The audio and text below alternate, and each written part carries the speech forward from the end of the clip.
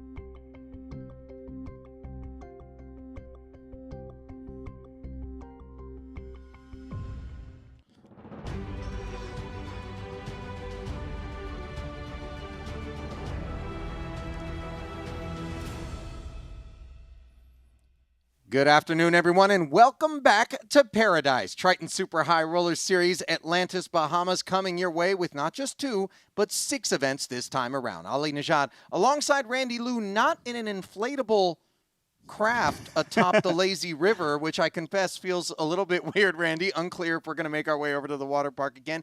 But you've made your way down here not alone, Randy. That's right. Brought the family. You know, little Nova's 6 years old now. We stopped by Disneyland before, which was a lot of fun. Put her on the scariest rides possible. Said, I paid for the tickets. You got to ride it. And she did it, and she cried. Wow. I hate to start the show by reporting Randy to Child Protective Services, but here we are. Listen, let's report a little bit, since we're just getting in this car, and there's not a lot out of the windshield right now, on how this one went down last year. It really was a breathtaking spectacle, despite only being a 2-event festival, Randy, and a lot of that had to do, of course, with Argentina's Papo MC. Yeah, winning the Triton Million for $12 million. That's insane, right? And it was a lot of fun having those 2 events, the Triton Million. We had the invitee format, and there was just so many crazy bluffs throughout. And to see Papo MC, who playing his own style and taking it down, was just really cool to watch. Yeah, Alejandro Lococo, a whopping $12 million, as you pointed out, the winner of that one. And not to be overshadowed, Alex Foxen made some waves here. Yeah, he actually got 6th place in the Triton Million for $2.8 million. Already a pretty good feat. Sure. But then he went on to play João Vera heads up in the Triton main event there. And there was that ridiculous hand, right? He called a raise. It was an ace-high board. He called, bet, shove, and he was good with bottom pair against João Vera. You know, sometimes when we're in this booth and we see a particularly notable hand, I ask myself whether or not on the back end of that exchange, somebody's changed for life. When you get, you know, somebody was telling me about an 8-high call that Linus Lawliger made recently against Orion DePaulo, and it was good. 4 kings on the board with a 4, and he calls with 8-high, and it's good. And I'm like, if I'm Ryan, those moments are the ones where you're like, dude, is this a viable career? Like, you know, but listen, we know Vieira's going to be just fine. He brings the thunder. Unclear if he is here yet. I haven't seen him walking around the hallways. Do you know whether or not Zhao's made his way back? I would say after a year he's recovered, so hopefully he is here ready to play. But, you know, obviously getting second in that match was amazing. Yeah, and as I touched on, we have 6 events on the slate this time around as opposed to 2. That Triton Million, well, we've made it a Triton $500,000, as $250,000 per partnership is going to be the price point for that marquee event, which will be coming your way throughout the course of these festivities. Let's look back a little bit further even, though, as we have a little bit of time to do so before we get to the $75,000 PLO coverage here today with 12 remaining. And Jeju 2. That was a heck of a festival. It's 3 months ago. Sometimes it feels like just yesterday. Sometimes it feels like a lifetime ago. But Triton founding player Richard Yong was the first person I wanted to highlight from that last Triton festival as he picked up title number 3. Yeah, and to win it in the format that he specializes in, Short deck. short deck, Mhm. right? It was a 50K buy, and he won 705K. And his titles often come in short deck. It's no surprise here. It's really nice to see for I a got to founding tell you, I player. was a little bit heartbroken because that's not one that ended up on stream. So we didn't get the Yeah. chance to call that action. But, oftentimes I think there's a sense because Richard's milling about. He's got a smile on his face. He loves to come over and sweat final tables at Yes. times. I don't know if he's a jockey and he's got some horses in there, but that he's just kind of hanging out. And he proved, no, I'm here to actually make my mark. And he did so in that short deck event. If you want to talk about marks made, from the land of the rising sun, Japan's Jun Obara at that festival. He really made a lot of fans. Yeah, because the thing is, he was very splashy, and it was in the mystery bounty event. If you look, he won 700,000 for winning first, but if you look right under, it says Yeah. 1,040,000 Right. in bounties because he eliminated everyone. Yeah, I mean, and consider that's a 40K buy-in event. That haul by June is unbelievable in total. Almost $2 million, throwing shade on all the bigger buy-in first place prizes. How about Stevie Chidwick, though? We're talking about a $7 million man now, Randy, and that's courtesy of the title number 3 that he won out there at Jeju-2. Yeah, the thing is, Chidwick has always been known as one of the very top tournament players, right? And he's on the all-time line. So you always see Steven Chidwick, Bryn Kane, they're fighting for that top. And to see him just get that third title, the second player to pass 70 million, it's not easy to do. Look, he'd been on a bit of a dry spell as well, as I recall. I mean, and part of it is when it's someone like Chidwick, we just expect the results. Every single festival, we think you're going to be in the black, you're going to be at multiple final tables, and yet that wasn't really happening. So I think it was nice, kind of reaffirming to get him back in that spot, and he is, of course, here. By the way, I challenge anyone to give us a story on getting to the Bahamas that's more incredible than Chidwick's. If we have some time, I'll get to it. I've been multiple flight cancellations. His crew got diverted. Okay. It was incredible. I live for this type of stuff. He, of course, did not. We also live, of course, for Punat Punsri. Triton main event winner, still on this Jeju-2 right now as we reflect. He was another name that was called and called often. Yeah, and the thing is, Punat Punsri, he won the 50K. He's just one of those guys where we say he came onto the tour, and he's like the winningest player ever since joining the tour at that very moment. Yes. His last score was for 1.7 million, another title. Well done, Punat. Yeah, I mean, when it comes to delegations that flood the chat with fans, Thailand absolutely at the top of those charts, no question about it. Vietnam, by the way, also every now and again. Okay, let's continue on. Main events, Christoph Vogelsang won the No Limit. Best story of the series. What do you think?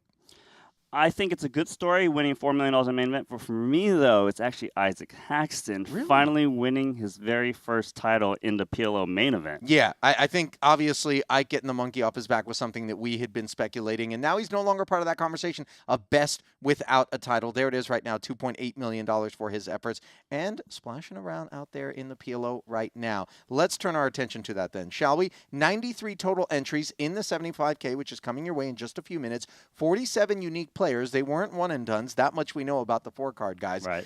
Just 12 remaining right now, and guess who bubbled? The mouth himself, Martin Cabral in 16th, silenced outside the money. Current payout in this one, $129,000. $1.8 million up top for first, obviously. A lot to fight for. Let's dive right in, Randy, and take a look at how the two tables have broken down. Well, what I'm looking at the leaderboard right now, I notice one named Matthias Eibinger at top. And that's very surprising for me because as a chip leader, this is a guy who's never played a single PLO tournament in his life at Triton. Come on, keep scrolling. No, Not scroll, one? Not a single one. And all of a sudden, he's like, you know what? 75K, let's do it. We're the chip leader in the 75K. Maybe he's been in the lab. Unclear if Eibinger perhaps has some plans on making waves outside the 2-card streets. Very familiar field of chasers, though, as you look behind him in that chip count of 12.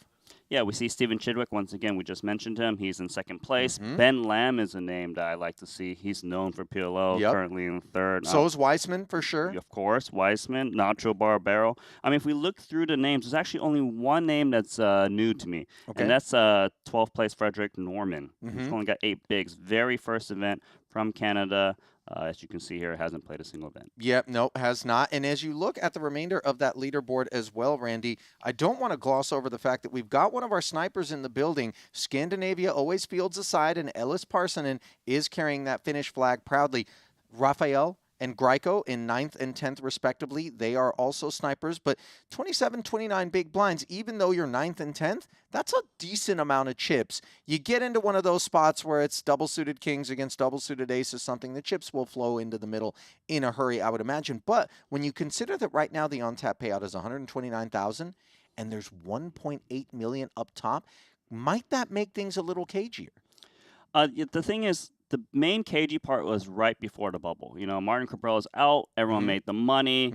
Now that they got that min cash and they're guaranteed 129,000 now, they're going to try to play for the top because all the money's at the top, 1.8 million. Because even if you get a little pay jump from 12th to 11th, you only get 18K more. But when you say play for the top, Randy, there's two ways that people do it. Some of them, it's go for broke, right? Because I want that big stack that I'm going to be able to ride into victory. For others, it's lay back in the cut, maybe let some of those people who are going too hard at it, if that's a fair way to describe it, meet their makers. And now all of a sudden I'm navigating a 5-man or 6-man field with my stack and lurking, and then I activate. What's your preferred course of action? You know, I like to go guns blazing. I just feel like all the money is at the top. Give yourself the best chance to get that. Sure, sometimes you're going to bust out sooner. You get the lower payout. But you're right. There are other players that kind of just a bit more grindy, you know, because there's still good payouts for 3rd, 4th, and 5th. So if other people bust, you get your higher expectation to get there. Yeah, I mean, there are 2 7-figure payouts in this one, and third is 809,000. Nothing to scoff at. One thing you might be scoffing at, though, if you're at the blue table, is your misfortune if you're at the top of this leaderboard. Just look at the cluster where all 3 of the biggest stacks have somehow drawn their way onto that blue table, and that's not what you want. If you're at that red table, obviously less chips to be played for, but you're not having to deal with the big bullies. Yeah, you don't want the 3 biggest stacks on one table and having some other short stacks. So it sucks for the big guys. Yeah, no doubt about it. Haxton, 30 big blinds down there. Ding Biao, a name that we didn't call, 50 big blinds. Weissman, however, is the boss stack among those down there at that red table, and we know that he is very capable of holding court. So court is in session as we're just a handful of seconds away from sending you down for the first time into the arena here in Paradise for the kickoff of this Triton Super High Roller Series. $75,000 pot limit Omaha action. There's a look at not just the trophy, but of course, the World Series of Poker bracelet, which awaits the ultimate champion, along with $1.8 million in this one. Coverage brought to you in part by GG Poker. I got to tell you, I saw your feed on Instagram, Randy, and you posted something from the Tron ride at Disney World. And as I look at our set right now, there are Tron-like vibes about the neon, aren't there? There could be a Tron light cycle we're driving through real soon. We need like one of those, cyber bikes that just fly through right now. As we fly on up to Ben Lamb and company, there is your chip leader, Matthias Eibinger, 3 million plus in front of him. That's good for over 100 big blinds. We'll be at 15 and 30K with a 30K big blind ante. Stevie, number 2 in chips, 98 bigs in front of him. Not quite as proud of his stack, Frederic Normand, but should be proud of the fact that he's in the money in his first ever Triton event. 8 big blinds, work needs to be done. There's Sir Watts. You know, we haven't even played a hand of poker, and he looks like he's thinking about one right now. He's like, should I have checked the turn? By the way, this is a new soundtrack. It is. Randy. I'm just grooving to it. Right? Grooving is the right word for it, isn't it?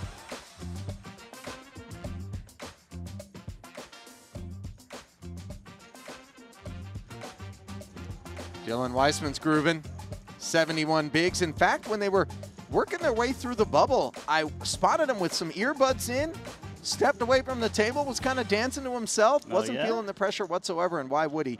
He certainly knows his way around the 4-card streets. As does Ike Haxton, of course, Triton legend. 1 title to his name, but countless cashes, 30 bigs in front of him.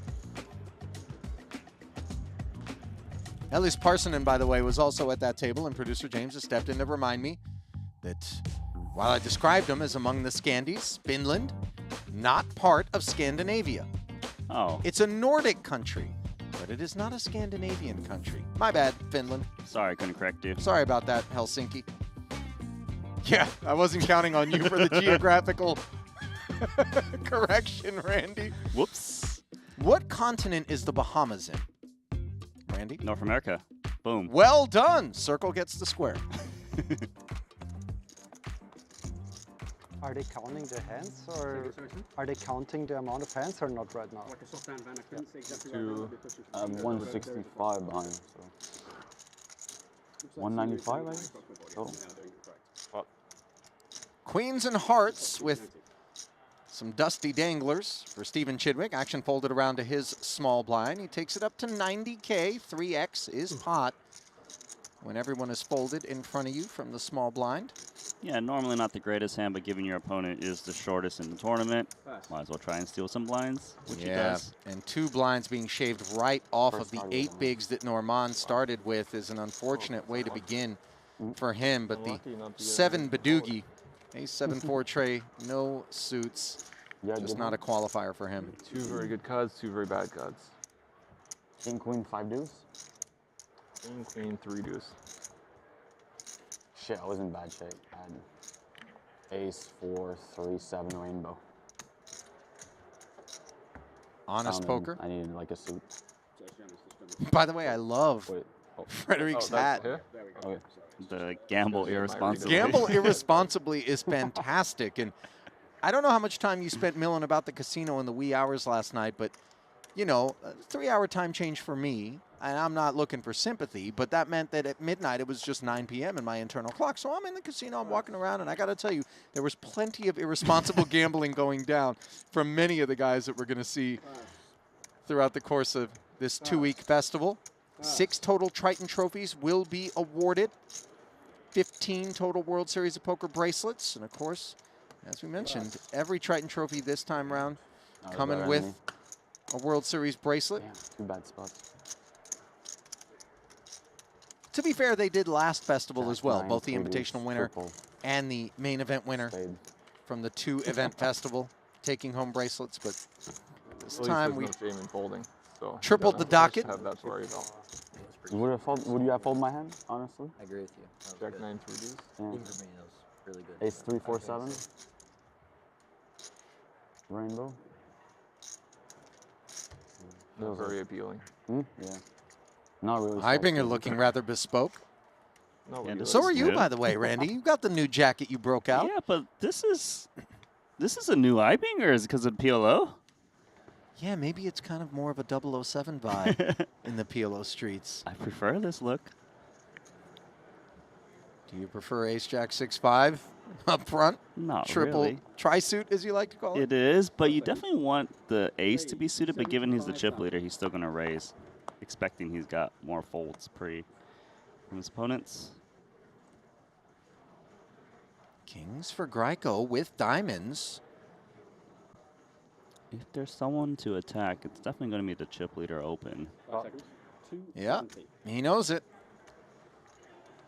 And obviously, that decision from Greico made a lot easier by what he presumes to be the broadest of ranges from his table mates.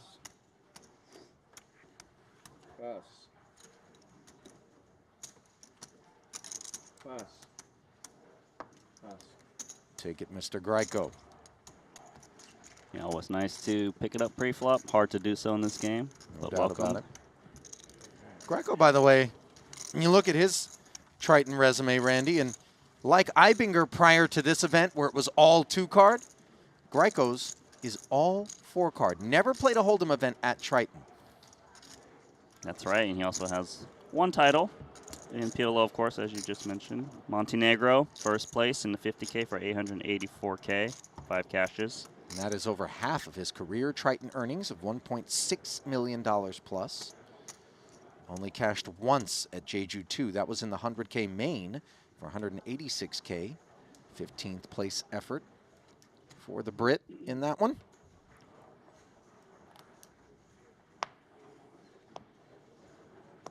Should be binning this one. Yeah, pretty straightforward muck.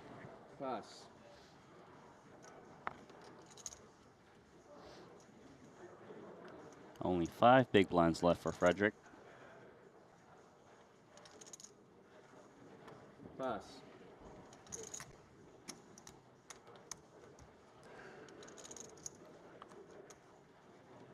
Seems all right on the button, given he's playing 11 big blind stack. 5 seconds. Raise 105. Up to 105 we go. On the puck. Pass. Pass.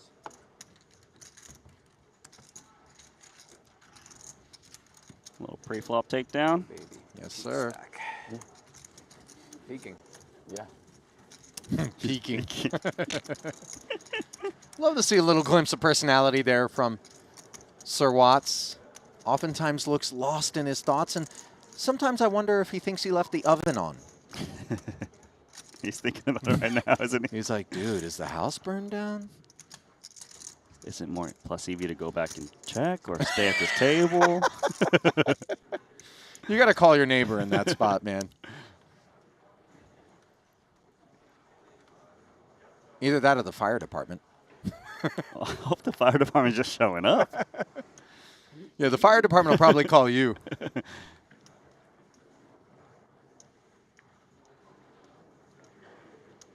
King 8-8-7 and hearts up front. That's Pass. not a good one. Kind of an example of how you can't play double hold'em in your head when it comes to PLO. If you think King 7 suited plus 8s, get in there. You're doing it wrong. Obviously. Always want to have those 4 cards working in conjunction with one another. Even sometimes when you have like the 3-card rundown, but the dangler is so bad, like offsuit, you know, that also really diminishes the value of your holding. Yeah, mainly you want suited properties if possible. Increase your equity post-flop. Onto a flop. Limp pot. Yeah, 10s for Ibinger along with the diamonds. Greco out flopping. Top pair plus the open ender. Check. Ibinger checking it over. And of course, we do need to proceed with a measure of caution against the chip leader. Stack like Greco's would hate to end up playing an inflated one with something like 1 pair, but Bet. worthy of a bet. 5,000. Yeah, he knows his type of hand can take resistance, given he has open-ended with top pair. Yeah, that's the real key. We're at just a naked king. You might expect to see him check back and see what develops. But 2 for 2 is Greco as he snacks on Like the slides Ibinger today, once or more. that was from yesterday. Oh, from yesterday. I wanted to go walk through the aquarium, so you needed it. You need to go through the aquarium? I think so. Oh, really? Yeah. But I would. I If like I- that aquarium. It's cool. Isn't it so cool? It's a sick one for sure. Now, I touched earlier upon the If I was travel rich, I'd get an fiasco. aquarium like that. Yeah? Yeah, I need to win a couple of these. Maybe I can do it. Chidwick had as he How much they cost? tried to make his way from Calgary, Canada, down to the Bahamas. All in. Pots 105. Normand I know I'm trying to scare them. Maybe. 105. Pass. has his chips traveling. Pass. See it work. All toward the middle. 105 is very much a pot commitment with 150. Ibinger, nuts, spades, queens, wants privacy as he repots. And that'll help Normand get his stack in. Pass. Jack's shriveling. Stevie will bow out as well, and we've got our first all-in of the afternoon. All in call, table 2. Wouldn't you know it, it's the chip leader looking to claim the first pelt. Nice hand. Better maybe. And those queens Good are 5 big blind hand. working very well against Jack 10, 10, 9 as an Nice to get it in overcard, with ace king, seven, over seven. pair. Better than a 3-2 favorite, interfering with Get the it in straight ace king, seven, prospects. seven in the big blind. Okay, that's good for me. Put the 8 of hearts in the window. Just this. Is that right? I got 2 of my straight blockers.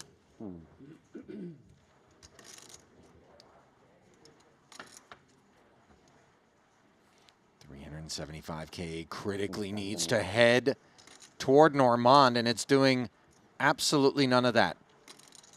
Listing heavily toward the Austrian Ibinger on the 6-tray rainbow board. Continuing to do so even more as Normand is down to just a 10.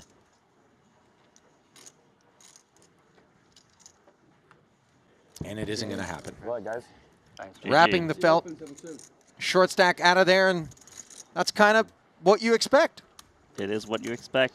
He didn't really have the chips to work with, and he'll have to just settle for the 129K payout. Thank you very much. You know, the other expectation is that Ibinger is going to be the one most willing to send people to the locker room here. That's all I was really trying to do today was hit that 18K pay jump. Now I can really get off it. Everything else is bonus. Watson inheriting the short stack. A little bit of gallows humor there. He should have said it when Normand was still around. Yeah, sure. Bet that would have gone over well. Tip of the hat, by the way, to Frederic. First Triton event, first Triton cash, $129,000 for his efforts. As we flip on over to the red table for the first time, where Elias Parsonen has flopped a set of eights, an open ender, and, oh, never mind, it's already a flush. Unfortunately, Weissman has nut clubs. How on earth has the monotone all club flop shown up here with 5 of them busy across these guys' hands? 4. So his straight flush outs are blocked, right? Both the 7 and the queen critically are lurking across the way in Weissman's hand. PLO This has is always been full. bad for Parsonen. Yeah, he needs to boat up. What they're doing with PLO is amazing. Yeah. It's crazy. Yeah, these are awesome tournaments. We were talking about that. We couldn't believe that. This tournament. 250? 250,000. A 15K in poker go is way harder. I don't know about that. For sure. Different breed. 250K, Okay, barrel number 2 out of My Weissman. 15K in PLO, it's, or the 25 for sure, but the 15K in PLO, there is how many non-rec? Yeah, that's a good And perspective. Parsonen understands that danger lurks, but he can't go anywhere with that set. Maybe 5 random. The 15K Can he is boat respectfully up? bad, No, he can't. So bad, the 15K. The And 25 the problem was for him is he Yeah. still has the flush, I forgot that. and maybe Weissman's just There were a few. barreling off with a naked ace of clubs. It's the 3rd nut flush, forgive me, the 4th nut flush. As ace, king, and queen high clubs very much could be a part of Dylan's range. Now, the thing about Weissman that we know, Randy, and Parsonen knows this as well, is he is a very studied pot limit Omaha player, which means it is within him to bluff the river. And that's what's going to make it troublesome for Ellis. Yeah, I agree. And Weissman's probably just going to pot it. We're very close to it. He knows his bluffs is revolved around that ace of clubs. Given that he's got it, he's going to want to, of course, balance that too.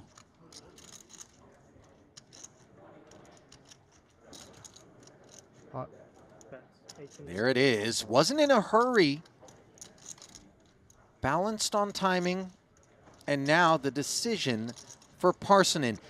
Randy, can we more safely remove queen high clubs at least from the line? Yes, so basically Okay. when your opponent pots it, it's even more polarized to the very nutted flushes, basically the nut flush.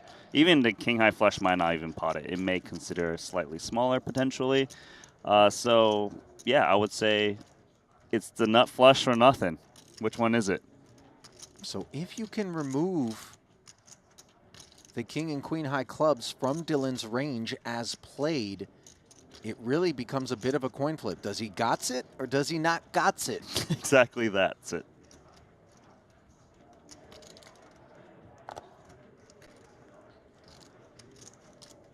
Just got to read your opponent.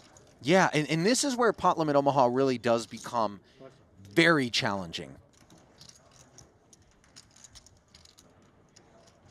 You never want to find yourself in a guessing game. But well calibrated are the instruments on these pot limit Omaha specialists. They've seen so many hands, so many lines, so many board textures and runouts.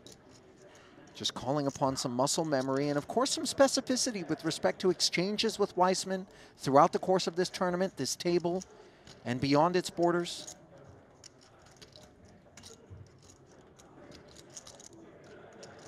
You making the call, Randy? I don't know. I might literally flip a coin and let the coin decide. I think I'm mucking it. I really do. And I know I can see that he has the ace-high clubs, but it just feels bad. I think the problem here is he knows Weissman is the guy that's Yeah. capable. This could be the dry ace. It just could. This is button versus big blind, let's not forget.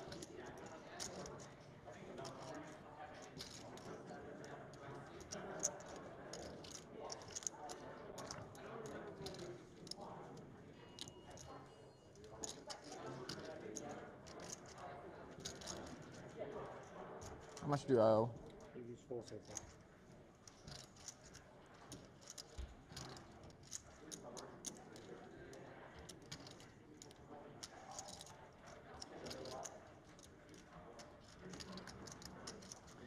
He does fold. Well Nicely done. I just let you know, got a player eliminated on the table. Your table slow, you got to play 2 more hands to capture it.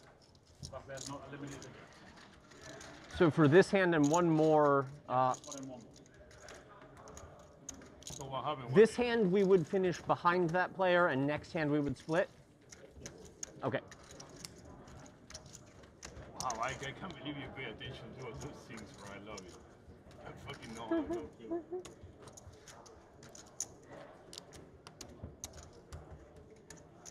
Barbero looks like he went to the It's good to have you, bro. It's good to have to you the to know barber, things. I guess, for lack of a better way. One of your worst lines. That was one of my worst, but barbered, It's good for TV. barberder. Yeah, I'm gonna abandon this ship. Yeah. You play Fold. golf today? No, no, right? You fold king high flush. I had a huge draw. How many sets? Just one? Huge draw? Biggest possible draw I could have. Fold. Confirmed.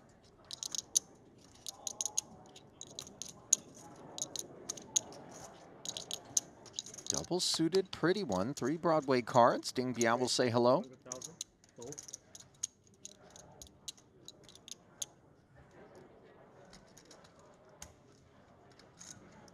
Cool. Barbaro comes in. Double suited as well. Fold.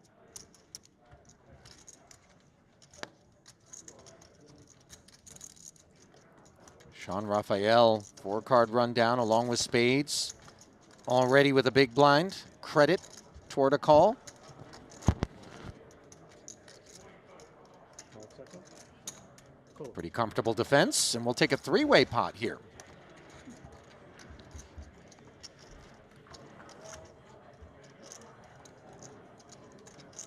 Eight, 3 deuce along with diamonds. Barbero wheel draw, a deuce, and the nut flush draw.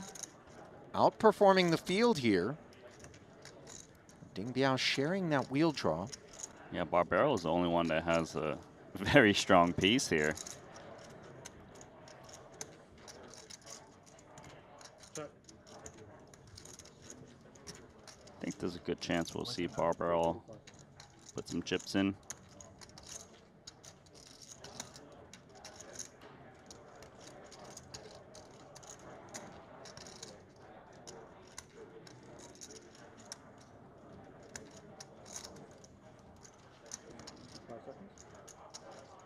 Set. 205,000. 2 checks in front of him. 205K the price. There we go. Yeah. Not like this. What the fuck? Oh. Well, And a pair. That's a big hand. It's remarkable that Nacho is tilted Dominated hand. over the fact that he didn't get any action, when if he stops to ask himself what he really had, it's just deuces. I bluff one and then the other one I have it. I'm gonna do that till the end of the day. Next Do you know how many of those hands Okay. throughout the years you'll look at in Pot Limit Omaha and they never turn into anything more than deuces? Strategy. No. You bluffed on king 6-2? King 6-2-4. Nah, I didn't bluff. I never bluffed. I was bluffing on the flop. This seems like a good turn card for you sometimes. What? Seems like not a bad turn card for you. It was not a bad turn card for me.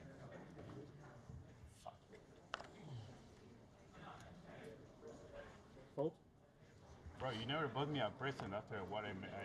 Go to Louis Vuitton and do something for me after I made you. I made everything you are. Your career is me. Wow. Thank you. Full-throated humility from Nacho, The other one who's that, taking I credit created a fucking monster. for a man's entire career. David Glad. Nobody knew who he was. Chad played good. 5K final table. World Poker Tour 1 million for first. When was this? Like Florida or something? No, it was in Vegas, in Venetian. Cool. Oh. I get to the final table. I'm second in chips. There are 3 girls at the final table. I tell my friend there is not a single way I don't win this tournament.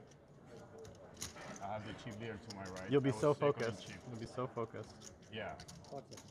Second in chips against her. We get it in for 80 blinds. I have 80. The guy has 3-way limp pot. He has king on the flop. I'm down to 24 big blinds. This is Chad. Listen, Tina England is on the bottom.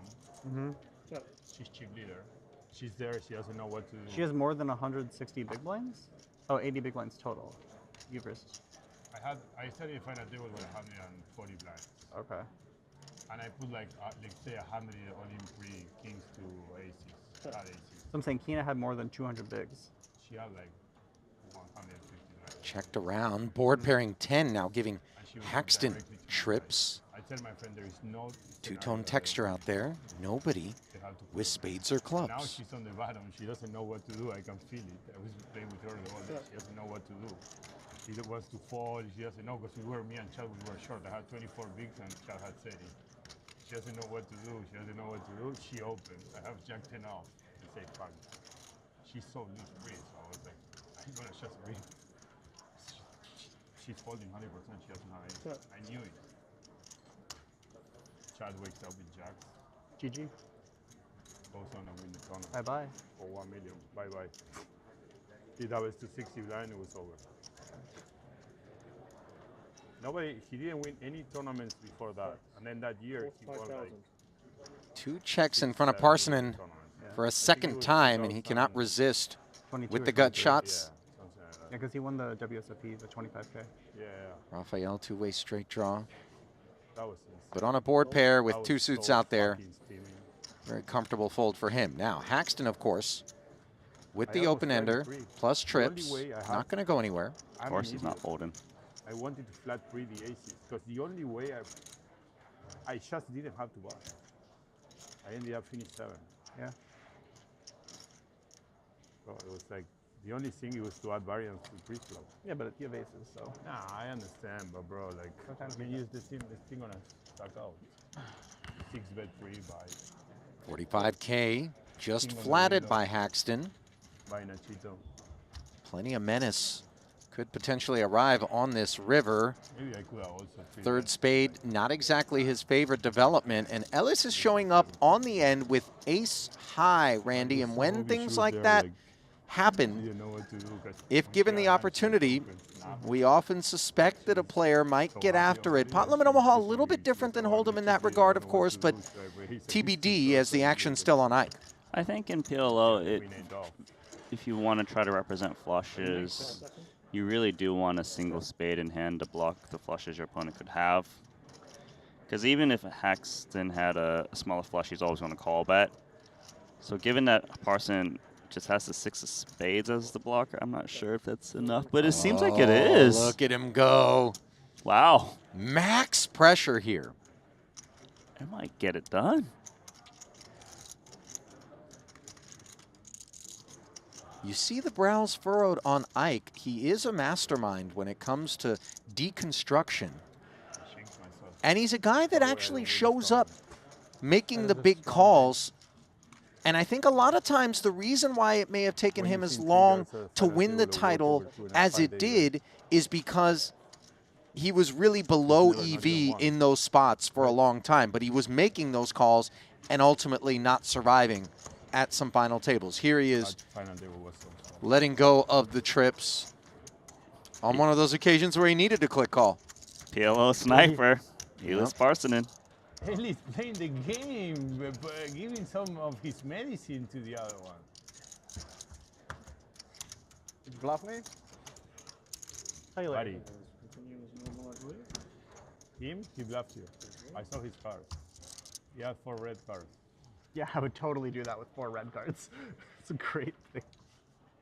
8 of club Well. was just the perfect window card there. Uh-oh. Fucking huge hand.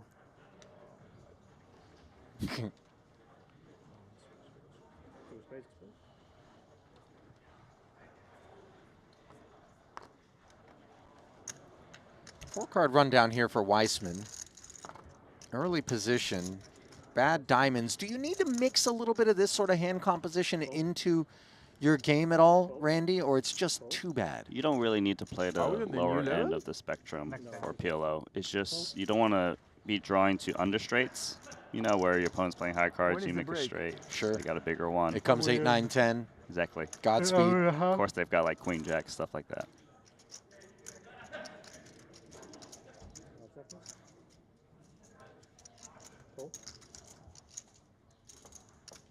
Paxton limps the small.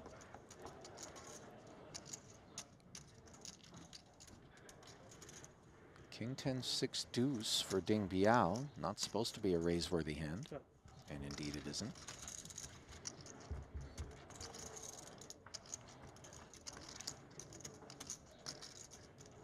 Seven, 6 deuce rainbow, bottom 2 here for Biao against the gut shot for Haxton.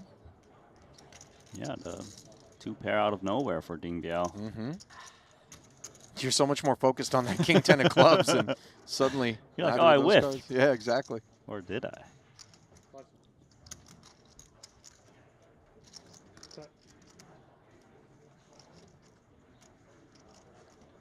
I think a bet would be nice for Ding Biao. Usually has the best hand.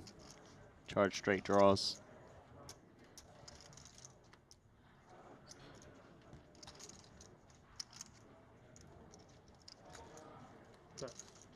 $45,000. 45, half pot. Just really not enough on the stovetop here for Haxton. One of the other things about Pot Limit Omaha, Randy, you don't want to be drawing to non-nutted hands as much as possible. It's colder in here today. Yeah, you're exactly right about Yeah. that. I'm hot. Especially blind versus blind, where 5-8 could be in range. Of course. You're gonna go over your record. This one 8. And Ike does let it go. First pot for Ding Biao. That's my strategy. This trip Another one of those guys who Yeah, it is. plays both sides of Triton, much like Ike. Has 14.6 million in career earnings with 36 cashes and 3 titles. Meanwhile, Ibinger, boss stack, raising it up here with King 10, 7, 6, showing some of the liberal range once more. Watson with a very pretty King, Queen, Jack 10, along with spades, flats the small. Ben Lamb has a price if he wants to take it. Pretty subpar holding. 5 seconds.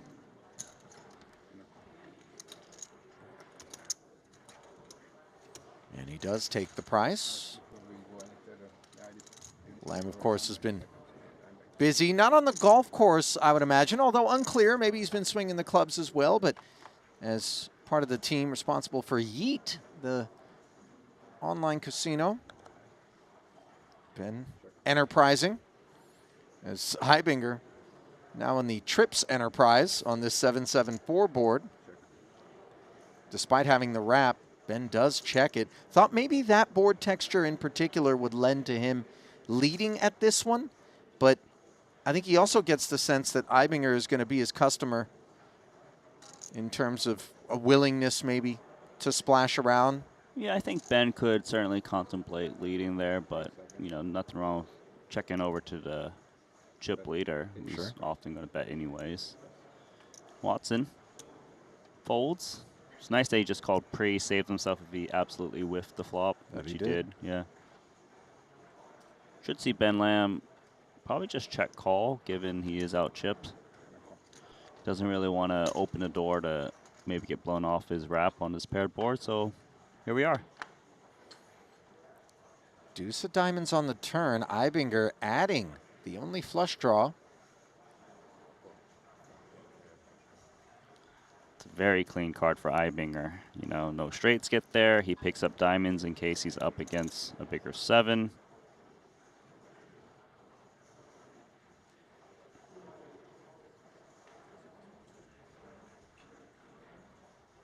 Checks it back. Interesting choice from Matthias. And that allows the 3 to roll off, which makes Ben Lamb the winner. Yeah, kind of self-inflicted there. I guess Ibinger felt like he couldn't get multiple streets of value with his 7. Therefore, he wanted to kind of contain the pot, maybe induce from some missed straight draws, but the straight got there. Time to go for value. Especially with Ibinger having checked back on the river. We have little to no concerns about our value availability, and Matthias pays it off promptly, recognizing that the big blind is obviously going to be getting after this particular board more often than not on the end, whether they have it or they don't. And of course, on this occasion, Ben did. Lamb, by the way, not so much I'm good. on the regular side of the spectrum, Randy, when it comes to Triton players. Mm-hmm. Obviously made his name at the World Series of Poker with an epic main event run. I remember that. That was way back when. Way back. I mean, he was a pup. Yeah. I think a lot of people didn't really know who he was at the time, but Sure. that tournament was the one that, you know, like, there's this well-known pro, made the main event final table, and, you know, he's obviously amazing in PLO, other games. Last time we saw Ben at Triton, London 2019, Randy. That was my first ever Triton that I called. 3.6 million in career earnings, 7 cashes, just 1 title at Triton. Hazard a guess as to what that title was? Short deck.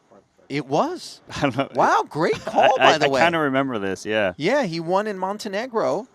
This was in May of 2019. I remember him being a little lost while playing and admitting it like mid-game. Everybody was lost in 2019 when playing short deck. Greco not lost. He's found 2 aces and spades in the hijack. Makes it 120. Ibinger with inferior spades and really not something he should be too interested in. But in the big blind, he's going to defend.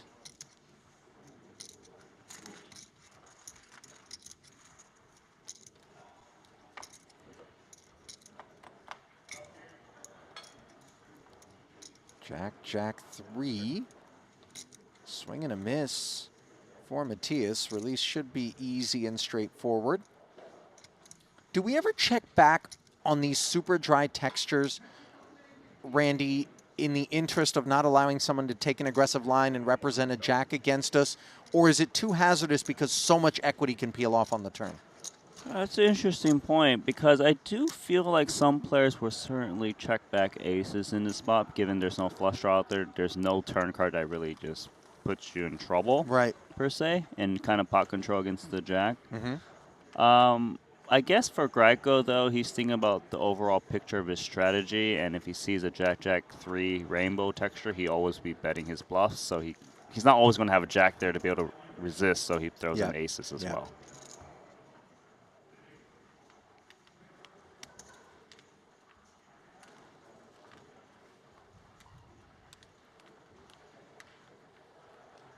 Simple and straightforward outcome in the end for Richard. C-bet and take it. Now he's in the big.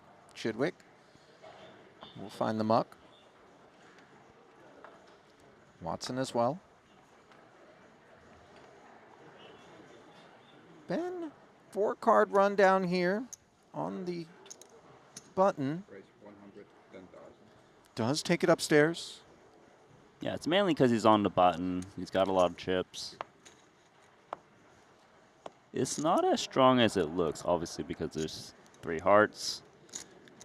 There's a little gap between the jack and 9, but just good enough to attack. Sure.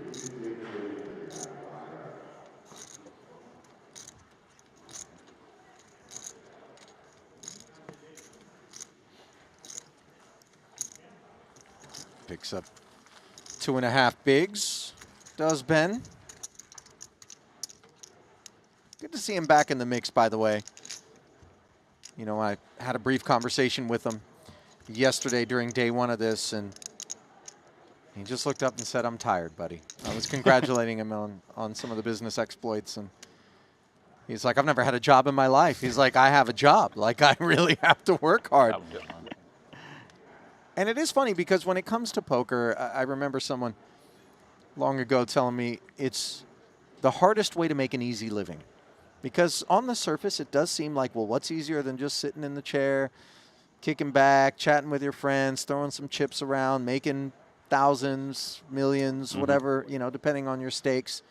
But if you're approaching it with the level of care and seriousness that certainly everybody on our screen does, it is countless hours being put in beyond what we see when we're watching these particular tournaments. I mean, the solvers, the conversations, the training. I mean, it's also an emotional roller coaster. Yeah. Because you're going to have periods where you just lose crazy hands, you know, and it hurts, right? Key moments, and if you can't handle that, it's a tough job. Listen, there's a lot of people who are talented players, but go on the kinds of downswings that can really vanquish a bankroll.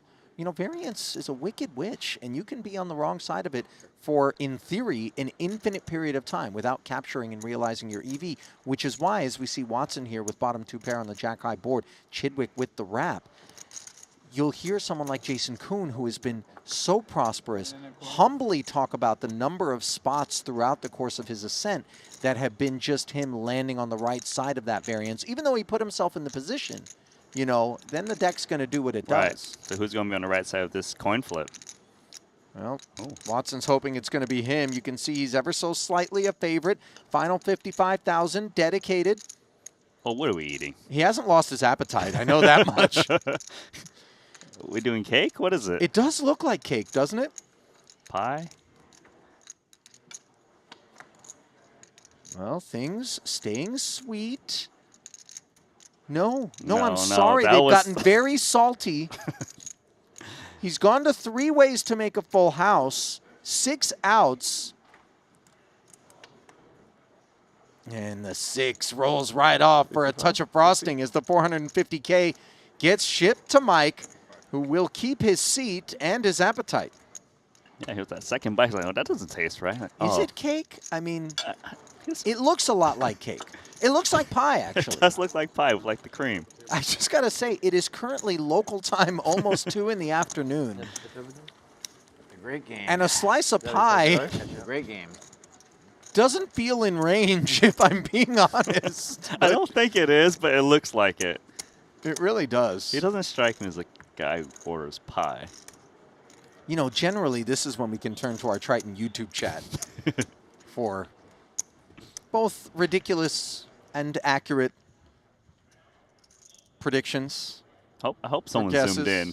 Freeze that Yeah, right? frame. Someone's got it. Well, can we get Mike Watson here? I run very good against him. Wow.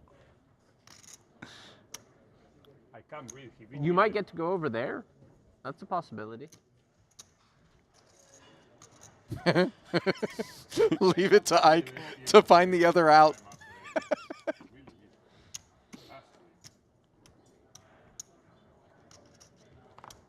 Stepping away from Watson and company.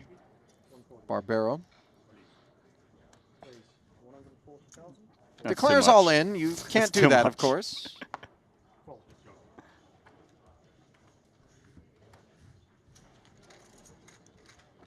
All right, I've got my first, my first solid YouTube chat submission on the Watson Pie. Okay, what is Piegate. it?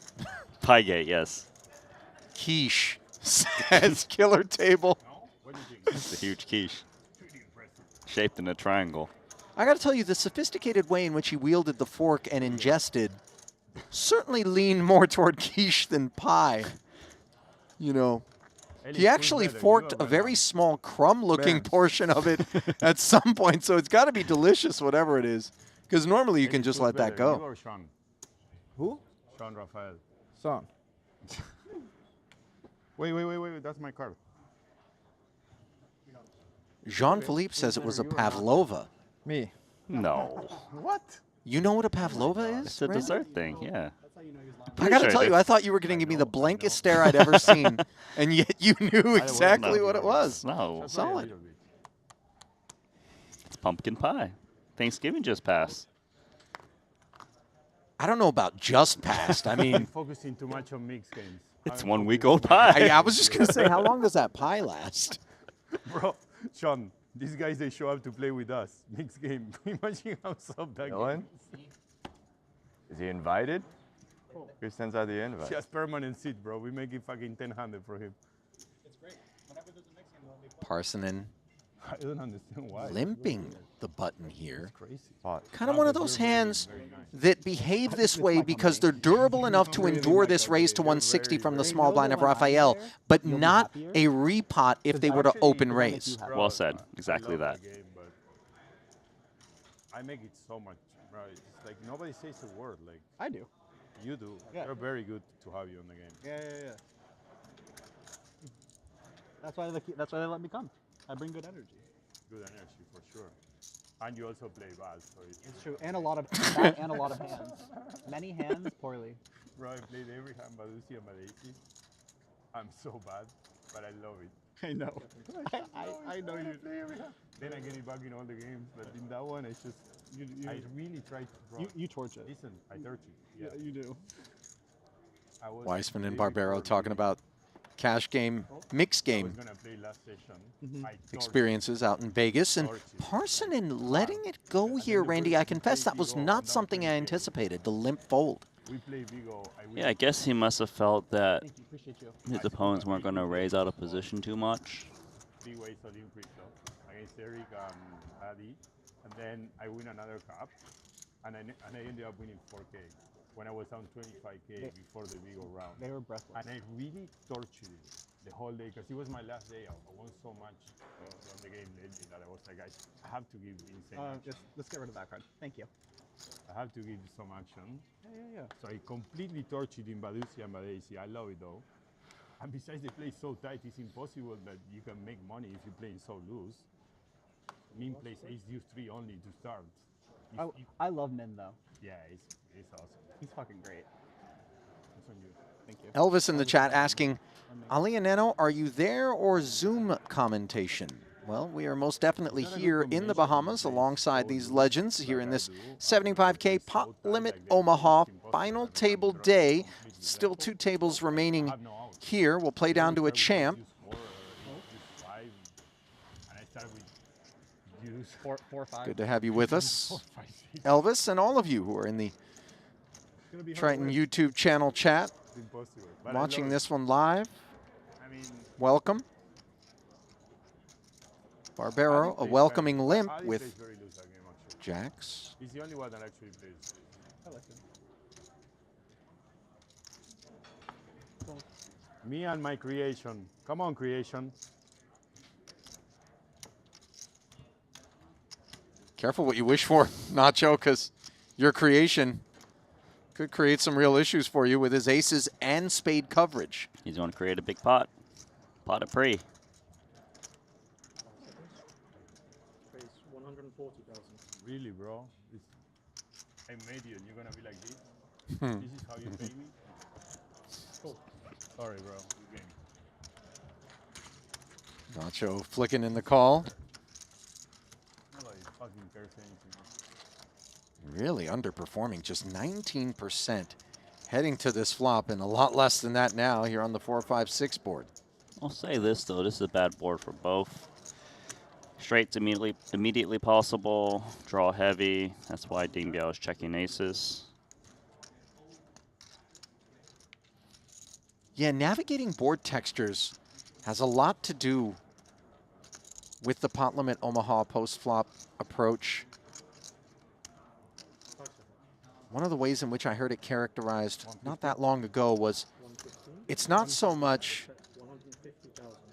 what my actual hand wants to do as much as it is what my range wants to do. And kind of keeping things in line in that way versus your opponent to prevent them from going, wait a minute, your range isn't supposed to behave this way, and all of a sudden feeling like I can pounce on it as a result. Yeah, and you can see Nacho's pouncing here with his very weak hand, just expecting Ding Biao to not be able to call multiple barrels, I would imagine, on this texture as a pre-flop raiser. Yeah, obviously he is not thrilled at the fact that Biao calls because things like the King, Queen, Jack 10 are just out of there on this board versus that action. Now that Ding Biao has called and taken this turn, which is a king that links up with that range as well, Barbero is presumably going to come off the throttle, but you never know when it comes to Nacho. If he can fire once more, he probably gets it done, I think. Of course, the main concern when your opponent pre-flop raises and check calls this flop is turns out of kings. Okay, Nacho gave up. 3 on the river. 4-liner on board. Yeah, there's more straights possible now.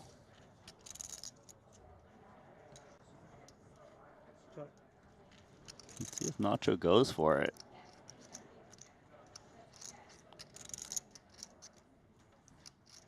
He could represent a hand that had like a straight draw on the flop that got there with the 3.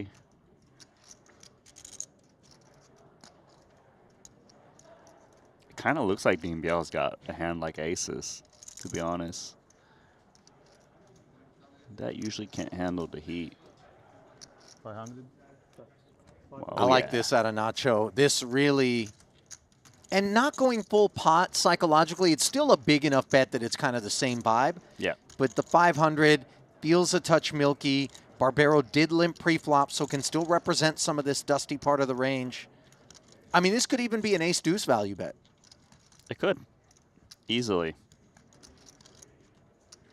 Like you mentioned, he limped pre-flop, so his danglers are more likely to hit a random straight. And did he call with the aces? Ding Biao That's sick. finds it. And I don't know that Barbero's going to take this one on the chin quietly. I was Called going to quick. give up only on the 3 I was going to bluff. It's a nice spot. Nice hand. That stings.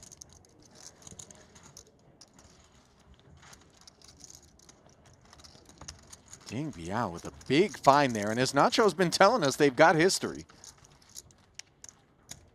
That's an excellent call. I mean, really strong. If they don't call you enough on the river, means you're not bluffing enough. Nacho trying to make himself feel a little better.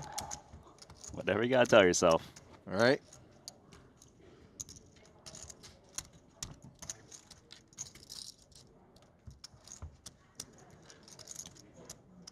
Never try to bluff the guy is 10 times richer than you. Fuck. Never works. It might be Bro, more than who's 10 gonna times. give up? What a fucking scam. I know he hates folding against me. No, bluff pearl, don't bluff fish. What? What? Bluff king. Except for me, I bluff everyone. What you want me to do? I cannot win. I'm mandatory bluff.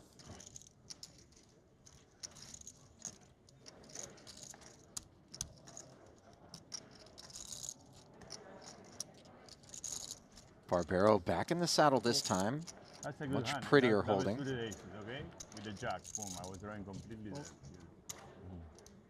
140 if you do. Weissman, the ace is off suit, but he's got clubs and some coordination.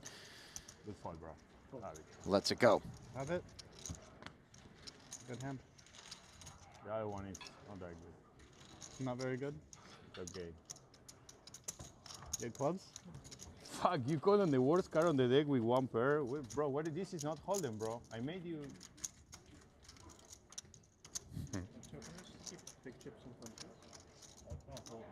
Your whites are behind your blues. I win a couple of hands and they start like putting me, changing the fucking things.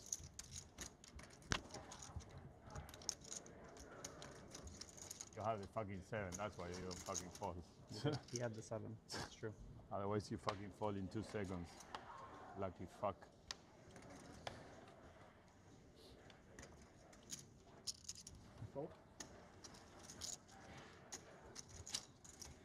Chito playing the game. Double suited is Haxton here in the cutoff.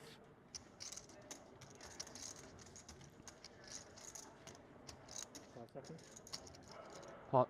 Raise 140,000. Fold. Potting it.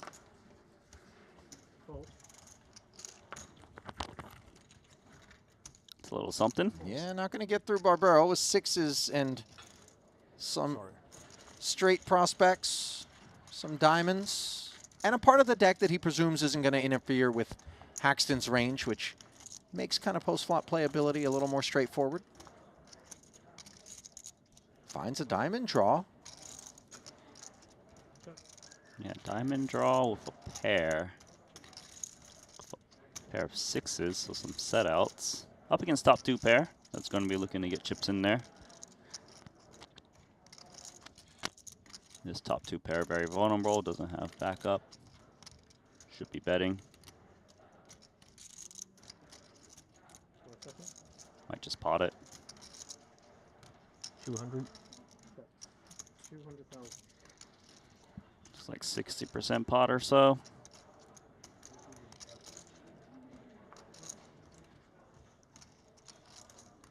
Boy, and this is where it actually is murky and not that straightforward. Yes, he interacts with the four, some backdoor straight prospects, but those diamonds in particular, if they're no good, leave his hand really, really bad. And at 200K, he does step aside. Yeah, that's the tricky part about playing those hands pre-flop is you're not sure if your draws are clean. You know, he's actually was 46% equity on the flop and he folded. But like you said, if he was up against bigger diamonds as well, he's cooked.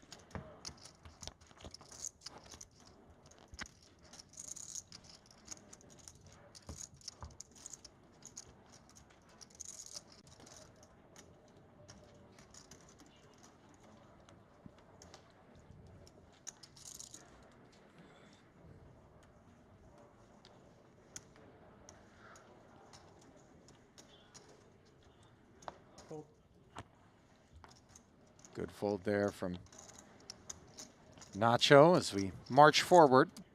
Limited involvements from Sean Raphael. Looking at the current chip counts, Ben Lamb has actually dethroned Matthias Eibinger, who has slipped down to 5th over at that other table. Ben now sits with 3.3 million. Chidwick still in 2nd. Weissman inheriting 3rd. Ding Biao 4th overall.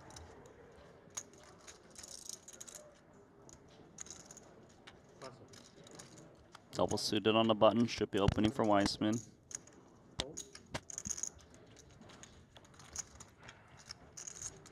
Another double suited, Parsonen. 105 if you do, says the button of Dylan. Covers the clubs. 5 seconds. 335. Just gonna push the equity pre-flop based on the double suited properties with the ace. So when you're double suited pre-flopping your repotted, you're pretty much never folding to a 3-bet. Just call and see what you flop. Should be the game plan for Dylan. Cool.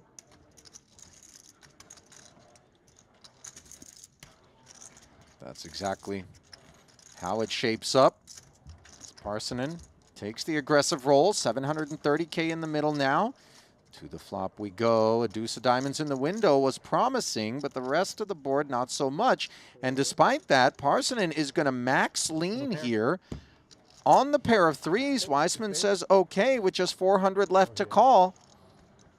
And we're playing for 1.5 million with Dylan's threes in front. Yeah, it's a deuces versus the threes and the danglers. Yikes. Wow. Parson's not far behind. Diamond could show up. That'd be helpful.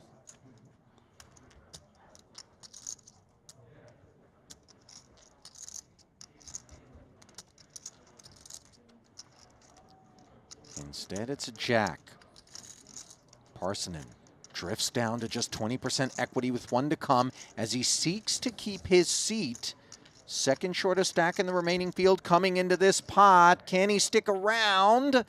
No, he can't. As he wraps the table with an 11th place finish, Wiseman making 10s and 3s and working his way well up this leaderboard, right up into Ben Lamb territory, and I think he's just nosed into the chip lead by about 30K.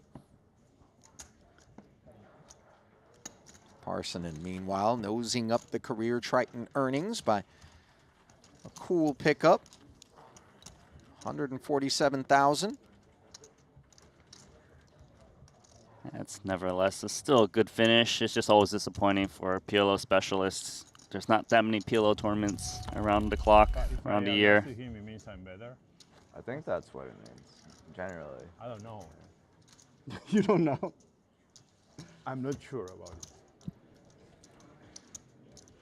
I think it depends on who's playing the game the most that day, you know? I did play the game against him.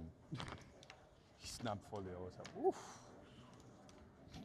I had the queen and hearts. This is mine? Thank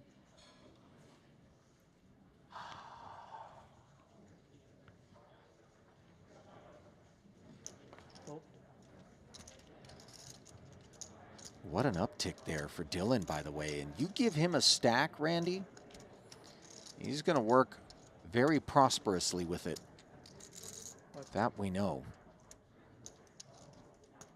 Just such a thoughtful player, you know?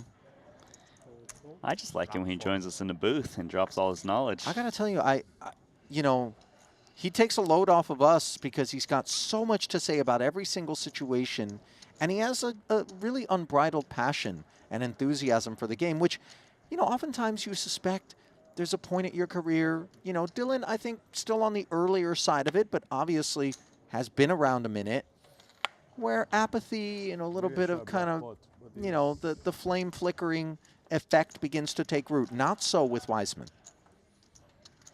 Meanwhile, we head to a flop where Sean Raphael smashes top pair and hearts, but those hearts are smothered by Ding Biao, who's got the nut flush draw and the betting initiative coupled with position. 320 in the middle. Chips are going in. Neither of them were going to work. With these kind of stacks, I would imagine. Pre-flop razor, nut flush draw. Obviously, Raphael's loving his hand. Top pair. Yeah, boy, he checks it back. Might save Ding Biao. Oh, he turns the ace out of nowhere. That gives him the lead. And you know, the other thing about the checkbacks with those nut flush draws is when the hearts come in, you tend to get a little bit more value because players presume that more often than not you're going to barrel, especially because when you have those nut flush draws and the king jack high board is there from a razor, they tend to coordinate and interact in a straight form or a pair form, which, you know, we expect the bet to be in there more often than not when better hearts lurk. Meanwhile, Ding finds the check back a second time, and on the river, Raphael finds no improvement. Mercifully, considering a heart would have been a disaster for him. Yeah, so despite Raphael likely to lose his pot, he's still in there. Because if Ding Biao bet that flop, he would have check jammed his hand.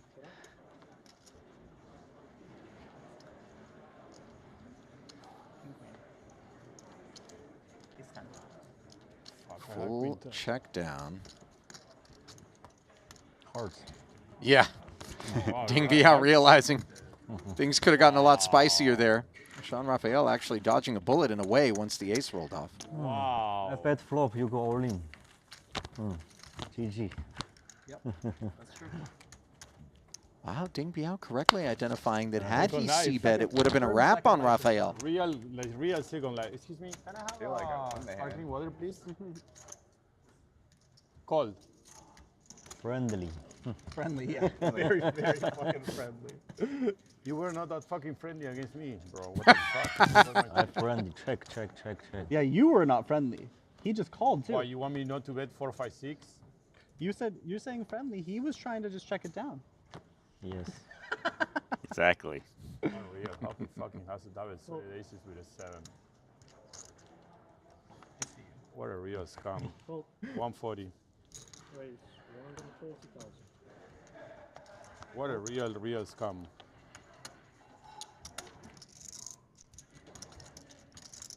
I mean, this hand's a little bit of a scam on the button. He's I gonna mean, raise it. I know Ike, and that means it's folding. Scam is irrefutably a word that was entered into the poker Say it as an zeitgeist Argentinian, scum. I did. by You said Nacho. scam. Did I? Yeah, you did. How I was angry. My Central Scum. New York accent came out. Scum. Damn. Yeah. Yeah. it was And I like- got to was tell like you, were it does from sound a the lot Midwest. better I mean, with I'm the from Argentinian Syracuse. accent. Yes, it does. Syracuse accent. Damn. You're right. It is. Where is Syracuse? Upstate New York, Oh, like opposite side of the lake no, from Toronto. I knew that. It's behind, below the lakes, right? Yeah. My dad actually lives in Binghamton right now. No. My condolences. It's a yeah. Got him. I think it works for him. It can be very pretty up there. That's nice. That's true. That's true. I think if he had a choice, he'd probably go to Ithaca.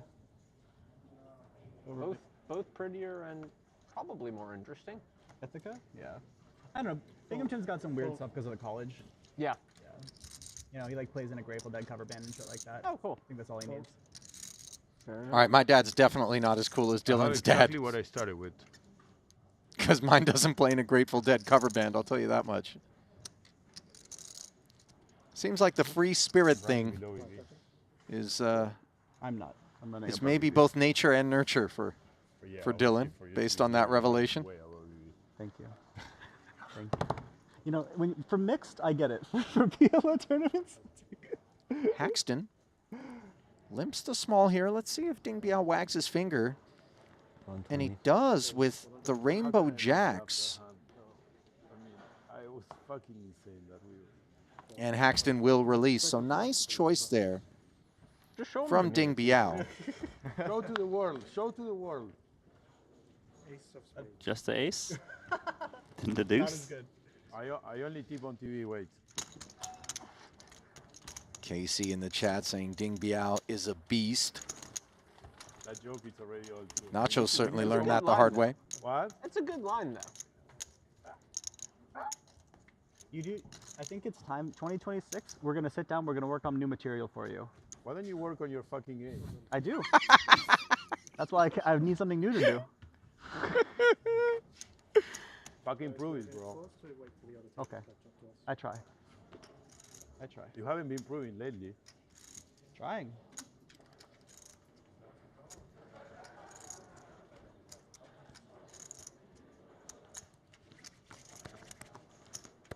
Boy, Sean Raphael's You know how got I fall asleep?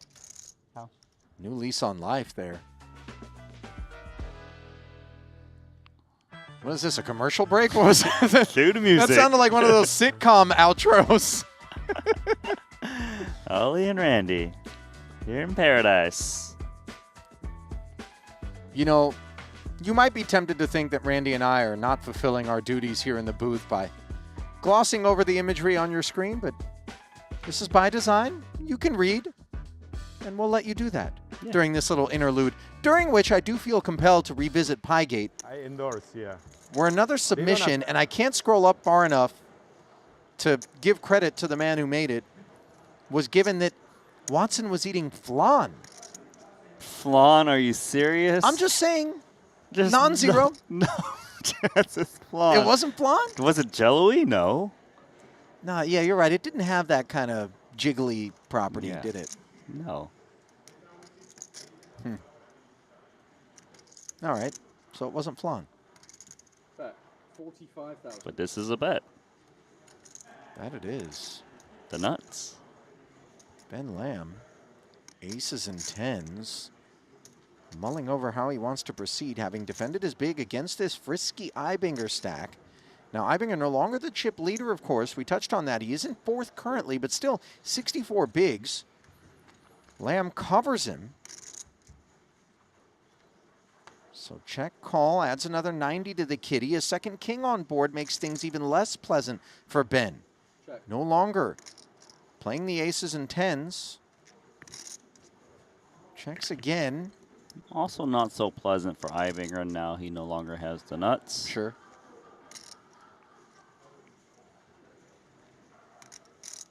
Let's see if he bets this one or takes one off. Trying to not allows him to get check raised. Yeah, checks it back.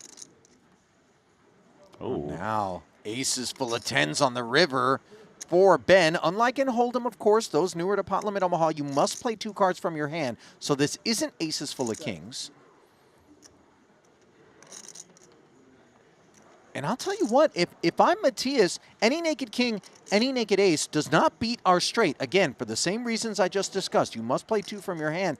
He could be thinking about value betting this, Randy. Right, trying to get value out of like ace queen, ace jack. Yeah. Something that's not a full house.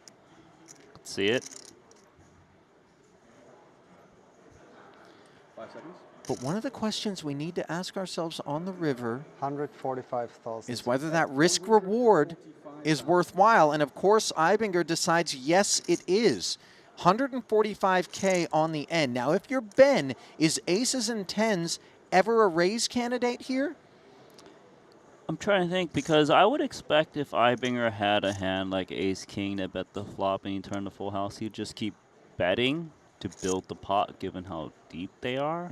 So I think it is reasonable to actually raise ace 10 this spot, trying to get value from some worse full houses, a queen jack. 620. Yeah, like this. Boy, and this is funky if you're in Matthias' spot, right? Because the line taken by Ben didn't suggest the kind of strength that this river check raise does. I think when you bet this river with this hand queen jack on this texture, you need to kind of already know what you plan to do against a raise. Like, I'm willing to bet and deuce or just bet fold thinking my opponent always has a full house. 5 seconds. Time. Yeah, you can see that Yeah. he didn't use a time bank there, so he knew he was always going to bet fold. Does seem like the decision had been made, Randy, as you touched on. Matthias, such a well-versed player. Didn't just haphazardly throw that river bet out there without a plan. Unfortunately, he had better plans than that when he made the bet. But Ben Lamb on the upswing in a very real way here. So you said 2019 was his last showing at Triton? Yep, London. Wow, 6 years and he's back. Just a That short stack. break. Short break, yeah. Not a short stack, though. 3.38. Good for the chip lead. Couldn't say so. I'm guessing that's the case. That's why I mentioned for me to stop. If the table stop, that is most probably the reason. No, I guess they're dealing too. Okay. I guess we were just that one hand behind.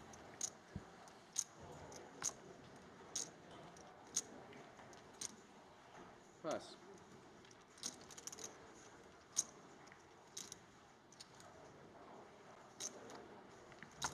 Pass. Pass. Folded around to the small blind of the boss stack as round 2 could be taking shape here between Lamb and Ibinger. Check.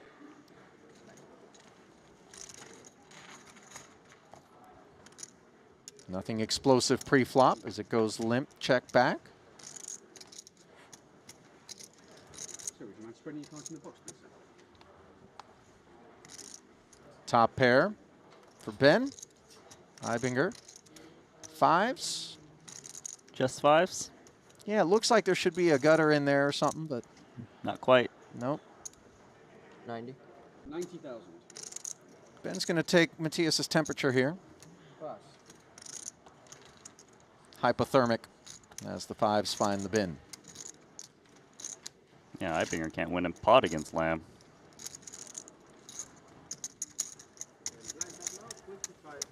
Thank you. 25.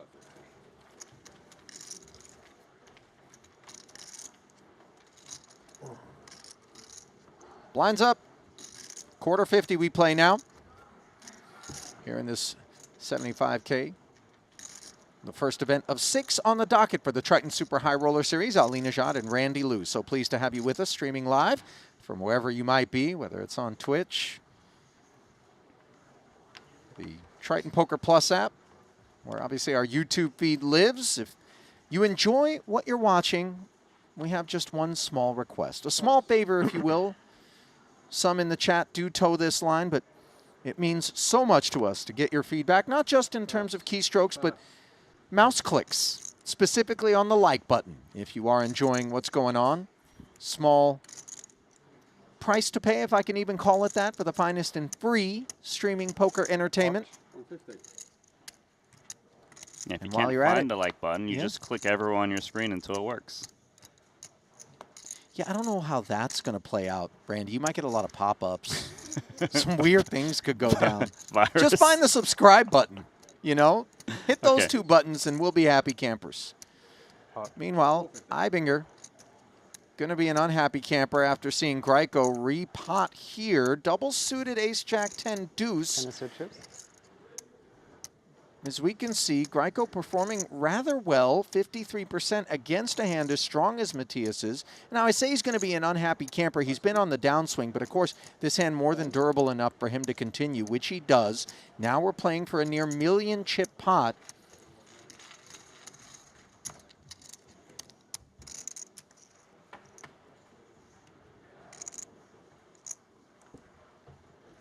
Queen 3 deuce. Greiko top pair and a stranglehold. Oh, this is great for Greiko.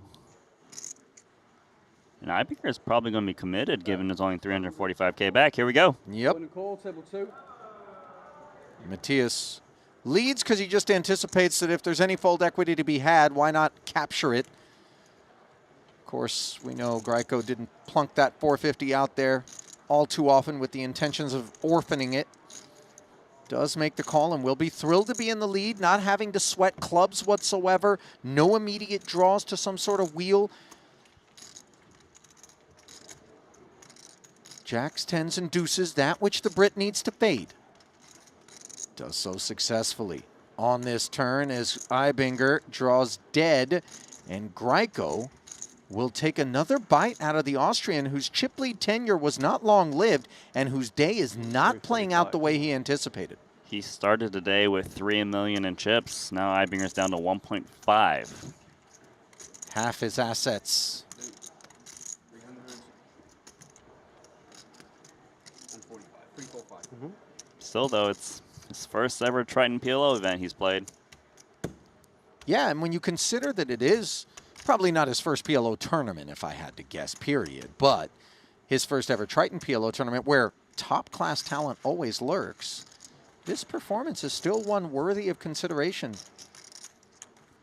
I'll tell you what, based on, you know, his exploits in the 2-card streets, if Matthias gets a taste for Pot Limit Omaha, it's just going to make things that much harder for those who have been thriving in that realm. What happened to Raphael? Yeah, maybe the AC kicked on directly over his seat, because Ike's still in the T-shirt and living just fine, it would seem. He tightened the draw strings to the max, too. Yeah, anytime someone does that, I'm reminded of Kenny from South Park. Hopefully they don't get Raphael. You said you had value over here? No. That'd be great if instead of saying pot, he was just like, Oh, no. what? 140 if you do.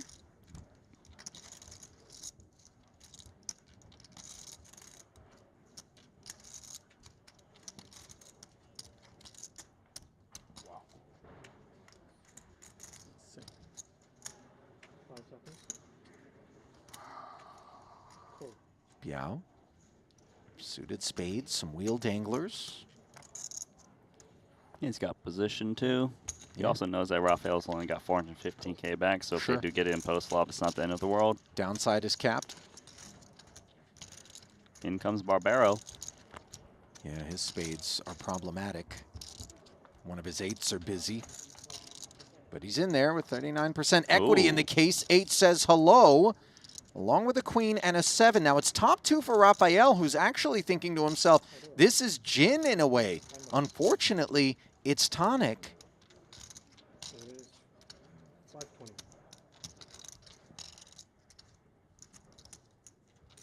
He could still hit the queen to make the better boat than Barbaro, but as it stands, you can see 11% is not where we want to find ourselves.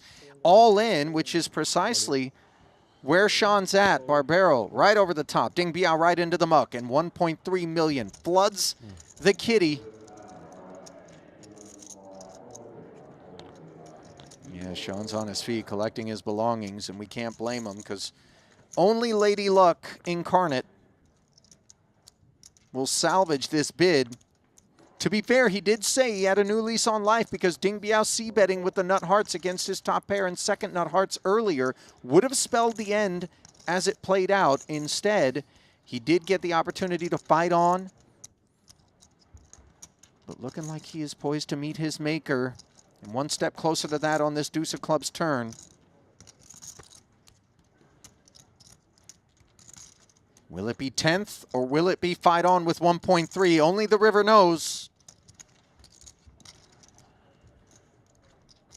Good game, Sean. And it's the former. Good game, Sean.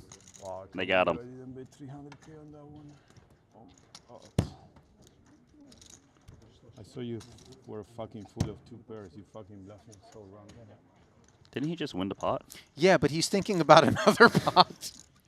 I mean, leave it to Nacho to just find misery in the moments where most would find elation. And you fucking eat the fucking miracle 5. What a It's all part of the shtick.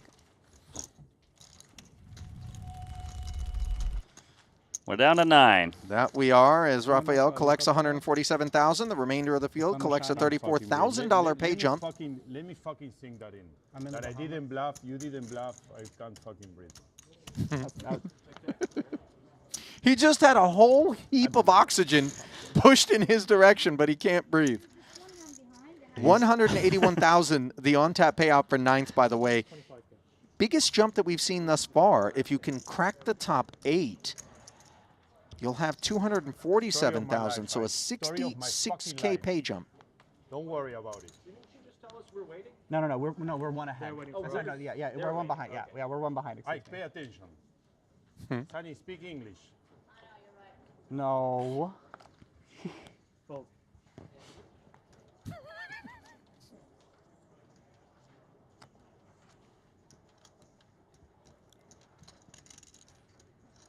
You know, this is the point of the tournament where pay jumps really do matter now. Like you mentioned, 66K for another pay jump. That's almost a full buy-in now. So you're suggesting it's kind of the turning point in our day's coverage where the influence of some of that ICM is going to begin to resurface? I think so, yes.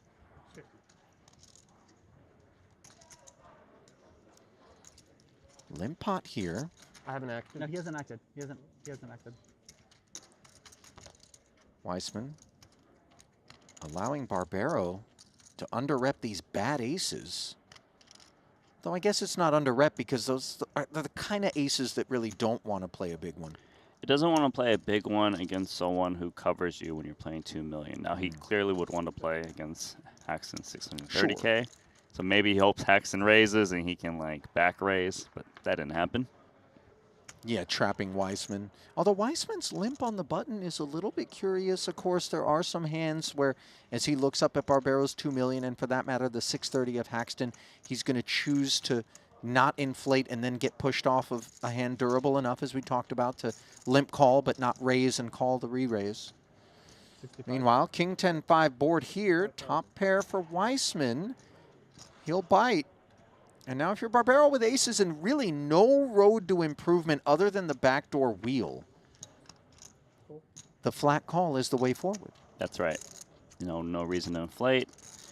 He still needs to check call this flop just in case the opponent is betting a hand like it is, top pair.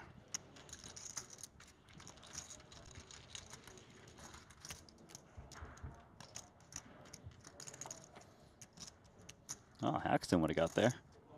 Trips are in the muck as the 5 pairs, and Barbero continues to proceed with caution. Really a great card for him, though, because you don't expect a whole lot of 5x in Dylan's range.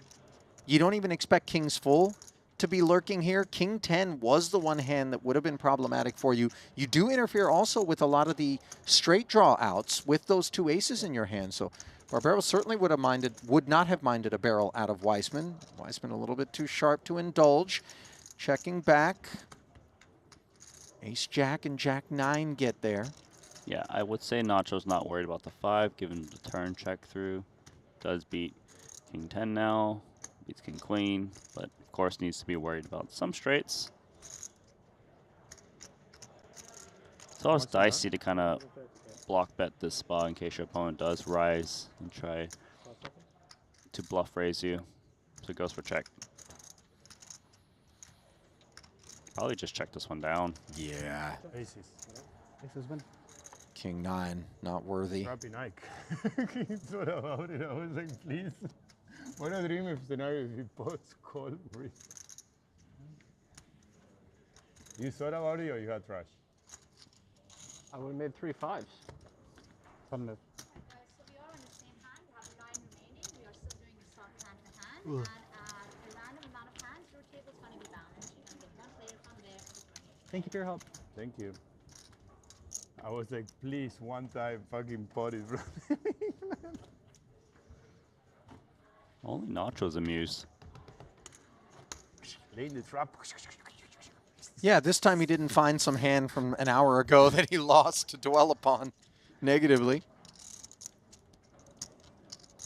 He's such a character, and it's interesting because a lot of players actually enjoy his banter and his shtick, you know, and the chat also. But then there are some who are like, no, I don't care for it. And me personally, I love it. I love you know, it. I think it helps balance out what can sometimes be a bit of a dry affair. It just sucks to be on the other end when you lost a huge pot against him. Sure, when he's rinsing you, it's, you know, it's not fun. Not fun is one way to describe the outing on the day for Ibinger. Call. Call.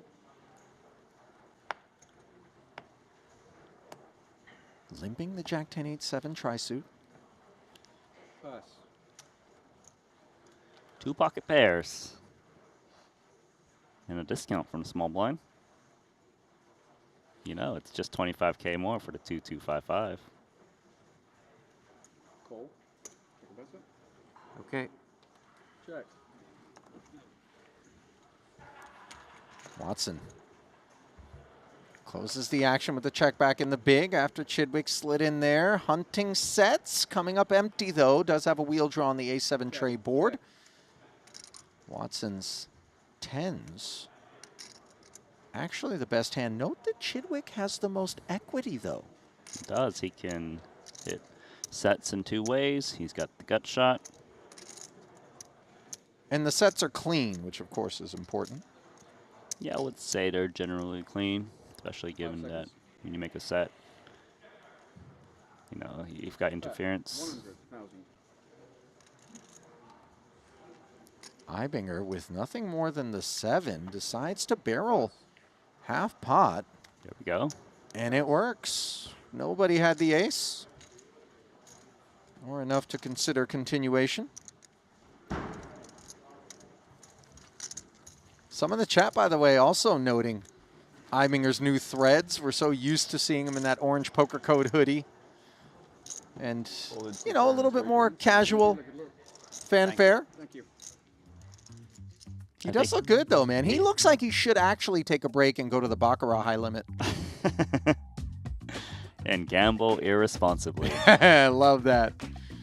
Well, we take a quick break to show you the chip count. Dylan Weissman, the man of the moment, ever so slightly in front of Ben Lamb, who holds court across the way. We play 5 and 4, soft hand per hand action here in the 75K. Pot limit Omaha, Ike Haxton on the short stack. Mike Watson not too far north of him. 660K and a belly full of what we think is pie for Mike, but still some guesses.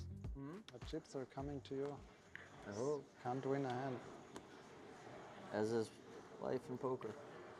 Sometimes. I know.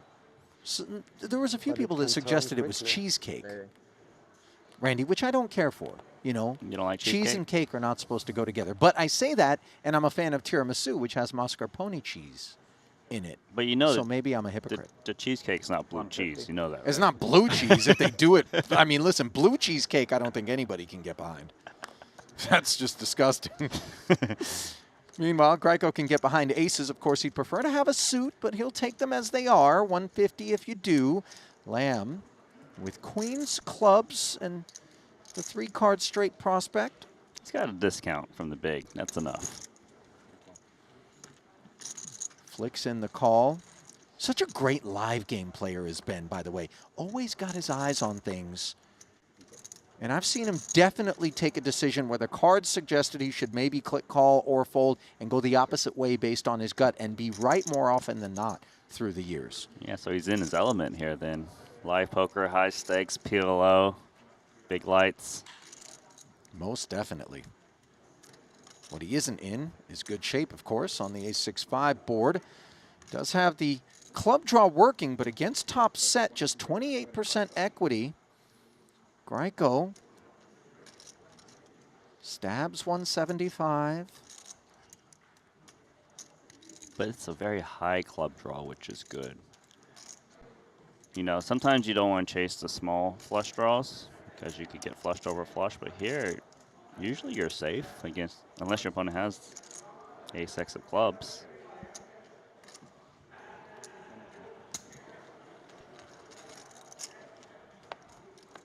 Check call is the cozy way forward. Oh, wow. Set card. of queens for Lamb. I mean, he thinks he's in love with this card, but this is actually the worst thing that could happen.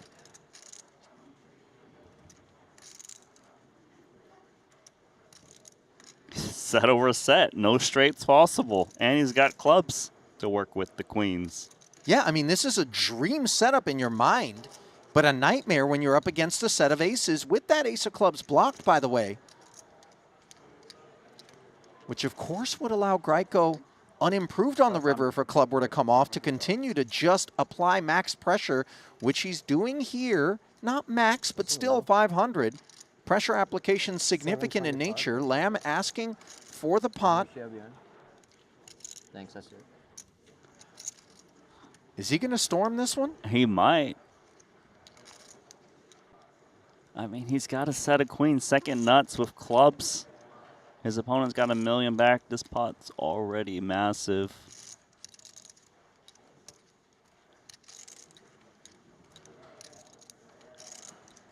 He only loses to aces, but that's what's lurking.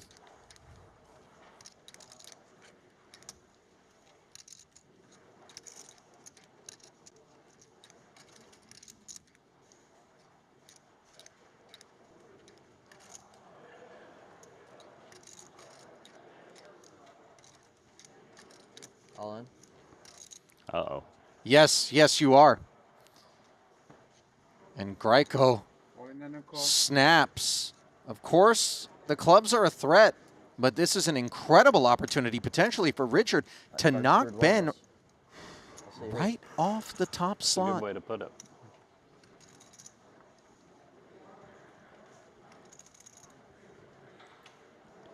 $3.6+ chip lead pot. Can Ben soar even further up and over 5 million and get rid of Richard, or will Greiko all of a sudden explode? Here it comes. It's the 9 of diamonds, and Greiko is your new chip leader, Randy. Biggest pot of the tournament, Richard Greiko.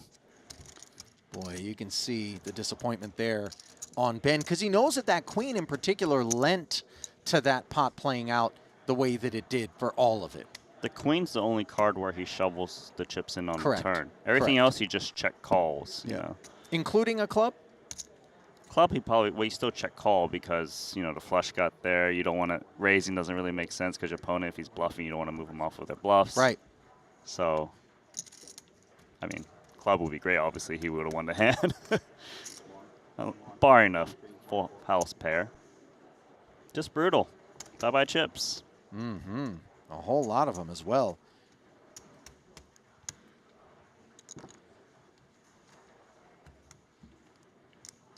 Look at Ibinger. He's like, so I got to get my chips from this guy now. Greiko. PLO specialist. Yeah, is that what you're going to say? I was yeah. gonna, the same words. Looking very much on form. 73 big blinds deep.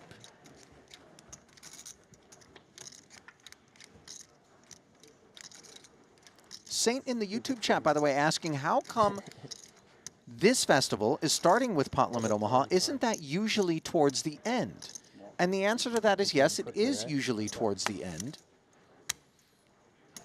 And I don't know if that's actually the answer. I'm just verifying that the, you know. And the big blind? one part of that question, but I'm not quite sure why we let off with pot limit Omaha this time. But I got to tell you, it's nice because you're seeing people like Ibinger. If I'm going to bother to make the trip, I'm going to come in and I'm going to splash and play this 75K, which by Triton standards is on the lower end, I suppose, of the buy-in spectrum, which tends to range 40K these days, I think, being the smallest. So maybe it's a good decision. The marketing and business geniuses that put this thing together, they know a thing or two about what they're doing. I think you're right, though, in the sense that some of these no-limit hold'em players wouldn't be playing this if it wasn't at the front end because they would play other no-limit hold'em tournaments. Yep. Yeah, a lot of times people pack up and take off.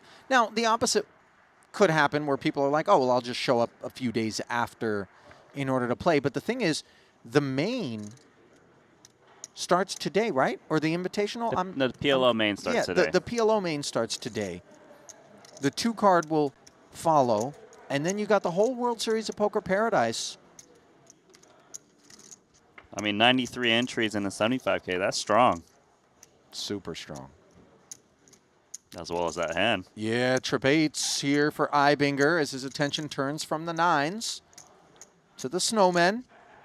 Big blind defender against Watson's button. Slips it over to Mike, who doesn't have a whole lot of reason to get interested in this board other than maybe one-and-done C-bets. Yeah, it's tricky because he's inflated this pre-flop, so there's a lot in the middle. It's a dryish texture. So he kind of wants to go for it, but he can't risk his stack, obviously, with this hand. So he bets a little bit. Yeah, 75K tickle. He didn't laugh. Yeah. Ibinger. At this price, Randy, do you favor the flat and make it look like I'm just enticed by the pot odds and not really by strength of hand?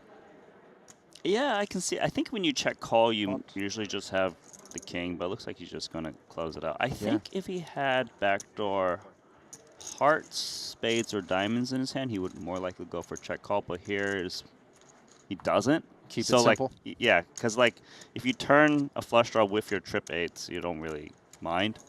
But here, he might give his opponent equity to just somehow win the pot now. Back to 8 bigs. Yeah, Watson needs another slice of pie here. Was it pie? Was it flan? Was it cheesecake? Quiche. Was it quiche? Oh, yeah. We'll never know. And I'm not sure he'll ever tell us. Just based on the look on his face there.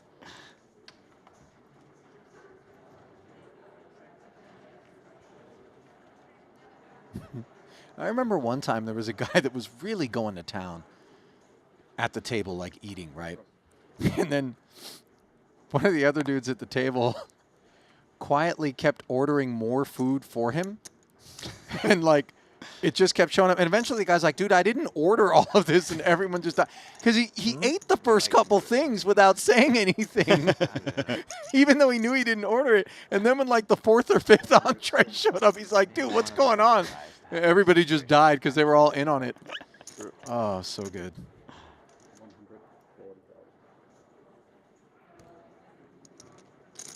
So it's just an assembly line of food? Yeah, but it was spaced. It wasn't obscene, right? He just all of a sudden they're like, here's your salmon. And they put it down and he kind of looked, But it was great because you knew and you got to look up at him, work through whether or not that's actually. So it was almost like, oh, really? You're going to scam someone out of their salmon because it ain't yours. Oh, it was so good. It was a little experiment, a little social experiment. Meanwhile, Ben Lamb experimenting with the merits of 8875 and diamonds on the button. Going to have a chance to claw back some of that which he lost in the fire not long ago against Greiko, chip leader. Defends the Jack 9 7-6. Looks up at what turns into nothing more than bottom pair on an Ace-Queen 7 board. Same story for Lamb in terms of 7 hookups, but he's got those 8s that he's playing. Yeah, practically nothing for both. If a bet comes out, would just win it.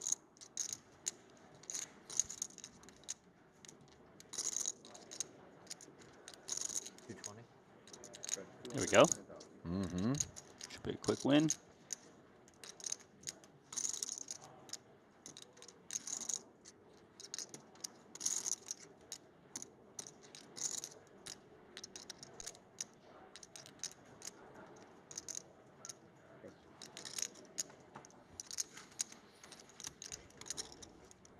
Straightforward. 220 and take for Benba. Slipping back over to Haxton. Finds himself thinking over an ace-king jack 4 pre-flop. Double suited on the button here against a Barbaro limp. 3 letters, pot. Mm-hmm.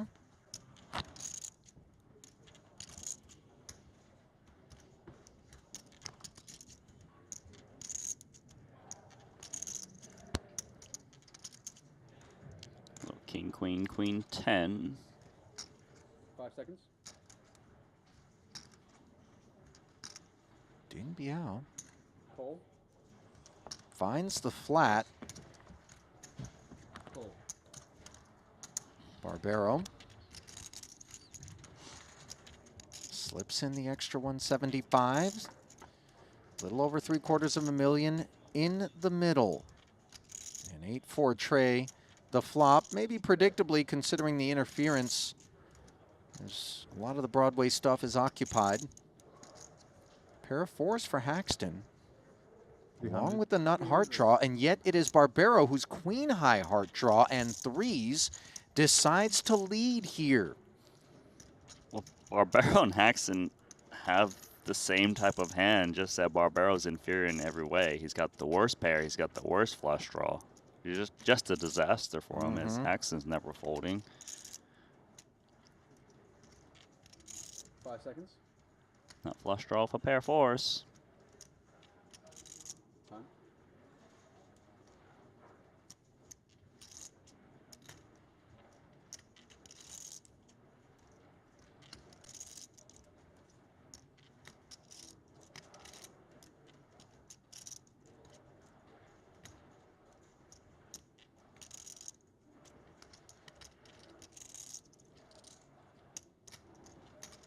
Ike also looking over at Ding. This seems patient. There's the call. Yeah. Pass. 1 pair. All in and call, table 1. You could not possibly be more smoked. Got it. You have a pair? It's a 4. The last one's a 4. I confess that I did sort of gloss over the fact that Haxton only had 255 left when Barbaro chose to lead at him. That had a lot to do with his comfort in making that decision. That's a good hand. What you You hear Ding say, I folded best hand. Good pair. 2 pair, wow. Haxton, No, you could not two pair, possibly no. be more smoked. Okay. The way he delivered that line was amazing. Fantastic. As he leaves Barbaro tugging at nothing more than a 3 on the end. Just 2 outs to fade. Not me. Yes. Fuck, I make 2 Mission pairs, too. accomplished What a for the fuck. mighty Ike Haxton. much? 1.3 million roughly will be hauled in. A hand, Ike. Thank you. 255. 100 more. 100 more. Oh. Why you folding on the flop? Big pair. 3 pair? Big pair. Oh, Big pair. Kings. Ah, you lose. Loose. Wow, what a hand like that. Oh, got me. Lose. The way he said it was funny. There's kind of like a 5 seconds. Drago from Rocky vibe. 75. Back over to Ben and his table mates. Queens, no suits, 175. And Greiko, who's been his nemesis of late, rates to be more of the same here with suited aces. Broadway, powerhouse of a hand here on the button. 5 seconds. Pot. 600,000. It's the only way to play the hand. Man, I'm such a sicko, Randy, that when this guy in particular, if I'm in Ben's seat, says pot and he's doing it with my chips, you know, I'm boiling. You gonna go after him with the Baduki? I don't know queens? about that, but I'm boiling, you know? I'm boiling for sure. I'm like, oh, that's nice. Yeah, pot? Okay, Yeah. sure. I'd splash those chips at his stack, knock it down. No. Here, take another 175. Here, enjoy that. They're coming back home later. Just you wait, Greco.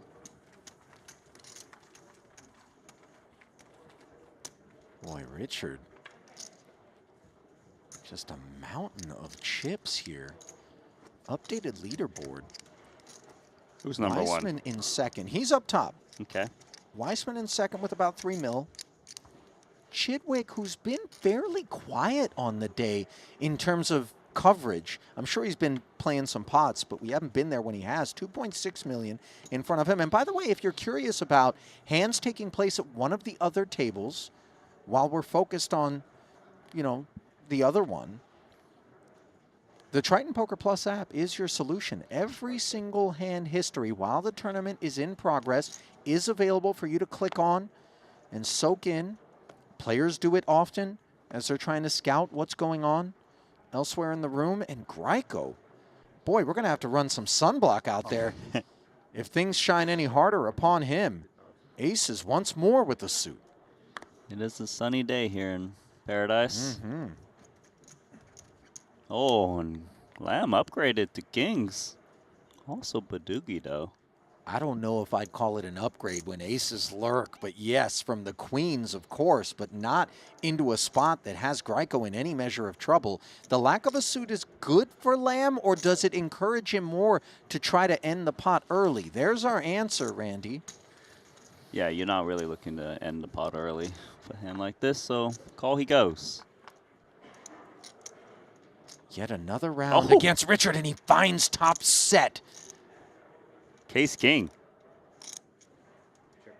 Case King. Yeah.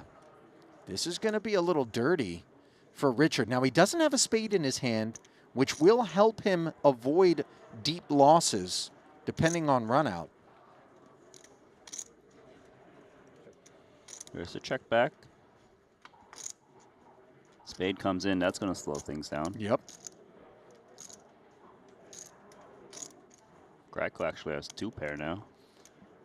Boy, that is a really moistening turn for the set of kings. And with a 7 in his hand as well, blocking one of his full house outs, you can understand Lamb's desire to maybe keep a bit of a lid on the proceedings by checking. He's not going to go anywhere, of course, in the face of any pressure from Gryko, which I don't think he's going to be inclined to issue. Should be more checking. They should both be concerned about spades and straights. So the check back, bringing a 3 of clubs on the end. Now, given the check back on this critical turn where so much got there, can Ben go for value, or does he need to continue to maybe check and try to induce, perhaps? There is definitely merit to put in a very small block bet, just given you have a set that might be able to get called by 2 pair. But he went for check.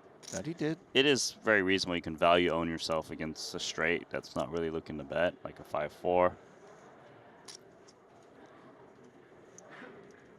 Kind of like taking the free showdown with King 8. But he's going to value on himself. Should get called. You see Ben doesn't love it, but he's got a set of kings in the pot that had no betting besides now.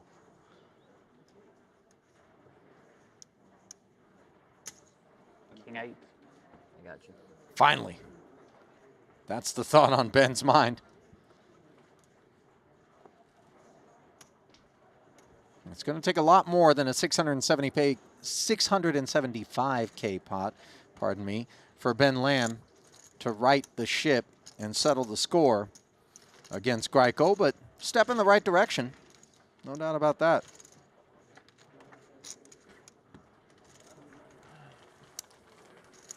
Didn't ran us.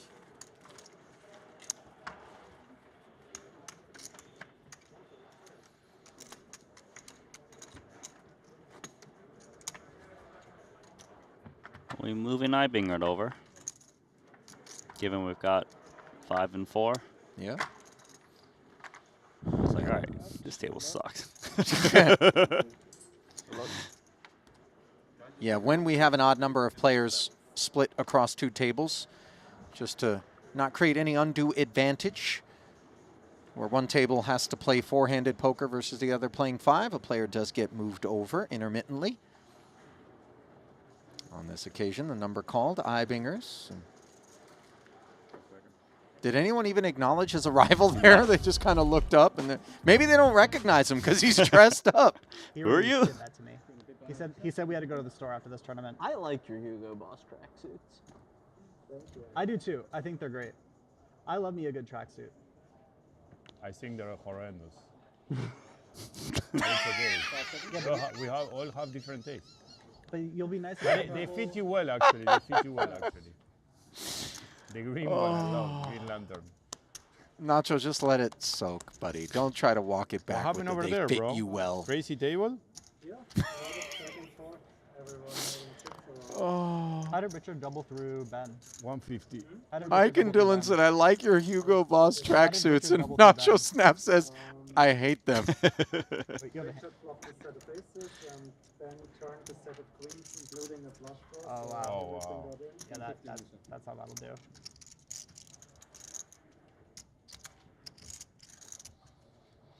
Should have a little fight here. It's Ibinger's new table. Yeah. Some double suited in the big. Defense against the Barbaro open with inferior clubs and the 3 Broadway cards. 350 in the middle. Matias getting his feet wet early in his new surroundings, and 2 clubs on board. Queen 8-6. Nut flush draw speaks first, along with the pair of 6s. That's quite the advantage for Ibinger. 175. 175.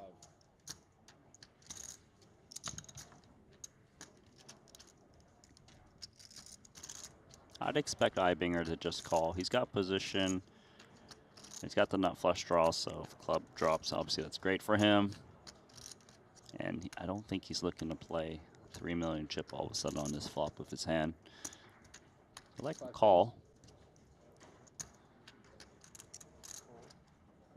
He does too. Another 350 into the middle. Pot doubles in size.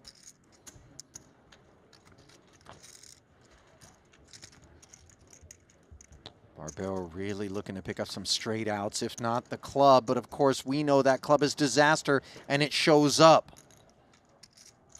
just when you think you've gotten there. So the nuts versus the second nuts. Cold world. Now, earlier I said nut flush draw speaks first, but because Barbero is in the small, I thought he was on the button originally. He's actually out of position in this hand. And are you surprised by his decision to check this, or do you think it's designed to induce? Designed to induce, I think. I think when you got like a strong flush here, the king high flush, he doesn't think he can get called by worse as much, but maybe he can show some weakness, get his opponent to bluff with like a naked ace of clubs, but also pot control a little bit, just in case you are against a higher flush, given how deep they are.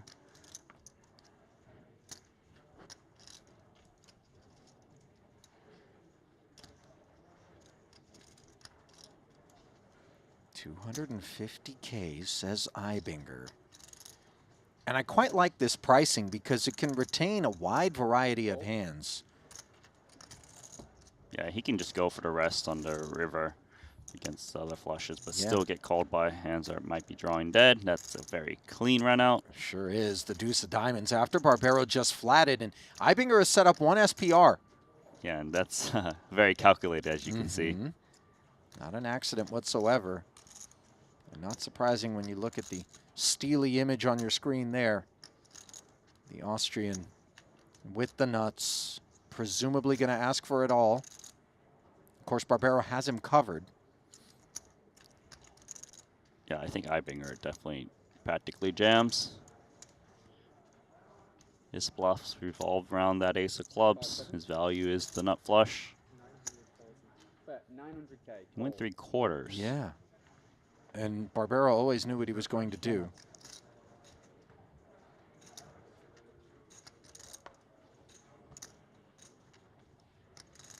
Boy, Matias just slides right in, and he's back already to where he doing was. better. Barbero's stunned. Nice table change. Yeah. Not so nice for Barbero, though. Yeah. This is a where'd you come from? Hey, I was doing just fine before you showed up. He's at a loss for words. Mm-hmm. Fun move. Thank you. Welcome. Yeah, that man needs some Tums.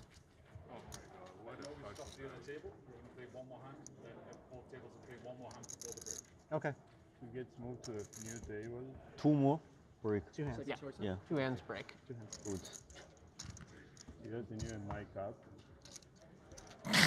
Doesn't even mic up. He's got the mic.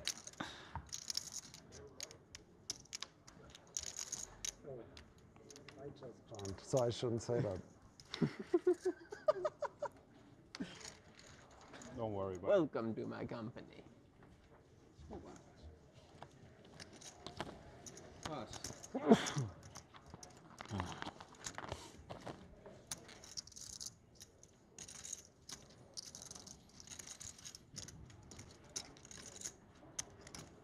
5 seconds. 150. 150. Pass. The double Doyle. Tens and deuces. Good enough for Wiseman to attack. Liberal. Call. Call. Finger. Double suited one with more. a pretty king, queen, jack 5. Pass. Will flat. Haxton out of the way.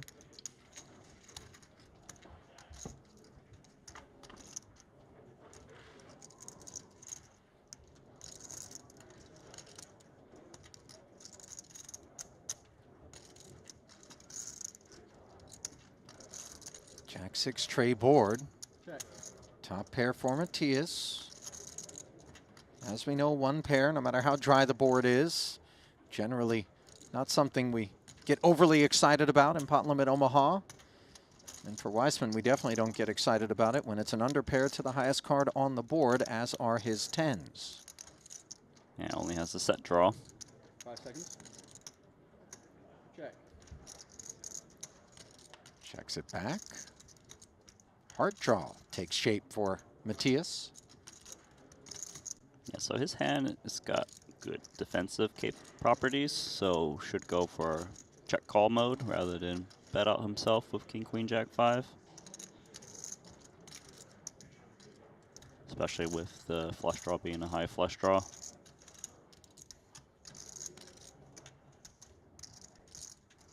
Five seconds. Looks like he's thinking about betting, but he will check.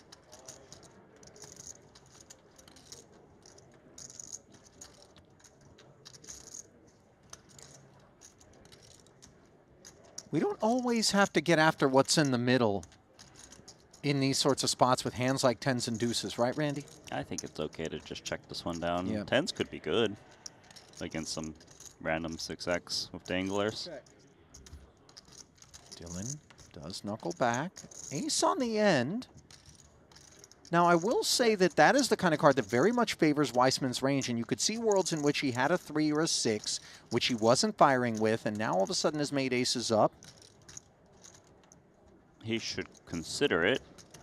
He was the pre-flop raiser, lots of ace-x in the range of pre-flop raisers.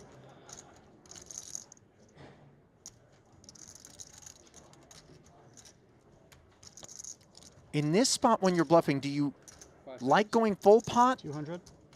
Or do you like something like this that's designed to look milky? Yeah, I think this smaller size, the half pot, is designed to look milky. It's like, I could value bet with some weak 2 pair. Maybe even ace king. You know, it's funny because for me, I'm a lot more scared of this 200 than I am the full pot where it's like, you know, the just guessing game polarized pickoff, right? I agree with you, especially when you're holding a hand like second pair, where you're like, man, is he just going thin with 1 pair?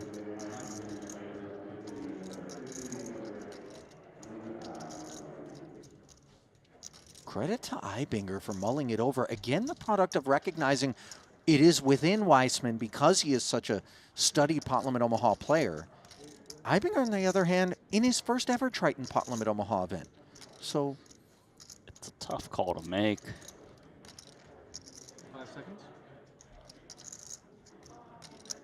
A lot of options on the table here. Giving it a good chew. Is he going to flick it out there?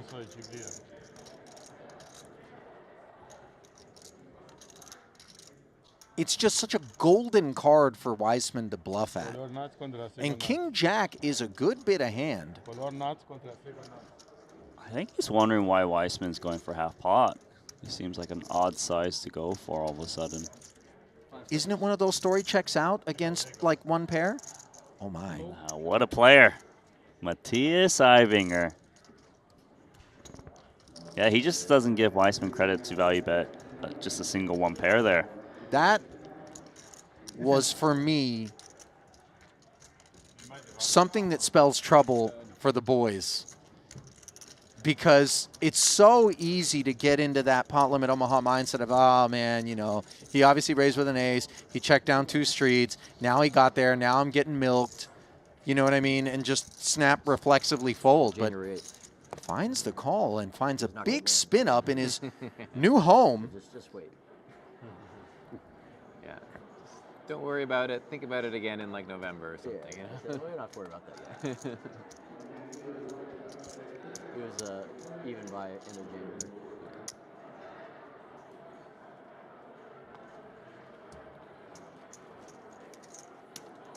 Been a minute since we visited Matthias's. We had a conversation earlier, and I believe we all old agreed there was no digs. shame in it, Stevie. No what? No shame. Watson Stevie didn't agree. trying to keep Chidwick from getting after him here. He said we all had a conversation and agreed that there's no shame in it. Stevie referring to, of course, a muck out of the small blind. Chidwick, non-compliant, does find the raise to 150. Watson with similar kit to Weissman moments ago. Rainbow double pair, just on the hunt for a set. 1-9 busy across the way. Wow. And yet the case 9 finds its way to the board. Gut shot top pair, backdoor hearts for Chidwick.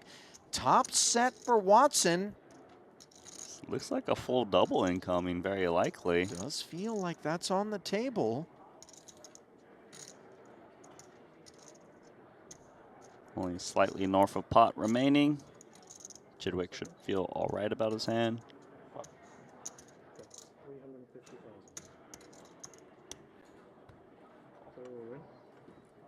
And here we are.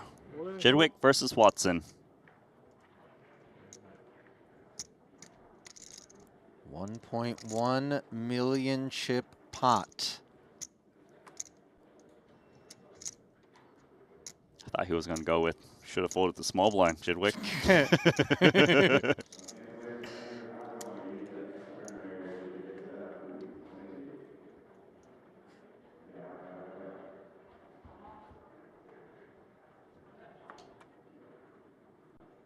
Looks like a full house. On the turn, Watson ices it with the boat. As Chidwick stacks, sinks to 2.1. 305, 405, right? 395. 395. You should order some more pie. Oh, more appetite.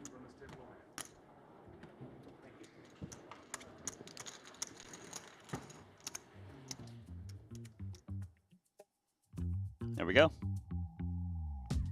So Eibinger reclaiming the chip lead in such short order once he joined the red table. 3.7 million in front of him. Greiko dethroned in second with 3.1. Weissman lurking with 3 million. As you got to look at the chip counts ever so briefly, and we bring you back to the desk. Ali alongside Randy. Scheduled break coming up right now. And I got to say, for me, even though you and I admittedly are not as versed in pot limit Omaha as we are in 2-card, right? And I say that more referring to you as a longtime professional player of both tournament and cash games in 2-card. The more I watch pot limit Omaha, even though I bemoan the fact that in its tournament format, it's not quite as exciting to me as cash, this event has given us all that we could ask for. Yeah, and a lot of appreciation for Apollo Omaha. You can see the technical aspects about it, right? You know, there's still a lot of chips flying in. And to watch Eibinger kind of navigate from that 2-card format and performing very well in PLO, And apparently all he had to do was do a table change. Yeah, you know, every now and again it makes sense. Sometimes you roll your eyes and go, what's this guy talking about? No, there was a reason. Of course, it wasn't voluntary. It was just the luck of the draw, and what good luck it was. Barbero, the short stack with 11 bigs. Average stack is 2.1, 34 big blinds remaining. Don't go anywhere. Continuing coverage of the $75,000 pot limit Omaha comes your way after this. Oh my God! Stay loose, play 7 dudes.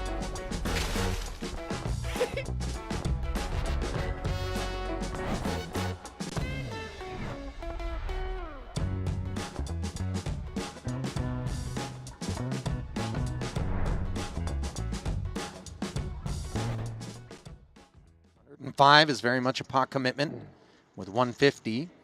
Ibinger, nuts, spades, queens, wants privacy as he repots.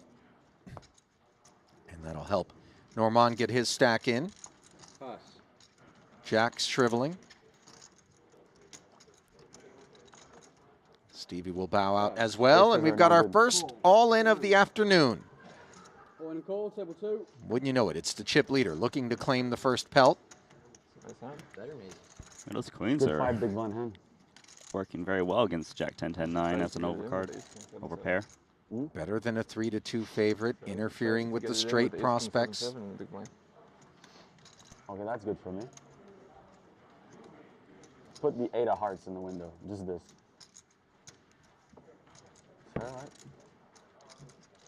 I got 2 of my straight blockers.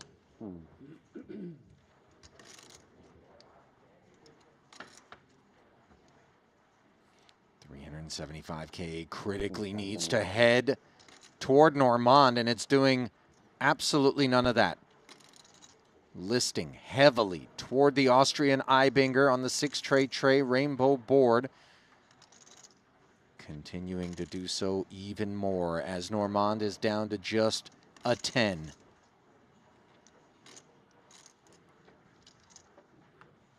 And it isn't going to happen. What, guys? Wrapping the felt. Short stack out of there, and that's kind of what you expect. It is what you expect. He didn't really have the chips to work with, and he'll have to just settle for the 129K payout. You know, the other expectation is that Ibinger is going to be the one most willing to send people to the locker room here. That's all I was really trying to do today was hit that 18K pay jump. Now I can really get off this. Everything else is bonus. Watson inheriting the short stack. A little bit of gallows humor there. He should have said it when Normand was still around. Yeah, sure.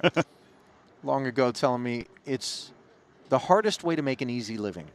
Because on the surface, it does seem like, well, what's easier than just sitting in the chair, kicking back, chatting with your friends, throwing some chips around, making thousands, millions, whatever, you know, depending on your stakes.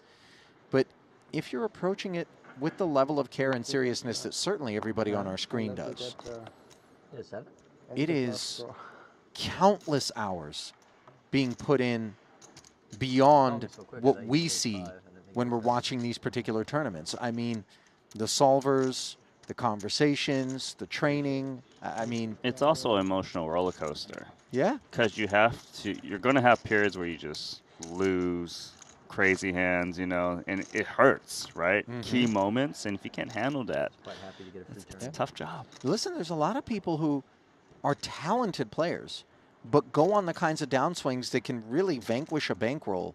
You know, variance is a wicked witch, and you can be on the wrong side of it for, in theory, an infinite period of time without capturing and realizing your EV, which is why, as we see Watson here with bottom 2 pair on the jack-high board, Chidwick with the wrap, you'll hear someone like Jason Kuhn, who has been so prosperous, humbly talk about the number of spots throughout the course of his ascent that have been just him landing on the right side of that variance, even though he put himself in the position. You know, then the deck's going to do what it does. So who's going to be on the right side of this coin flip? Well, Watson's hoping it's going to be him. You can see he's ever so slightly a favorite. Final 55,000, dedicated. Well, what are we eating? He hasn't lost his appetite. I know that much. We doing cake? What is it? It does look like cake, doesn't it? Pie? Well, things staying sweet. No, No, I'm no, sorry. that They've was- gotten very salty. He's gone to 3 ways to make a full house, 6 outs.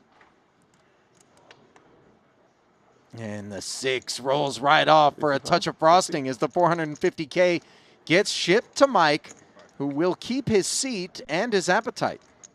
Yeah, here's that second bite. Like, oh, that doesn't taste right. Like, Is oh. it cake? I mean, it looks a lot like cake.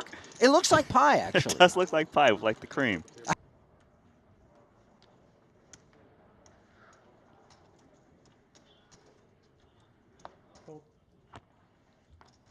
Good fold there from Nacho as we march forward. Limited involvements from Sean Raphael. Looking at the current chip counts, Ben Lamb has actually dethroned Matthias Eibinger, who has slipped down to 5th over at that other table. Ben now sits with 3.3 million. Chidwick still in 2nd. Weissman inheriting 3rd. Ding Biao 4th overall.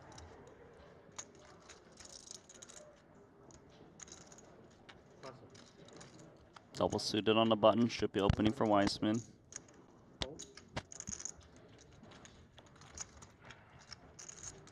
Another double suited.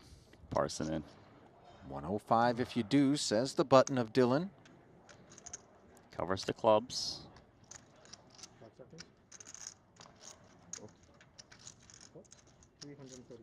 Just going to push to equity pre-flop based on the double suited properties with the ace. So when you're double suited pre-flop and get repotted, you're pretty much never folding to a 3-bet. Just call and see what you flop. Should be the game plan for Dylan.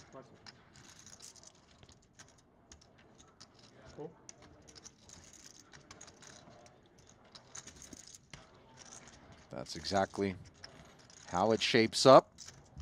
Parsonen takes the aggressive roll, 730K in the middle now. To the flop we go. A deuce of diamonds in the window was promising, but the rest of the board not so much. And despite that, Parsonen is going to max lean here on the pair of 3s. Weissman says okay with just 400 left to call. And we're playing for 1.5 million with Dylan's 3s in front. Yeah, it's a deuces versus a 3s in the danglers. Yikes. Wow. Parson's not far behind. Diamond could show up. That'd be helpful.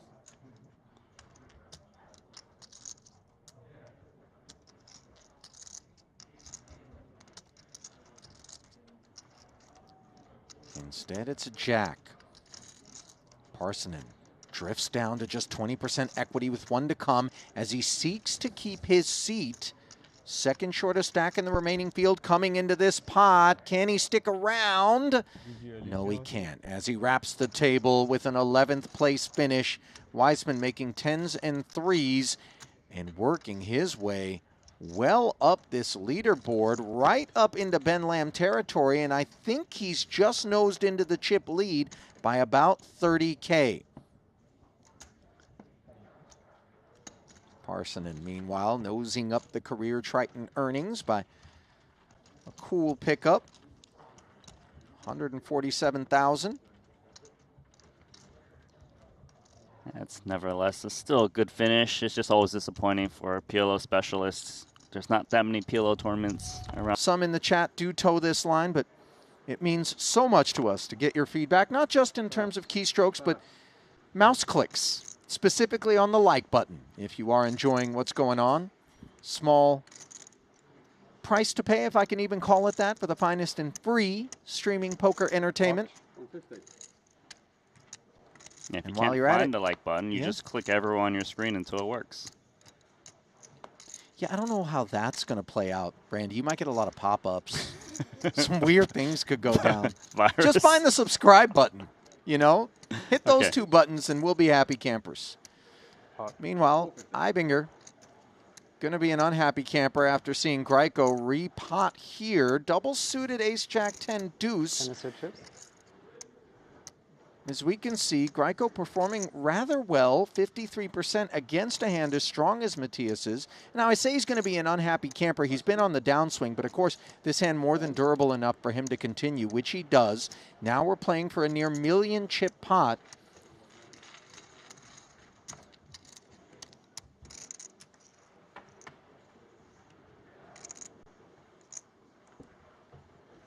Queen 3 deuce. Greiko, top pair and a stranglehold. Oh, this is great for Greiko. And Ibinger is probably going to be committed given it's only 345K back. Here we go. Yep. Call, table 2. Matthias leads because he just anticipates that if there's any fold equity to be had, why not capture it? Of course, we know Greiko didn't plunk that 450 out there all too often with the intentions of orphaning it. Does make the call and will be thrilled to be in the lead, not having to sweat clubs whatsoever. No immediate draws to some sort of wheel. Jacks, tens, and deuces, that which the Brit needs to fade. Does so successfully on this turn as Ibinger draws dead, and Greiko will take another bite out of the Austrian, whose chip lead tenure was not long-lived and whose day is not playing out the way he anticipated. He started the day with 3 million in chips. Now Ibinger's down to 1.5. Half his assets.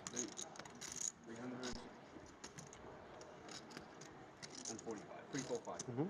Still, though, it's his first ever Triton PLO event he's played.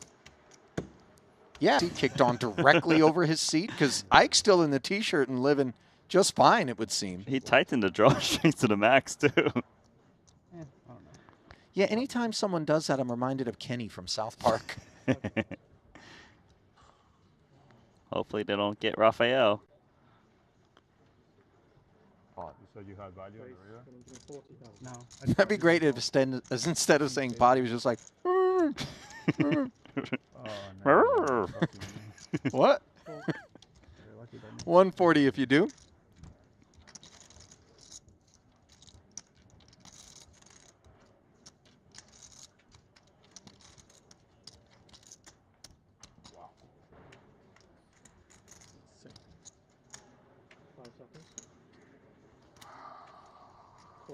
Biao. Suited spades, some wheel danglers. He's got position, too. He also knows that Raphael's only got 415K back, so if they do get it in post-flop, it's not the end of the world. Downside is capped. In comes Barbaro. Yeah, his spades are problematic. One of his eights are busy.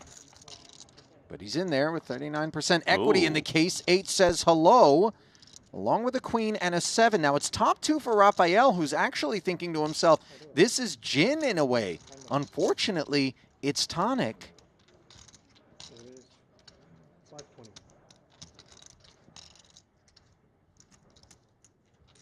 He could still hit the queen to make the better boat than Barbaro, but as it stands, you can see 11% is not where we want to find ourselves.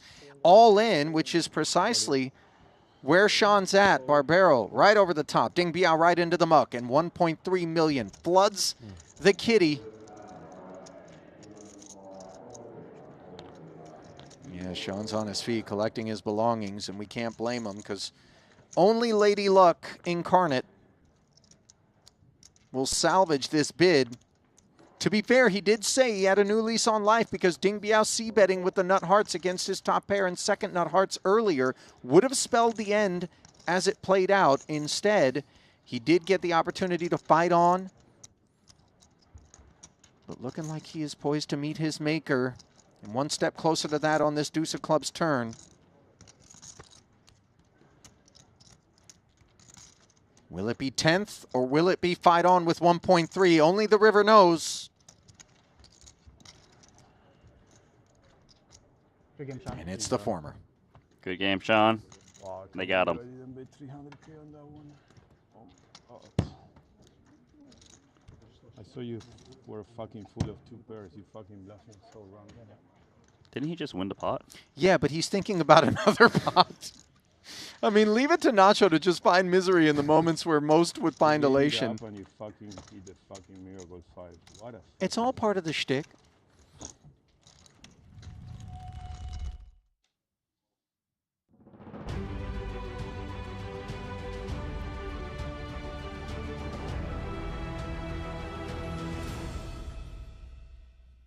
And welcome back to Paradise for continuing coverage of the Triton Super High Roller Series XWSOP 75K pot limit Omaha. 2 tables remaining. We will play down to a champion here today. Ali Nishad back with Randy Lou here at the desk. And let's just dive quickly into the Triton Poker Plus app for those that may be just joining us to get a lay of the land. Thus far, we've only lost 3 players.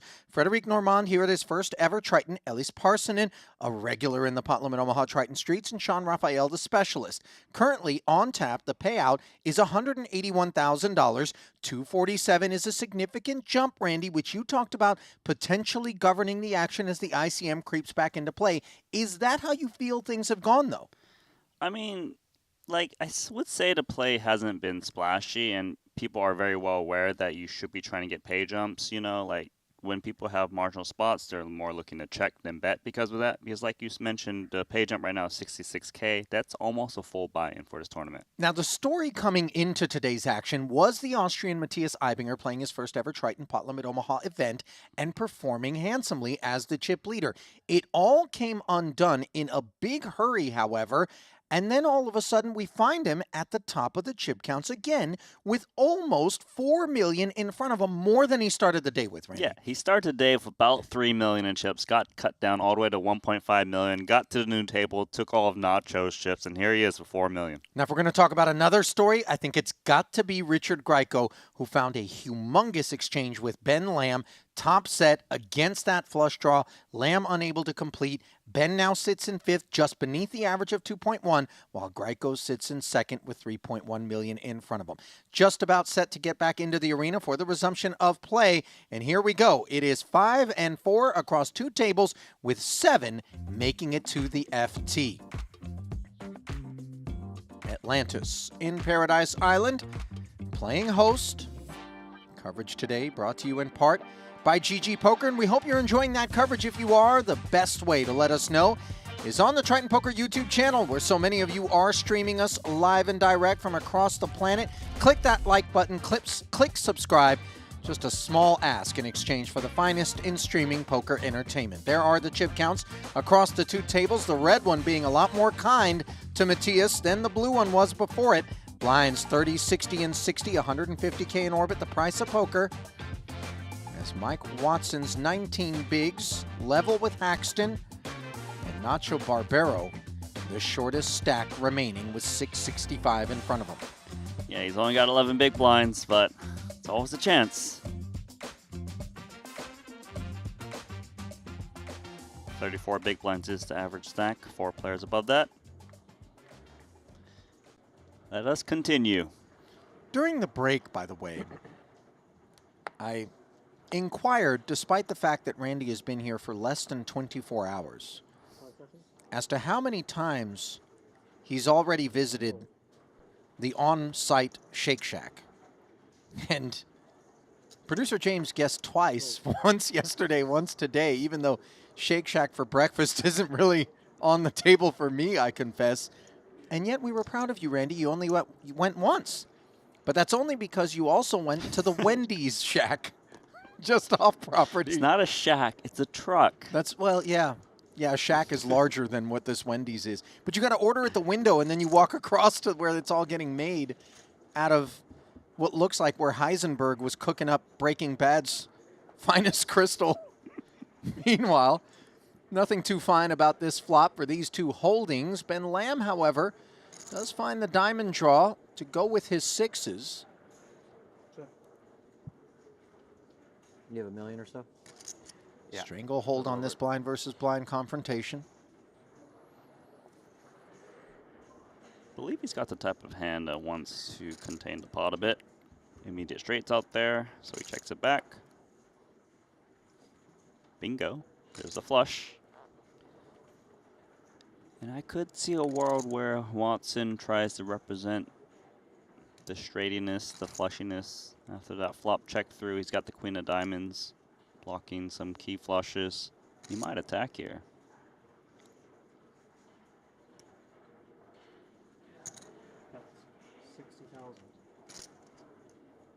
$60K out of Watson. We know this is fruitless, as Lamb has found the flush. It's just that 4-liner on board and maybe the presumption that Ben would have spoken up if he had some of that 5X open-ended business.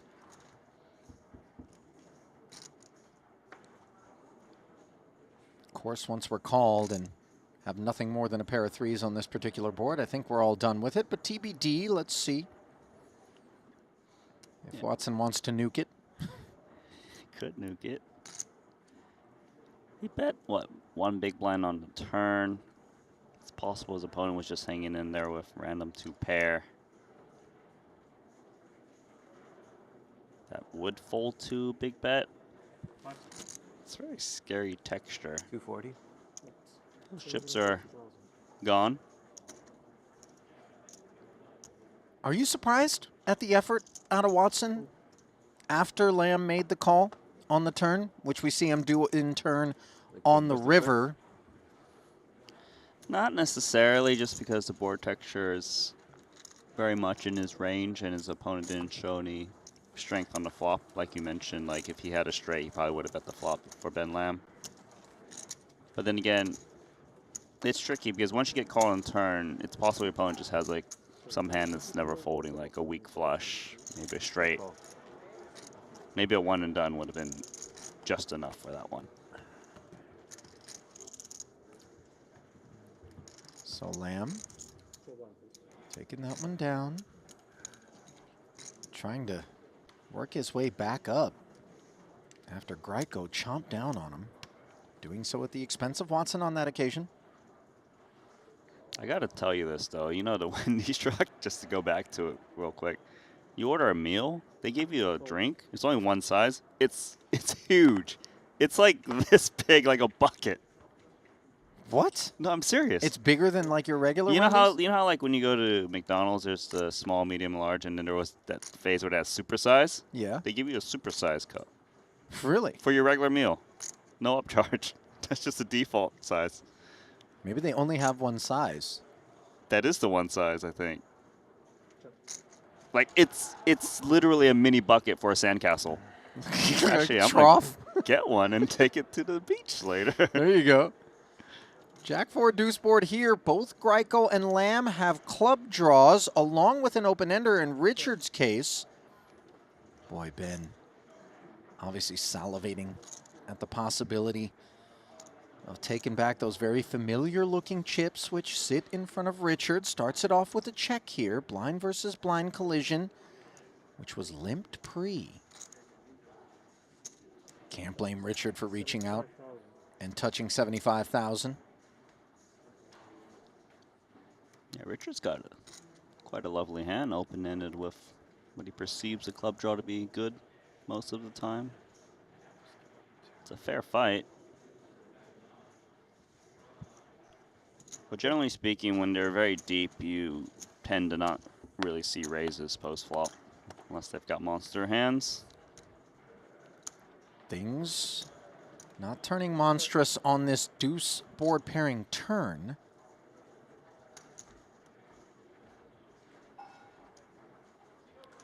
Probably just take the free card if you're Greiko.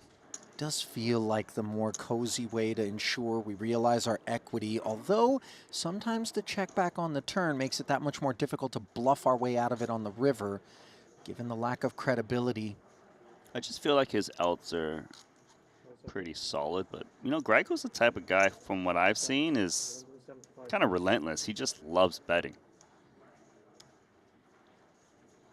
I think he may also get the sense that Lamb is one of those guys that'll tear one off maybe more than the average player, so it's important to kind of show him the door on the turn.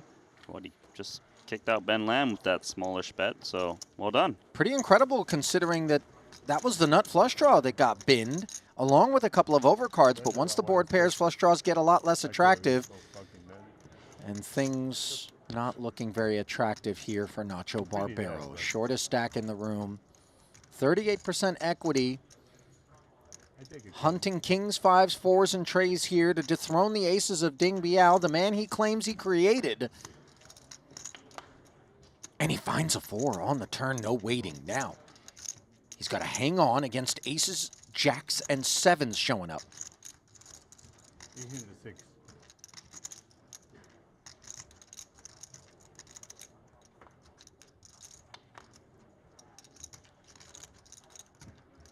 And Barbero secures the double through Ding Biao. Doesn't look amused.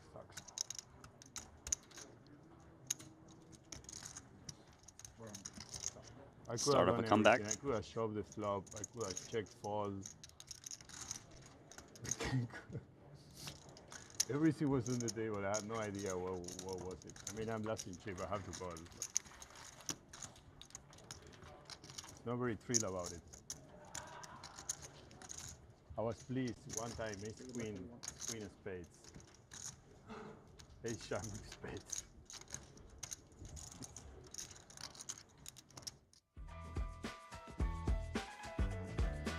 Well, for those of you that watch our streams and feel like, man, those dudes have got some sick-looking Triton gear, guess what? You can get it as well. And between December 4th and the 11th, you can do so with a 15% off promo code. TPS WSOP 15 at shop.triton-series.com is where you want to go to show your support in style. Grab your merch today and join the Triton community.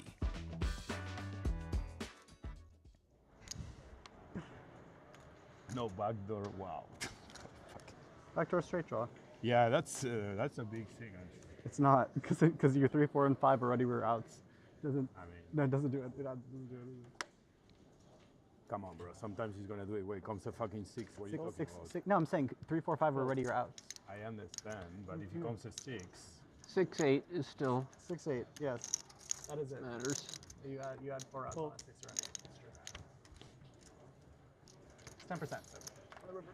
Things looking up for Barbero now. Fresh off the double, he finds a playable one in the small. Sorry. Decides to limp against Matthias. Would have been happy to get involved even at the increased price point, but Ibinger checks back and we find 8-7 tray for top 2 versus bottom pair.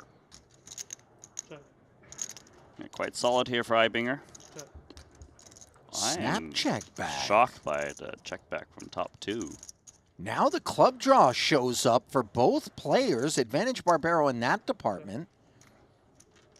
You know, 2-pair, of course, is a very vulnerable hand in pot limit Omaha. But that cuts both ways as we see the backdoor flush come in. Nuts versus second nuts. And this time, Nacho's on the right side of it. Yeah, but what are you looking at, buddy? You need new optics? Oh. You know, Black Randy, doesn't mean flush. You know, I confess I got really excited about something that wasn't actually happening. And it won't be the last big mistake I make. I just want to put that out there. But I wish I hadn't gotten as excited about it in retrospect. It's not as bad as the dry side. The dry side was one of the most epic implosions of me in the booth. One of the biggest pots of the It was tournament, too. unbelievable. It was such a key pot, too. It was like they wanted to post it online, and I just muddied the whole waters. You know what? That hand never happened. We go to the other table. No one remembers that I thought 2 spades and 2 clubs is flush versus flush. We move on. Yeah. Do you remember that last hand? Meerkat in the chat goes, the commentator was so confident I thought I was tripping. That means I sold it. Man, I will say that my eyesight isn't what it used to be, but it's good enough to see Chidwick's 10s full here against Lamb, who is barreling with kings.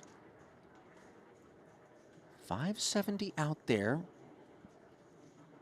Roughly even stacks. Let's see if he comes in with raise and kind of try to find a way to build this pot. Yeah, I believe he announced. Yeah, he does indeed. Find the raise to 600. Now, action back on Ben. I mean, there are a lot of semi-bluff kind of options here for Chidwick potentially. He is, of course, in the big blind, more of the deuce X favoring his range. I'd be pretty surprised if Ben Lamb was to continue in this spot. You kind of want to continue with at least some equity, like maybe a straight draw, club draw. Here he just has kings. His opponent could have a deuce. It's not unreasonable from the big blind with a dangler.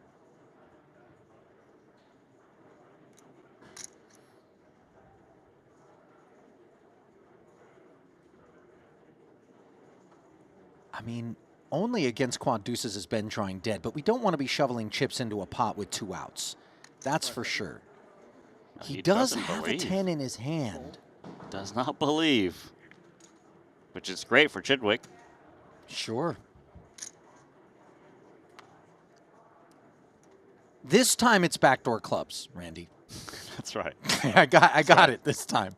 Of course, it doesn't matter in terms of either of these holdings, where Chidwick has taken the betting lead on the turn, courtesy of the check raise, and now mulls over how greedy he feels he can get and get paid by Ben's range in a 1.6 million chip pot.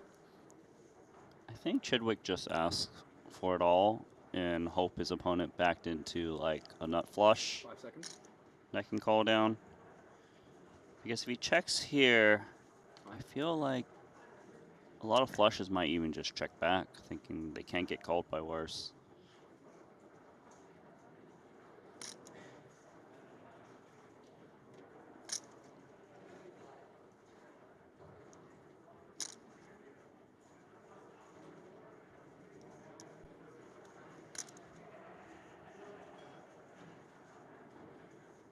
Seconds. Stevie taking his time before deploying all of it. 25K kept back. Man, this is brutal for Ben. I do think the arrival of that backdoor flush, Randy, makes it a little easier for the Kings to go away. Oh, this I one think so too. Certainly an offsuit 3 would be a lot more difficult to say goodbye with, but Lamb doesn't take a whole lot of time to bin the loser. But not before calling that check raise on the turn. Yeah, I guess Ben Lamb must have felt that once he bet calls the turn, if his opponent is bluffing, they're just going to give up because his hand looks strong. So the fact that Chidwick still followed through on the river bet, he just quickly folded. Chidwick's playing a solid game. He really is. And again, limited have been the involvements that we've observed from him. But he has been steady Eddie as he plays four-handed here with 9 remaining.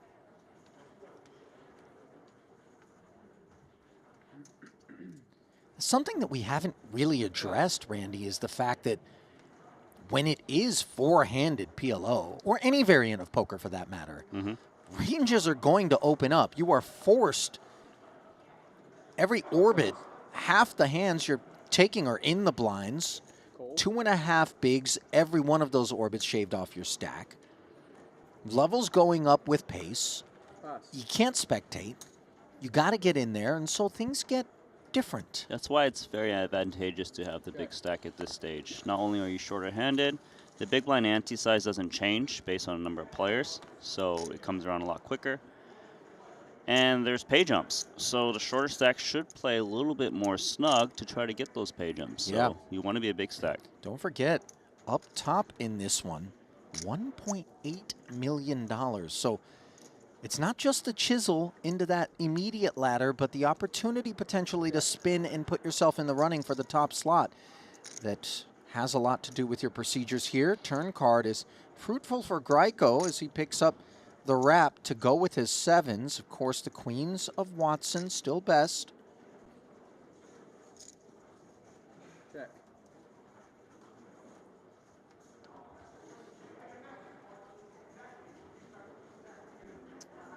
He's got a little wrap with the 7s.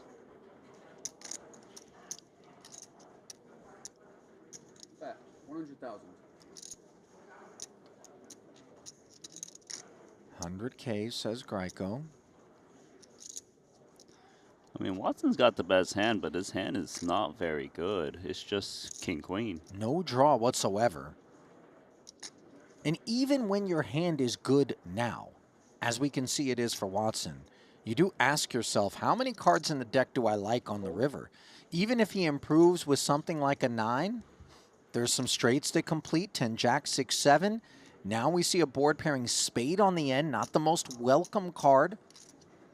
Yeah, that's a pretty scary card. If Greco bets again, I would think he often wins this pot. tend to agree with you here. With 410 in the middle, let's see what kind of appetite he's got. I think the fact that Watson only has 560 back makes that 410 that much more difficult to call without something premium. I agree, because those chips are very important at this stage. I think Greco might go for it, especially with 7 spades in hand. 205. Yeah, the go for it, taking shape in the Milky Way. I like it. I don't know if Watson's going to be able to find a call. It's so hard. And oddly, it's hard, even though it's a cheap bluff, to kind of think you're getting bluffed. You know. It's also hard because 205K is a lot of his remaining 560. Sure. Calls and he's wrong. It's a terrible spot for him with 5 big blinds remaining. I mean. But calling, you're right. Well, you're not Sure. looking too bad. Yeah, it is a huge swing. Let's see if Watson can sniff it out.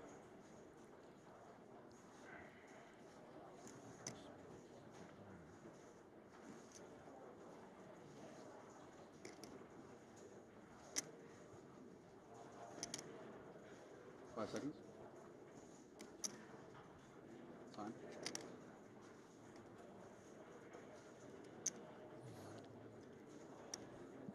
Extensions being utilized. This is what they're for. Those crucial moments.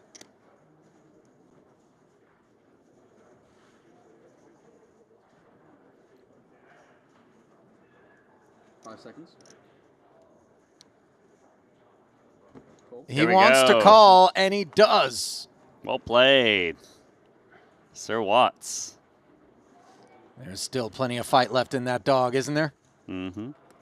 Mad Dog, the nickname given to Watson. That was nice. And again, perhaps a product as well of just knowing Greco can come with that. Know thy customer. Mm-hmm. Is that one of the 10 poker commandments? Got to get your KYCs in. The KYC is generally an annoying reality of any gambler's life. Aussies have taken it to another level, man. I mean, you go into the casino, they want your thumbprint, your retinal scan. Your organs. They want a DNA sample. Things are nuts down there. And it's had a negative impact on poker for sure. I agree. See, I am of the belief that anybody that's got funny money, you know, come on down.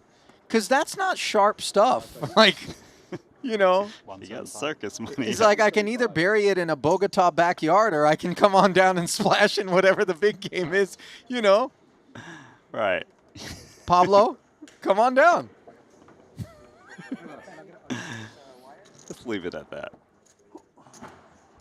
Greco not going to leave things alone with 5-4-3-3 double. Pass.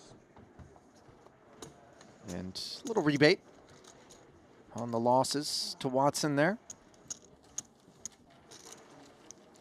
Looks like we moved a Weissman over here.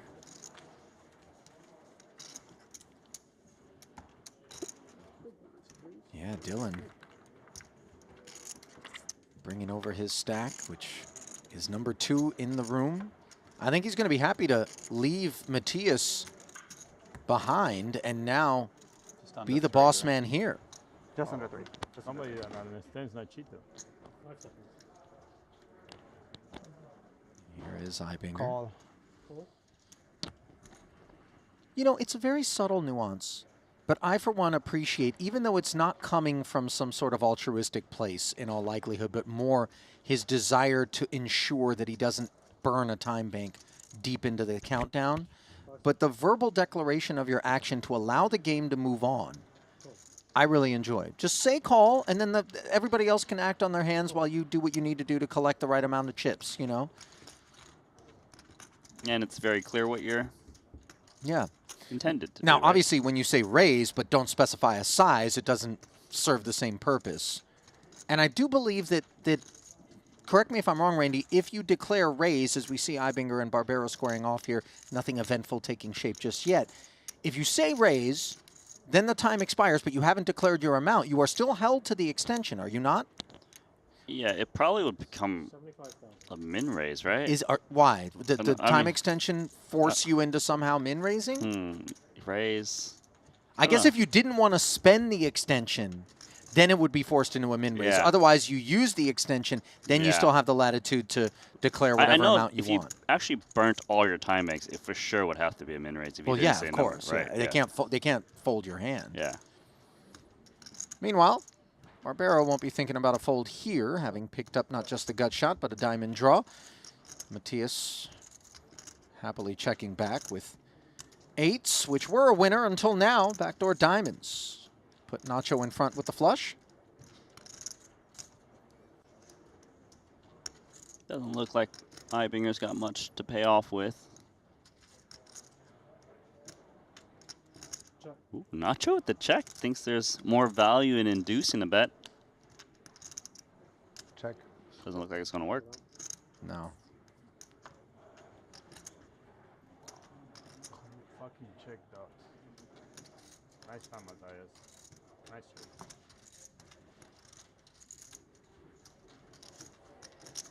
The check shot was coming. Good check. I saw so many times you're gonna have 9, Jack 10 there. And you take free card on the turn.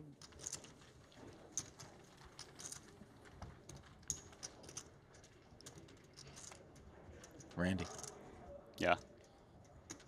You want a Rochambeau for one of us to go get Wendy's? This one's taking a minute, and I didn't eat breakfast, man. Oh, you're a little hungry. Peckish, as producer James would call it. We gotta stop, dude. We can't just cheeseburger our way through life, man. Seriously. Hey, you know what? What's here now? I got really excited. Wait, there's a new place since last year? No, like, I was like super excited. You're gonna be excited too, I think. Oh, wait. You know what it is? No. I don't know what it is. I don't know what it is. But I'm gonna say something that would be the least exciting thing for you possible. Hold on. Hold on. I can't remember the name. What? Guzmani Gomez. This is a dusty, according to Randy, Mexican food chain down in Australia No. that he loathes. No, What's no. here now, Randy? It's Tell not, us. It's not Chipotle. It's not burrito related. Okay, it's not Mexican. Okay, what Tell if me I the type of food. Tell me what type of drink. food it is. Oh, there's a boba place here? There's a boba place. Nice. Have you heard of Gongcha? No. It's good. Really? It's a known place. It's like in Australia. It's in the United States. I haven't heard of it. Is it as good as Queens with the nut flush draw? Is it better than that? It might be if you're hungry, especially if you haven't had breakfast and you're asking me to go get Wendy's. Do they have taro slush? They might. They actually might. Taro slush is if the they have nuts. the full menu. Oh, yeah, because like the Wendy's, they might have the dusty Yeah. Bahamas pared down version. 170. Remember how in Jeju you always try to go find the bubble tea shop and it's always replaced by that ramen shop? It's just insane. Every trip I go, like somehow it's coming back, like the ramen shop is a pop-up. Meanwhile, popping down were the pair of sevens for Barbero there. Ding Biao has really held over Nacho on the day. Boba tea. See, that's not a meal. I heard there's a Mexican restaurant here in this tower, the Coral Tower area. What's it called? Downstairs. I don't know, man. Felipe's? Like, I'm just, you know, Paco's. All right. The problem is, having grown up in California and living on the west coast of the U.S., it's tough to find Mexican food abroad that moves the needle. You know what would crush here? Nando's chicken. Oh, I know Nando's. Dude, if we had a Nando's here, you might actually come off your Shake Shack habit. Because there's less guilt with Nando's. 180. Nando's is good. I got to tell you this, but during the 4-day Disneyland trip I just went on, Disney World trip. How many turkey legs did you eat? I had one of those, Okay. but I had a lot of Chipotle. Like, Oh, a that- lot. No, I drove off site to go to Chipotle because I needed to eat Chipotle. Oh, I've because been- you crave I've craved Mexican it. because you live in Australia. I think I ate it 4 times, and I was there 4 days. Look, I hate to tell you this, but Chipotle's not nutted Mexican food. It's good. I mean, I know what yeah, you're saying. It's all right. It's Tex-Mex, but it's, you know, it's all right. Kind of like these two holdings, but on a king 9-8 board, you can see that Eibinger's kings up has the edge, but by just 2% against the open ender and the lone king for Ike. wow, I didn't realize equities were going to be this close. Neither did I. Especially given Eibinger has a queen in hand, blocking one avenue to the straight. Matthias comes with pot. The board damp enough to want to protect with top 2. I think you're just forced in here, given the pot size and what you got behind. Top pair open-ended. It's obviously a little bit annoying because you're not really sure if even your king is good with King Jack 10-3. Some of your straight outs could bring flushes that you lose to. I don't really see Axton going away.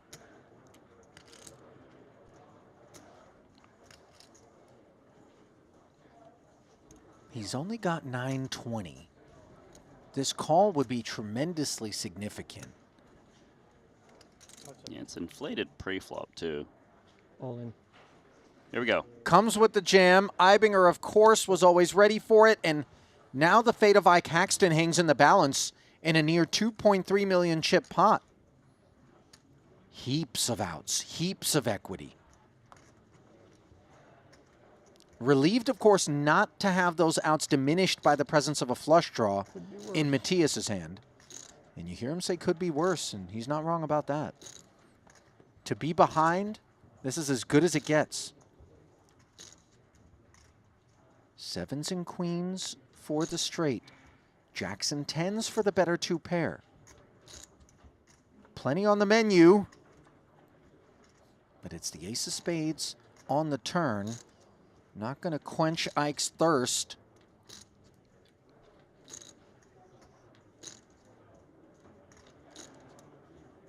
Can he find what he needs and continued presence here in this 75K?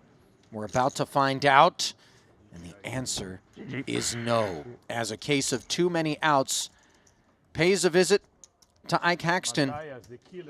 Title number 2 at Triton will not be his here today.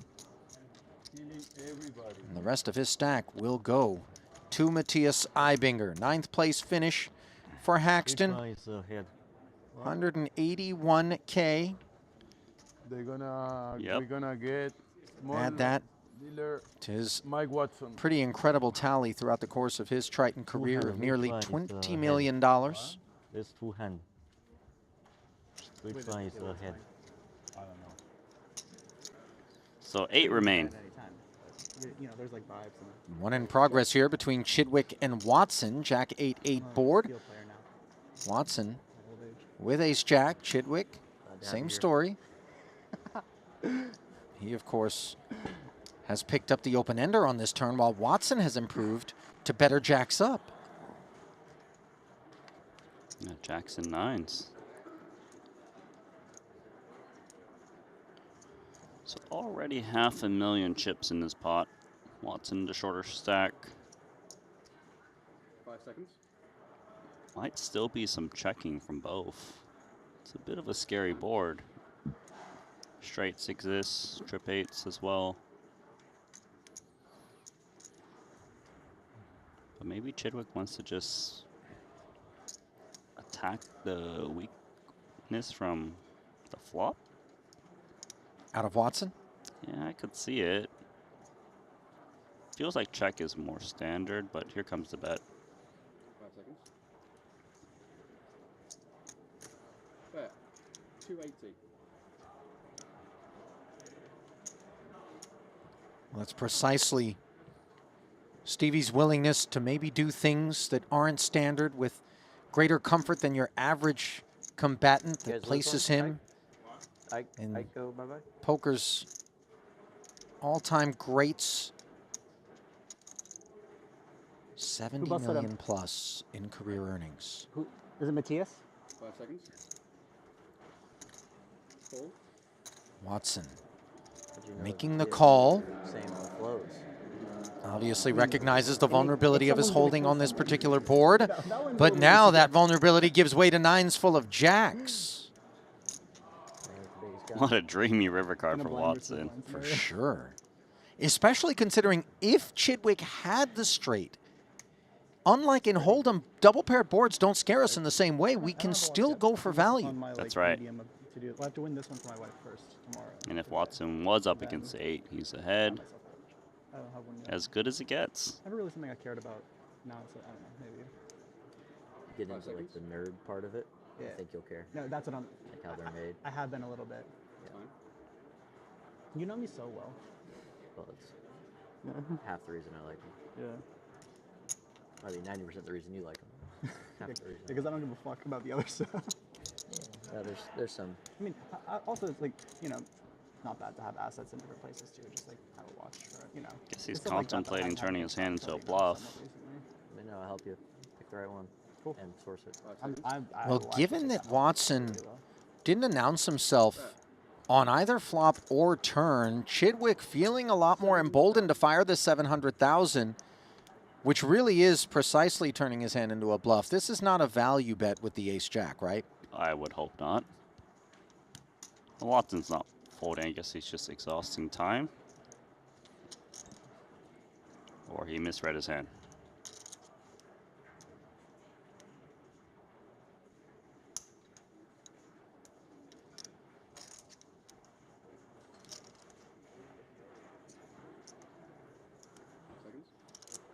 They're all in. So that's right. Well, I don't think he misread his hand. The all-in does come in. I think I heard Chidwick say, is that a straight? I didn't raise. I thought I raised, but I miscounted. No, Yeah. 7 slices. I thought you had 6. Or... Accidental slow roll. Yeah, Watson actually called it off. Yeah, Watson thought he had a little back. Yeah. I'm going to raise you 25K. Hey, Samek. Thank you. How'd that river card feel in your body? It's okay. It's okay. Non-toxic. No poison.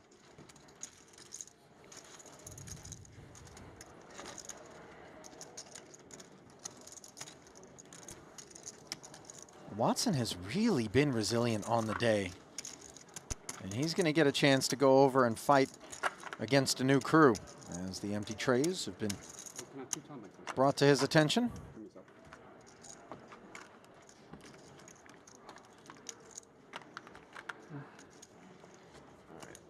Chidwick and company will fight on four-handed. When did I use them? On the one on the floor. Mad Dog going to fill the void left behind by Dylan Weissman, who got the transfer prior to this. It's a long journey. There you go. Halfway there. You're almost there. Yep. Left. Right. You made it. You would make a terrible voice narration for Google Maps, by the way.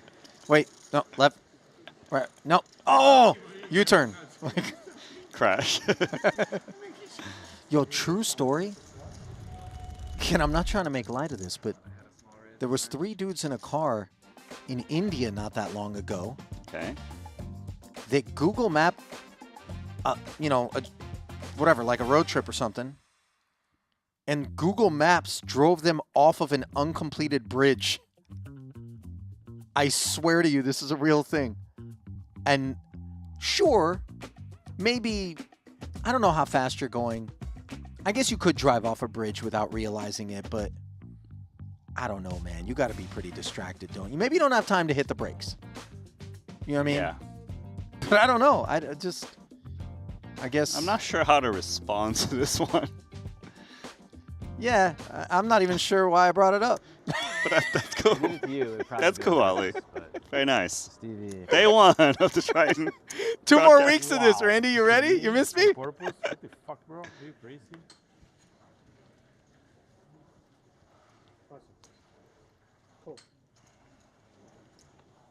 By the way, Ben Lamb's stack has been driven off a bridge. Down to just 1 million. Not here at this table, but nevertheless, facts remain. Barbero not that far north of him with 1.2. Stays away from his nemesis this time. Wow, 4.8 million for Ibinger. It's a good day, and that's a good hand in the big blind for Watson. Yes, it is. Not unlike Ibinger before him, his table transfer is shaping up to be a profitable one. As he says no limping on his watch, takes it to 240, and now Ding Biao. King Jack Jack 9 with the diamonds. Presumably will invest the extra 180 demanded, and then it'll come back over to Ibinger, who can close the action with the nut spades.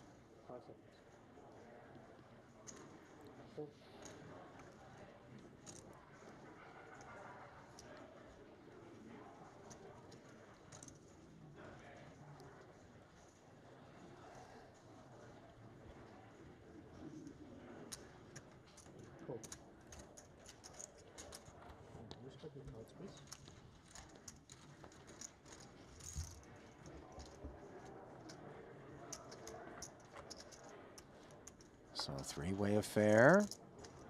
5-4 tray. Ibinger's got a pair in the nut flush draw.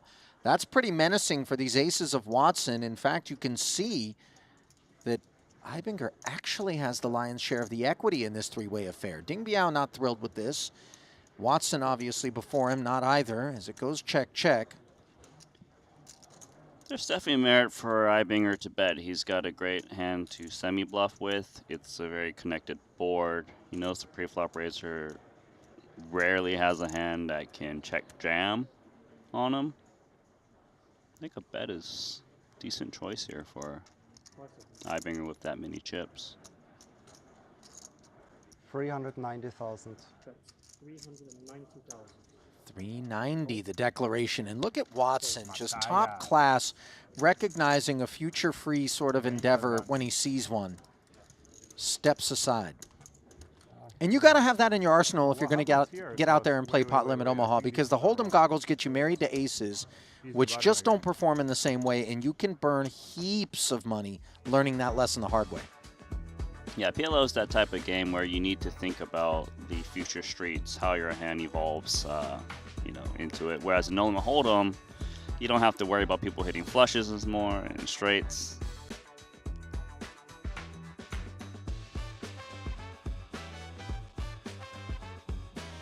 Do you think we commission this like Roaring 20s vibe band here? Or is this just, did we buy this? We buy this. We probably bought it, didn't we? Yeah, maybe. But I remember the jungle EDM, like drum and bass with the little monkey in the background that would like... Drop that beat. That was good. That one was good. Now I miss it. I can hear it in my head right now. Well, do you want to give us a couple bars, Randy? I don't think you want to hear my version, to be honest. My Instagram feed's been giving me like these beatbox champions or whatever. It's ridiculous. Yeah. I actually am like, this has got to be AI. There's no way a dude's actually making all of these noises at the same time. Oh, so you're getting tricked by the AI. Yeah, I question everything now.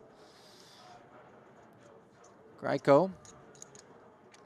Jacks, double suited. Brings us to 175. Hearts and 3 Broadways for Chidwick. 5 seconds. What? 615,000. Deems it worthy of 615 as the 3-bet. Slides in from the button. I think Chidwick is very well aware that Greiko's the type of guy that raises more often than not. If you're going to choose to take a hand like this and play it as a 3-bet, that has to be part of the equation. Obviously, being on the button in case of emergency doesn't suck either, but when you're covered by a guy, and the ICM is what it is, on this stone final table bubble, this is precarious.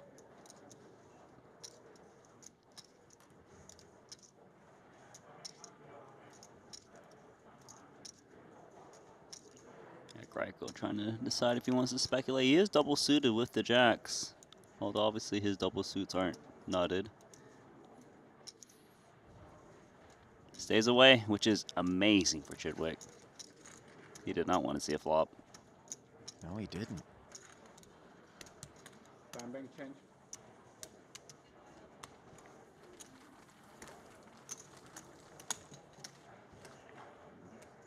That is a great result. I thought maybe Greiko, but I guess part of the dissuasive aspects of it are his upside is capped, covering Chidwick as much as he was. I mean, but then so is his downside. If you look at his hand, right, it's so disconnected where he's only feeling good if he hits a jack.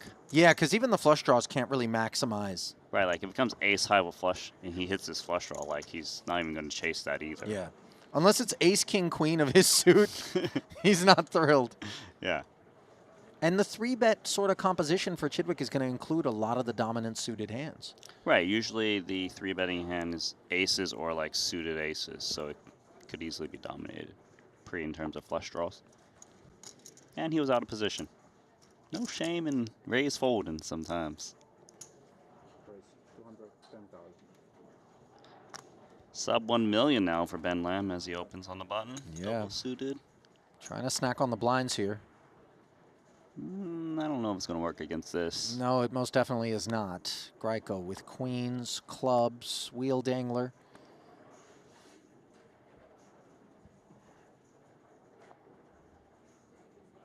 Probably just shovels this in pre, yeah. Given Ben Lamb's quite short stacked. 640 back. The clubs are smothered. The diamonds are clean.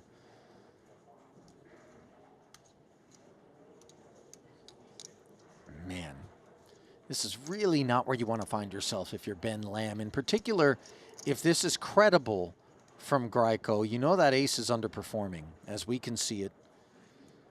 He cannot, but he's not going to be thrilled.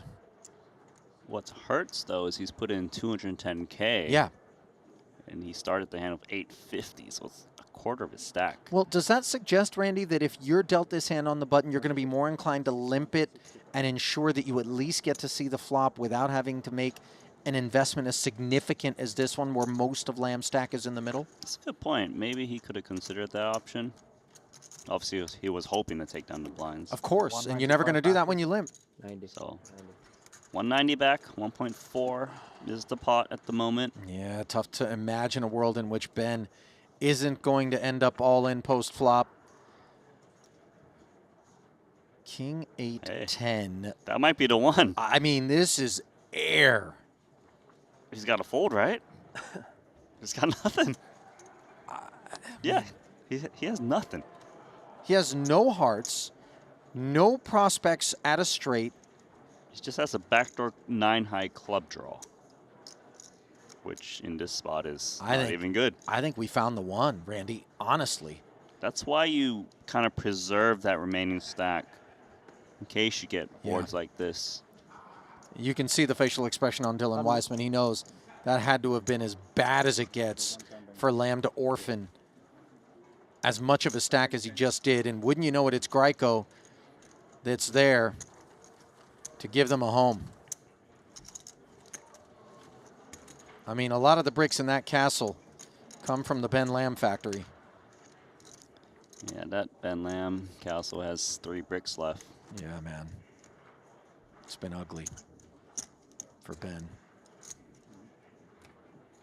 Trying to squeak his way into this final table is going to be a lot more difficult than it was before that exchange. Yeah, and given how short he is now, the other shorter stacks, they should play very snug. Try to capture that pay jump right now. Very likely Ben Lamb is out next at the moment.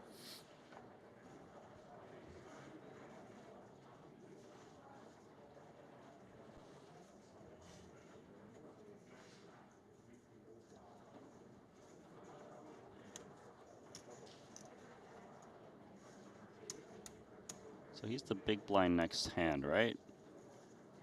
Four-handed in the cutoff. Yep. So he's gonna go with this one to try to collect that big blind ante.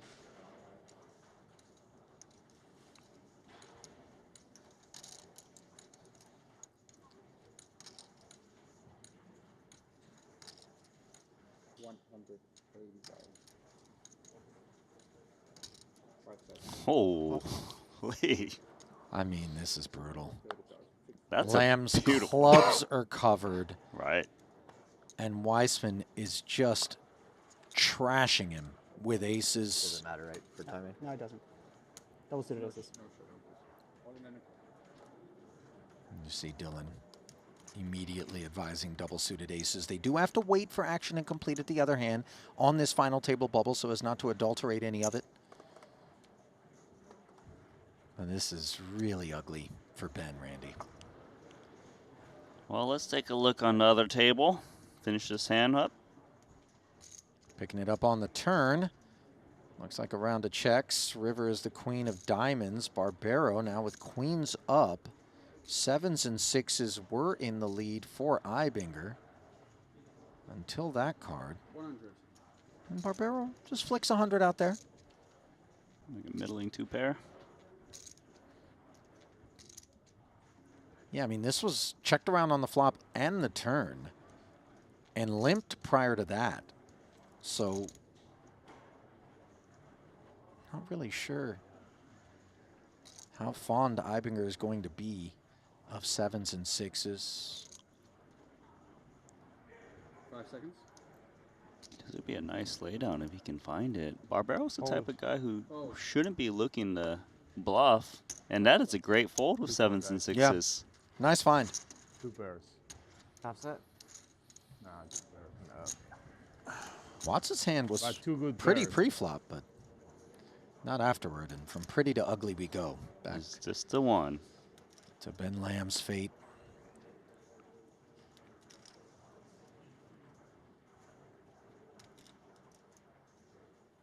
Awaiting a flop here.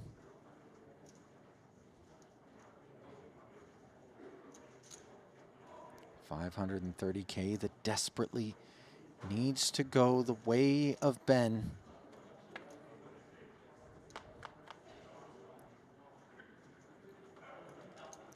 Oh, he just flopped the straight. I mean, It's a good flop for you. that's pretty sweet. Oh, I want the 5 of hearts. Or an ace. I feel like the 5 of clubs might have been Okay. equally as useful. Instead, it's the 3 of hearts. So Weissman does pick up a nut flush draw. Heart on the river. Would get Ben right out of here. And instead, it's a club. And Ben Lamb not ready to leave the club. Order another round, sir. It's going to be a long night, he's hoping. Classic flip. Classic, yeah. Classic PLO flip.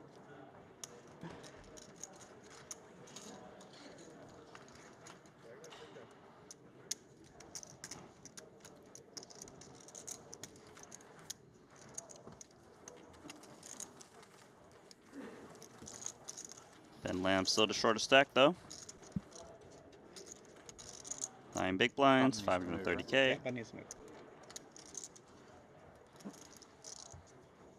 Obviously, a lot better to still fight on Had a 6 blocker too. than to be vanquished. How do you fall? As we carry on. Need a 6 for a straight. Oh yeah, I had a straight. 8-handed. Chop it up. 7 on the river.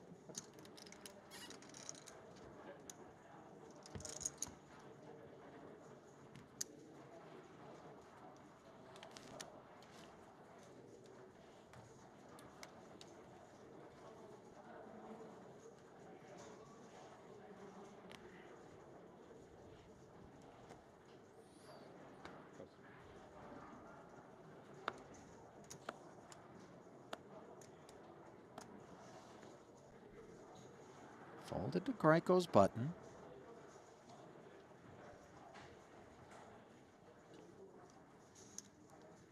Yeah, it looks like he's trying to pounce on the final table bubble aspect.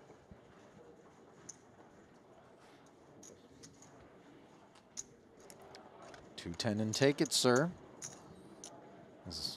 Guess we got to call him Big Red Riding Hood. Big Red Riding. Yeah, let's. Hey, Greiko, you're Big Red Riding Hood. I don't think anything's going to bother him right about now as we flip it back over to pick one up in progress. Ibinger checking over with the gut shot straight draw. 2 more checks behind him. 9 will pair Matthias, but will give Barbero the nuts. Yeah, 10-8 looking good.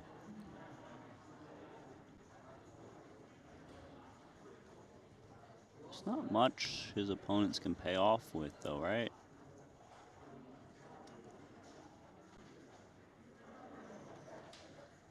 I mean, Watson's got really nothing on the burner other than the dummy end of a gutter. 5 seconds.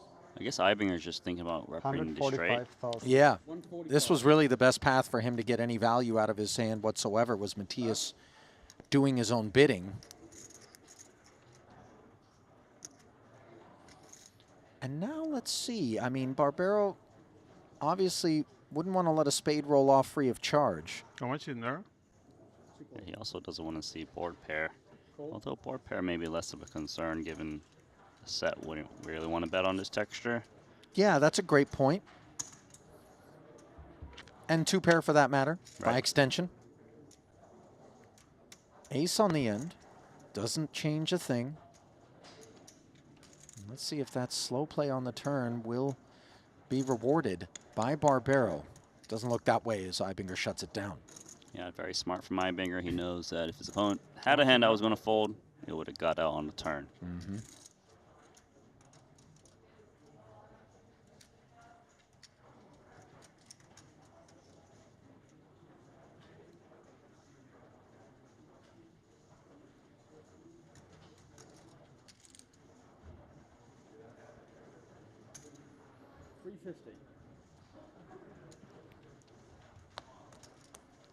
I don't think there's any size of meaning that Barbero could have come with here that would get Ibinger interested, as the 9s do find the muck, and Barbero's profits are limited.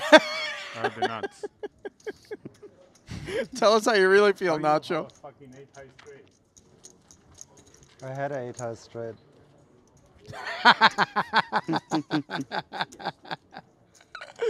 That was probably the best response ever. Oh my God. I had such a fucking monster pre. How you don't have an 8 high straight? I had an 8 high straight. Just to put him into outer space on tilt. That's so good. Well, not quite outer space, but certainly further up in the atmosphere. Go the blinds, 40, 80, and 80. Now 200K per orbit, or on average when you're playing four-handed, 50,000 per hand, shaved right off your stack. And when you consider how lean some of those stacks are, that is very difficult to overcome without getting involved, which is what Barbero's doing here, but more so courtesy of the aces and a suit than anything else. 280 to go. Ding Biao with a serviceable one. Yeah, he's getting a discount. Suited ace usually is just enough to see a flop. 5 seconds. I'm gonna try to flop something. Hopefully hearts or the wheelie stuff.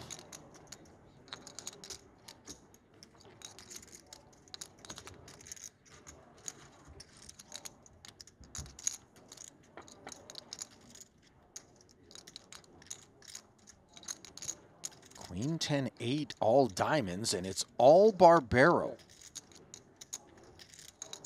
Just the nuts? Yeah, monotone textures, of course, will make these gut shots a lot less attractive as Biao knuckles. You know, there is merit to actually just checking back this flush. Sure. Barbero. Just because they're very shallow, he can get the stacks in on turn and river anyways. I will say this, though, Randy. He has been very frustrated by fruitless slow play on the day, right? So maybe he's inclined to go, okay, if you guys aren't going to pay me off or I'm not going to be able to trap you, let me just do my thing. He does come with 2 1/4. I think this should be it, and it is. Yeah.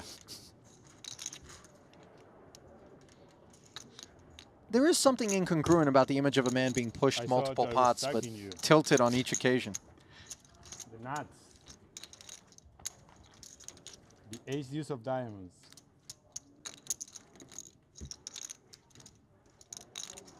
Wow, how you don't connect on queen 10 8? How he doesn't have jack 9 of diamonds? Well, I mean, I have. Max, please, gentlemen. Sorry?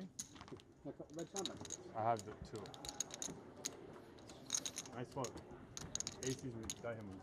Checking in on the overall leaderboard. Ivinger comfortably up top with 5.3.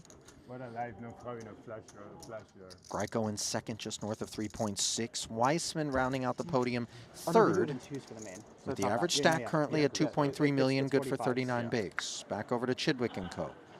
Stevie under the gun.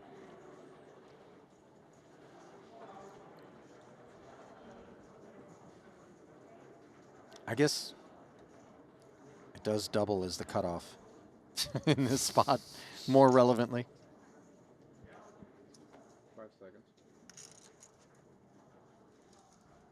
200. Price 200,000. Suited ace. Going to work. You're going for the 2.5x. Weissman clocks out. Dusty one for Greiko.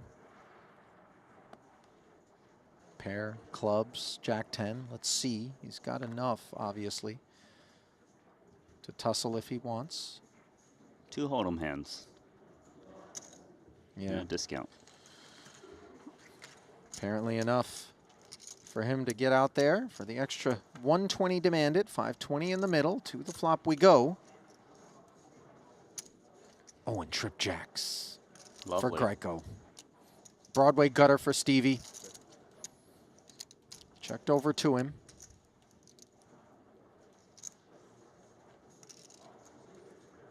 I could see Chidwick fire a small bet with his gut shot, paired board. Maybe do a one and done.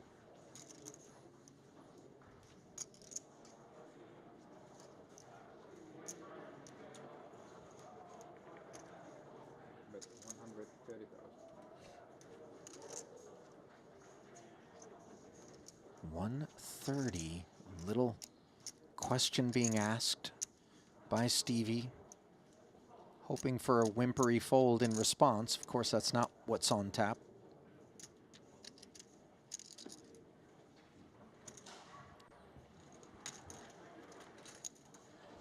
Greiko content to flat it. And he finds quads. Quad jacks.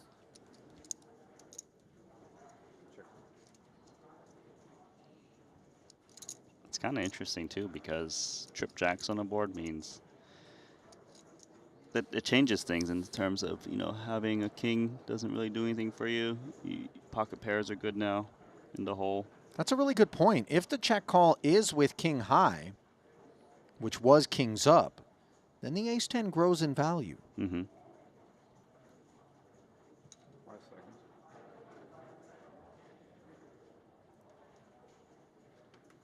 I think he's thinking about putting in another small bet potentially. And doing so, trying to rep jacks full with some sort of solid pair. Because if your opponent doesn't have a pocket pair, they just fold here. Or a jack, of course.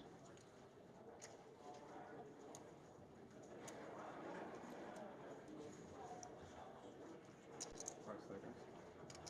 390. Bet 390,000. What a world. Your opponent's betting into you on jack, jack, king, jack. And you've got the jack. Pretty spectacular. And of course, Greiko's going to do his best to throw Stevie off the scent. Once you do call this 390, of course, Stevie knows at minimum you're going to have a pair in your hand. And some of the time you'll be fortunate enough to have this fourth jack. 5 seconds. The thing is, when Greiko check calls here, the pair in his hand wouldn't be that big because aces and kings are more likely to 3-bet you pre. Okay. So I'm just saying there is a world where Chidwick just goes ham. Thanks to the capped range in terms of full houses, but obviously the improbability of quads we're leaning on very heavily. And when something's improbable, it isn't impossible, as we can see this time, the hooks. all collected, present, and accounted for Greiko, who checks one last time. And let's see if Chidwick goes ham. We know his fans are waiting with bated breath, screaming at the screen right now, saying, "Don't do it, Stevie." Yeah, I feel like he did enough aggression on the turn. You think it was meaningful enough on the turn that he doesn't feel like a river barrel is really going to do anything further? I think so. He got his answer. And this is what makes him one of the greats. Resisting the temptation on the river. Don't know what that means, but it makes me laugh every time. What did he say? He said Stevie playing the game. The button is here. I moved it. Yeah. I tried to say it louder. I'm sorry. Greiko might have just summed up Nacho in a nutshell. You don't have to understand what he's saying to find him entertaining. It's just a vibe thing. Healthy. Very healthy. 4.39.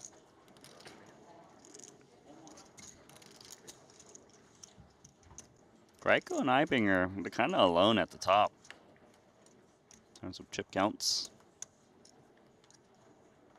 You know what's crazy? Despite that right now, when you see the dominance of their stacks, the fact that the blinds go up like they do, and that PLO has equities that run closer than Hold'em, so the variance is, you know, real. There could be a world where neither of them are playing for the trophy, even though they're the top two 8-handed. Now, it's not the favorite, but I think at least one of them are going to play for the title. What do you think? I think the odds are in your favor. Yes, for sure. Hunger Games style. Tough to bet against it, isn't it? But as we saw with Ibinger, man, who spun it down, even Ben Lamb, who's hanging on despite being in the top slot, it can come apart in a hurry. You know, do you know what the Melbourne Cup is?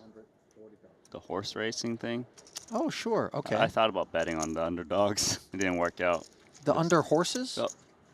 Yeah, under horses. Under There you horses. go. Under horses. No, wait, but now I gotta just pause real quick because Randy, you are well established as being degenerate over the course of our time together here in the booth, where I've sort of sought to be a Gamblers Anonymous sounding board, you know, if not psychoanalyzer at times, as a psychotic person myself, so it's not like I'm the best qualified, but you do bring perspective to me.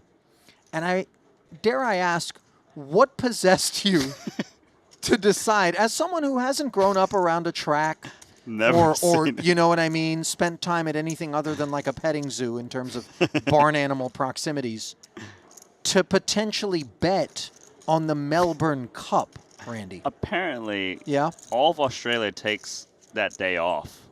Wait, what? Like everyone, the workplace takes the Melbourne Cup day off to watch this one horse race. Now, hang on. Like, you show up at the emergency room and there's no doctors? There's no doctor.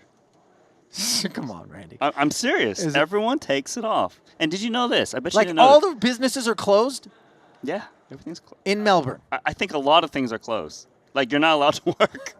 Wait, you're not allowed to work? I don't think so. Oh, so it's not like people are just calling in sick because they're sickos? No. You just get the day off if you work at a regular... Okay, so you felt like in honor of that, yeah, you now need to bet the ponies. But guess who won the race? I think it was called... Santa's Little Helper.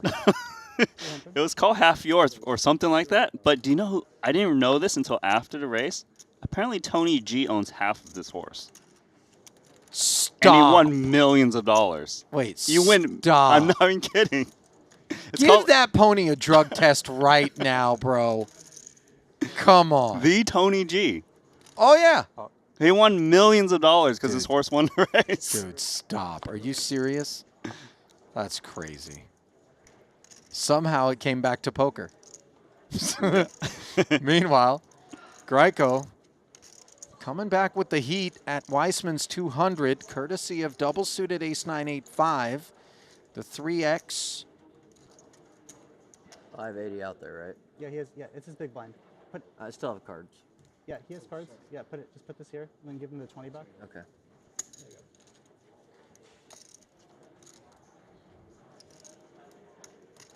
Ben, already with 2 blinds invested, decides I'd rather take my chances on this one than let another 2 blinds get shaved off my stack. So Weissman steps aside. And Lamb's actually performing well. 50% versus 43. Some chops are in there. Ace 9, 5, 8, double red. Oh, that's a good hand, actually. How are your diamonds? What's that? 219. And Lamb also got extra value because Weissman folded. Yeah. He's got diamond coverage as well, so take that off the board for Greiko. He's got the better ace.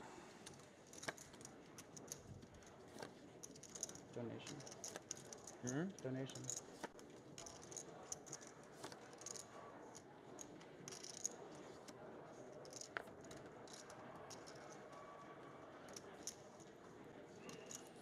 Action held up, of course, as we await the conclusion of whatever hand is in progress elsewhere. Now we're on our backs. Verbal declarations to help stave off anxiety. Tends to be the way most players do it.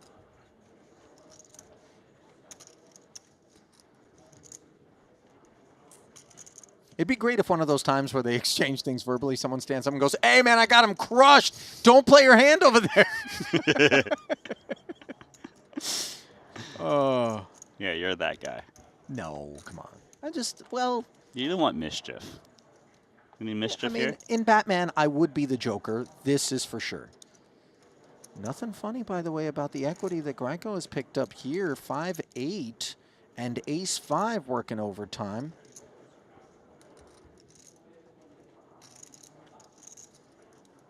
Nine on the turn, so the chop.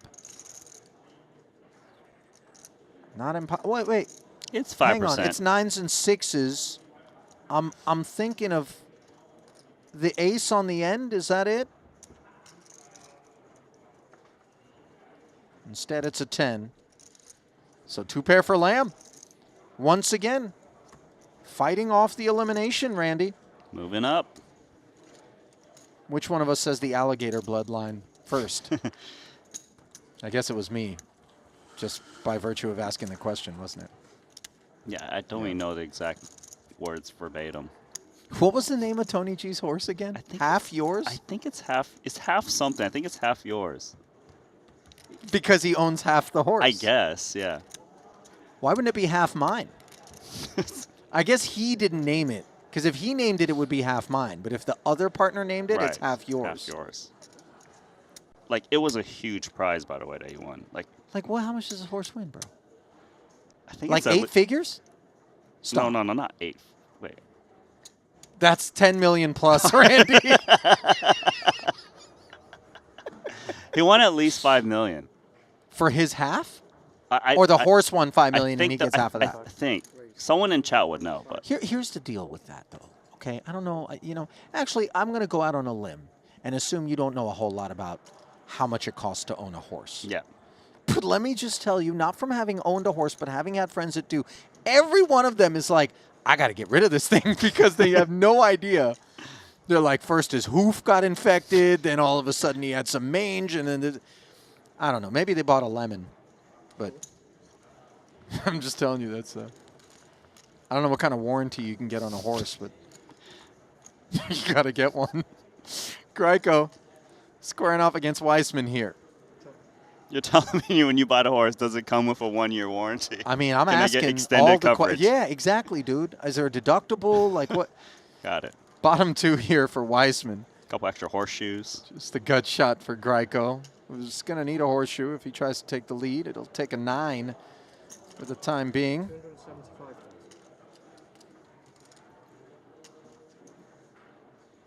275.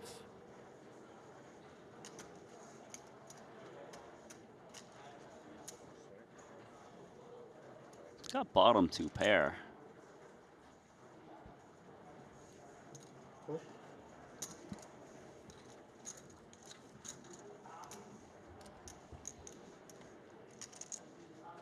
Flat call from Dylan. Ace on the turn. Now Greiko does pick up top pair and 55% equity. He's got double gutter. King or 9 would make a straight.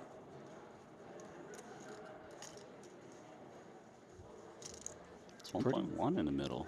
Pretty unpleasant board development, by the way, against a pre-flop raiser, this ace for Dylan's 8s and 4s. It is, for the time being, just one pair, though, for Richard, who does choose to check it back. Would not have chosen this 6 as his preferred river, however, as Weissman hangs on.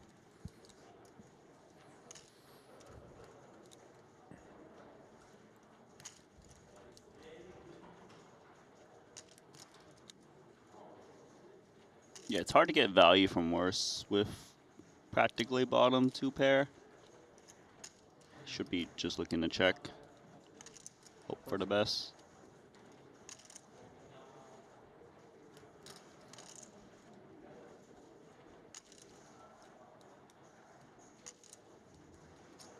Is block ever an idea in the big blind, especially with 2 5s in your hand? Maybe, just because your opponent, when they check back this turn card, can't really have anything very strong. Like, they're not supposed to have aces up, for sure. Yeah, I don't think so. But they could have a bigger 2 pair, and you might just value on yourself, like a Jack 8 or something like this. Does get shut down on the end, and Greiko tells Dylan good hand.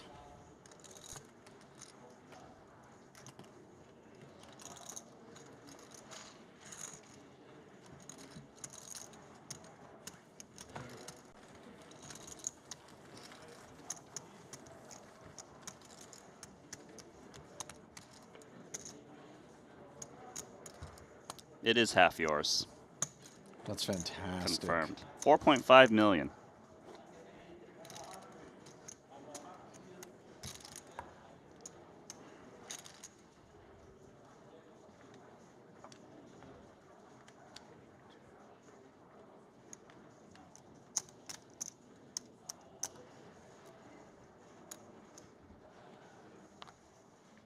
Fold. Fold.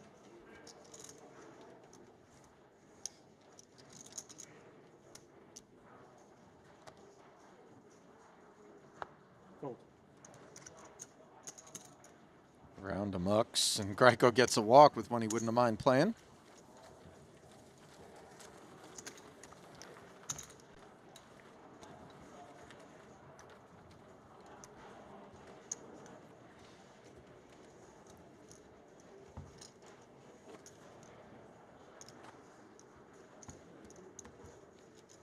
Slightly less big Riding Hood. I left the red out that time. Yeah. I don't think it's going to stick because once he wears something else, the nickname doesn't work anymore. Ibinger made it 280 to go and picked up 2 customers in Ding Biao and Nacho Barbero. King 7 tray board gives Biao top pair, but bottom set for Ibinger. All in. Well out in front. No, I Just stay all in. Yeah. Put the chips, bro. But no showdown, please. No showdown at the moment. You have top set. bottom set. Bottom set? Oh, wow. Yeah, and that's a pretty Jack ugly 10, thing for 10, Ding Biao to hear. I mean, we're going to be on this final table bubble that looks quite likely to burst. Barbero's hand is in the bin, by the way, so disregard that. All right, let's see it. He needs a queen. Yeah. 2 pulls It's cool. at Lady Luck.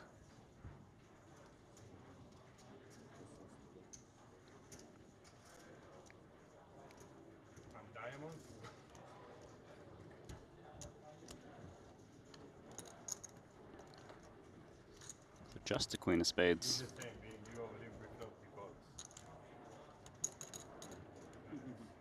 Looks like a date with destiny in this pot limit Omaha. 75K is done, and no sooner do I say that than the case queen says hello. Now, the diamond draw for Ibinger, quite real. We weren't thinking about it, but now suddenly it comes into focus. Is the flush there? No. Wow. Queen Bro, of that was spades. wild. You know, I don't set up drama with intent in these situations because it's just not going to happen, right? It doesn't really happen, the one-outer. And then, boom, just there it was. That's insane.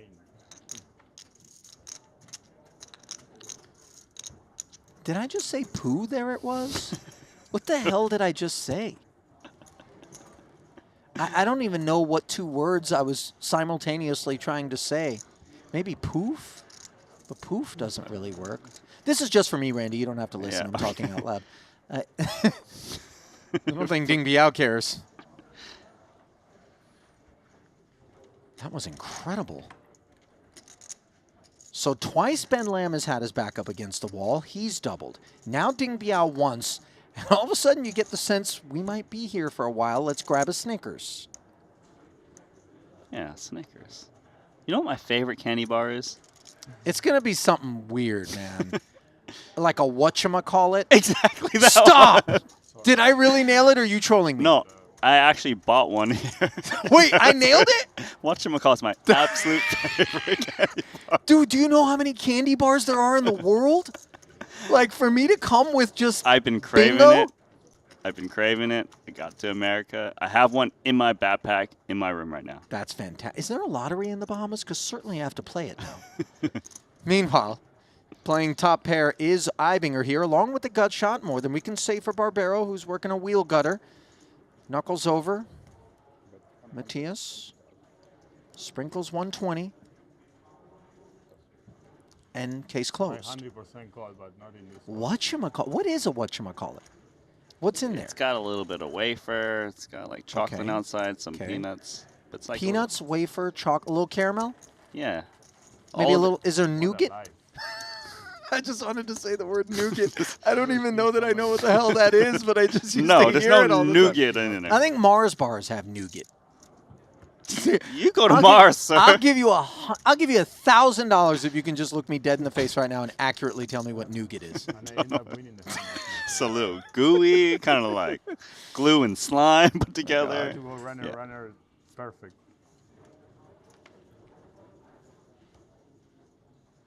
I can't believe you got it right. That was insane. The backdoor full house, king and 8 was also possible.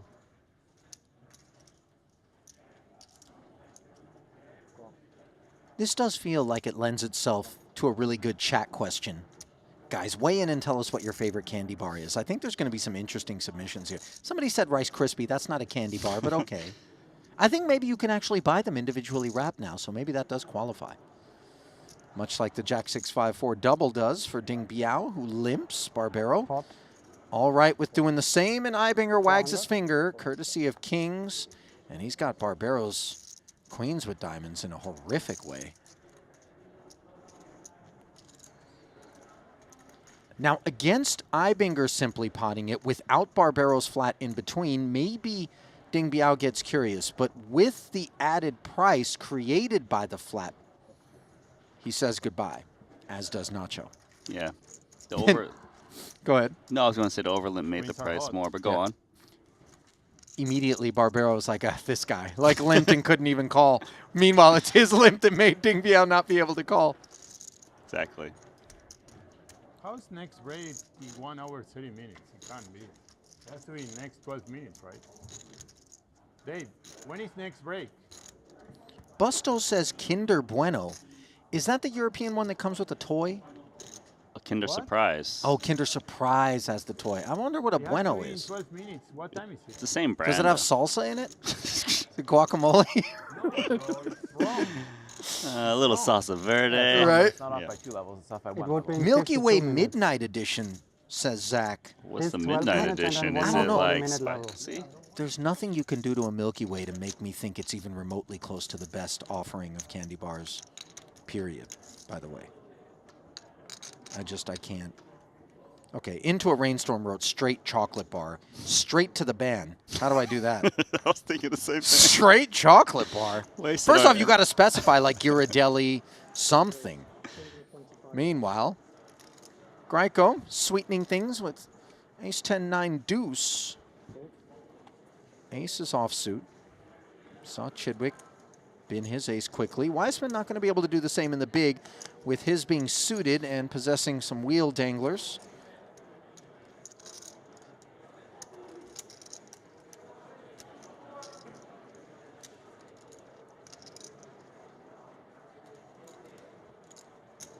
Cool.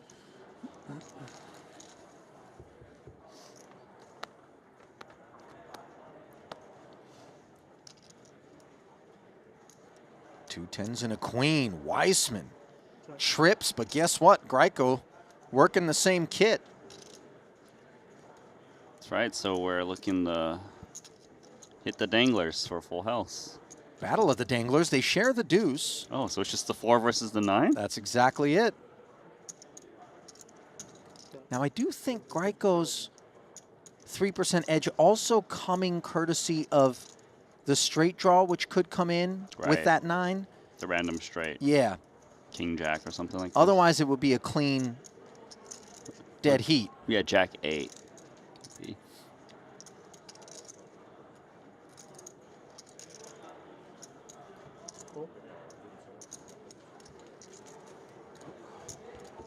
Check calling the 150 is Dylan. Thinks he's trapping and thinks he's hit a big win with this ace on the turn, especially if his man has spades. As we can see, though, it's the shared boat, and this one is going to get chopped 100% of the time. Let's see exactly what the road travel to that point is going to be.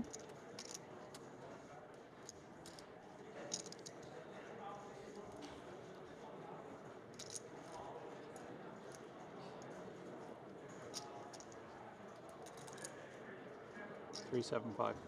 That's 375,000. 375 is music to Dylan's ears. Yeah, this has got to feel amazing. I feel like just check calling in this spot. I think I agree 100%. Don't give your man any reason to stop putting chips into this pot, which you have to think is yours. Queen's full, really the only thing you might be worried about. Yeah, and if your opponent has some kind of flush that's value betting, you don't want them to get afraid. Obviously, ace is full, not impossible, but we do interfere as the river does come a second queen. Now we're a lot less afraid of the queen's full, or quad queens as it would be. But we lose the ace queen. Fair point. Think that ace queen barrels again at that size on the turn from Greiko? Oh, yeah, that's not supposed to. Yeah, Should check because back. the spades and the king jacks. You know what we do lose to? King Jack of spades. Yeah, that's fair.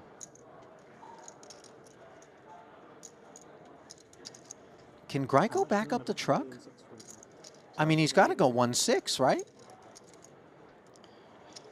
Let's see. Or no? So Greiko can't really have ace queen because it wouldn't really bet the turn. Well, but what about Dylan? Dylan might be able to, so he needs to be a little concerned about that, I think. Well, he's not thinking about a check, but you're suggesting that maybe full pot is not the path? Maybe not. He wants, because a lot of full houses out there that he would have as a pre-flop raiser, and if Dylan's holding a flush, you don't want those hands to be afraid of a huge bet.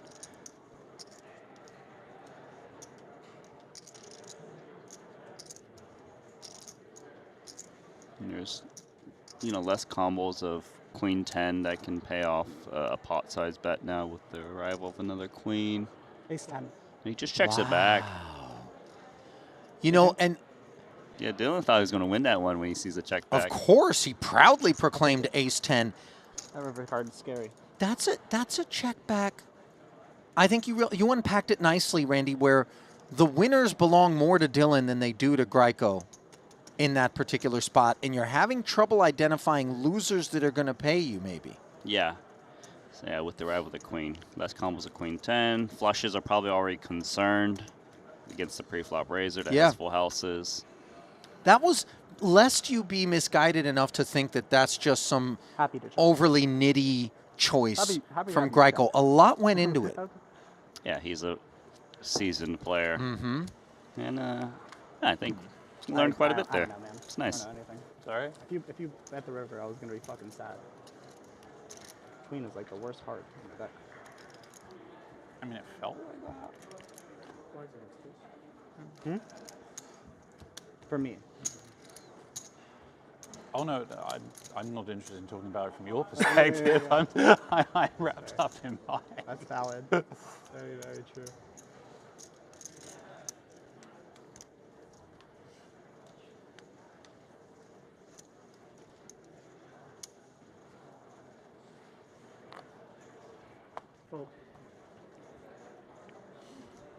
You know, Talk to me. you didn't tell me your favorite candy bar. You know, I'm not even sure I have a favorite. But you eat so much candy. Exactly, Randy. Like, if it's chocolate, like, just, yeah, send it my way. I mean, this is in part why I asked the chat to weigh in, because I was hoping maybe I could sign off, but nothing was submitted that I would say yes. I thought I should have probably guessed for you green tea Kit Kat or something funky like that. You know, one of those exotic Japanese-only I do edition. like them. I do like them. Weissman likes queens. Might like him a little bit less once Gryko says pot, but this is blind versus blind, and the limp not designed to step aside, but we await Dylan's choice. 160 more if you want to punch a ticket.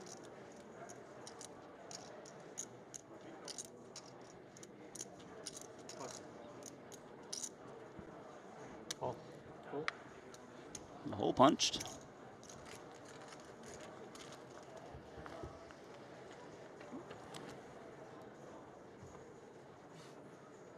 King 10-7, gutter. 7 connection. And the queens as they were for Weissman. He's still got the lead. Checks it over to Gryko. I'm curious to see if Gryko is going to follow through with a C-bet. Not a great texture for his hand. We'll try. 275. Weissman's hand is not amazing. His draw is not nutted. He makes a straight. Sometimes the opponent has a bigger straight.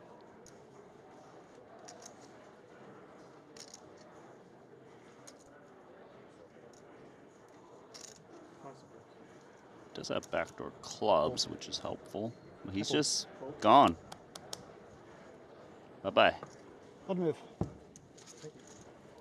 Well done by Gryko as the C-bet Weak tight Weissman at it again.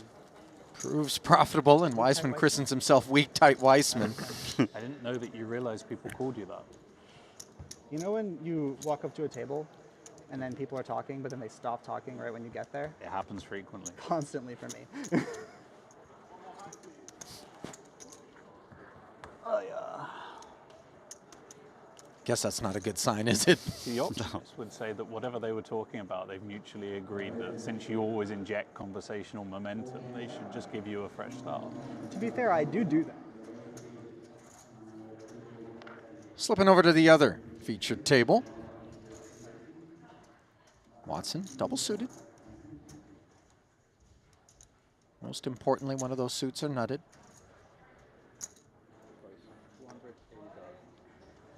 That's a solid hand. 3-card rundown, double suited.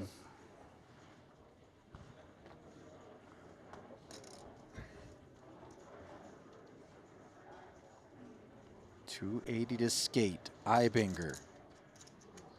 Likely to want to lace him up with kings and diamonds.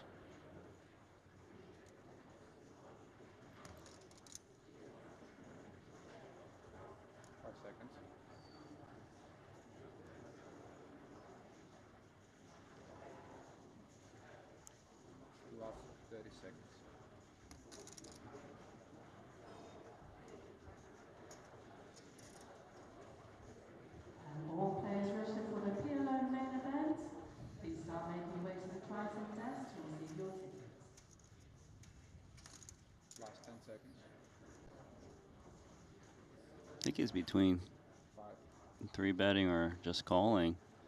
Yeah, I do like the call. I feel like the kings is just working with 7 deuce, 3 diamonds, and his opponent is just deep enough where he doesn't want to just get it in pre.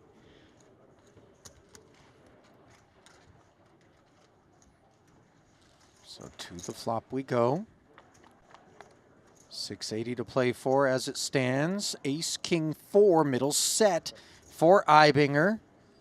Ouch for Watson. Yeah, aces and 4s. Draws live, of course, against a set of kings. Could be worse, but it ain't great as it stands, and that 14% tells you what you need to know.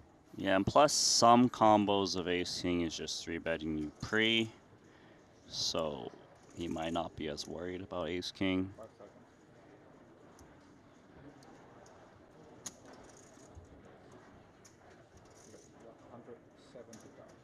170K.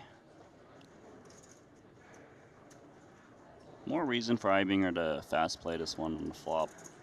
He unblocks the ace, so his opponent is more likely to have combos of ace king, ace 4 that can pay off. If he was holding like ace king king, then he's more likely to potentially slow play. Pot. But here I like the race. Man, and that is a pretty deflating thing. Best case scenario feels like hearts and a Broadway wrap or something in that range, Randy, and you know how much equity that particular hand that you are in front of would have. Yeah, and even if you're up against those big combo draws, like, you're not doing great. Exactly. With ace 4, you really want some kind of backup. So his backup is what? Backdoor diamonds? Yep. You know, like... The 5-6 is working as well in conjunction with the 4 for some running straight propositions, but... It's a small amount of equity. Yeah. You know, ideally he would love hearts in his hand. Yeah, of course.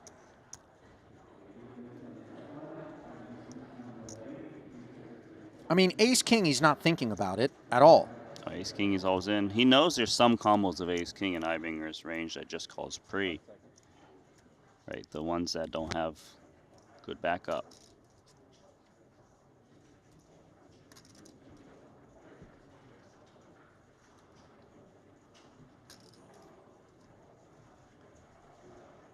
It's be very impressive he can get away.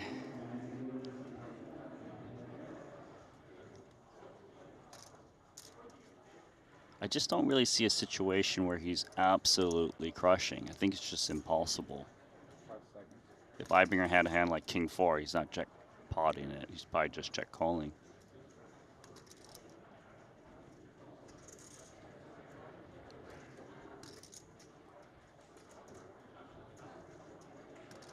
The struggle is real here. On the final table bubble for Mad Dog Mike Watson. He knows he could be so crushed.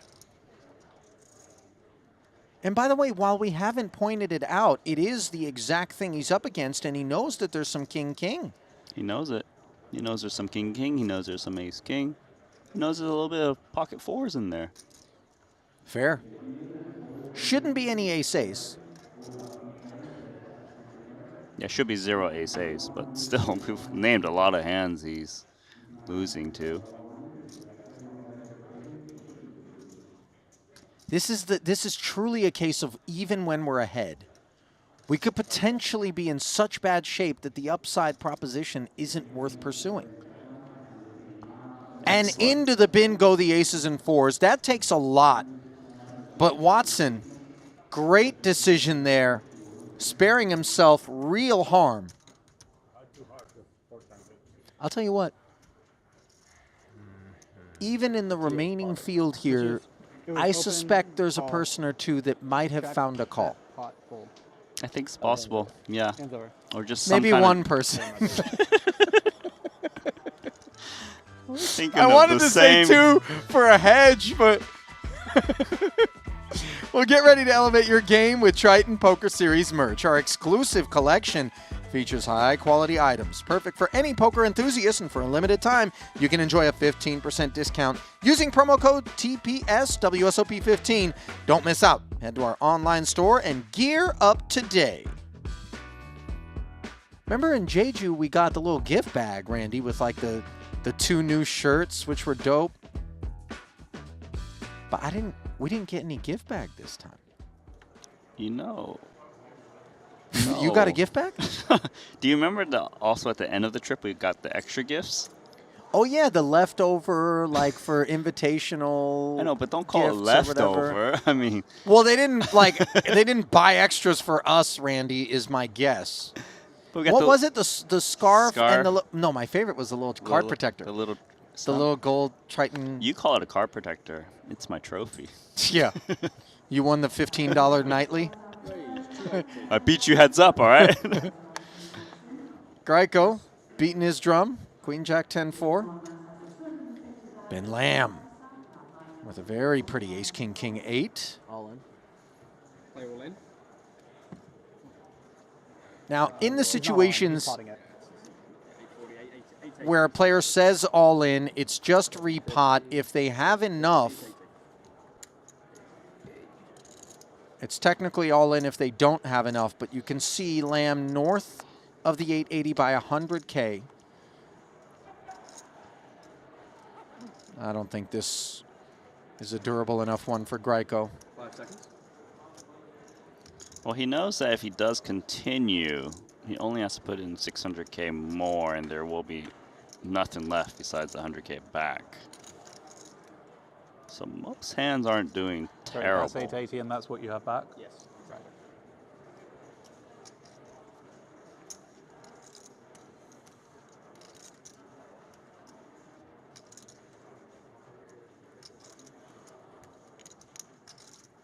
Five seconds. Is he going to gamble? Time. 5, 6, 750, 850. It's a little bit different, I'm sorry. That's 880. Yeah, that's true.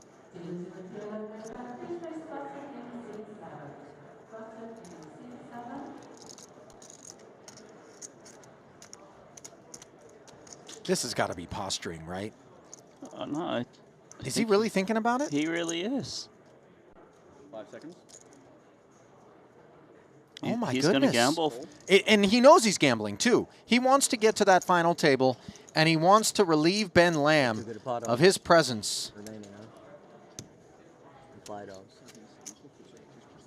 And you know what? I think Ben kind of picking up on that Greiko didn't have to play that one and sarcastically saying you had too good of an implied odds. He's only got 100K left to play for, and I think Ben suspected maybe that would dissuade him. But instead, Greiko hunts the flop, finds nothing more than a jack, Lamb with the nuts, and send it my way, sir. Mamma mia, that's winning. So that's winning. Yes, yes it is. Good luck. Will there be a sweat? He needs to hit one of his whole cards. Yep. Anything short of that, and Ben will sew it up on the turn. How much is that? 100? Oh, he did just that. Now all of a sudden going from no outs to 4 outs is Greiko. Can he spoil the fun for Ben with a filthy jack or a 4 on the river? Lamb certainly hopes not. And it's a clean ace. 100. These two have really battled at this table. I mean, Ben Lamb at one point was down to 190K. He's got 2.1 million now. Yeah. And this is precisely why we never mail it in, especially when you got $1.8 million up top to play for. Greiko a little annoyed, I would imagine. You want to make another Red Hood joke? No. What I want to do now is go back before the chat, makes it go away to some of the submissions for Best Candy Bar. Real Estate wrote Almond Joy, and I confess Almond Joy is a strong pick. Yeah, not exotic. Almond Joy is a strong pick for worst candy bar that exists. Randy, you're actually stone wrong on this one. My hand in ace king The is delightful pretty sweetened coconut inside the chocolate shell. Mounds, on the other hand, which is devoid of the almond, which objectively makes it a worse choice, is kind of trash. Mounds are really bad. But I remember when I was a kid during Halloween trick-or-treating, I would always throw the Almond Joys and Mounds away. They're disgusting. Randy, we had such a great, beautiful moment with the whatchamacallit thing, and now you've just gone and ruined everything. by desecrating the good name of Almond Joy. Almond Joy is a delicious candy. But Randy, seriously, like, when's the last time you ate one? That day that I started At throwing 12 away. when you were friggin' in Halloween. You got to revisit it, Randy. Maybe your palate's evolved. Okay. Although I do still owe you from taking you to that former #1 restaurant outside of Monaco. Former #1. Well, I mean, listen, to get to #1, you're supposed to be good. We're talking about Mirazur, by the way, in Mentone, France. And Trash. we got the stunt duck. Yeah, you know when you go to the ramen shops, they got the display or the sushi joints just to show Oh, you yeah, what the it's supposed fake to. sushi, yeah. That's what it tasted like. They bait and switched us. We didn't get a fresh duck. At a €300 restaurant, no fresh duck. It was more than 300, by the way. Jesus Christ. Ding Biao with just 5s here. Middle pair for Watson along with the gutter. He attacked from the small. Aggression rates to continue, perhaps. Yes, it does. 700,000. He's going to make Ding play for keeps. And 5's not going to cut it. Yeah, I can't play for keeps with this hand. Does M&M Peanut count as a candy bar just because it's sold? I mean, it's not a bar, but it's candy. I love M&M Peanut. I love M&M Almond more than Peanut. I like M&M, the Peanut butter cup butter. Yeah, the peanut butter. Yeah, that one's They have good. pretzel, too. Do you like the crispy ones? Nah. I don't even know what that crisp is in the middle. Though I do like Nestle Crunch. That's pretty good. Do you like Reese's peanut butter cups? Yeah, they're all right. Twix, actually. 4-Bit Chad wrote Twix. Twix is solid. Twix is solid. You know what? You know what's super overrated? I know it's not chocolate, but Jolly Ranchers. Oh, people terrible. get so freaking like. Yeah, maybe it's because I got too much dental work to really pull it off, but you can really just yoink a filling with a poorly placed Jolly Rancher bite. I think I made my dentist rich when I was a kid. Did you get like frequent visit credit? No, man. They let me Like- go to the stupid treasure chest to pick out a prize every time, and I'm like, yeah. You It's know like what's weird? rake back. Why do they give you a candy after you get your dental work done? Is it really that funny? Right, I mean, I know exactly why they gave me the candy. They're like, keep them coming back. Why do you think they give you free play at the casino, bro? Watson not making things free for Ding Biao. 8s and 4s along with diamonds. Takes it to 350. Now, we only know that Ding has king and 5. We have to imagine the other two are somehow related to those two cards. And a link up with the 5 at minimum for Ding Biao. His decision with 900 in the middle and just 570 back here will help to inform us that he's got maybe more than just one pair of 5s. No, I'll just. I think Ding Biao's the equity favorite. That's my guess. The 2 random cards. So what's Watson got? 8, 4 for a gut shot and a pair of 8s.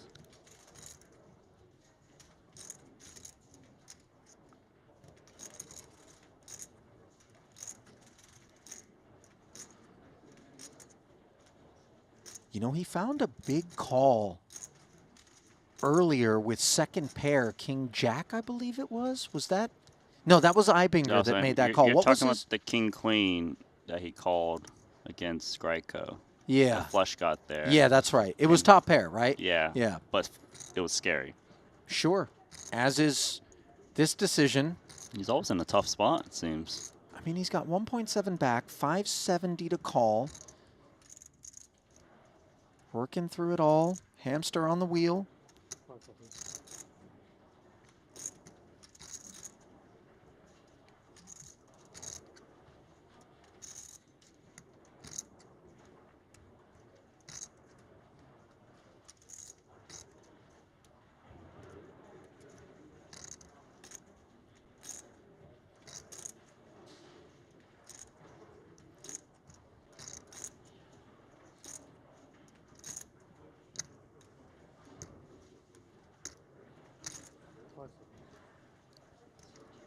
Mad Dog chewing hard on it.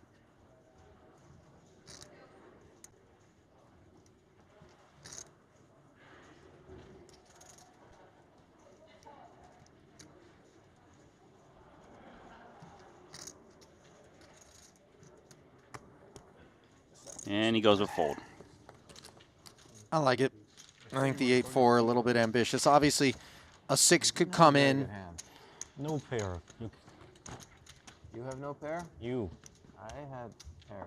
I had pair. Oh. So perhaps it was just a Some pair of pairs. fives. Yeah. Not many. Oh, really? I thought you were. Don't want to fire up 250K as a pro in the 2-card series. In a game I don't play. Yeah. Pass.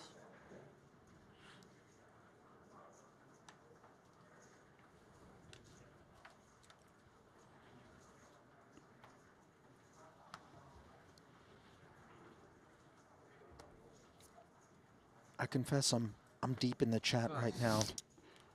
Looking for some other. So you into that new Chocolate. thing, the Dubai chocolate? Yeah, I saw Ripper 9112 write in about the Dubai. Is that the pistachio? That's right. See, I've been having pistachio desserts for a long time because of my background Your being roots. Iranian.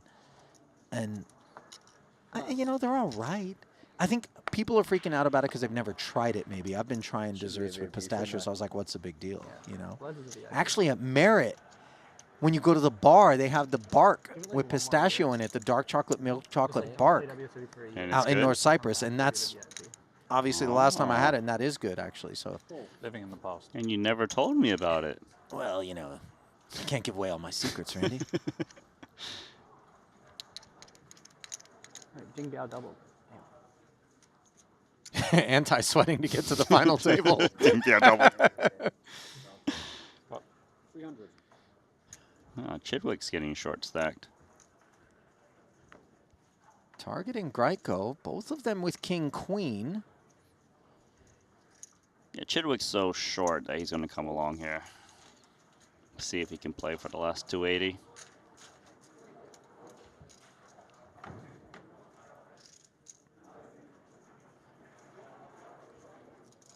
Two clubs out there on the paired flop. Greiko with the nut flush draw.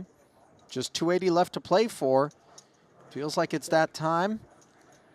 Although not if Chidwick's going to be allowed to make the decision because he's got air. Just the backdoor spades as he straddles that 9.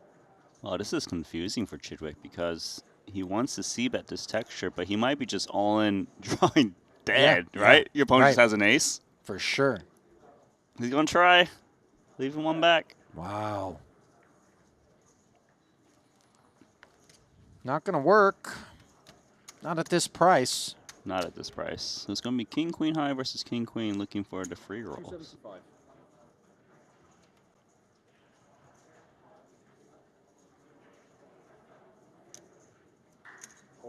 They're going to leave the 5K chip back. So not on their backs just yet.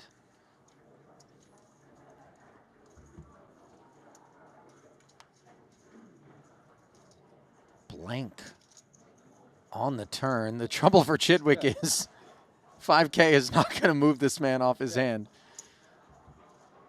Check back for Stevie. No option here other than Is to it? make a winner, which he does not, but it is going to be a chop. Dude, what if one of them bets 5K? Check. Check. Oh, that would have been No, great. that would have been gross. I've got King Queen high. Do I call? Yeah. I got no pair. What do you got?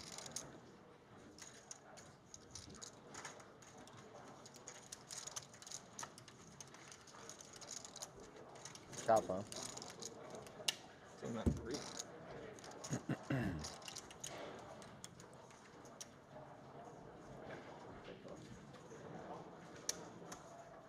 What happened there? Whoa. Looks like that's The card's peeling? Try to open it like a candy bar wrapper. It's like spending too much time in the sun down under.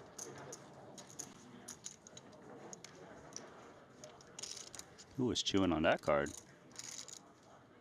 That was weird. It was just a layer of the card that came off. Haven't seen that one before. And by the way, this bubble continues to show its unwillingness to burst, Randy, even when after a full board, neither player can produce a pair. King, queen, chop it up. There was a lot of ways where someone scoops that pot too. The equity was about 67% of the time someone loose chips.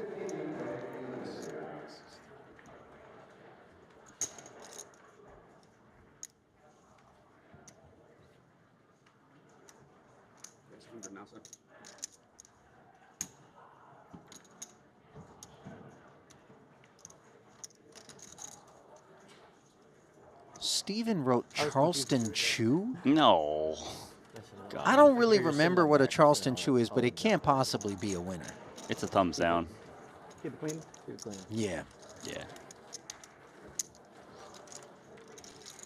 Cookies and cream, Hershey's, Lindor balls. I know those. I don't know about those. Yeah. No, you know what's bomb? What? Ferrero Rocher. Oh, yeah, those little those hazelnut hazelnut. freaking. Those are fire. That might be it, actually. The first time I had one, I was like, oh my God. It's just heaven. Premium luxury Super chocolate. premium. Nothing mid about that. Yeah. Golden foil. Oh, man. Yeah, I mean, you know, packaging definitely where some of your money's going. You know, they used to give you like 3, and it's got like that plastic box you can open and close. You bought the 3-pack? Dude. Should you go Costco or something? You're really leaving a lot. I mean, your per unit price on the 3-pack is just as high as it gets. Right. You're like, I used to buy them individually at my gas station for $1.50 each. Ace Jack 10-6. Greico. Activating. 275. Pass. Pass. Oh, I like this one from Jack Tyler, 5400 grand. Do you know this one? I don't. I saw the 100 grand in there. What is the 100 grand? Peanuts? Yeah, it's got peanuts. Caramel? Yeah. But it Chocolate? was when you you know how you got the full size candy bar? It comes in 2 pieces. Oh, pre-divided. Yeah, pre-divided. Okay, That's right. just in case you're splitting it with a buddy. So, like, it would be good for us. So if you went and bought 100 grand, you would already have half to give to me. You would get 50 grand, and I would get 50 grand. No, but 50 grand bars are not as good. It's got to be 100 grand. I see. I see.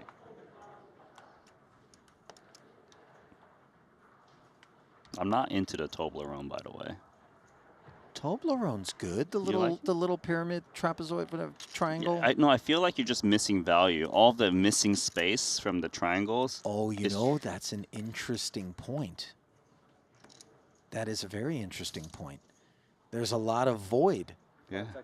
It's a scam. It's a scam. I didn't even think about that. It's like a house that has a void. You're missing a whole floor. Yeah. A whole room. No, you're right. You're paying extra for less. Yeah. It's bad value. Scam. Meanwhile, not so great.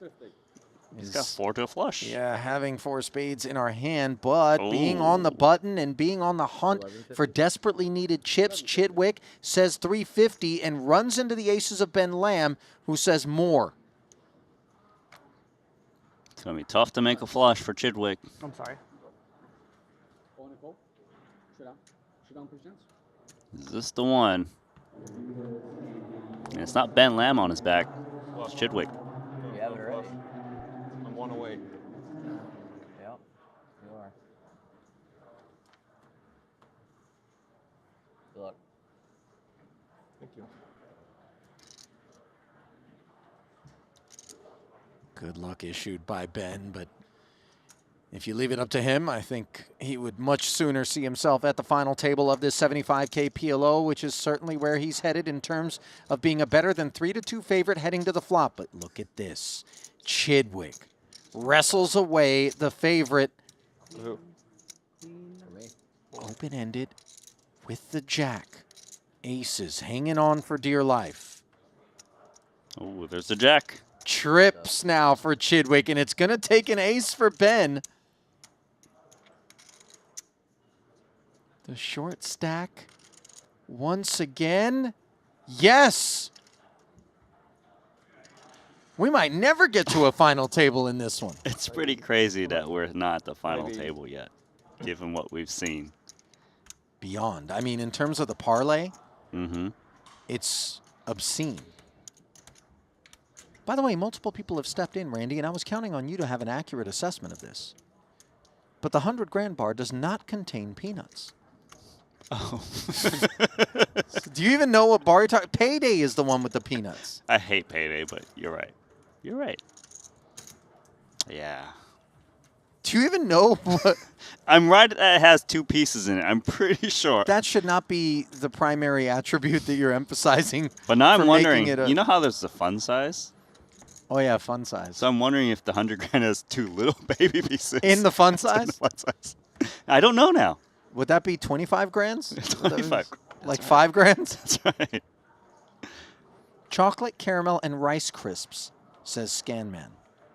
That is in the sounds 100 grand. much more accurate than what I said. You just said things I said, yeah, I think you're right. Yeah, you've been trolling me for a while now. By the way, a couple of people came in with the gummy bears. It's not technically, I think we were thinking more chocolate, but Albanese and Haribo, certainly the way I got we a go. question, though, for Haribos. Haribo Peach. No. The Haribo Peach, you know what I'm talking Oh, about. the peach gummies? Those are fire. But the Haribo gummy bears, is it just me or are they always very hard? Like hard to chew? No, dude, they're soft when you first open it. So I'm just getting stale ones. Yeah, no. By the time they make it to Australia, they're stale. Okay, got it. Meanwhile, Weissman. Ace, queen, queen, 8. Limps the small. Greiko will allow it.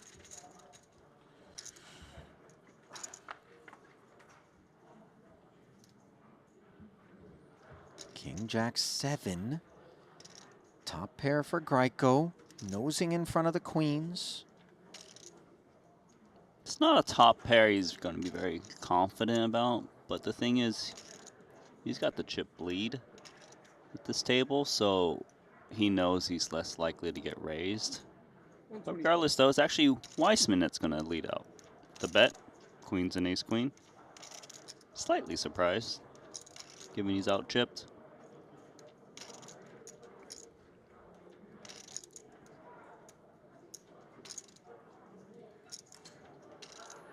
Buck and a quarter. Greiko, of course, in particular, given the modest sizing.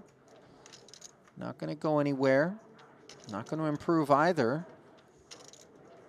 Someone on improves. this turn. Yeah, Weissman making Broadway.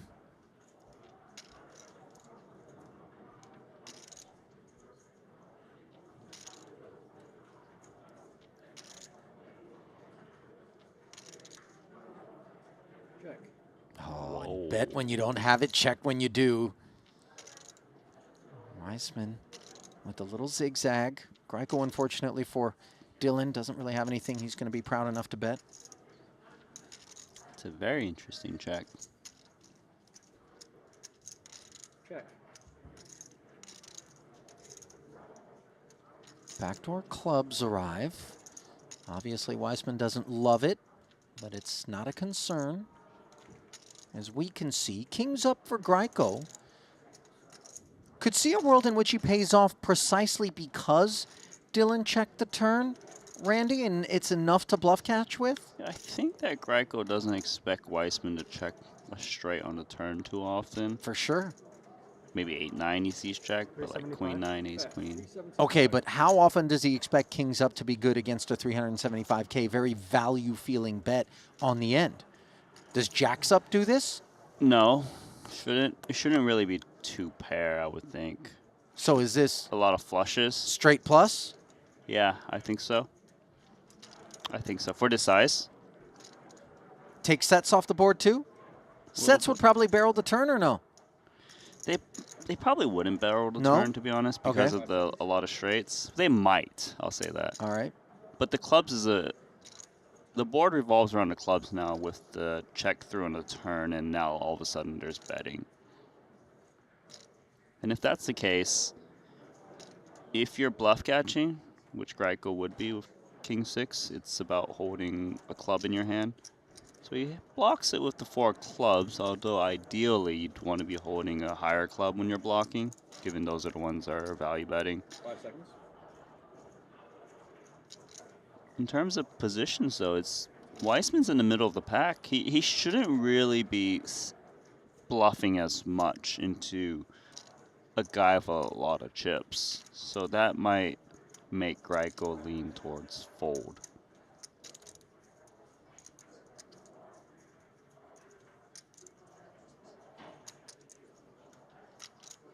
Oh, there's a call. There you go, Weissman. Yeah, he didn't think that a straight would check the turn. So that was a very lovely check from Weissman. Got him the max. And I'll tell you what, being able to produce that hand face up for Dylan has a little value in terms of protecting his turn checking range from people attacking it when he's out of position, because now you realize he can lead with the draw, check it when he gets there, and then all of a sudden on the end you keep him honest, but only because you didn't think he would show up with the goods. That's right. Well, look at producer James. Has worked his way out there. He's got a big belly. What? Just kidding. How are you clocking that from here? Listen, you keep that Shake Shack Wendy's habit up, Randy. You're not going to be too far behind.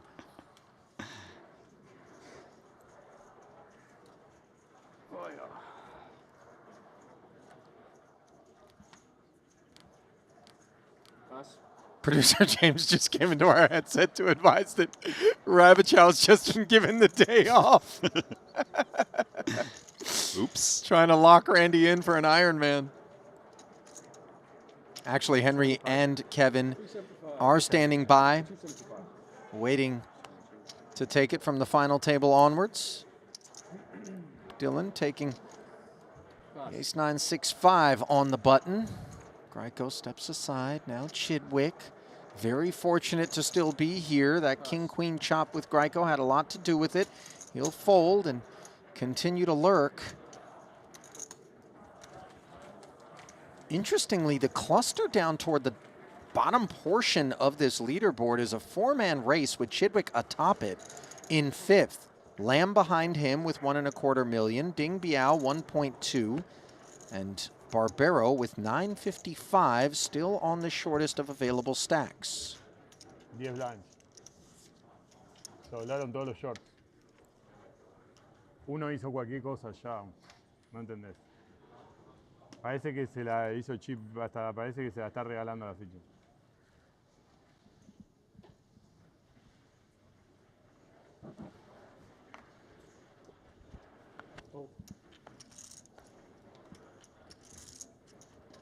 Pot.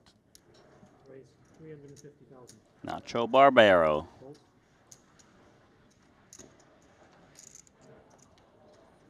Ace 10, 10, 5 with clubs declaring pot. These are significant decisions down at the bottom of this leaderboard. Watson's been put to a lot of decisions, and while that's the look he always wears, certainly is consistent with that experience.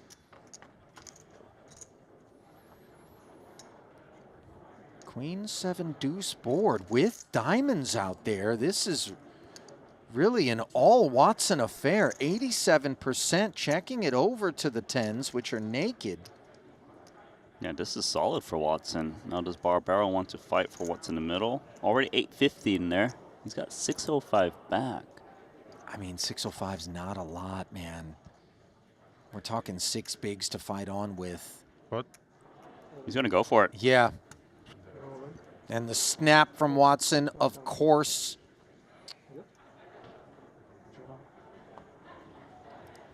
And no need for a delay, as no hand in progress at the other table. And I'll tell you what, if I'm not mistaken, one of the occasions on which we fended off the bubble involved the pure one-outer for Ding Biao with queens. Yes. But right about now, things feel pretty ambitious for ace. that bubble not to meet its maker, as just the ace and the 10 will salvage Barbero here. Backdoor wheel in Broadway is available.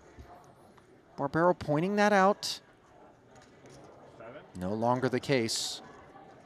More outs.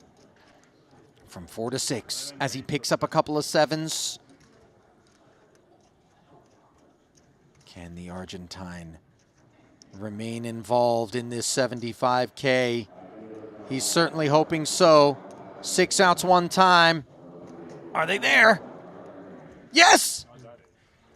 The ace!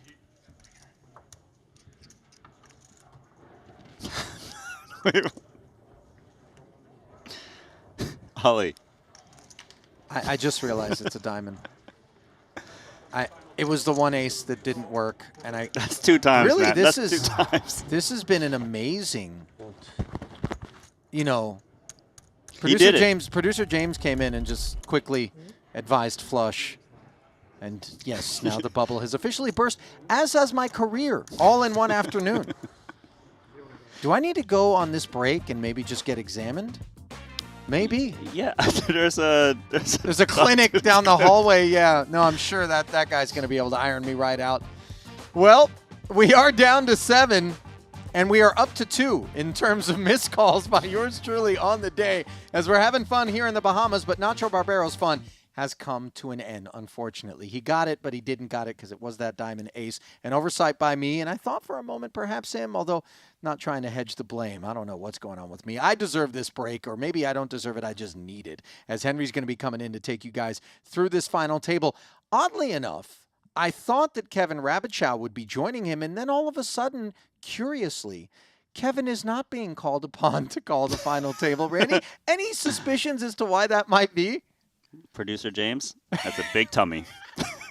You know what? You might have a big shift coming up if you keep that up. You know, he's not beyond vindictiveness, just so you know. I would be a little bit careful with Producer James. Obviously, some are going to have to be a little more careful than others as we work our way to this final table with a number of short stacks still in there, but in the hunt for the $1.8 million top slot, which is where they would rather be. 5-minute break. I'm stepping out. Henry's stepping in, and then we're going to step right back to this 75K PLO and play down to a champ. Stay close. Oh my God! Stay loose, play 7 dudes. I get so.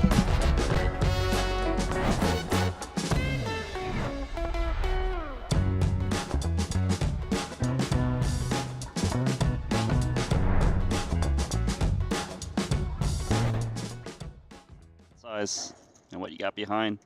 Top pair open-ended. It's obviously a little bit annoying because you're not really sure if even your king is good with King Jack 10-3. Some of your straight outs could bring flushes that you lose to. I don't really see Axton going away.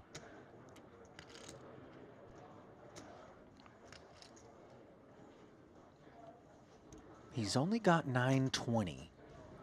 This call would be tremendously significant. Yeah, it's inflated pre-flop too. All in. Here we go. Comes with the jam. Ibinger, of course, was always ready for it, and now the fate of Ike Haxton hangs in the balance in a near 2.3 million chip pot. Heaps of outs, heaps of equity. Relieved, of course, not to have those outs diminished by the presence of a flush draw in Matthias's hand. And you hear him say could be worse, and he's not wrong about that. To be behind, this is as good as it gets. Sevens and queens for the straight. Jacks and tens for the better 2 pair. Plenty on the menu. But it's the ace of spades on the turn. Not going to quench Ike's thirst.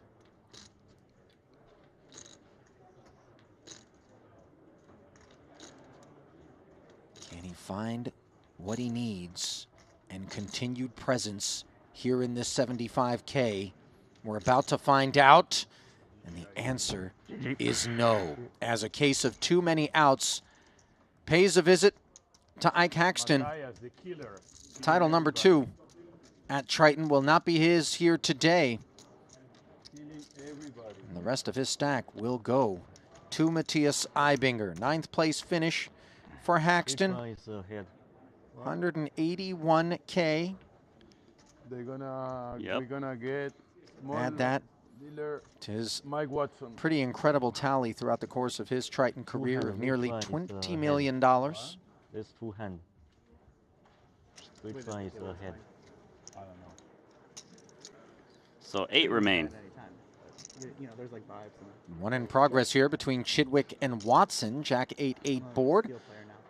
Watson with ace jack. Chidwick, same story. He, of course, has picked up the open ender on this turn, while Watson has improved to better jacks up. Yeah, jacks and nines.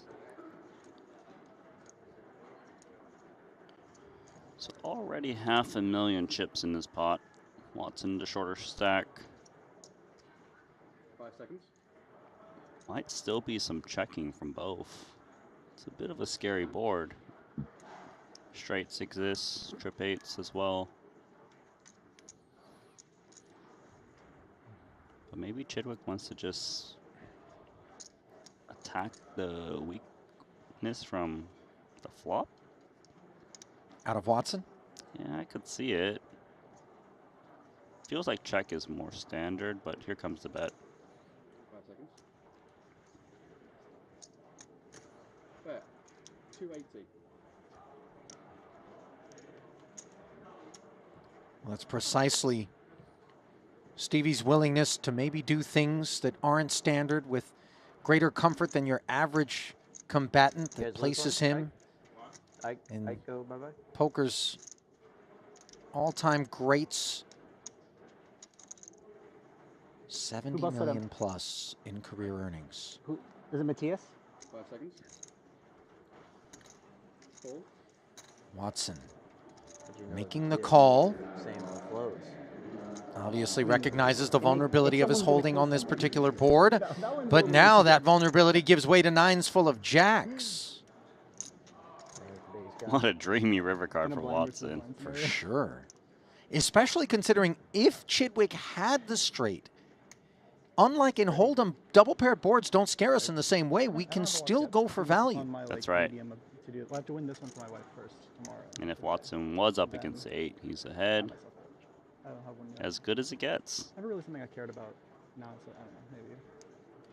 Get into like the nerd part of it. Yeah. I think you'll care. No, that's what I'm. Like how they're made. I have been a little bit. Yeah. You know me so well. Well, it's half the reason I like them. Yeah. I mean, 90% the reason you like them. Half the reason. Because I don't give a fuck about the other stuff. Yeah, there's some. I mean, I also it's like, you know, not bad to have assets in different places too. Just like have a watch, or, you know. Guess he's stuff like that that I contemplating haven't turning had his hand into a somewhat bluff. recently. I mean, I'll help you pick the right one. Cool. And source it.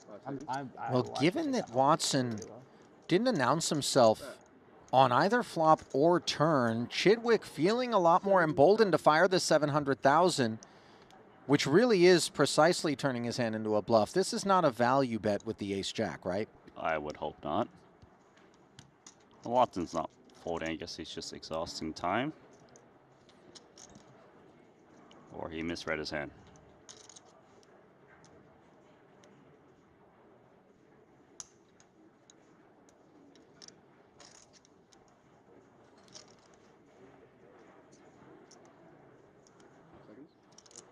They're all in. So that's right. Well, I don't think he misread his hand. He raised. The all-in does come in. I think I heard Chidwick say, is that a straight? I didn't think you raise. raised. I thought I raised, but I miscounted. Yeah. 7 slices. I thought you had 6. Sorry.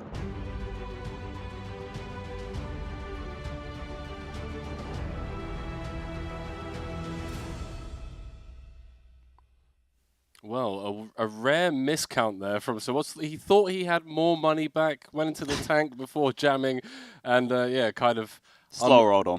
There we go, there we go, Randy. A very warm welcome back to continuing coverage of this 75K PLO. I can't believe we're at that point in poker, Randy, where we're just regularly having these types of buy-ins in the full card streets now. We've got the best players in the world, you know, showing up, supporting Triton time and time again. And obviously now that we're in Bahamas, in paradise, we've got some of the people that don't typically travel the tour with us, the likes of Ben Lamb taking my attention as he is coming into this final table, bottom of the chip counts, but just so great to see, you know, 93 runners in a 75K, mate. Yeah, and the 75K is going to be our smallest buy-in here at this Triton with our 6 events. So we get into 6-digit territory, 100Ks, 250Ks, and so on later this week. But for me, it's great to see a guy like Ben Lamb out here at our final table, the shortest stack, but to see Ibinger at the top, a guy who's never played a Triton PLO event, and he's got a massive chip lead. Randy, has he just been sniping the PLO streams for the last couple of years? studying, pretending that he doesn't know anything about the 4-card streets, and then he's just got to come in and win his first ever PLO event? I mean, I didn't even think he knew how to play PLO, Neither right? did I. But to see him here to pony up 75K, obviously a lot of money. He's been playing amazing. He knows exactly what to do. Maybe you're right. He's been studying the tape, and he's doing his thing. 7 figures up top of this one, nearly 1.8 million going to the champion. Everyone guaranteed 324,000. Obviously, as Randy mentioned, those big buy-ins just around the corner. It's nice to get like a top 3 finish here in this 75K kind of free roll the rest of the series as we look to throw it down to Luca Vivaldi, who's getting ready for our first final table introduction of this Triton WSOP Paradise collaboration here. It's the 75K PLO final table.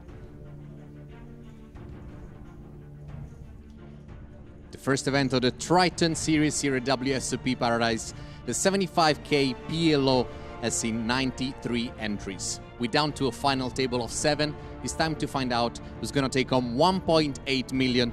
The glory, this beautiful Triton trophy and the WSOP bracelet. Please allow me to introduce you to your final table.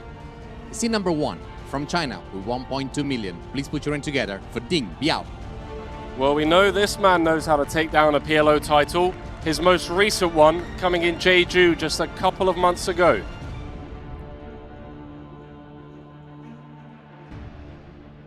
In scene number 2 with 3.1 million from the UK, please welcome Richard Grieco. Widely regarded as one of the best technically sound PLO players in the world, Richard taking his seat. Scene number 3 from Canada with 2.9 million, please welcome Mike Watson. A 5-time Triton champion, so Watts looking to make it title number 6 here in Paradise. Our scene number 5 from the UK with 1.6 million. Please put your hand together for Stephen Chidwick. Number 1 on Europe's all-time money list. Stephen Chidwick looking for title number 4. In scene number 6 from the US with 1.1 million. Please welcome Ben Lam. Great to see Bemba out here playing some high-stakes PLO.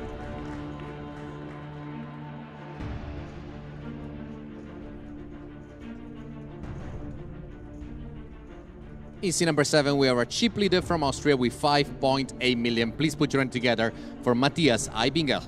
Another multiple-time Triton champion, Eibinger, looking to join that 5-time champion club. Last but not least, closing down our final table from the US in scene number 8 with 2.9 million. Please put your hand together for Dylan Wiseman. This man needs no introduction to the PLO fans around the world. One of the many wizards from the US, Wiseman, taking his seat. And apparently looking for a waiter to perhaps bring over some. Right, we roll back one level and we still have 7 hands to be played on this level. 40,000, 80,000, 80,000. Botanos on Matthias. I wish you all the very best of luck. Pavel, shuffle up and deal, please. Well, thank you, Luca, for that introduction. As you all heard, the clock is going to be rolled back. So average stack being brought back up to 30 big blinds. I believe we've got 7 more hands of this 40K, 80K level. So don't worry, you're not going mad. Yes, before we went to the final table, we were on big blind 100K.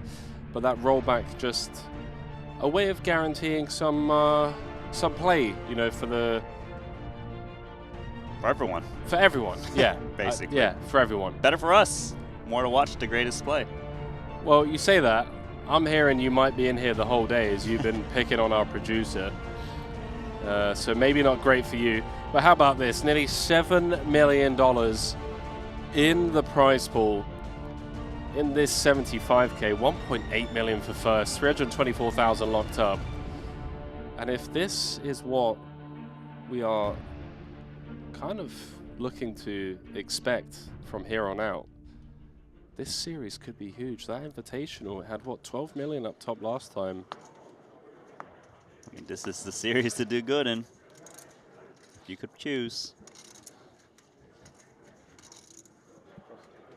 Now, if you could choose, Randy, would you prefer the Shanghai Bund or would you prefer Shake Shack that you have on offer here? I like the Shake Shack better, to be honest. Yeah. I do love the Shanghai Boom, but enough's enough. Here we go. Shout out to everyone with us around the world. Let us know whereabouts you are joining us from, who you're rooting for as always. And yeah, let us know if you want to mute my mic, mute Randy's mic, mute Ali's mic. You could just mute everything. You can't just exclusively get one out. It would be great if there was some kind of stat so that we knew what percentage of viewers had the stream muted. Here we go, a little 10-8-6 rainbow affair here. As Ding Biao, one of the shorter stacks at the table, does come with the big blind defend. And although So What's had him in rough shape pre, given the domination, he's come up short here. 6-8 in the middle, Biao with just 860 back.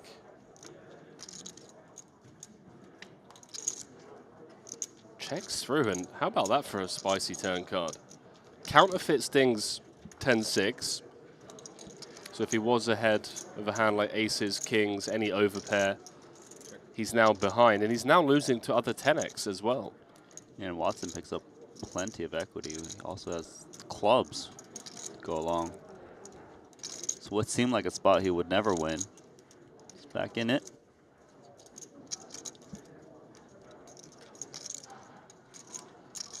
It is one of those spots, though, right, where it feels like Ding is still very uncapped, can have all of the full houses, trips, straights. So What's just respecting that, checking back in position, trying to get to showdown.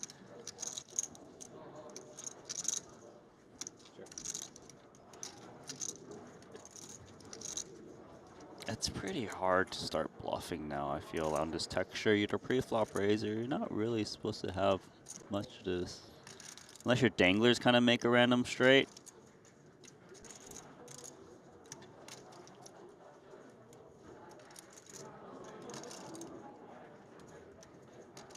It's one of the, like, are we just trying to get a 10 to fold? He's going to try. Here we go. We've seen Ding Biao make some sick calls with one pair already here today. I mean, I tell you what I'm thinking, Randy, is bluff jamming and turning our hand into a bluff. The 3-pair full house bluffer. Yeah. You know, you block 10s, 10-8, 6s, 6-8. I guess the tricky part with that is you don't have much more chips in case your opponent makes some crying call. He's going to fold the best hand. Sir Watts.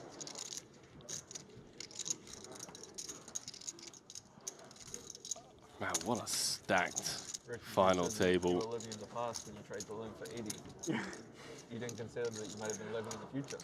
Wow. Whichever it was poorly timed, but yeah. I mean, it's hard, you know. Being We're right. moving. Saying, Healing being time. right and being early.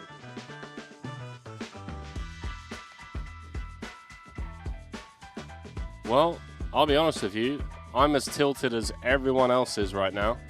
I was trying to listen into that conversation, be a fly on the wall. That's all right. You can try to lip read. It's going to be very hard from this angle, though.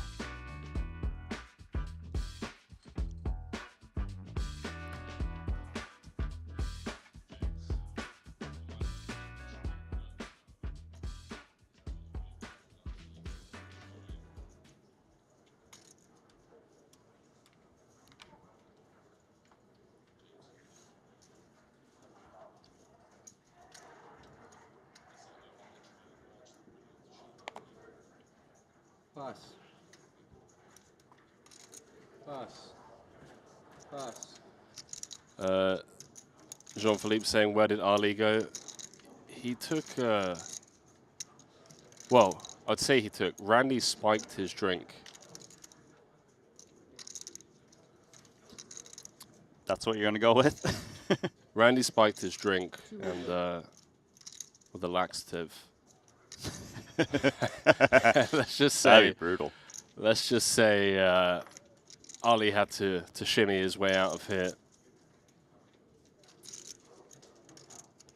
He'll be back. 5 seconds. How many did he put in his drink? So we can give the viewers a rough time. I mean, what, a good 5 hours, I reckon? Sounds about right. So chip leader opening, 7-5-4 deuce, double suited. See Weissman, kings 10-9. Dean Bial's in there. Shortest stack.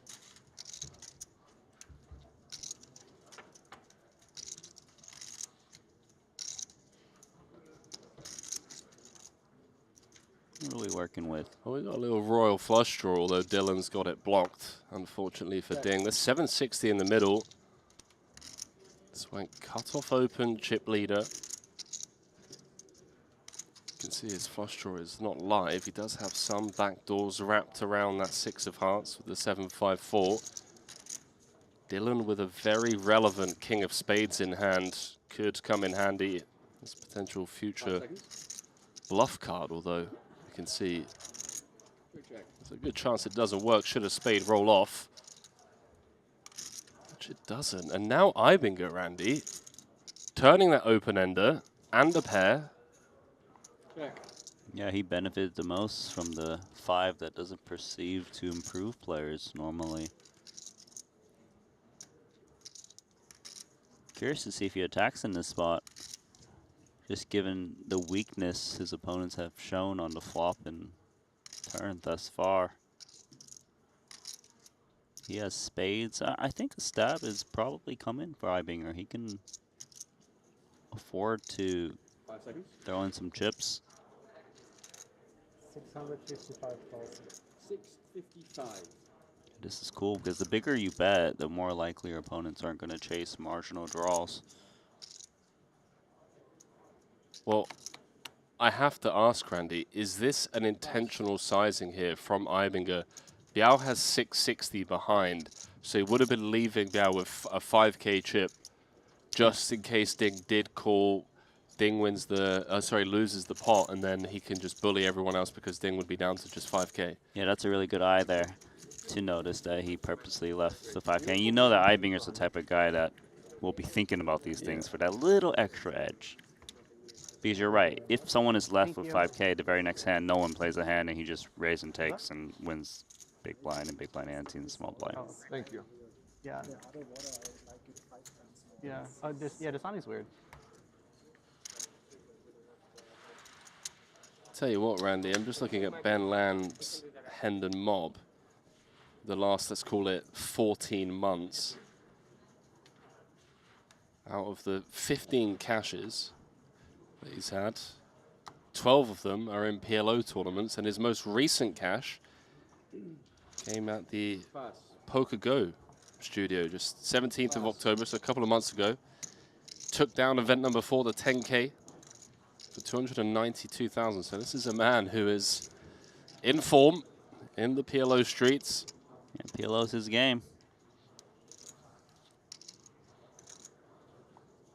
5 seconds. 220.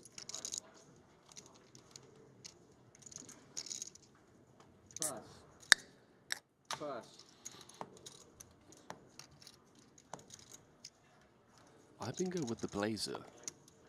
Yeah, It's it's very cool. I like it. Normally we think about his famous orange hoodie, right? But yeah, this is improved. Oh yeah, metallic. As a child and I eat it, and I know the taste. Metallic. Yeah. Dasani is like not real springboard, right? It's like some kind of It's treated. It tastes bad to me. I think it's the worst one in terms of taste. I don't know about the quality. Yeah, I think quality too. Taste is.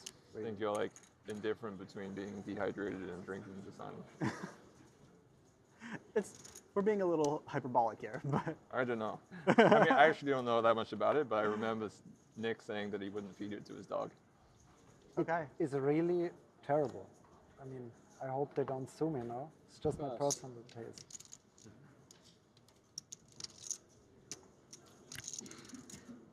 you tried that canned water, Randy? I didn't. They're talking about Dasani water? It's. I understand what they're saying. It's like. He's saying it's not even good for you. Oh, really? That's what I thought I heard Chidwick saying. That he wouldn't feed it. That someone wouldn't feed it to the dog.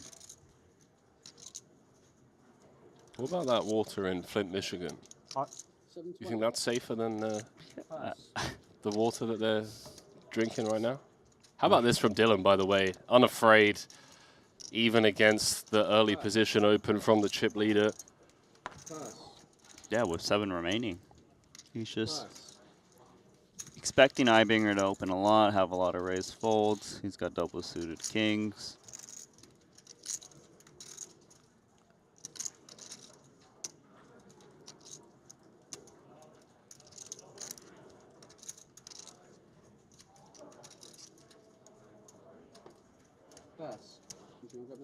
Gotta love that if you're Weissman.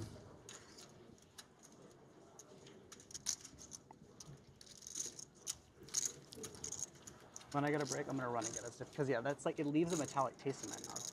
Yeah. Well, look on But the the back. other water they have here is completely fine. I think. The box water, right? Yeah. That one tastes weird to me. The too. blue one, The one in carton, yeah. yeah. I think that one's it's fine. I think it's better than Yeah. Yeah, I'm sure it's better. What do you drink down under, Randy? You all about that Voss water? I just didn't know everyone was a water connoisseur all of a sudden. You know what I mean? Yeah. Is Voss the minimum? We got to go Fiji water? Apparently so, man. What about just tap water? Well, I'm not sure about that. Not here. Not here. And you think yourself as well, please, sir. You can put your cards in the box, please. Pass. Thank you. Well, Wiseman practically tied for third, or tied for second, I should say, second and third, with Sir Watson, Richard Grieco. Just a couple of big blinds difference between second, third, and fourth, and then a significant drop off to Chidwick, fifth in chips of 18 bigs, Ben Lamb in sixth with 13, Ding Dao on 8 big blinds. So it's definitely the kind of setup where we could see us go from 7 to 4 in the blink of an eye. Yeah, no, I was there as well. I got you that if you want it. Thank you. Pass.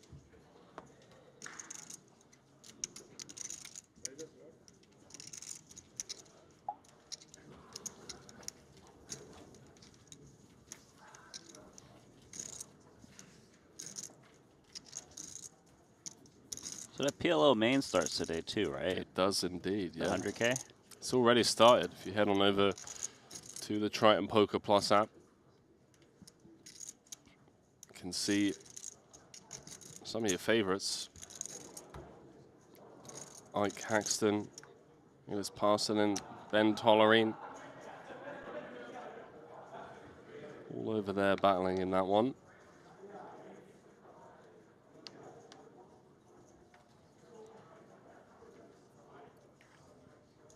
Aces now for Dylan. Going to be kicking things off from under the gun, opening into Ibinger's big blind. Call. And interestingly, comes with limp.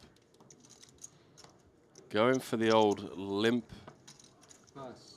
3-bet, should someone raise it up behind, giving him the best opportunity to get a lot of money in pre. And it is always interesting strategy-wise when someone does limp from early position. It kind of forces the rest of the table to either, you know, limp behind. It's kind of like, what does it mean? And if there is some aces in there, I get then you one need white. to be careful as you see these One hands white. come in right behind. Yeah. Like there are situations where Weissman limps, one of the short stacks pots it and he gets a repot over. Onto this flop, King 10-6. Check. Check. Looks like a top set for Mike Watson.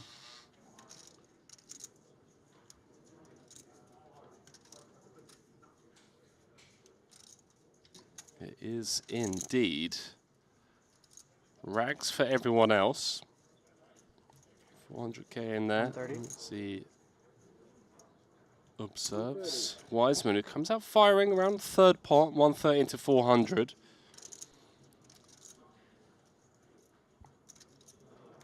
Action on Sir Watts does have 2 players behind and an abundance of straight draws out there.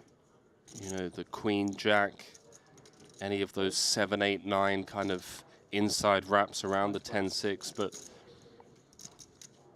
just comes with call. Playing the hand in position. As we do see the straight completing 8 of spades on the turn as the 7-9 does get there. Do apologize for the graphics. We are on the turn. Looks like we caught up.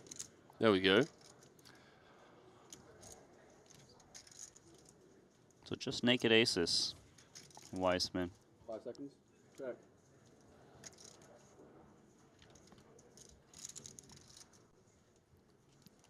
Should be hearing from Watson. He's got top set. Only loses a 7-9. Yeah, we really want to start charging those wraps, right? And there's a lot of them. Things coupled with spades. Yep. And let's not forget, you know, the cooler situation.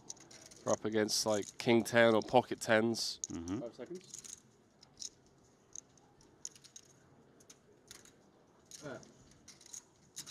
Doesn't get greedy, Randy. 75% pot.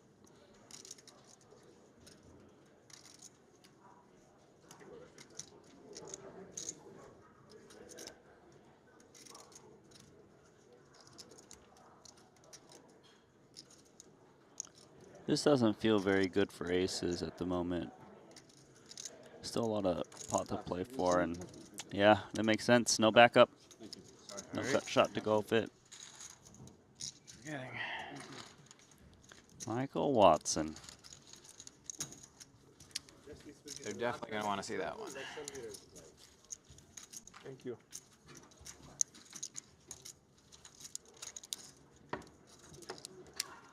Yeah, you can take it. Thank you.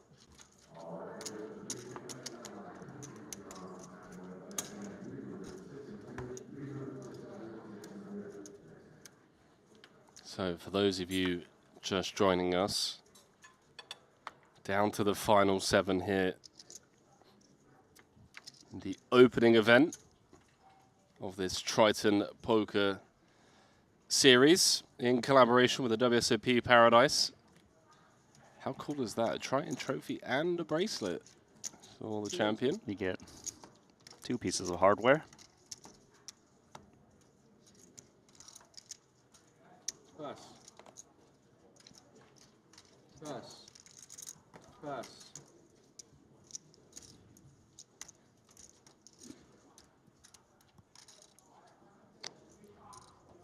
Pass. Ibinger looks interested. King Jack 10-4 double. How do we feel about this? Pill from the small.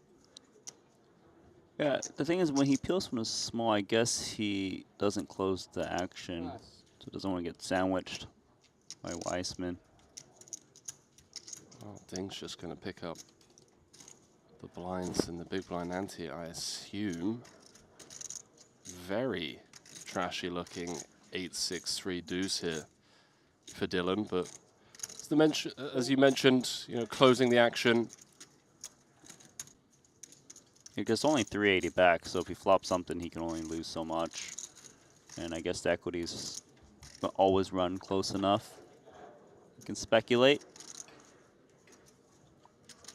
Got nothing.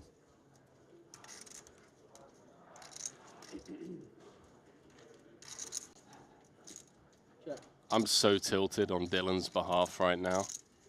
Like, how can a 4 be the window card? And you get that? We've got the 6-3 deuce. You get the 4 window card, Randy, and it comes Jack 4-4. With no extra prospects. I'm furious. Nice little pickup there for Ding, though. Now, Randy, I'm seeing this player of the day situation we got going on over on the Triton Poker Plus app, revealing this for the first time. So for those of you that are on YouTube that haven't yet got the Triton Poker Plus app, there you go, bottom third. You can vote for your player of the day. So we highly recommend heading on over and getting involved. Get involved in the chat. Let us know your reasons for your vote. Who is it you're going to vote for and why? And Randy, I don't know about you. I'm not going for the chip leader per se. I mean, maybe there's going to be situations where I do feel like the chip leader's done a great job. But I also like, you know, the comeback story. Someone who's maybe short on the bubble, managed to spin it back up. Someone who's maybe, you know, four-handed, five-handed, was in a bit of an ICM cage, but still managed to get like second. I think there's a lot of merits for all of our players here at the final table. Of course, our chip leader, it's kind of cool that this is his first Triton PLO and is performing very well. That's true. But I've seen some big call downs from Watson, from Ding Biao today. You know, Greiko's been playing great. Like, you can't really go wrong, but just let us know. Yeah. We'll figure out what you guys think. Yeah, do let us know. See 3,000 of you watching over on our YouTube channel. By the way, how cool is this, Randy? I remember being in the booth with you, Cyprus 2022, after Madrid, when you lost your passport. Right. Just thought I'd bring that up. Do you remember when we had like 90,000 subscribers on YouTube and we're like, wow, we're so close to 100? Dude, we're 3K away from 400,000 subs now on YouTube. I remember. That's pretty cool. We were like happy to get like 5,000 more, you know, things like that. Exactly.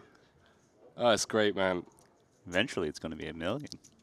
See these 7-figure payouts in almost every tournament, including this one. All right, I've got to ask you this. Go on. How do I find this poll to vote? That is a great question. Don't know. I was trying to figure it out. Yeah, I mean, all I was instructed is you scan the QR code that they had on screen. Got it. And then in the top right-hand corner of your app, you can click the Vote Now button. Oh, okay. Learning.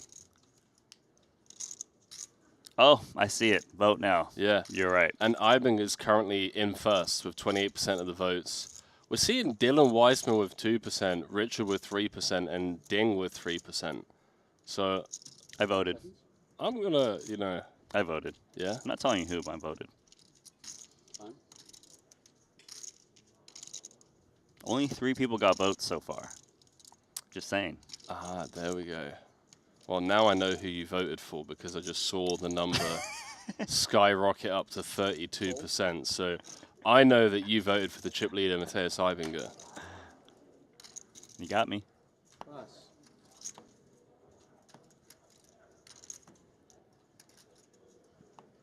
Carver Jam saying, I guess no one's having a cigarette on the break if they're discussing what water to drink. Hang on. You can smoke cigarettes and be a snobby water drinker, you know?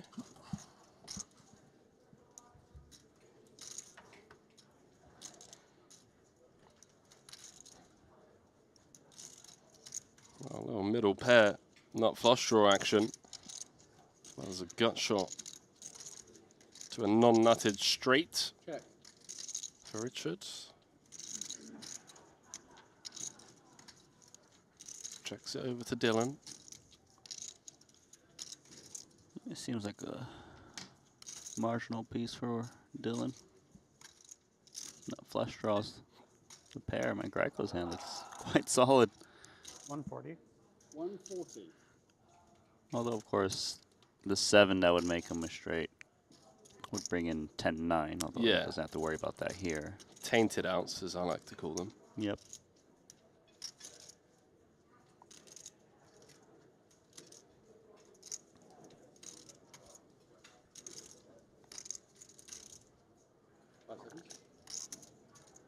Yeah, no need to play an unnecessarily large pot here. It's also nice when you do just come with the check call. You keep in like some queen high spades that you just have crushed. Allow them to potentially turn a flush and lose more chips. As it stands, Dylan has somehow found the ginnest of cards. King of clubs giving him top and third pair to go along with a flush draw of his own. And it's quite a good flush draw too. Let's see if he goes for more value. 450. There we go. I mean, why not? You've turned this strong of a hand. And from what we've seen, I feel like Dylan has been fantastic at extracting value leading up to this final table.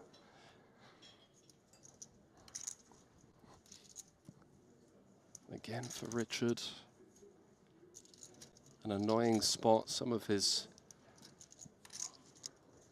outs tainted, like Randy said. You know, if the ace rolls off, we make aces and eights. The queen 10 completes and just folds out of position.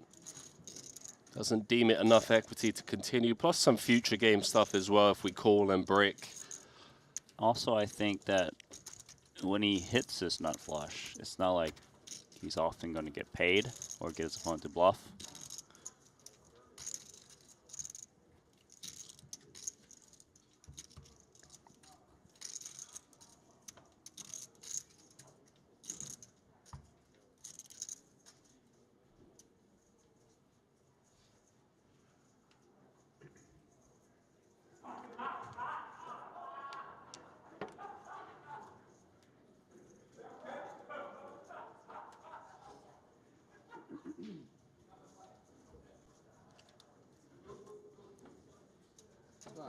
Pass.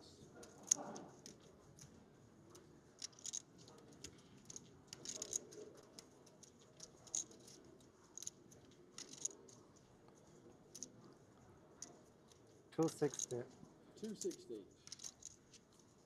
So we got 3-card rundown, double suited from our chip leader in the hijack. Pass. Should expect players to play relatively snug. Given at the final table, big pay jumps. Is the raise and take?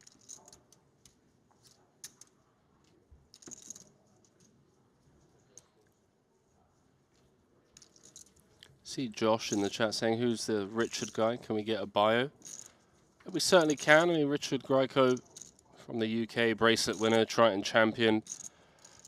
I guess more famously known for the content he releases on Run It Once, and if I'm not mistaken, has been for the better part of a decade. I mean, I remember back when I was studying PLO, Richard's videos were kind of the go-to videos if you wanted to become really mechanically sound at, becoming a PLO technician. Very, very good at articulating, very difficult concepts in a simplistic way. And yeah, if you are looking to improve your game, I do definitely recommend checking out some of his PLO content.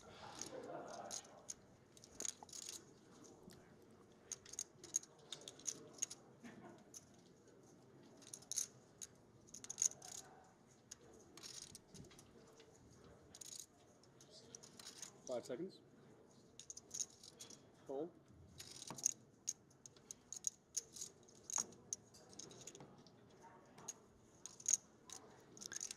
So yeah, that's Richard Grieco. Pass.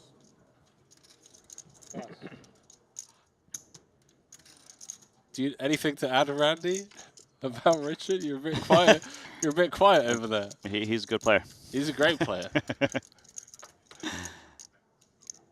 All right, so this is going to be the battle of the short stacks, actually. I mean, this is crucial. 950 in the middle. 460 back for both. All in. Play all in. Ben's going to find the jam. I don't think Ding can fold two backdoor flush draws. They have the same amount. Live. 460. Gut shot to the nuts.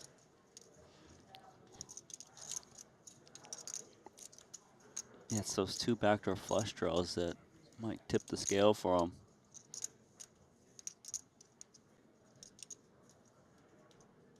5 seconds. Let's put in, what, half his stack already? Yeah. We're in the cutoff. So we're going to have to put in half of our stack in just, what, 3 hands time. Are we going to find a better spot? There is also that opportunity that stacks collide should he fold and a couple of hands go by. I'm really not sure. 5 seconds. Ding's a 3-time champion. His most recent trophy at Triton coming in a 50K PLO.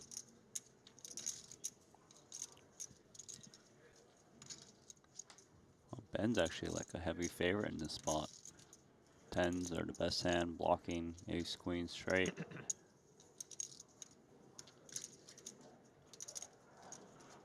Wow, Folds. lets it go. Big win for Ben Lamb. That is a huge pickup for Ben, but just able to take that one down without having to sweat the turn or river. Did you want to get called? Huh? Did you want to get called? Usually not there. So, that's how things are shaped up now. All eyes on Ding. I guess it's just fantastic for Ibinger. Really allows him to lean in on the likes of Watson, Weissman, and Greiko. Chidwick and Lamb definitely have to kind of stay patient to see how things play out. This 5 big blind stack at the table, who is worth waiting out when there's a $90,000 ladder. It's more than one buy-in. And the ladders are only going to get bigger from here on out. No eliminations so far. Most recent elimination, of course, on the final table bubble is Nacho Barbero out in 8th. How did he lose his chips, Randy? It was to Ding? No, to Sir Watts. Yeah. 5 seconds. Straight. 240. So Ibinger here is just pressing that big stack. Having an ace blocker is nice, right? Blocking one of the main hands that can kind of push back against you. Just as I say that, Things like, okay. well, we just saw all of the aces fold behind, so no aces left in the deck. Both players playing ace-queen pre-flop. Let's see if either of their danglers win them this 1.17 million in the middle.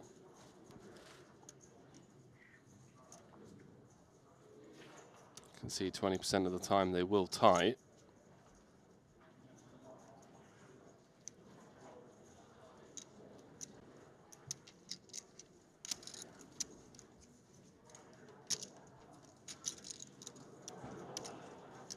Oh, again, slow rolled by the dealer. All right. Here we go. 10 in the window. So, Ding, flopping best. With that 10, Jack would chop it. Ibinger looking for an 8 or a 3.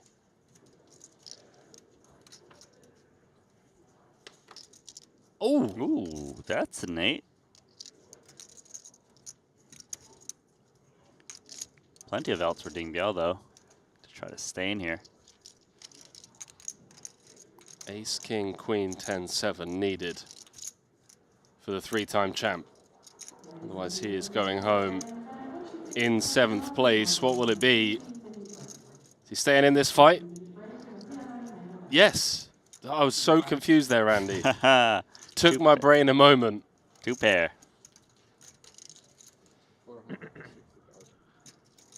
So no pay jump for everyone else. Tell you what, that is not what Chidwick and Lamb wanted to see.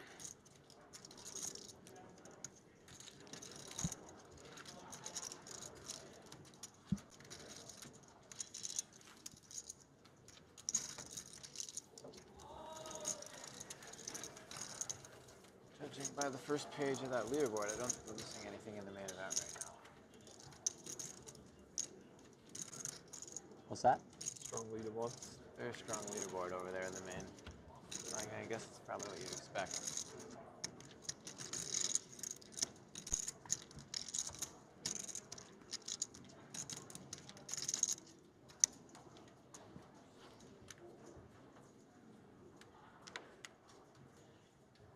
Is that mine? Yeah.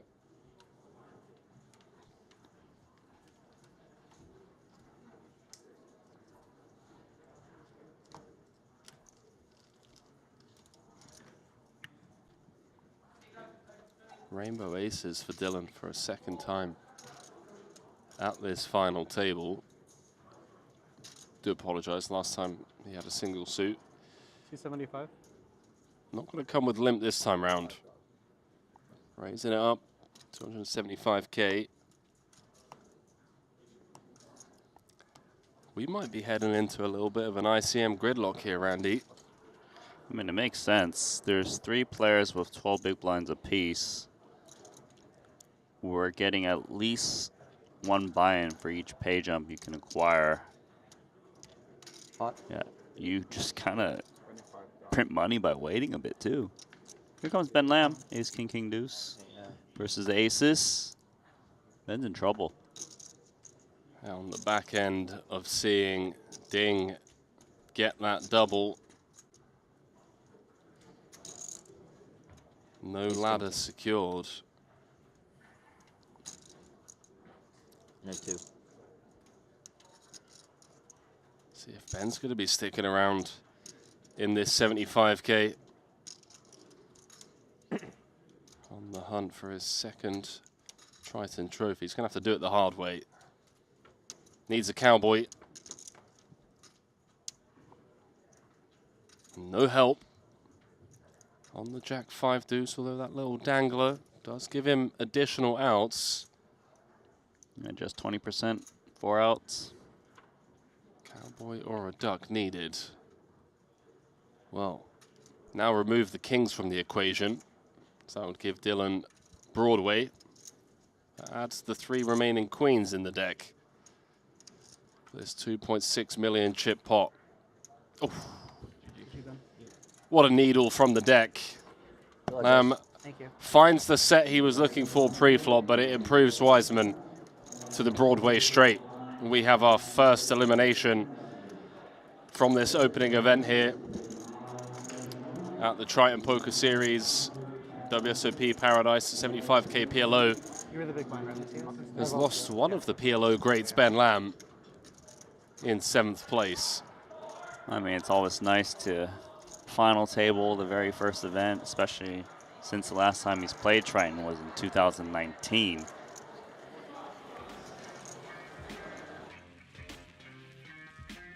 GG's this, man. I mean, there really aren't many players in the world that can claim to have played the stakes of PLO that this man has at the consistency that he has over the years.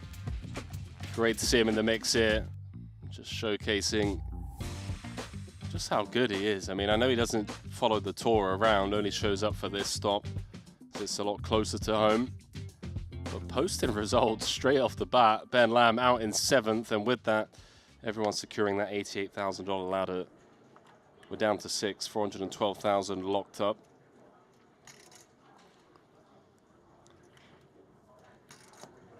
Yeah, we know Ben Lamb's going to join the PLO main at some point. Maybe a little break. Meanwhile, we got Greiko folding king 10-7 deuce double.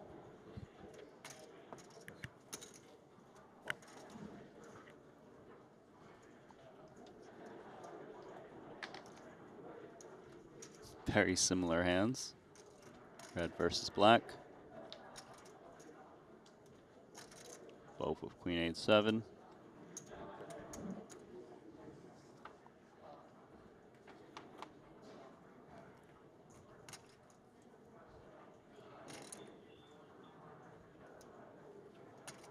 Chop seems likely.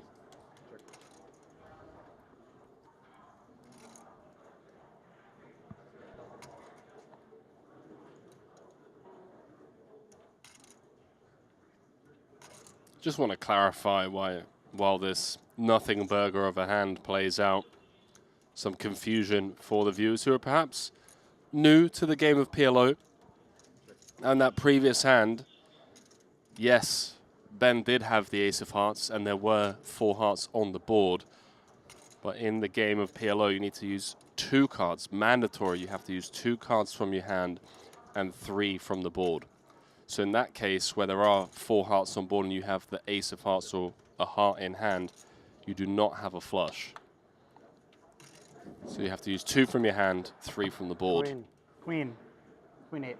Me too. Okay. That's weird. 2 8s. Stop it up. It's very hard for you to have Queen 8. Yeah, here you go. So yeah, I hope that clears things up for you viewers. You had 7 also. Welcome to the stream. Love to see new players and fans checking out the PLO content. Any questions, let Randy know. Bit of a PLO wizard himself. You do learn a lot from watching all of these streams, though, because you know you're watching the very best. You can see, you know, like their choice of hand selection, how they decide whether to bet flops or not based on what they're holding. And like you mentioned, you know, Greiko's one of those guys who's a PLO specialist. Very cool to see how he approaches the game. I'll say he's a very aggressive player. Usually a winning recipe. 350. Poker.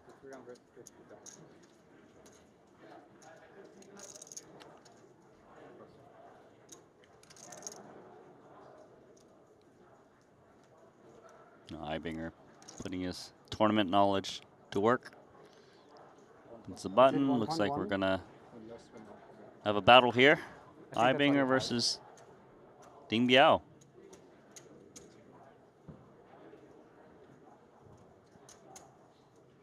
Let's put in what, 35% Ding stack. There's the call. Yeah, we're gonna run it, and just kind of like we predicted with the setup, could be down from 7 to 4 in the blink of an eye. The stacks have gotten shallow. It does make it far easier for money to go in. As it stands, though, Biao with 60% equity. What a spin this would be. Is down to 4.5 big blinds. If he can just find the hold here, it's going to be back up to 23 and a real contender in this 75K. Oh, no. Wow, did he just flop the nuts with Just 3-5? flops the joint. Ding needs a board pair or a diamond to be drawing live. Otherwise, we are down to 5. GG, sir. Good game. Drawing dead on the turn. Button move. Got it in good. That's all he could ask for. Put himself in a real spot to be back up to 23 big blinds and in with a fighting chance to actually take this thing down. The poker gods, Randy, playing favorites to the PLO newcomer. Ibinger playing his first Triton PLO event. Now a commanding lead, 7 million for him. As we are down to 5. Ding Biao, the 3-time champion, going home with 412,000 for his efforts. Title number 4 will have to wait. Yeah, once more, just showing that he is the #1 earner from mainland China in the last 3 years for a reason. Yeah, I think the way he played today was pretty impressive. He made a huge call against Nacho Barbero with aces on like a 6-5-4-3 board. And he was right. So very change of pace here. You know, getting to the final table, we had so many all-ins, couldn't bust a player, but now immediately at this final table, we've already lost 2 players. 3. Yeah, $500,000 locked up now for these final 5. Yeah, it's a good day. Everyone in the profit for sure.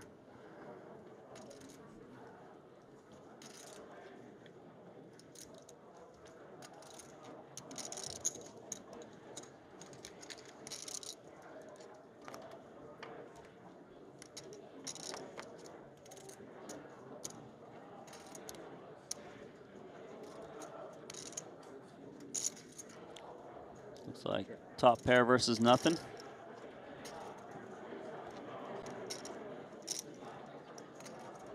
It's Weissman, he like running straight with the 6-3 and the 4 out there.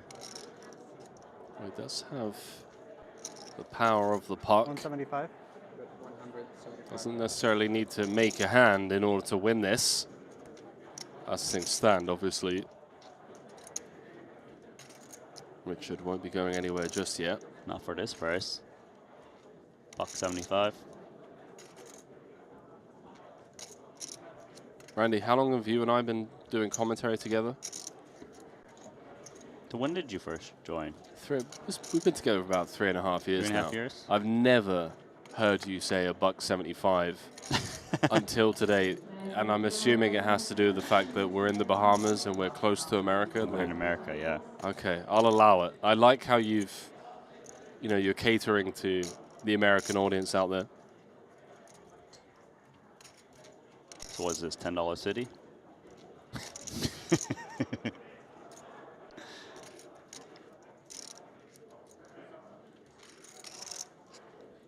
Flush comes in. Front door. 5 seconds.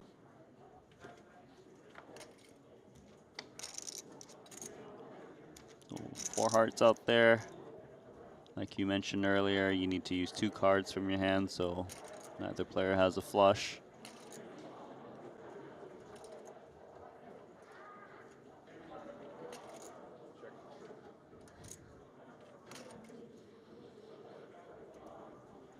Cannot win at showdown with 10 high. That much we know.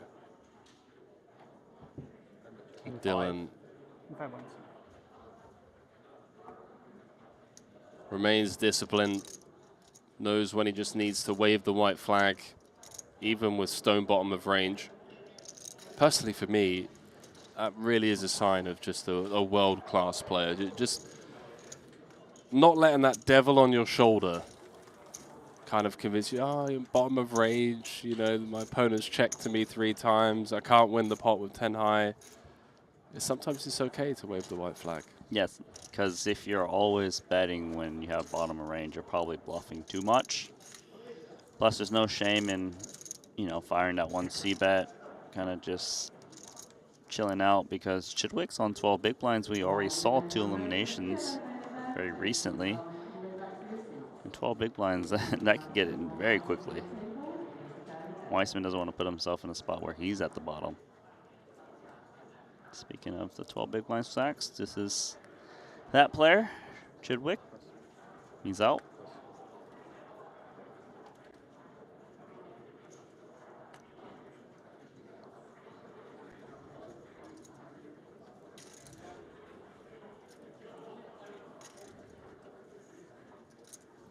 Randy, I'm just taking a look at that player of the day that we've got going over on the Triton Poker Plus app. I see Ivinger currently leading there with 29%. We've got a tie in second. Watson and Lamb with 17%. Chidwick with 16. Dylan with 11. Ding Biao with 6%. And Richard Greiker with 4%.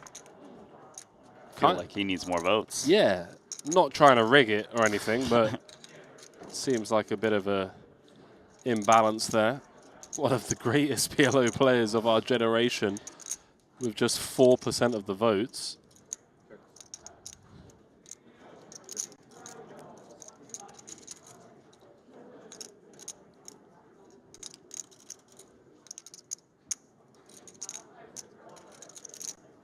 $994 limped pot. Dealing with the 115. overpair. Just gonna kind of find out where he's at.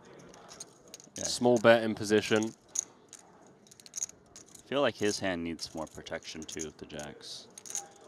Against 4 random cards from 2 different players.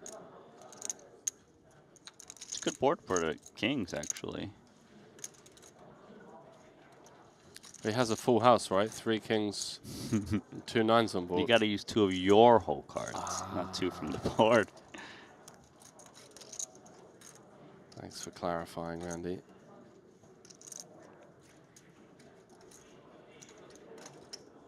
Yeah, so it's really just the 9 or nothing that Watson's worried about. Oh! Did he just hit the jack? Hello, Jack of Spades. Now Weissman's hoping that Watson's got the 9. He's like, please.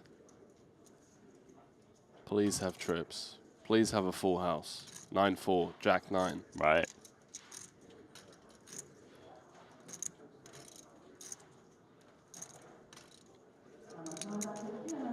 And when we have this disguised of a full house, unblocking the 2 nines on board, Randy, I'm personally getting greedy here. I think he should still bet for sure. Mainly because the opponent, when they check call you 994, they're probably not putting more action in anyways if they only have the naked 4, but if they've got the 9, they would put in a lot. And notice that Weissman's kind of sizing down a little bit. I think the logic here is if his opponent check called for 4 with spades, he wants to make sure that hand continues, whereas if he went towards pot to try to get greedy against the 9, 4 of spades probably just folds. Really like that, Randy. Yeah, that's a great point. Trying to keep that wide range from the big blind in play. There are those backdoor spades, as we mentioned.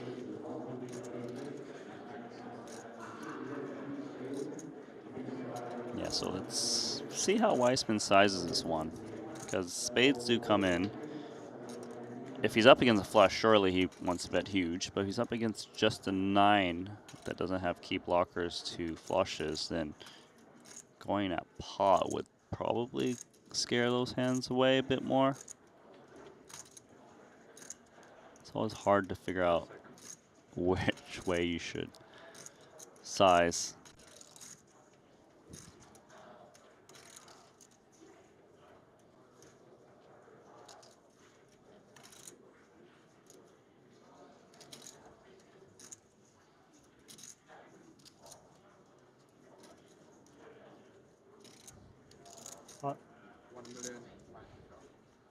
Pot it is.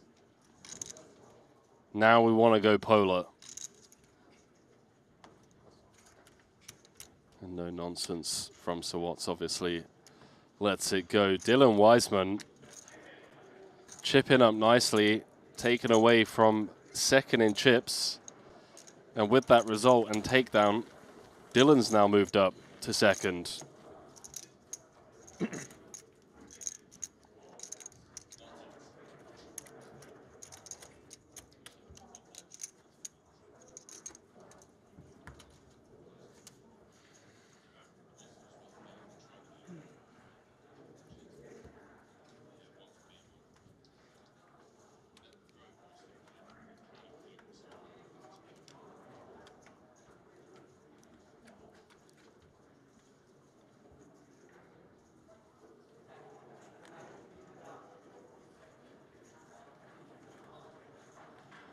Chip leader, about to do some chip leader things. I assume. You mean raise? Yeah, he's going to raise. 350. Raise to 300. Comes with pot. Did just see Ibinger kind of looking up at the clock, looking up at the stacks that they have on the screens above them. And now he's really enjoying things because we've got Chidwick down on 12 bigs. So he can put the hammer on everyone else. More importantly, Chidwick is in the big blind, so that makes things even more uncomfortable for Dylan, Watson, and Greiko. Yeah, look at that. The king, queen, jack, jack hitting the muck. It looks like a really nice hand, too. He's like, you know what? It's not worth playing out a small blind when Chidwick's on 12 bigs.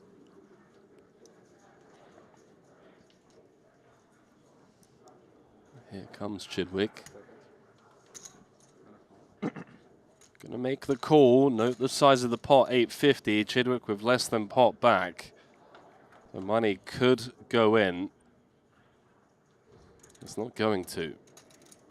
Hiving is going to take this one down.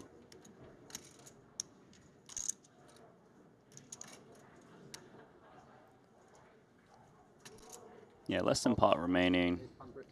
Bet, hope for the best. And bye-bye, Chidwick. Bye-bye.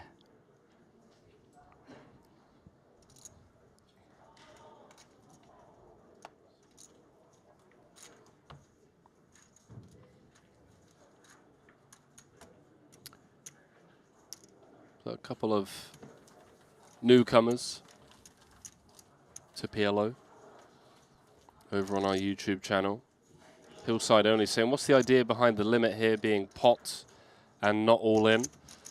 So in PLO, pot limit Omaha, you are only allowed to bet the size of the pot. So for example, if the pot is 500k, you can only bet 500k. Even if you have 3 million in your stack, 5 million in your stack, you can't just go all in. Yeah, that game would be called No Limit Omaha, but we play pot limit Omaha. That is a dangerous game. No Limit Omaha. It's a thing that exists, right? Yeah, I've played pot limit pre-flop and then no limit post-flop, which is just I assume there's a lot of all-ins on Yeah. flop, or no? Yeah. Deny equity? Yeah, pretty much, yeah. And it's crazy because it is one of those games that you can just print a lot of EV. Obviously, a lot of variance, but you can print a lot of EV because people, you know, they flop like an open-ender and a weak flush draw, and they're like, okay, I assume I have to get 80 bigs in here. Right. Oh, money's gone in. Chidwick raised it up pre. Deems Jack 9, 9 deuce. Good enough. Number one on Europe's all-time money list. Needs to fade high cards or clubs to stay in this battle. It's pretty nice to be a coin flip with Jack 9, 9 deuce.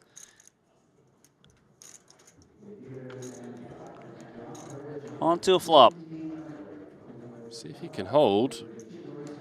Well, so far he has. 7-5-4, although I think are picking up even more outs now.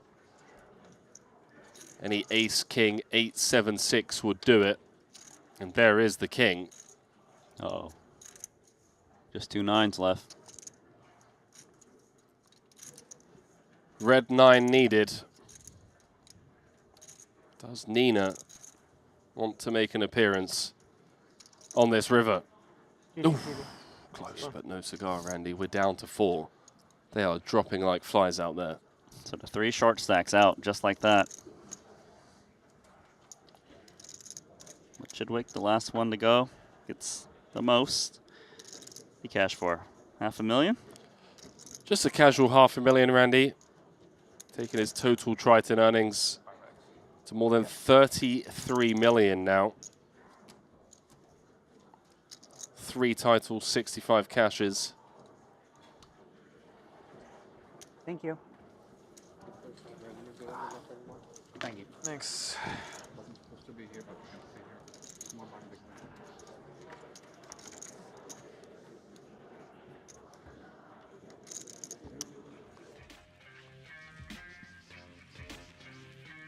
So Stephen Chidwick out in 5th place. 66th cash. 33 million in Triton earnings. Title number 4 will have to wait. It's kind of handcuffed. Managed to secure a couple of ladders.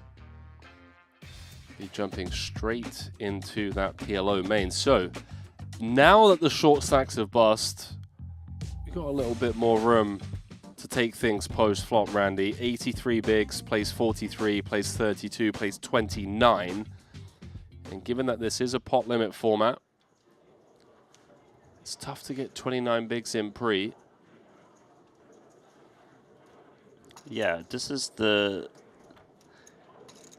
This is the post-flop part of the tournament. I feel like a lot more room for play. Players aren't really looking to, you know, hang in there just because there's 12 big blind stacks out there. It's going to be really cool to see how they navigate, especially Matthias Eibinger. You know, he's got this big chip lead, you know, just about 2x second place, but also he's the one that has the least PLO experience. So let's see if he can take this one down. Check.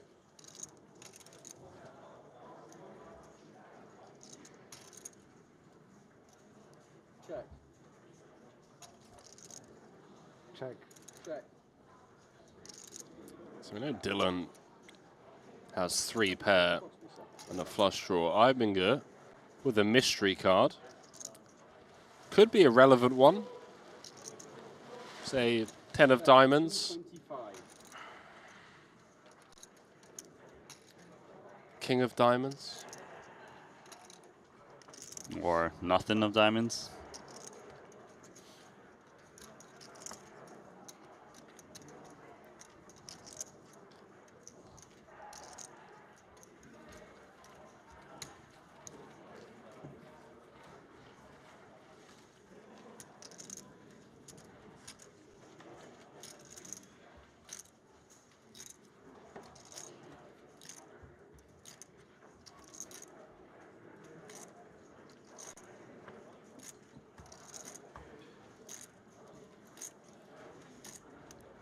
So Watson, Gryko kind of tied at the bottom of the chip counts. Still 30 bigs each. Plenty deep.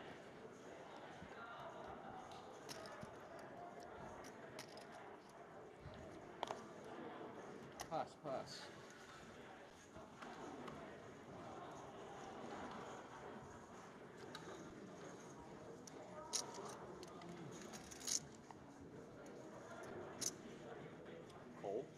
Got Tony Lee in the chat saying 93 entries. Is that individual entries or does it include rebuys? Great question. 47 uniques in this one. So what, an average buy-in of 2 buy-ins per player? Yeah. Yeah, 46 rebuys. Check.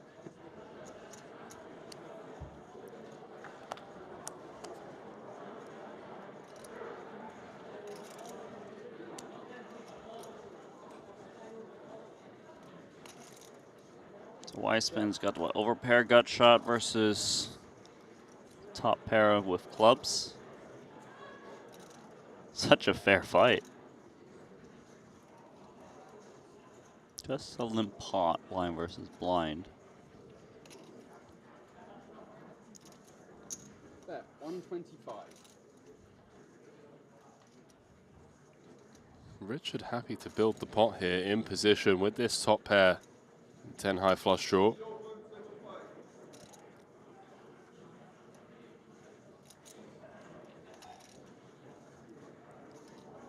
Should be calling here.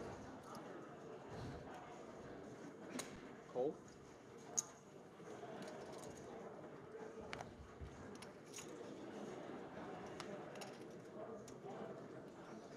It's a bit of an annoying card for both.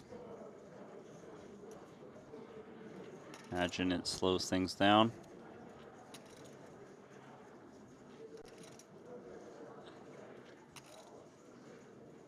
If I had to assume, so it's a turn card that favors Dylan's range more so than Richard's.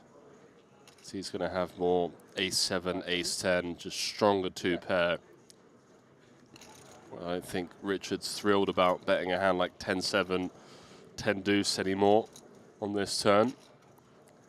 Yeah, I don't think he wants to get blown off of his clubs. In case his opponent has like 2 pair and just check raise his turn. Right.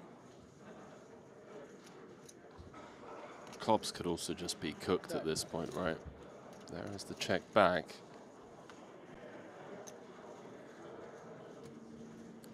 Richard bricks. 550 in the middle. Neither player going to be thrilled about that 7 of diamonds.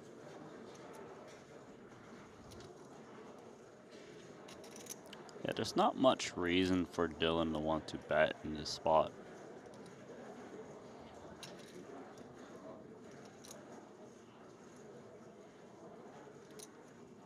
Seconds.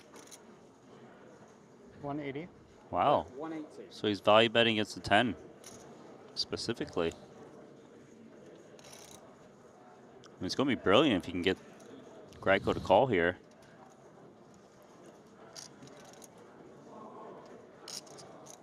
I tell you what, this is some world-class poker from Dylan. What a find. Finish the middle, please.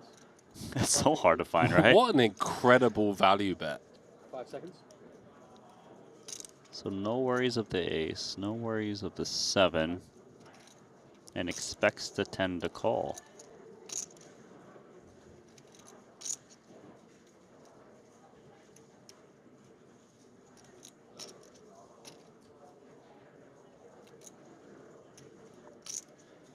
And I guess Dylan represents a lot of busted clubs and straight draws, right? Kings? Wow. That is, Randy, that is elite PLO.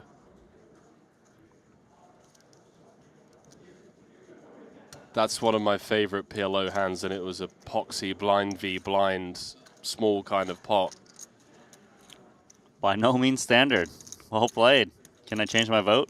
Yeah. I mean, easier to do in Hold'em, right? To find the value bet there with Kings targeting a 10, but in PLO, well done, sir. Yeah, it's very reasonable that a lot of people just miss that value there. That's pretty cool to see.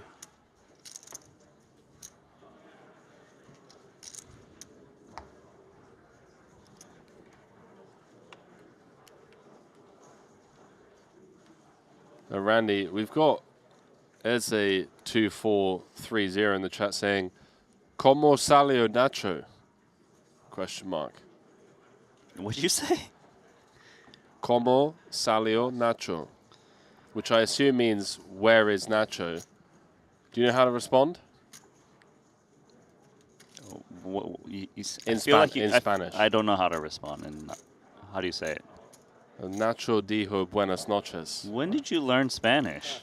Nacho said good night. That's how it works. Said good night, guys. Out in 8th place. We can make it, yeah. I'm sure we had a couple of great fucking ones. You using ChatGPT next to you at the same time? I probably. I didn't know. King and a queen and a 6 and a 5. Those are cards that are connected and a little bit of, a little bit of this, a little bit of that. There was enough stuff in there. I was interested. Yeah. Thought I might make something. Thanks for teaching me. I'm always trying to learn. This stuff is so complicated. Yeah, you're welcome.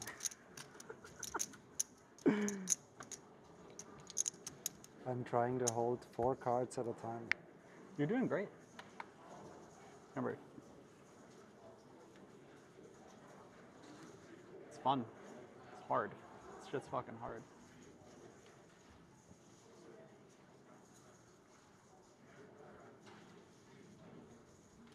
Pass.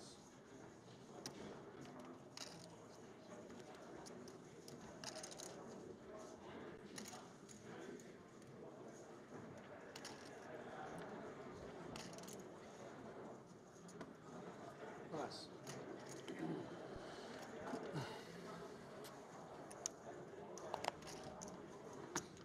Pass.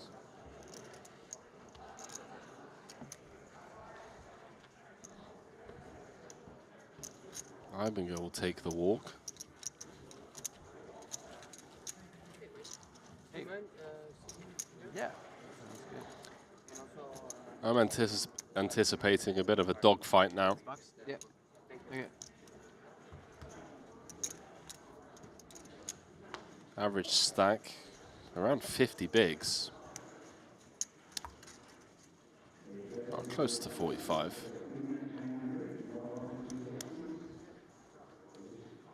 $184 big blinds in play. So plenty deep here. And what, 150K pay jump. It's 2 buy-ins. Yes, sir. Then it gets really fun. From there on out, from 3rd to 2nd, $425,000 ladder. And of course, we got ourselves just a casual $560,000 heads-up match to kick things off here in the Bahamas. 5 seconds. 14 days, Randy. Raise 350. 14 days of broadcasts in a row we have here. It's a lot. It's a lot. The highest stakes poker in the world, including that 250K Invitational. I'm really excited for that because last year was amazing with Papa MC. 12 million.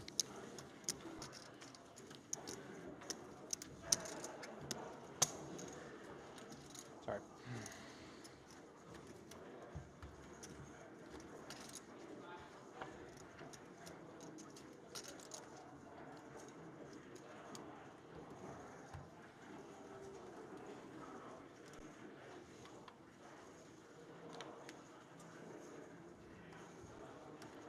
Bob saying, Henry, you guys commentate on the WSOP events? Well, firstly, this is a WSOP event. So all of these events, including the 75K, the winner's going to be going home with both a Triton title and WSOP bracelet. And then once we wrap up with the Invitational 250K and the Triton portion of the series concludes, both Randy, myself, Ali, and Kevin are going to be sticking around for the WSOP Paradise 25K Super Main. Be covering all of the day ones, all the way down to a winner.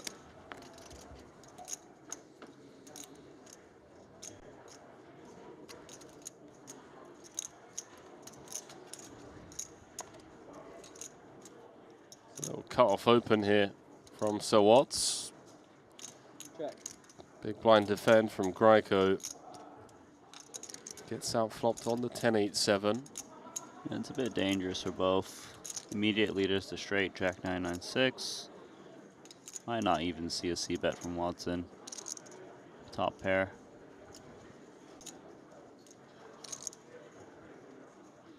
Five seconds. He's going to attack. He's obviously hoping not to get raised. I don't hate this. In fact, I'm a big fan in position.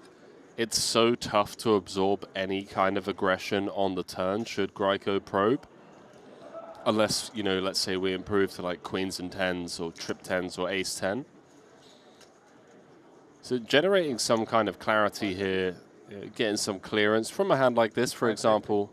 Whoa, whoa, whoa, whoa. We do open the door. Didn't see this coming. For Richard to do this, though. Gryko with the slam dunk.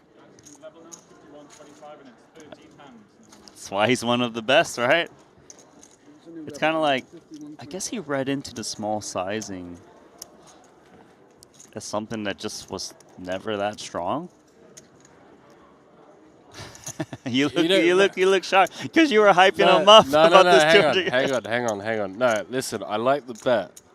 The reason I'm looking the way I'm looking is because we need more character in poker, Andy. When you check raise in that spot and your opponent folds, firstly, you just windmill all 4 cards in front of him. Then you stand up out of your chair, pump the chest, and you're just like, not in my house. So what's not in my house, okay? Get out of here.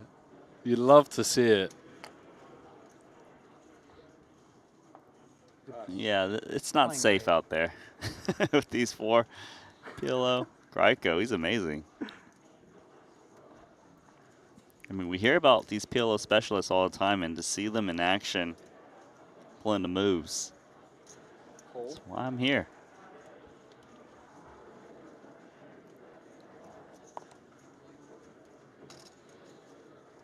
Check.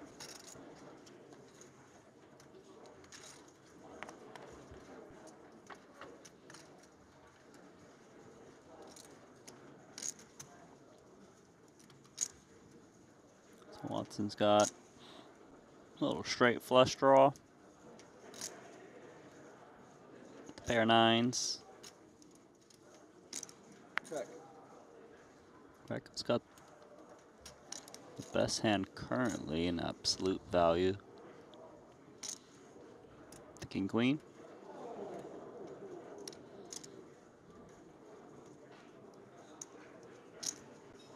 Check.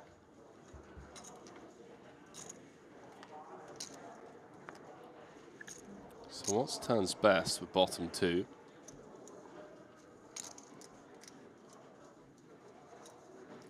Feels like a spot where both players Check. be very keen to try and get these hands to showdown.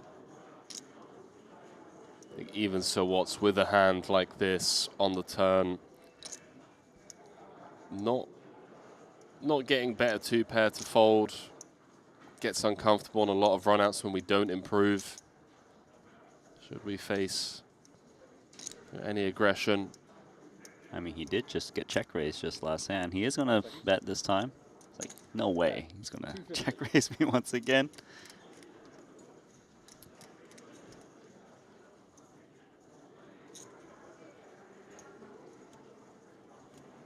$250, the request here.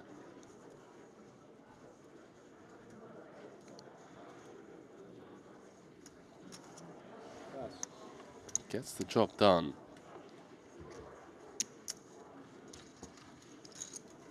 Yeah, it was just king, queen. No spades, no heart in hand.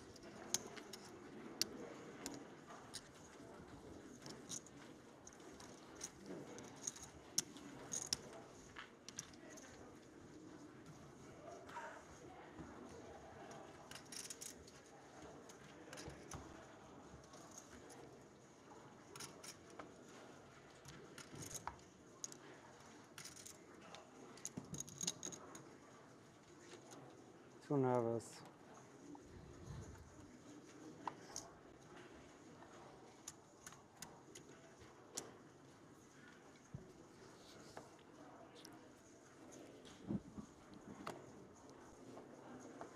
Pass.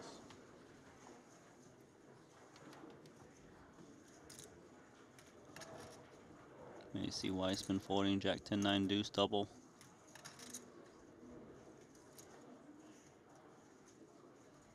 Fold. Check. Pass. Check. Yeah.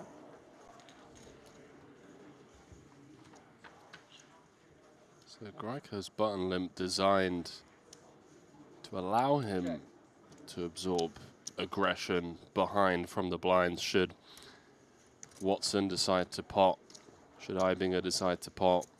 Gets to just play limp call. Check.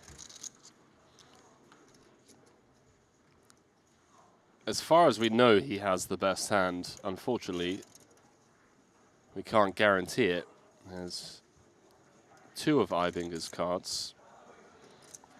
Haven't been picked up by the RFID. Yeah, Ibinger could have a straight, Yeah. pair, or just a pair of sixes. Maybe he's got clubs. No idea. 5 seconds.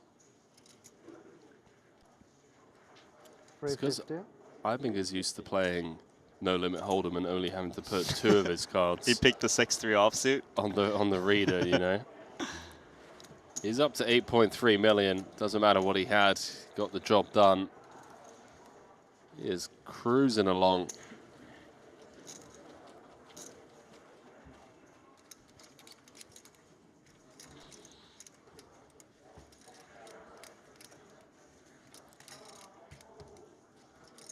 He is currently ranked #1, the player of the day.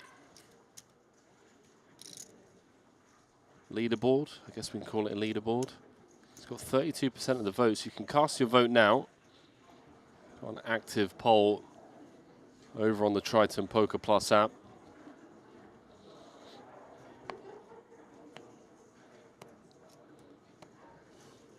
This man right here, even with that spicy check raise earlier on, only 5% of the votes, Randy. He's moving up in terms of percentages. I would have to imagine that the card we can't see is an ace. I'm struggling to think of any other card that Richard would It's the deuce of raise hearts. up here. No, it has to be an ace, right? Call.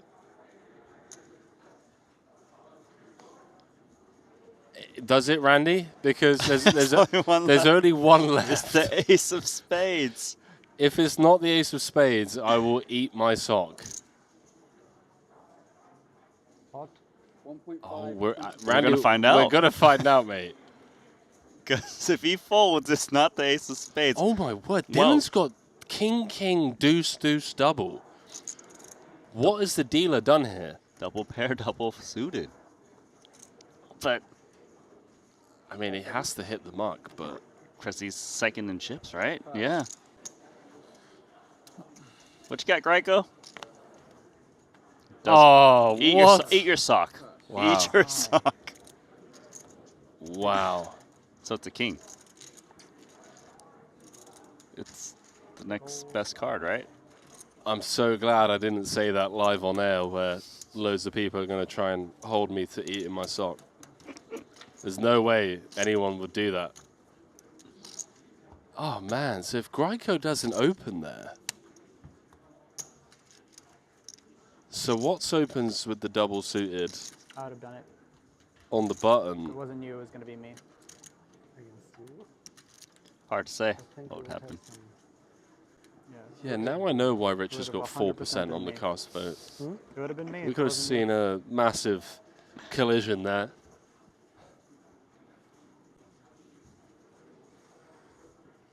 You were sure it was ace. Dude, he's got ace 9-4, all hearts. And he's raised it up first to act. That's He had 4 to flush. It's very, very possible. If it was you, it might have also been me. You know what I'm saying? So the one thing we're all agreed on is like 0 shot. It was 7. I don't think so. But who knows? I had a very, very good hand.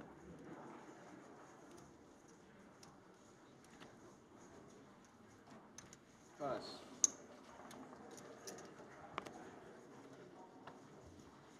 Pass.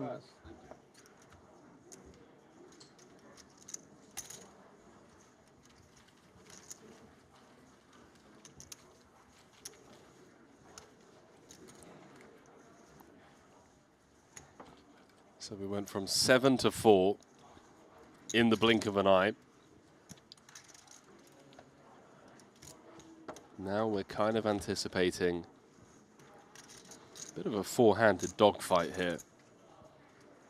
Although having said that, Greco's down to 17 bigs. Average stack of 37. The only player with more than average is this man right here, the chip leader. Ibinger has about 40% of the chips in play. Actually, he's got half the chips in play now. 300. Yeah, Ibinger's been playing great. Using these tournament ideas, incorporating into PLO.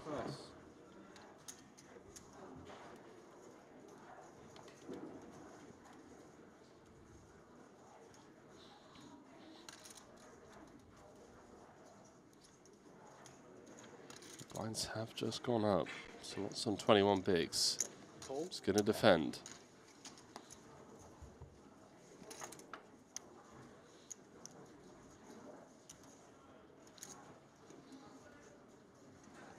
It's not too bad for Watson.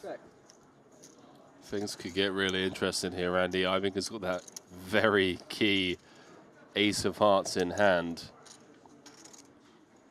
7-7-5 in the middle. Strap yourselves in. So got that inside straight draw. Check. 7 would work for him. 9 of clubs on the turn gives Sir Watts the nut straight with the flush redraw.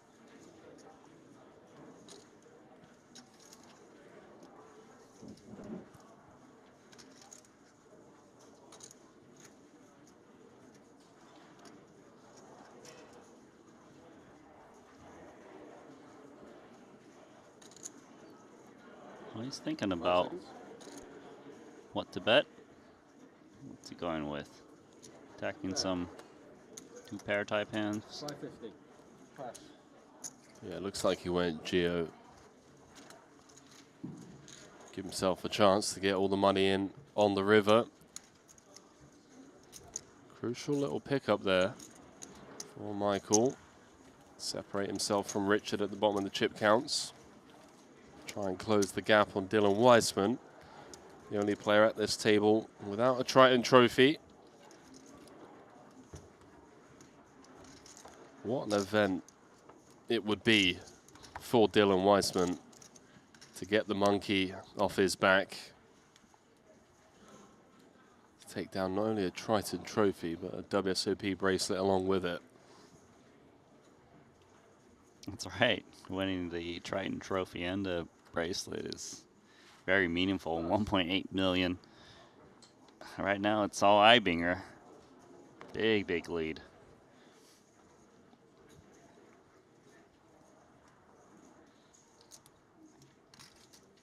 Hot. 425. Pass. Pass.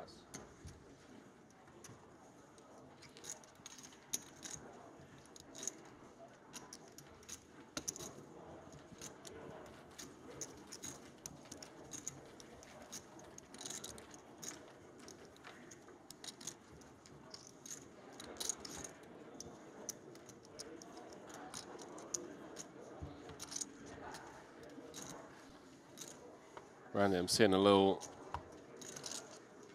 surprise update from the WSOP and Poker News team. What is it? Reigning main event champion. The Grinder, he's here. And he's registered the Triton Poker 100K PLO main event. Oh. Yeah, we're going to be picking up coverage of that one once we wrap things up with this 75K. Yeah, pretty awesome to see him jumping in 100K PLO. Call.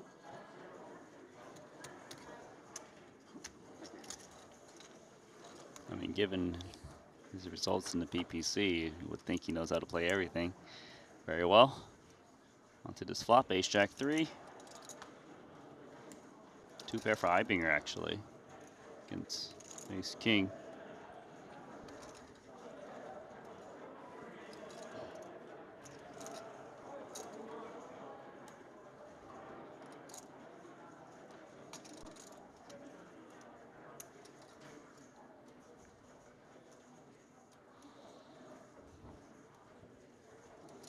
Bit of a pesky spot here for Dylan.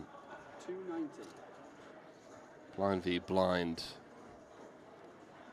We've got top against a very aggressive chip leader. He's betting into us as we'd kind of expect him to. Doesn't have backdoor flush draw, but feels like he just has to continue. He's got position. It's a rainbow texture. His two pairs doesn't bring in flushes, so relatively safe. Dylan looking for a 6, jack or a king.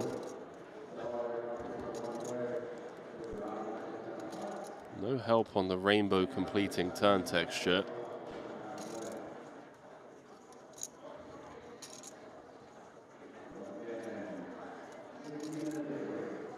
See if Ibinger finds the double barrel. I mean, we've got top and bottom. It's a tricky one, because clearly if Weissman is willing to put in more chips after he considers the turn bet, then he's going to be very worried. You can see him playing cautiously here. Realizes that ace 3 is the type of hand that can't really go for 3 streets. I can play a little pot control. Playing out very nicely for Weissman at the moment. Probably free card, given he's comfortably in second on the overall leaderboard. 5 seconds.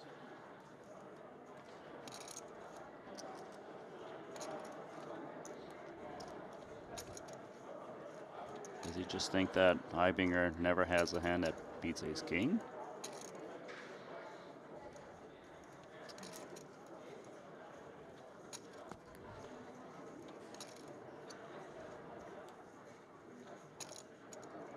Unless we just do that kind of buy ourselves a river kind of thing. Yeah, he must just think that Ibinger, if he had ace king beat, would always bet the turn, given there's no flush draws out there. Not to state the obvious, Randy, but this is a huge pot in terms of future game development proceedings.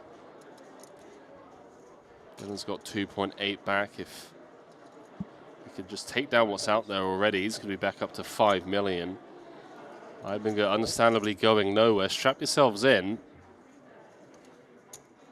3 million in the middle now. So two shorter stacks, watch on. Dylan looking for a jack, king, 6 or a 7. And he finds it. Wow. With the 7.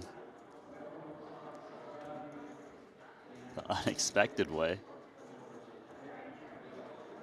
Jack. Ace king. And I got counter. Nice. That's very lucky.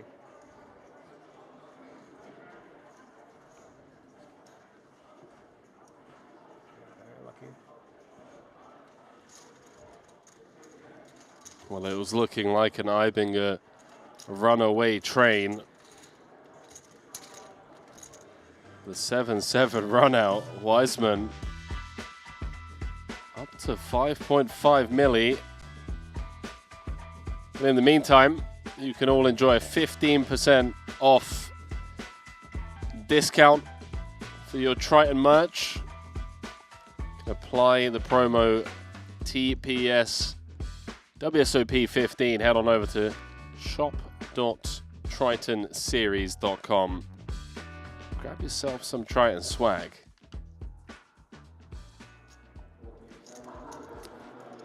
I'll tell you what else you can do. Triton Poker over on Twitter, Andy. They're doing a little giveaway. Are they? Yeah, they're dealing out giveaways on air. You can catch the code during the broadcast for a chance to win $150 in Triton merch vouchers. So keep an eye out on the stream.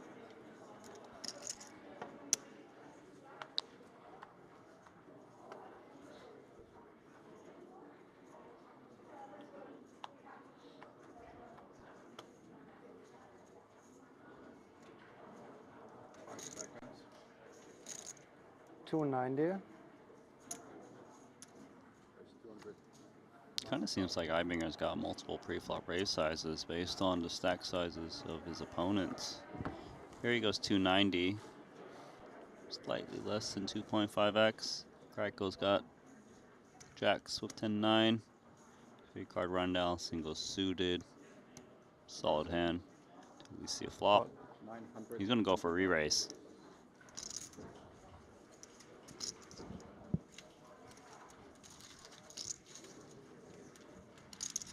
Oh, they've restocked, have they? Yes. I can run back and grab more on my next break.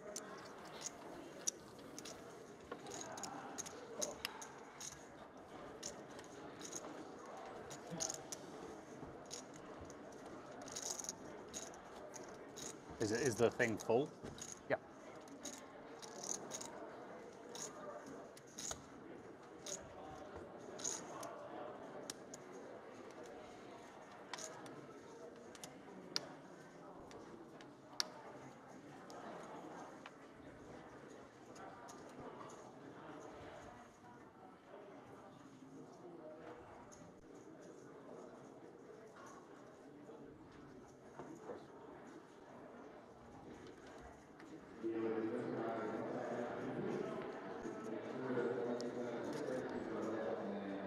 Randy, one of the great Americans of our generation, Jeremy Osmus. What about him? Put out a tweet saying poker players are good at exactly one thing and terrible at everything else. He saw that on a YouTube stream and it made him laugh. And he's asking, is there any truth to this? So you'd like to think that he's fairly normal by industry standards, but honestly, this hit home for him. He definitely struggles with some basic life skills at times. And I know when looking around the poker room, some struggle much more. And if I'm not mistaken, Randy, you can't cook to save your life. So perhaps some truth to this tweet here. Your daughter's words, by the way, not mine. Yeah, I always cook burnt food. That's right.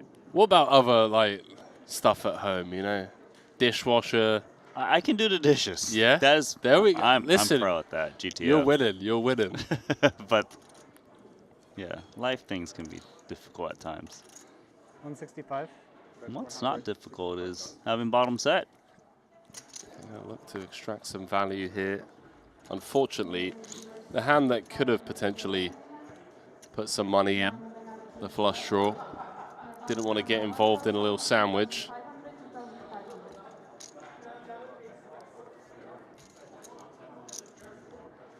So what's going to stick around, middle pair, plus the gut shot and backdoor diamonds. Yeah, you like the price.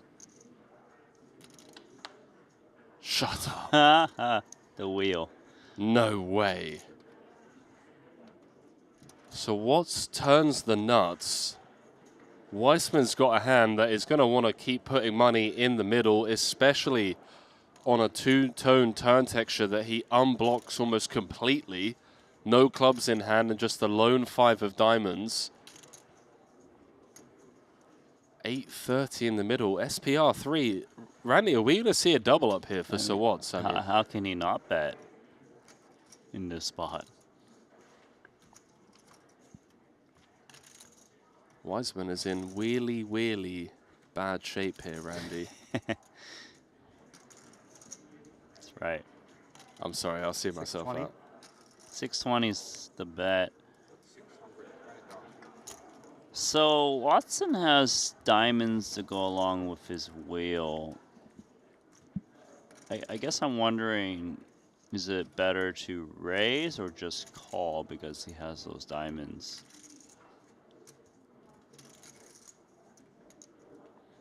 Let's see what the 5-time champ comes with.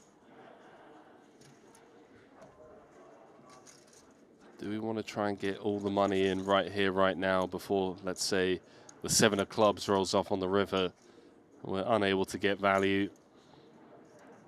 There's also 1.4 million out there. And we can just take this one down, chip up to 4 milli. I suspect he raises now. Like there's a lot of action killing cards.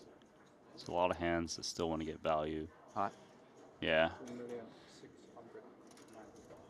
So there is the check raise. And it's enough for all in, if I'm not mistaken. So Watts with the check jam for 2.5 million, and Weissman with the decision. 3.9 million in the middle. 1.9 million to call.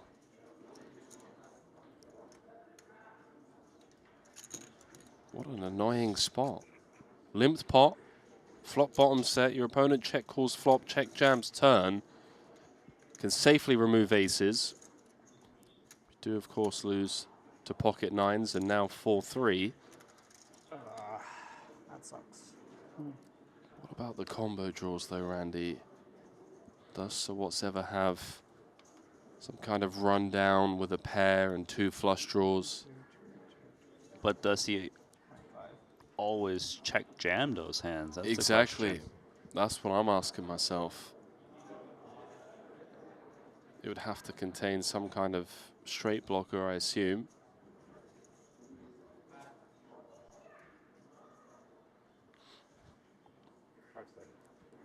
Chad saying 1.9 million for 4 mil.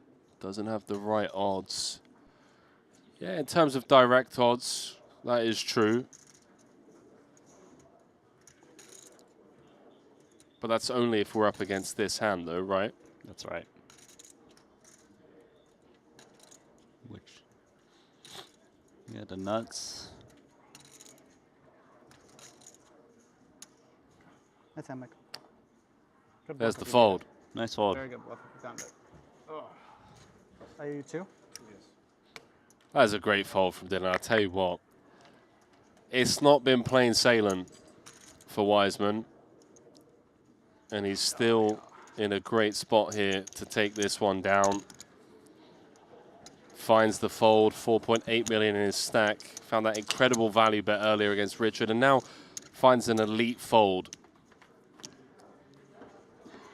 I mean, it hurts, right? Because you're value betting a set, and then you realize, I got to fold this. And he was right.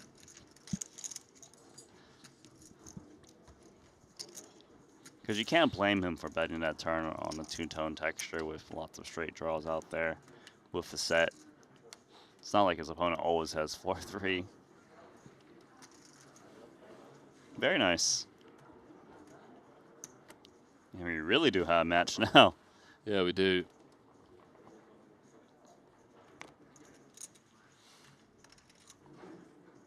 Gryko, 20 bigs.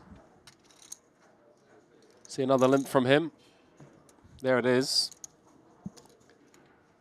Again, just really wants to leverage the power of the button. Play pots in position.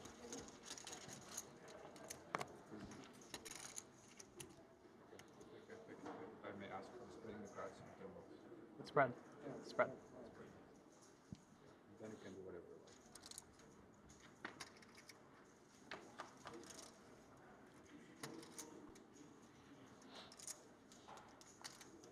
like. That's all Richard. Imagine getting dealt 4 cards and the 4 cards are 6-4 deuce. I'll just rage quit the game. Are you kidding me? I get dealt 4 cards and my hand's still this shit. Under 7. Nice description there. I mean, at least he's got a suited 4. A suited 4, Randy. Better than suited 3. Your mic is off. Yeah, that's what they're saying.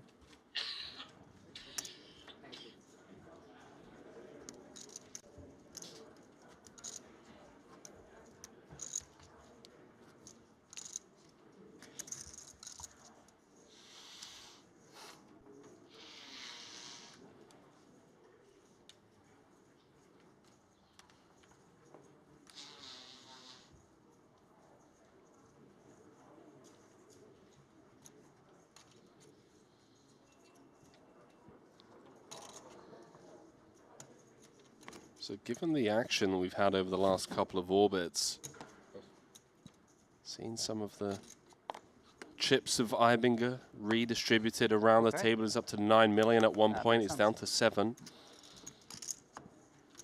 So he's playing 57 bigs. Dylan Weissman's in second playing 5 million. Good for 40 bigs. And a slight drop off. So Watts on 4 million playing 31. And Richard Gryko 2.8 million and 23 big blinds. All 4 guaranteed 655,000. That's a valid answer. That's actually the only answer I'd expect from you in this exact situation. It was a shrug and a maybe. You'll find out in an hour or whatever. Yeah. It's a great find if you did. It really is. No, I didn't even get greedy. I just had a good hand.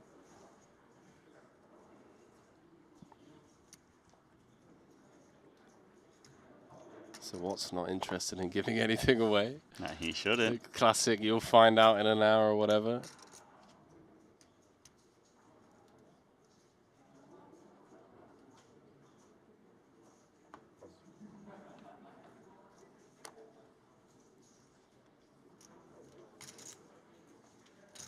Hot. 375,000.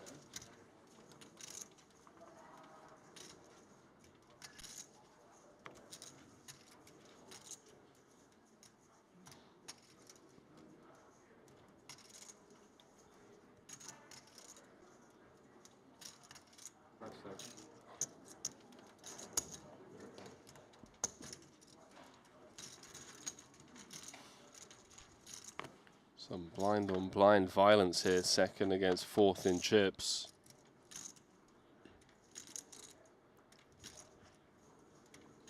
Ace-3. Rainbow. Dylan with the backdoor. Nothing else going for him other than the fact that he did raise this up pre-flop. And you would have a lot of ace-X in his range if he's the pre-flop raiser and he didn't get 3-bet from the big blind.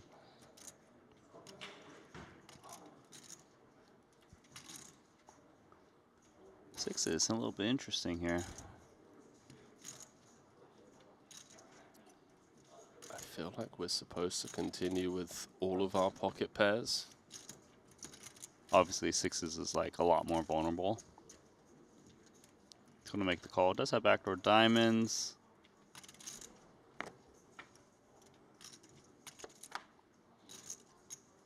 Well, looking grim now. What a pure turn card, Randy. Just the 9 of hearts, bro. Turns 2 pair and the flush draw.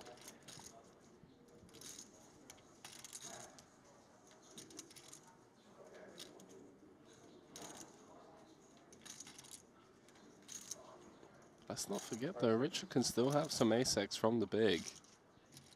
Just because he only flatted pre.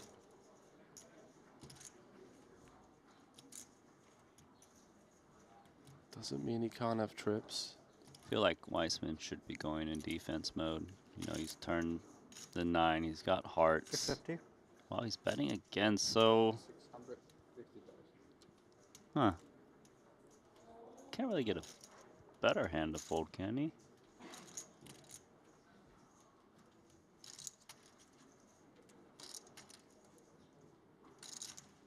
Well, like 10s or jacks, but he's blocking that.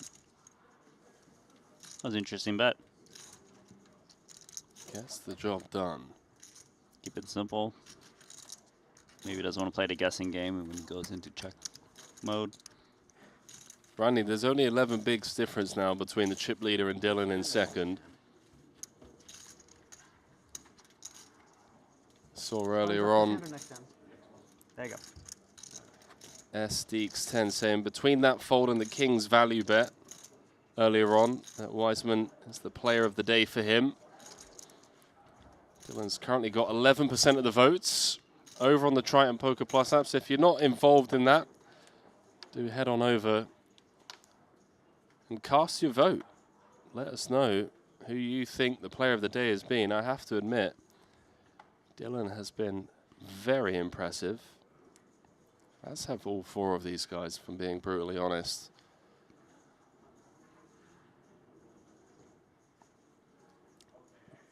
This means a lot to Dylan, though. Not to say it doesn't mean anything to the other guys.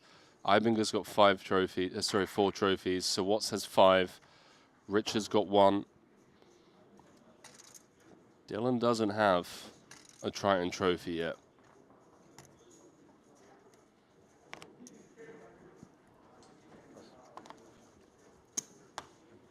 Good move. You?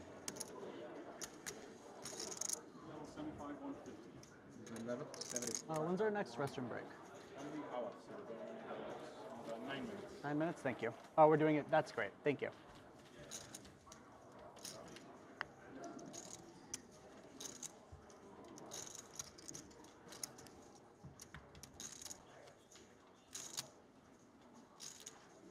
There's the new blinds. 75, 150.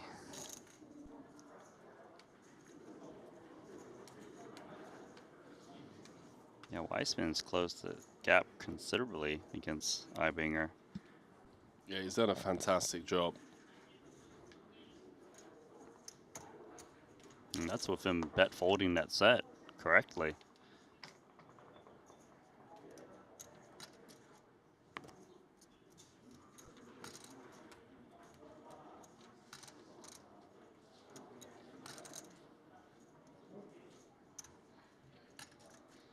Small blind Watson, he's got king queen 7-6. Try to get in there for cheap. Up against king queen 9-8. Both players with the king queen 9-8, slightly better than the 7-6. Pot. As you can see with the equities, and he's going to pot it. Both players do have suited king.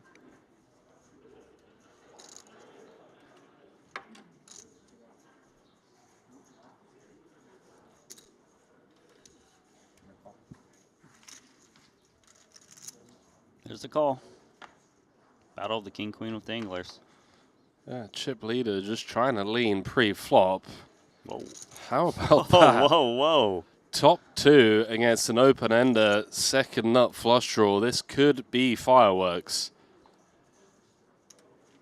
I tell you what, I mean, 50% of the time, I think it's going to lose a healthy size pot, and likely the chip lead along with it. Boy, especially when he pots it.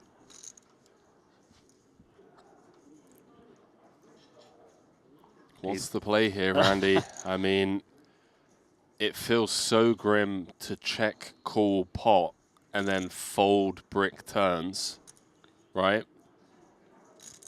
He should also know that Ibinger's not looking to bet fold pot off of these stacks.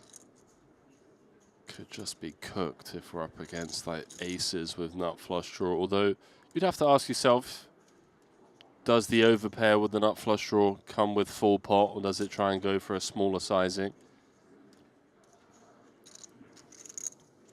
We could be playing a chip lead pot here. If so, what deems this enough to run it?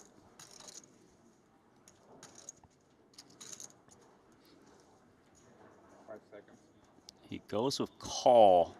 Oh boy. Strap yourselves in, ladies and gentlemen. There's 3.1 in there. Clean turn for Ibinger. And one would have to assume that this is going to go check, bet, fold. And Ibinger's kind of regained that huge gap at the top of the chip counts. Big old sigh here from Sir Watts. Yeah, but he can't call off at this point on this turn card. That's such a tilting turn.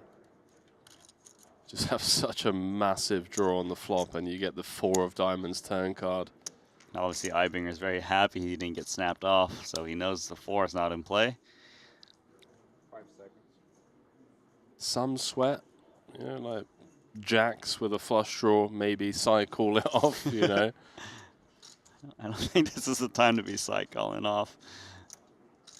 75K, 4 players remaining. 1 player on sub 15 bigs. Bye-bye. Big, big win. That is massive. He doesn't have to show it down. That is massive. As Ibinger had been, you know, losing a bit of momentum, Randy.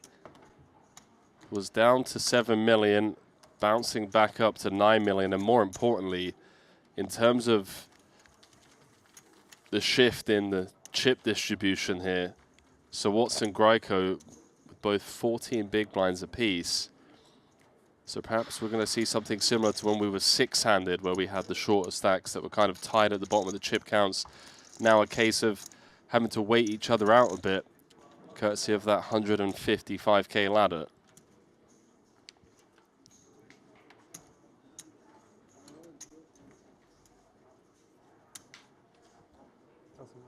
What's yours?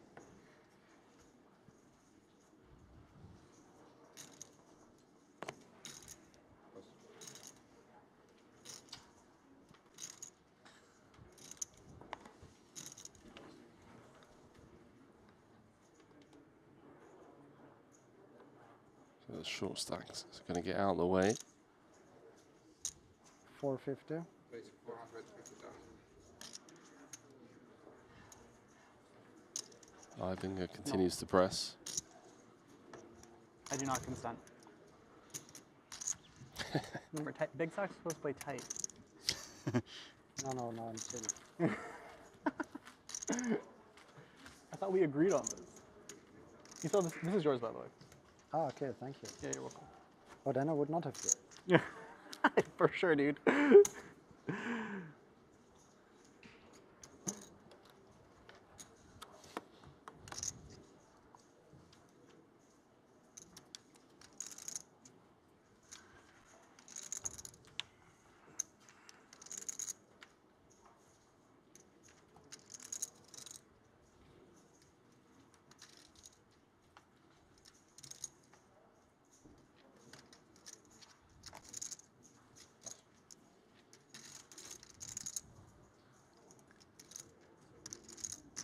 Pop.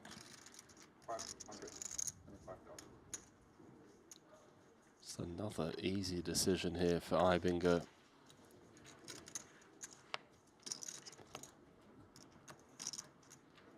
Well, first 3 cards aren't great for Richard.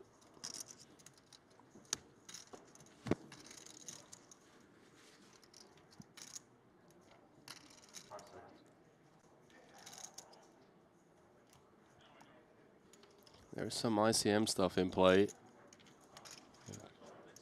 Tied on 14 bigs with Sir Watts. What is that dangler card? Looks like it's not good enough. Button moved.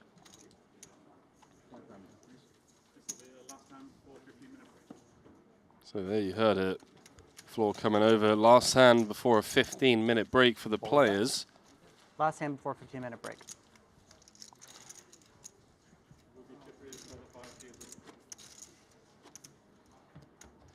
Ten-minute break for the viewers.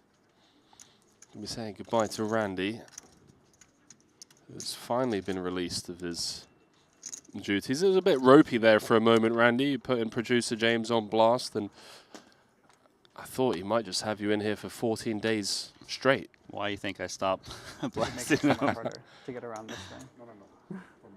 From you know? Okay. Expert. So after one frame of play, this final table, we've gone from 7 to 4.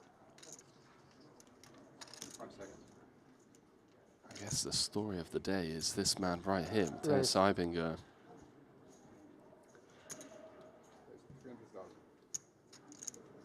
First time playing a PLO tournament at the Triton Series, looking for his 5th Triton title.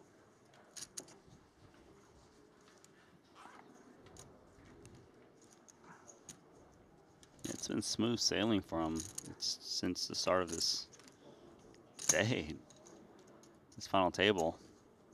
Ace, Queen, Jack 10 for Watson. It's pretty solid against a chip leader open. In comes call.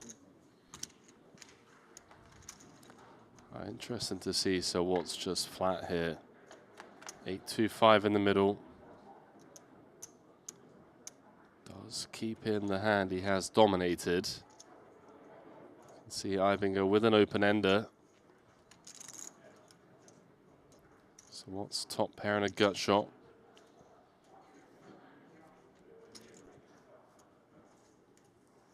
Pot. So interestingly, the ace, queen, jack 10 just going to lead pot here. Can I switch chips? You kind of feel like Watson's just looking to take down the pot because he knows Greiko's got less chips in him and is going to get it in soon off of 12 bigs. More value in just preserving his tournament life while he can, rather than let equity cards that could change things. And there we go. Mike. There you go. 15-minute break. There we go. What a Nice battle. to meet you in real life. How are you? Doing well. What a battle, four-handed. Just what the doctor ordered.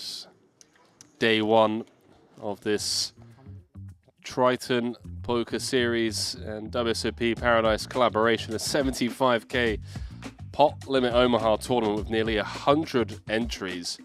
2 7-figure payouts in this one, top prize of 1.796 million. How about it? Warming up things here at the Atlantis as we welcome you back to the break desk. Randy Liu alongside myself, Henry Kilbane. Randy, you've been in since the start of the day. Matthias Ibinger really has impressed. You said not only at this final table just playing the role of table captain, but in the build-up to the final table, he just caught your eye and, well, yeah, here he is, chip leader with 4 left. Yeah, no, he's just cruising. He's got 9 million chips, 60 big blinds, hasn't really had any tough spots at this final table, playing extremely well, knows what to open. But I'm going to give some love to Dylan Weissman because I think he's been playing great. It's all about that hand where he folded the set of 5s correctly on the turn against the straight.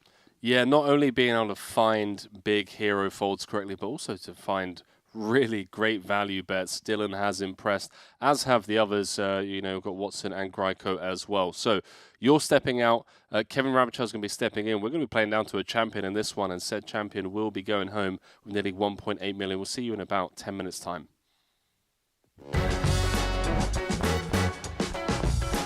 Oh my god!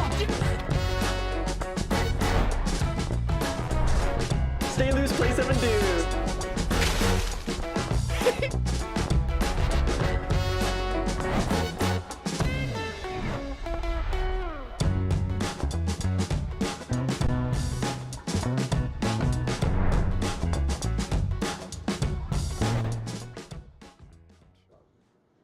Raising it up, 275k. We might be heading into a little bit of an ICM gridlock here, Randy. I mean, it makes sense. There's 3 players with 12 big blinds apiece. We're getting at least 1 buy-in for each pay jump you can acquire. Yeah, you just kind of print money by waiting a bit, too. Here comes Ben Lamb, ace, king, king, deuce. Versus the aces. Ben's in trouble. On the back end of seeing Ding get that double. No ladder secured. No 2. See if Ben's going to be sticking around in this 75k. On the hunt for his second Triton trophy. He's going to have to do it the hard way. Needs a cowboy. No help on the Jack 5 deuce, although that little dangler does give him additional outs. Yeah, just 20%, 4 outs. Cowboy or a duck needed. Well, now remove the kings from the equation. So that would give Dylan Broadway. That adds the 3 remaining queens in the deck. This 2.6 million chip pot. Oh. What a needle from the deck. Finds the set he was looking for pre-flop, but it improves Wiseman to the Broadway straight. We have our first elimination from this opening event here at the Triton Poker Series. WSOP Paradise, 75k PLO. You were the big blind, right? Has lost one of the PLO greats, Ben Lamb, in 7th place. I mean, it's always nice to final table the very first event, especially since the last time he's played Triton was in 2019. Guys, who's a PLO specialist. Very cool to see how he approaches the game. I'll say he's a very aggressive player. Usually a winning recipe poker.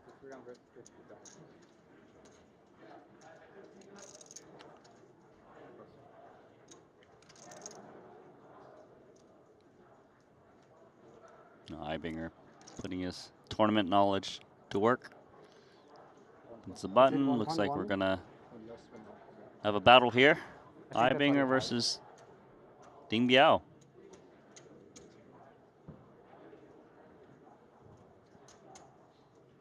Let's put in what, 35% Ding stack. There's the call. Yeah, we're gonna run it, and just kind of like we predicted with the setup, could be down from 7 to 4 in the blink of an eye. The stacks have gotten shallow. It does make it far easier for money to go in. As it stands though, Biao with 60% equity. What a spin this would be. It's down to 4.5 big blinds. If he can just find the hold here, it's going to be back up to 23 and a real contender in this 75k.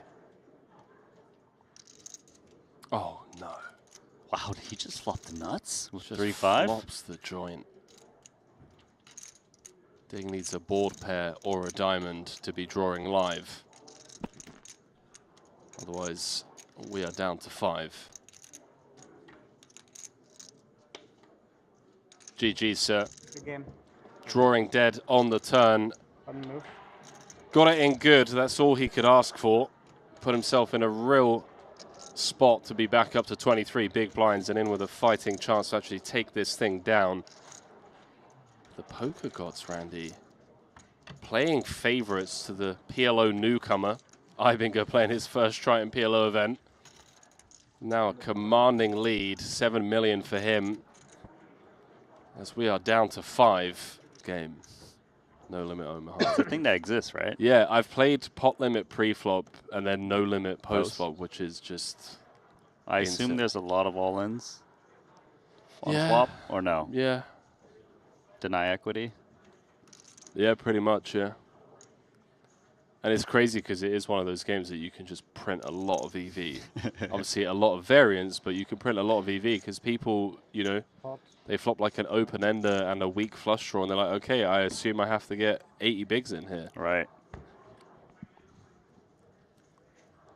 Oh, money's gone in. Chidwick raised it up pre. Deems Jack 9, 9 deuce. Good enough. Number 1 on Europe's all-time money list. Needs to fade high cards or clubs to stay in this battle. It's pretty nice to be a coin flip with Jack 9, 9 deuce.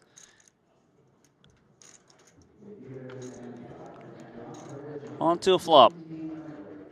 See if he can hold. Well, so far he has. 7-5-4, although Ibinger picking up even more outs now.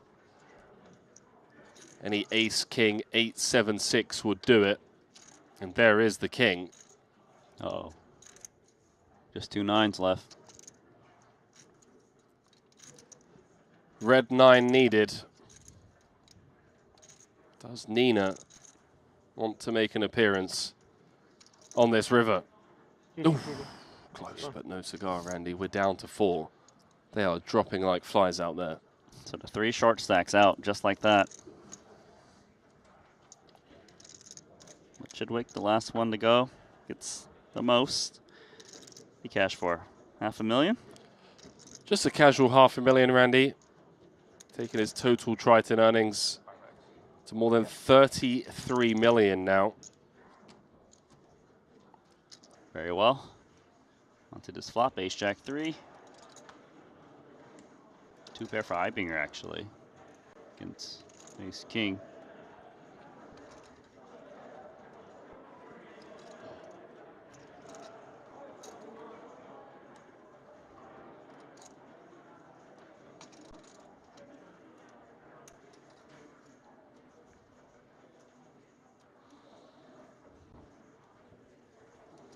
Bit of a pesky spot here for Dylan. 290. Blind v blind. We've got top against a very aggressive chip leader.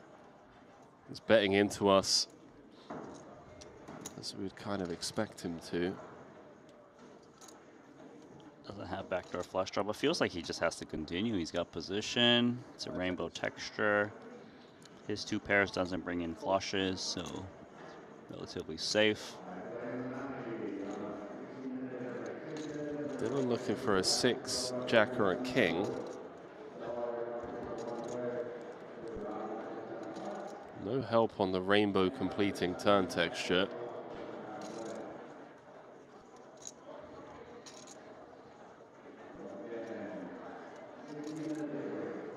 See if Ibinger finds the double barrel. I mean, we've got top and bottom.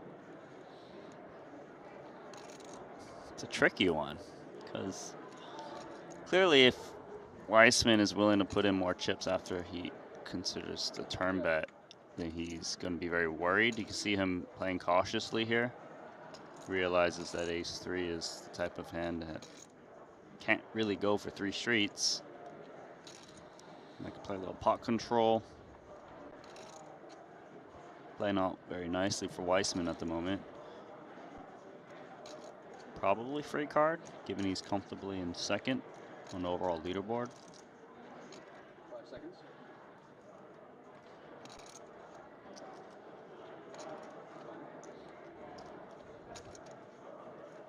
Does he just think that Eibinger never has a hand that beats ace king?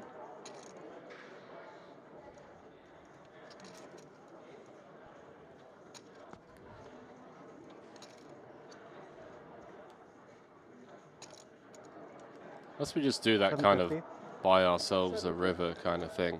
Yeah, he must just think that Eibinger, if he had ace king beat, would always bet the turn, given there's no flush draws out there.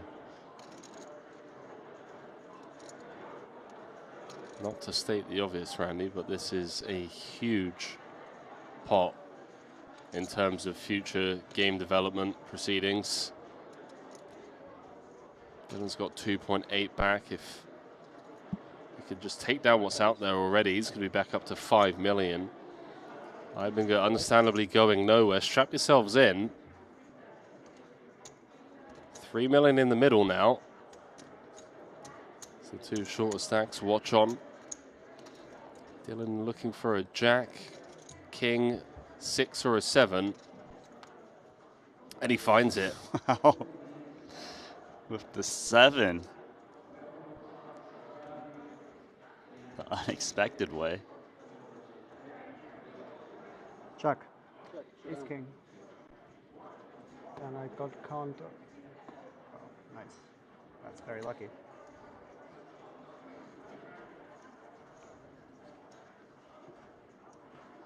Very lucky. Well, it was.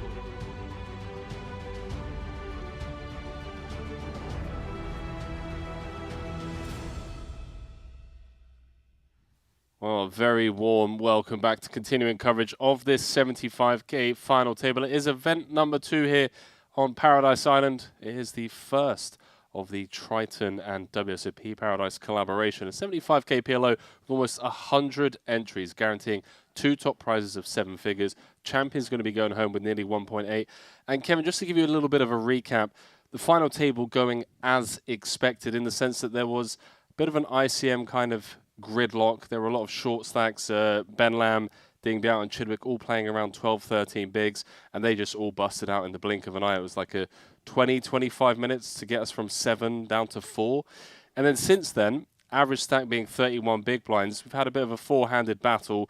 Eibinger was up to 9.6 million at one point, dropped down to 7, almost lost the chip lead, but managed to just kind of get back to where he started 4-handed, and that's how things stand. And I guess now looking at these stacks, all eyes are kind of going to be on Richard Grieco with just 11 bigs. Yeah, and I gather that in the lead up to that, Henry, that Dylan Wiseman's done well to be in the position that he's in right now, right? A lot of close spots, as I gathered in earlier parts of the final table, but also just having direct position on Eibinger, so valuable in being able to like avoid confrontations, avoid potential cooler kind of situations, and really wait out Richard and Mike. He's played incredible. I mean, fantastic value bets. Made a massive fold against Sir Watts correctly. And I think, you know, you look back at any tournament run where you do go on to win, it is finding that thin value. It is finding those hero folds that ultimately leads to you know, winning a tournament. On top of that, obviously running well in all-ins. But that's the part of the game that's out of your control. But to be able to, you know, find those spots when it is in your control, yeah, great to see Dylan to kind of dialed in, looking for his first Triton title. Eibinger looking to become a 5-time Triton champion. So Watts looking to separate himself from that club and become a 6-time champion. Of course, Richard Grieco looking to become a 2-time PLO Triton champion, and a bracelet up for grabs in this one as well, as we throw it down to the floor as these 4 go to battle once more. Now, I do want to let the fans know that maybe joined us on break. Get involved in that player of the day over on our Triton Poker Plus app. You can cast your vote now. It is Eibinger with the majority of the votes so far. He's got 31%, so Watts has 16. Chidwick, who busts in 5th, has 15%. Ben Lam, who busts out in 7th, has 14%. Wiseman, who's currently still in this fight, with 12%. Ding Biao with 8%. And Richard Grieco, who's still in with 4 left. PLO Triton champion, only has 4% of the votes. Up to you who you cast your vote for. Doesn't necessarily have to be for the winner. It doesn't have to be for any reason. It could just be your favorite player. But if there has been someone on the day who has really just, you know, stood out for you, someone who you've appreciated, yeah, get that vote casted over on the Triton Poker Plus app. Kevin, be sure to cast your vote. You know, I love an underdog story, Henry. If Gryko manages to turn this thing around, I think that 4% number is going to shoot up. I hope it doesn't just become a popularity contest. That's my only fear about this, like, player of the day stuff. It's like, okay, whoever the more famous person is just going to get the most votes. It'd be nice to see people just getting voted for, you know, the way they've played and how they've impressed. And yeah, I feel like the fact that Gryko's only got 4% is purely because he's a online wizard. A lot of people stateside, a lot of people in Asia perhaps aren't too familiar with him, but for PLO purists, yeah, the PLO crowd, they know Richard. They definitely do, and we've listened to his dulcet tones for hours and hours on end. The training videos he's produced over on Run It Once. Shout out to Phil Galfond and the team. Much love. As Wiseman flops the joint. Unfortunately for him, absolute rags for Eibinger.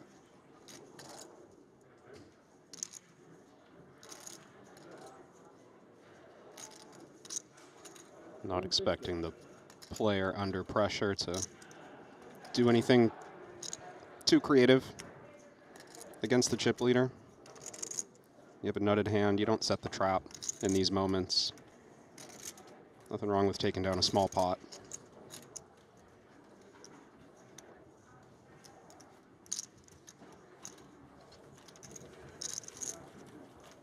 Do you have the time?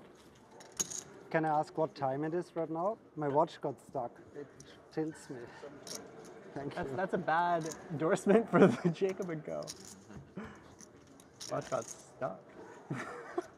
No, I'm not stuck. Maybe it's not the right word. You have to like turn it here. It's not broken, everybody. And then it lasts 2 days, but I didn't turn it up. It's a very nice timepiece. Yes. The Jacob and Go watch. Stuck means unintentional. So stuck, right? Hey, listen, yeah, it's like it broke. Stuck would be stuck would mean broken. I think he owes us an ad reader too. It definitely does. Had it out After the that last one. minute.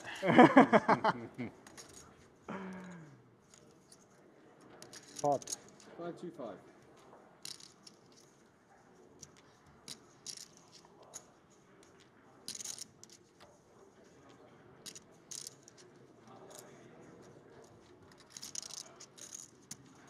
So this is that kind of tricky situation. As number 2 in chips, Dylan just folds it. Everyone playing shallow enough that he's not even feeling comfortable just like flatting and open out of the small and seeing what happens. Certainly a good enough hand to do so, but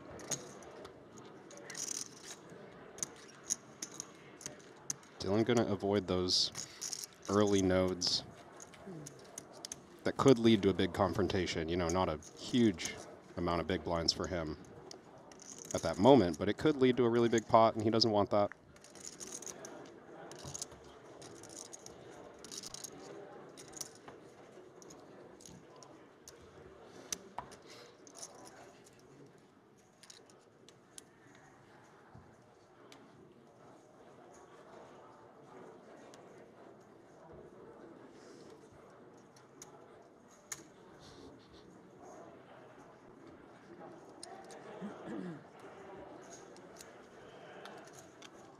Raise. 375.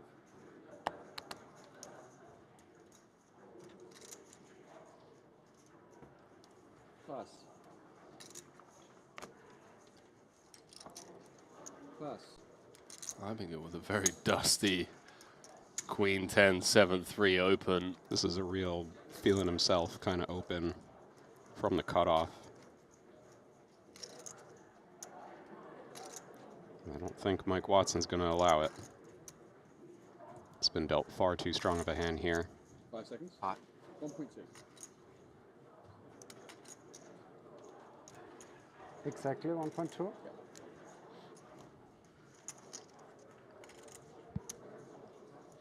I mean, we know how close equities run in this game.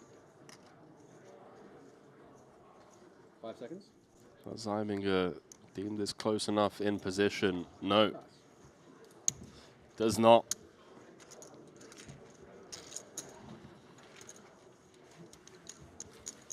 Have you been seeing any limps out of Eiminger, Henry? Or is he just coming with the raise-only approach as the chip leader? Raise only. Yeah.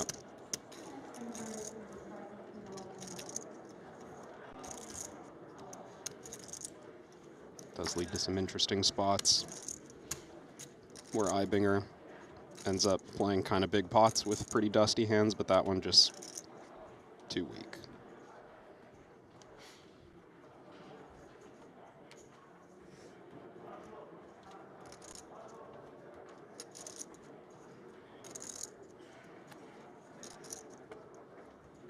Pass.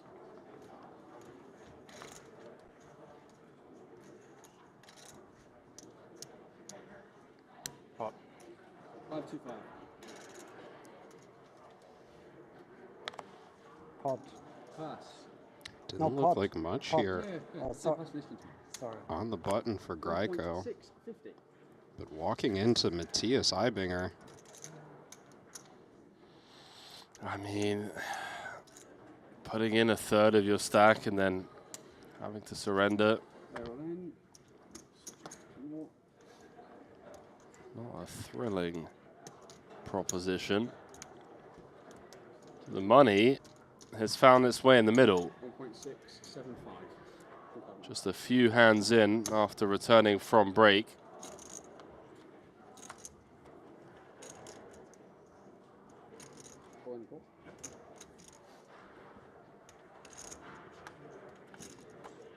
Richard needs some help. Diamonds smothered. His king blocked. See if he can find some kind of straight draw, some two-pair draw on the flop for the dream to stay alive. As he hunts title number 2.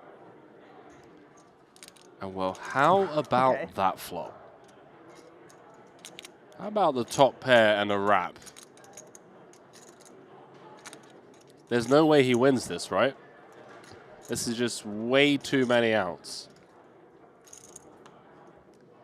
Kevin, there's no way he wins this after getting this flop. Don't do him like that, Henry. It's not me, it's the poker gods. Tell me, when have you ever seen the top pair and a wrap draw get there? One card to come. It's gone deuce deuce. Too many odds. The poker gods with the biggest carrot dangled in the face of one of the PLO greats, Richard Greiko. Goes brick. Eiminger, not only does he extend his lead at the top of the chip counts, he eliminates a very tough opponent in 4th place, and with that, we're down to 3. Everyone guaranteed 809,000 as Richard heads to the payout desk. So he's going to head to collect $655,000 for his efforts. A little 9x return on his 75K investment. His second largest cash at the Triton series. The only cash larger than this came in the 50K PLO that he took down in Montenegro earlier this year. How about it? It's a shame not to see Richard get a chance to spin that one back up, but sure, he'll be making his way into the 100K PLO main shortly. Take another crack at a PLO Triton title. 525. Wow.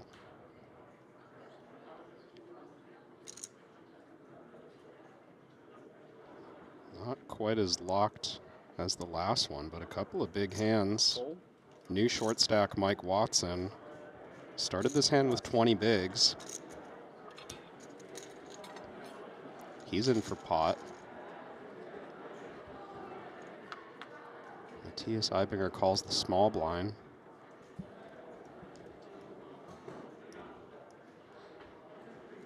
I mean, not quite a fireworks flop, but You're not exactly what Watson's hoping for. I mean, this is all Eibinger, and he just lead piles.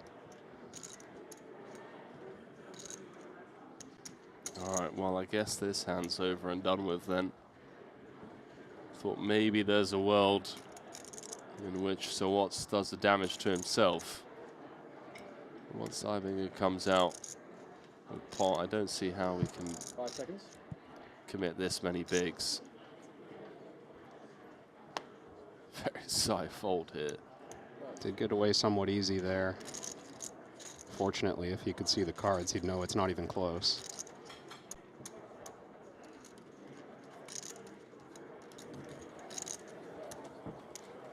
I do wonder if Eibinger's hand there was... I mean, he had no hearts in hand, so lead pot to deny equity to a flush draw.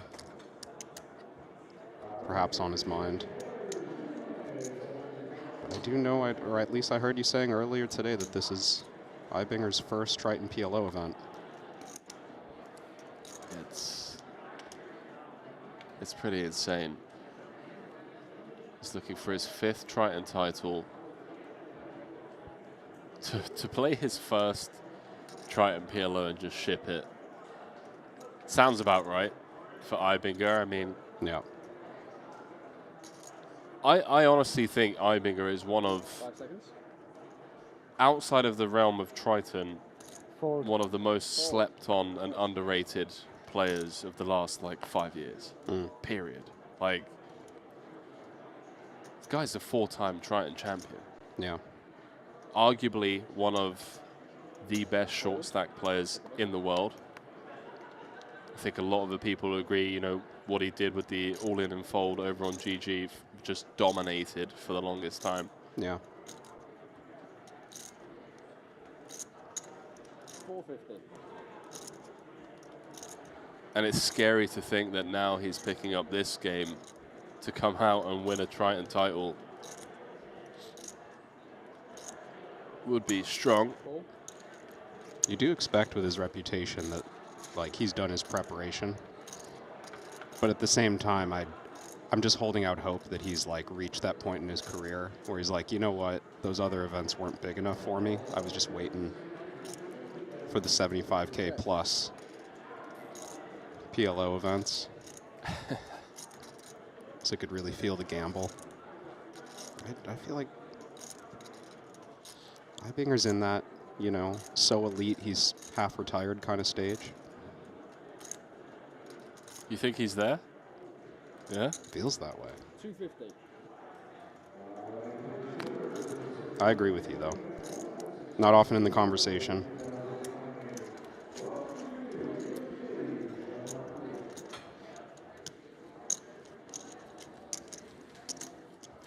Someone correctly pointing out that it's actually his 2nd PLO event. Did flick in the 25K PLO in London of 2023.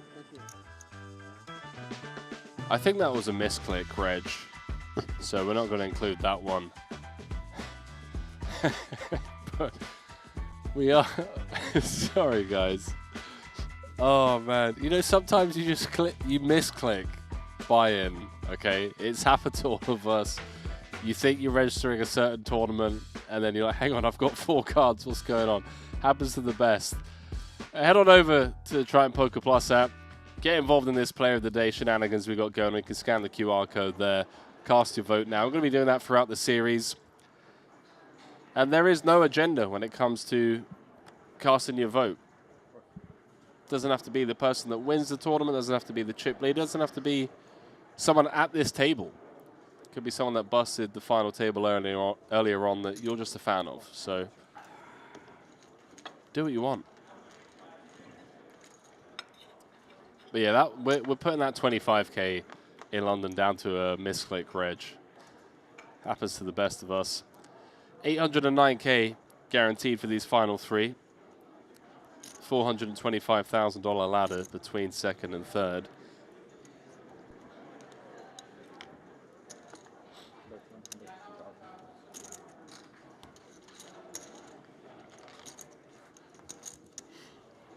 Just a one big blind stab there for Watson. Going to get it done. Blind versus blind.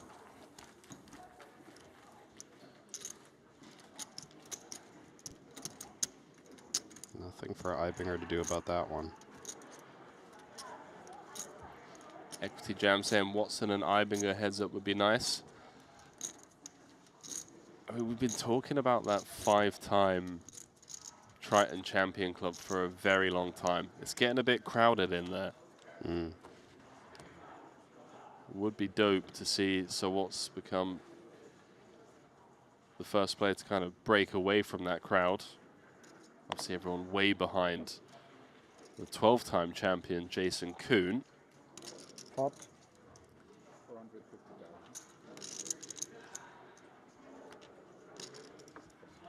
Had a really good. Line's going up. Convertible jack. Very good Baduki.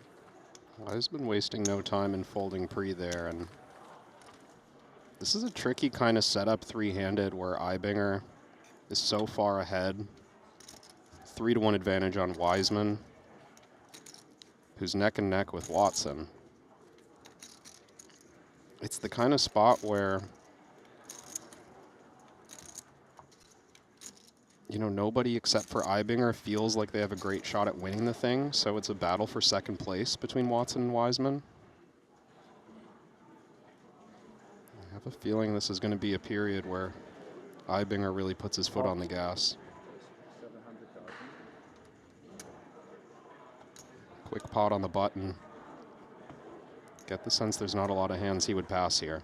That's a Badugi. Why you gotta one up me like that? That's a good. I can't let you have anything. That's crazy. Now your confidence is shook. You know, I could have actually. I was live against it. Okay. I could chop or win, actually. Good luck with that. It's not gonna go well. Yeah. Trying to think how often you're breaking a jack and drawing in Badugi. Seems like that's I mean, if you have 1, 2, 3 with the pretty specialized play. if you have exactly 1, 2, 3, it happens sometimes.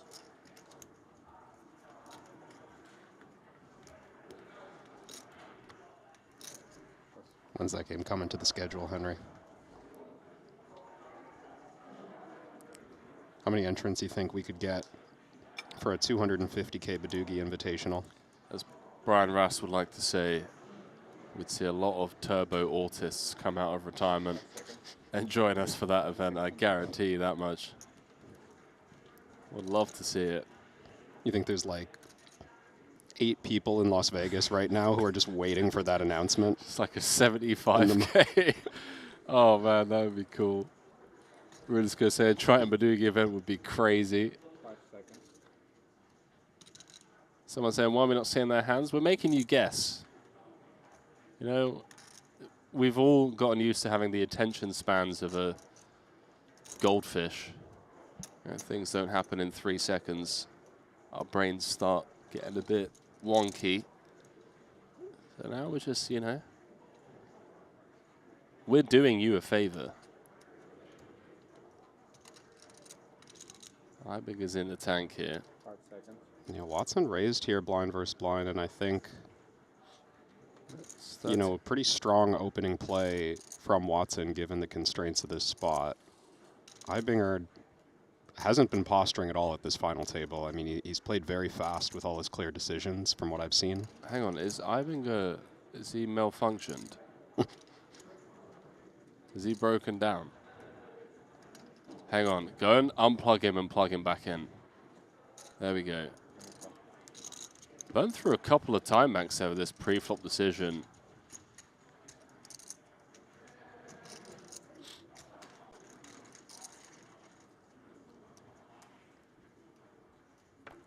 It's 1.4 out there. Watson's only got 2 million back.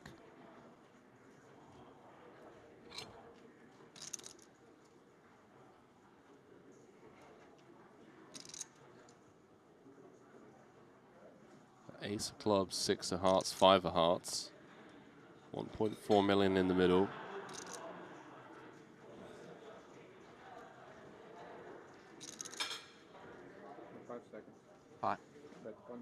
$400,000. So what says run it? Ivinger quickly bows out.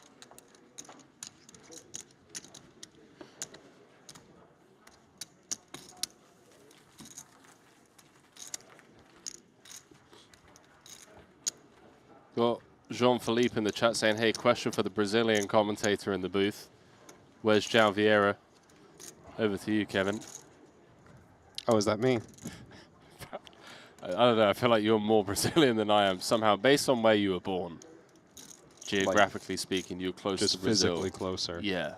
I mean, it's like a 12-hour flight, but yeah, I think I'm physically closer. Actually, hang on. Are you? Wait, London, Brazil. It might be close. Because, like, I'd be heading a little bit east, and you'd be heading a little bit west. Let's have a look. Because there's only a 5-hour time zone difference between. All right, hang on. We're going to figure this out, chat. Don't worry. We get. I know this is the most important part of the stream thus far. Well, given we got no graphics for the last couple of hands, you know, we're just mixing things up here. Watson's even with Wiseman right now. Ivinger opening the small blind after Watson folds his button. 600K each headed to the flop.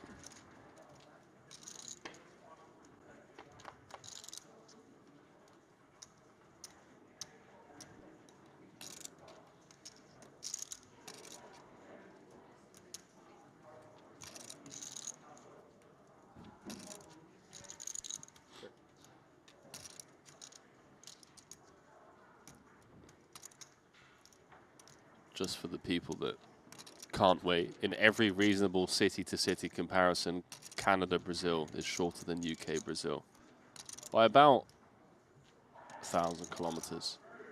Huh.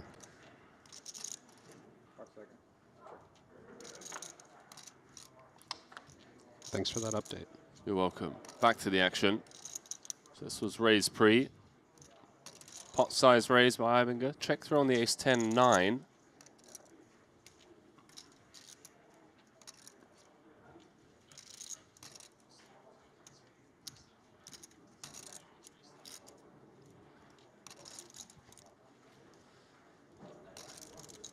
Ivinger going to check on the 3 of spades turn.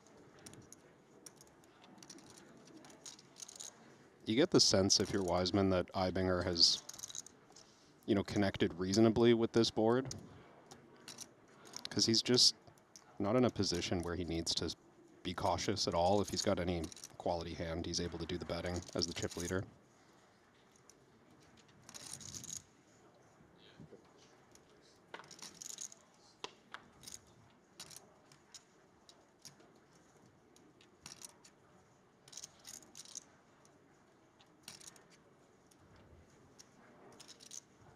People saying, where can we see the hole cards? Guys, you can't. Since when have you been able to see Oh, we've got it on our other channel. Or graphics. You can see it on the Triton Poker Plus app. That's true. No need for cards. It's a body language exercise. Try and get a read on this guy. 840,000. Feels strong. Maybe that's what he wants you to think, though, Kevin. I will say, just situationally, you see the chip leader. Oh, well, see, told you. BS. I was dead right. Just like I said from the start, a pure bluff. A little mystery hand for you all. That's an impressive play, because you see, you know, a Broadway flop, pre-flop aggressor, chip leader. Your default expectation is just, okay, if Ivinger doesn't connect with this board, he'll be on the attack. He takes a crafty line there, check down to the river, and then bluff. I like that.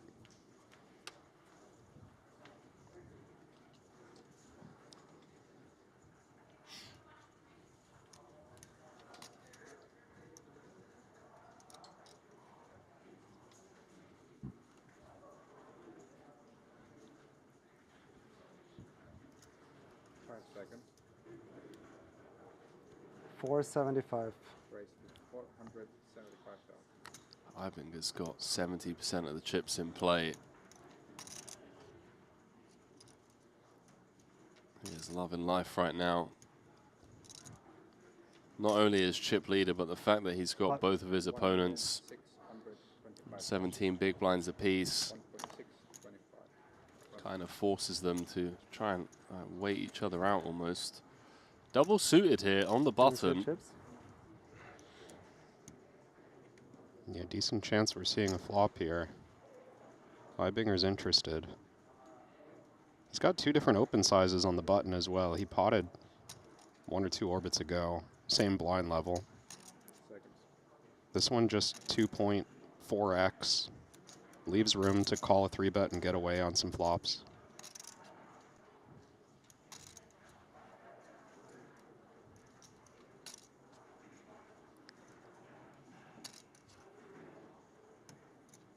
I don't know, I thought with that little body turn there, he was out. Thought he was getting ready to fold. Oh, we're going to see 3. Big pot brewing here, 3.6 million in the middle. Dylan, the player, at risk with just 1.7 back. A huge swing in momentum here, depending on this flop.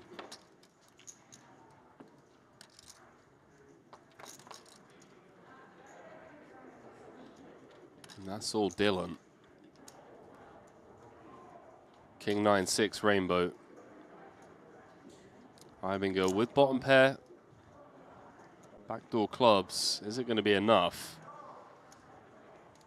It's getting a pretty insane price.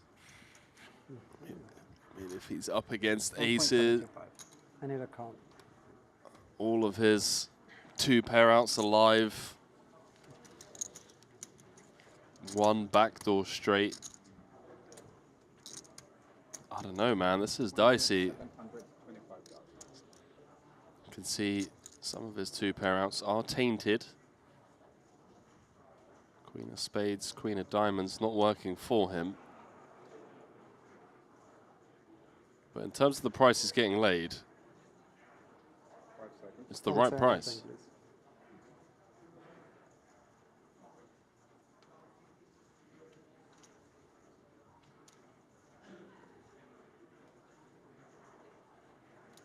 Very politely just asking the dealer to give him some thinking time.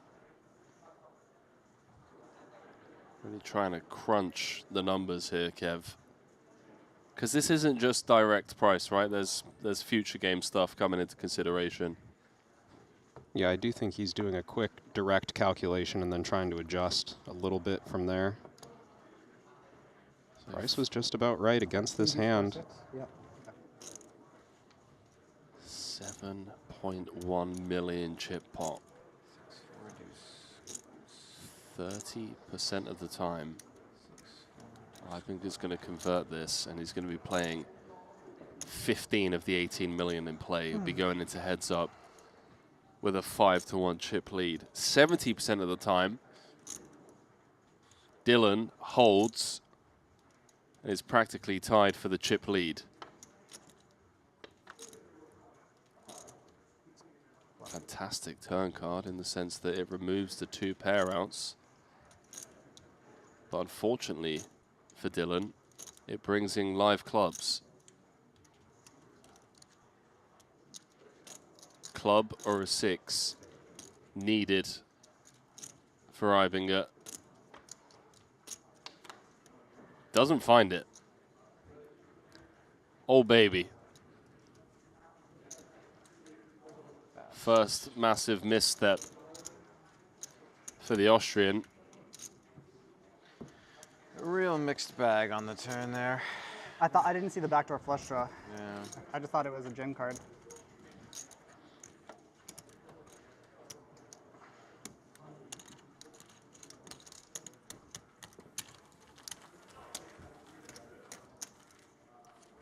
Took his time on that decision. Eibinger, a calculated risk to try and basically lock up this tournament on that hand.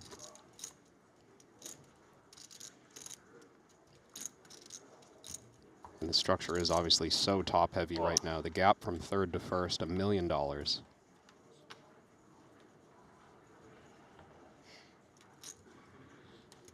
It's gonna have to keep battling against Dylan Wiseman.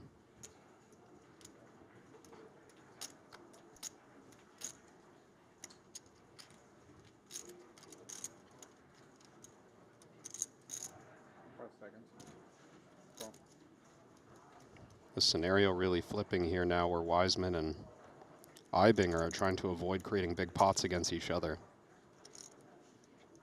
You can see that straight out of the gate with Wiseman limping on the button, not wanting to inflate the pot against the big blind.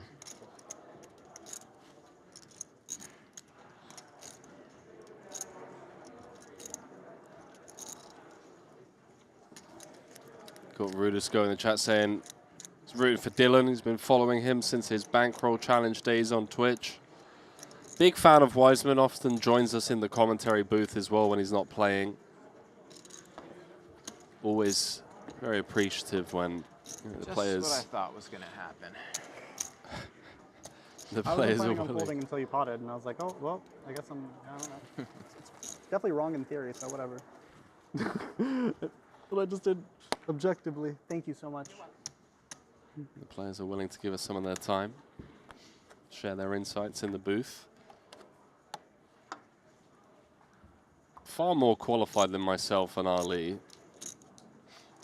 We are fortunate to have both Randy, Nananoko Lou, and Kevin Krabachow, was it? Or you know, your screen name was Crab. Just Crab, yeah.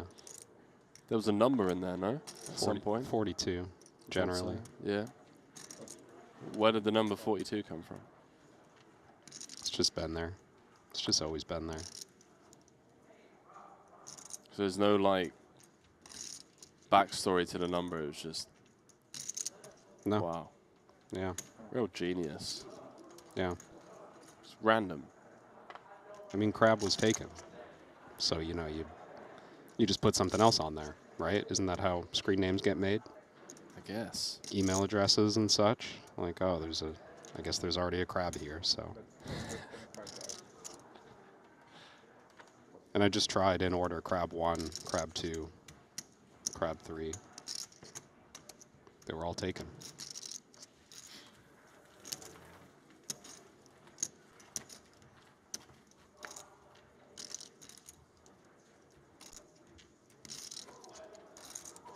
Crab 42. Completely random. About as random as those TSA checks at the airport.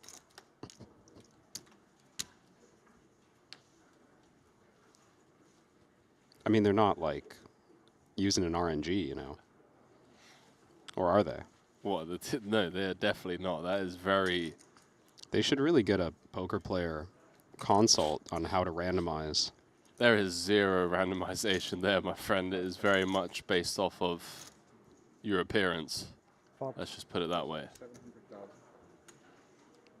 Just like if you're playing poker and you're mixing, but you don't actually randomize, you're just basing it on the appearance of your cards.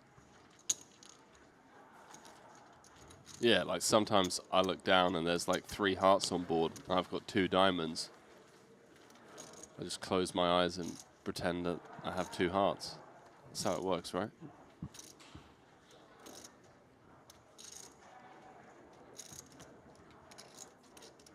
No, I don't think that's randomizing, Henry. That's why I'm in the booth.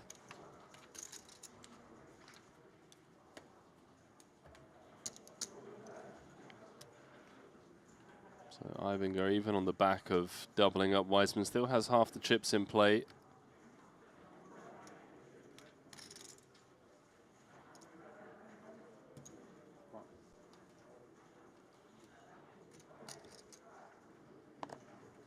Check. Wow. Ibinger pretty crushed here. Tough to be more dominated than this.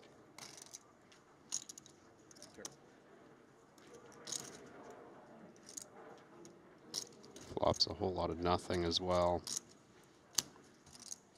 Couple of back doors. 225.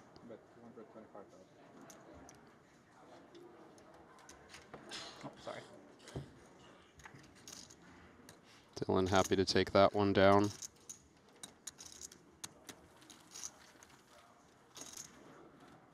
Who do you guys want to see reach heads up? Let us know. Matthias Eibinger, the 4-time Triton champion. Michael Watson, the 5-time Triton champion. And Dylan Weissman, looking for his first. Let's not forget, WSOP bracelet up for grabs in this one as well.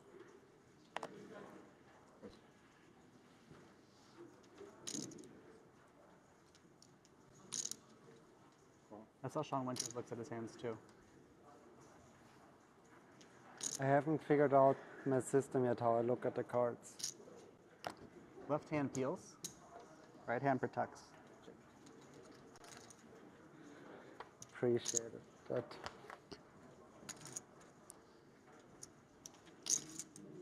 Check.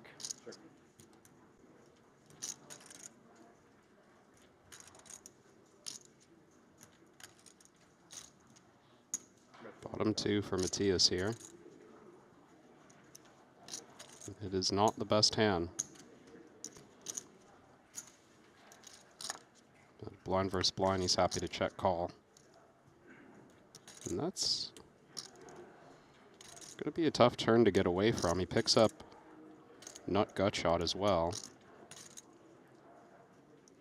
Yeah, all the obvious flop stuff, bricking. Defensive check in position here from Weissman. Just realizing that top and bottom not thrilled about getting check raised and putting more money into the middle. Weissman's been really, really impressive today. Also just gives him the opportunity to have some like disguised boats, you know, when the queen or 6 rolls off. Allows him to absorb aggression on rivers. Yeah, and I think it's hard for no limit players to spot just how easy it is for queen 6 to be beat. And I don't mean now that the flush has come in on the river, but even just on the turn, Eibinger just can have queen jack in a variety of ways. Or he could have a huge amount of equity. But Weissman correctly realizing he's got the winner in position here. Eibinger didn't really think about betting the river, didn't really take that much time throughout this hand to consider other options than just checking down and check calling. So Weissman may be thinking there's only a small handful of better 2-pair he might have to be worried about.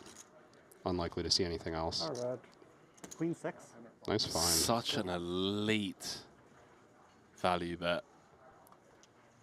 Not for the first time today, by the way. Dylan Weissman is dialed in, and he has taken the chip lead for the first time at this final table. Yeah.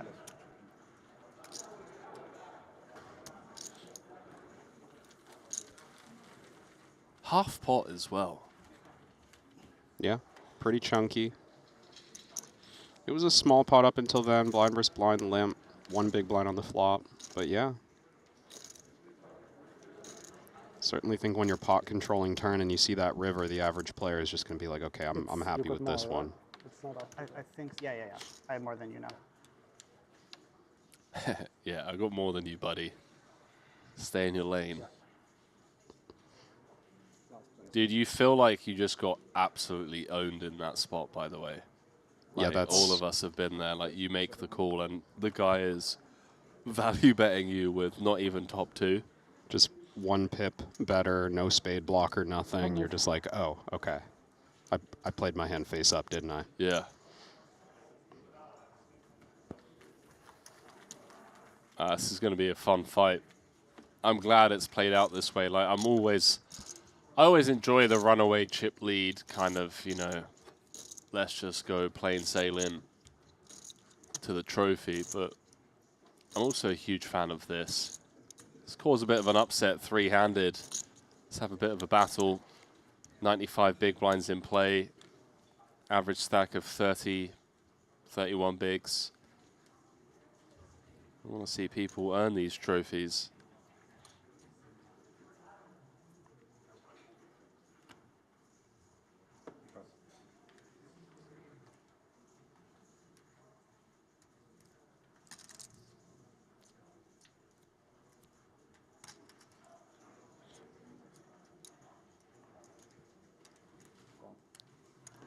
Pot. Raise to 600,000.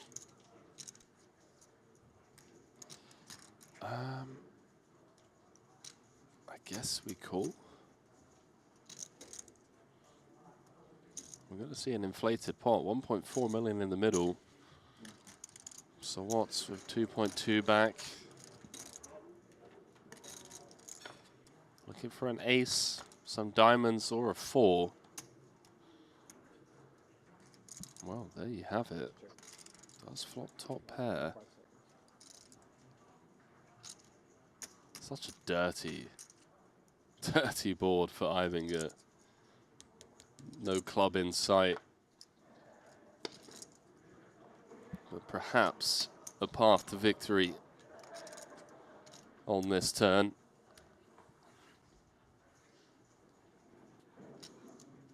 Yeah, I like the check back on the flop. Playing super short, blind versus blind, doesn't really feel like the moment to think about running some massive bluff to fold out a better hand. This is just a really wide range, really weak range spot.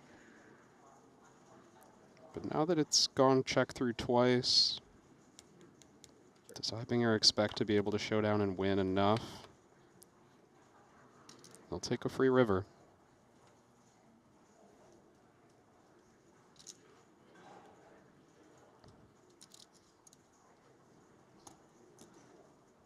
Six pairing is going to stop Watson from trying to do anything other than showdown. Ivinger doing well there to only lose his pre-flop raise. Last hand of this level, right? Mm-hmm. I think so. Thank you. Well, I don't want to say it as if it's a given that this is the unraveling of Ivinger, who peaked at around 11.5 million, but since we returned from break, things not going his way.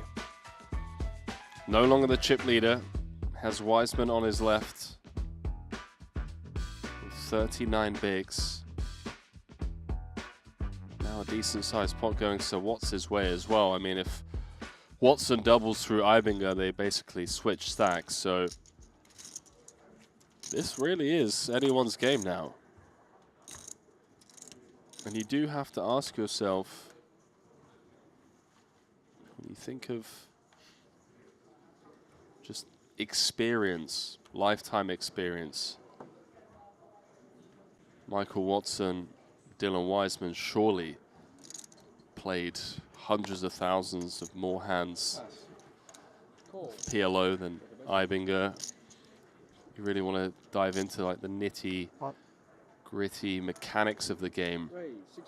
Would have to assume that they both have an edge over Ivinger.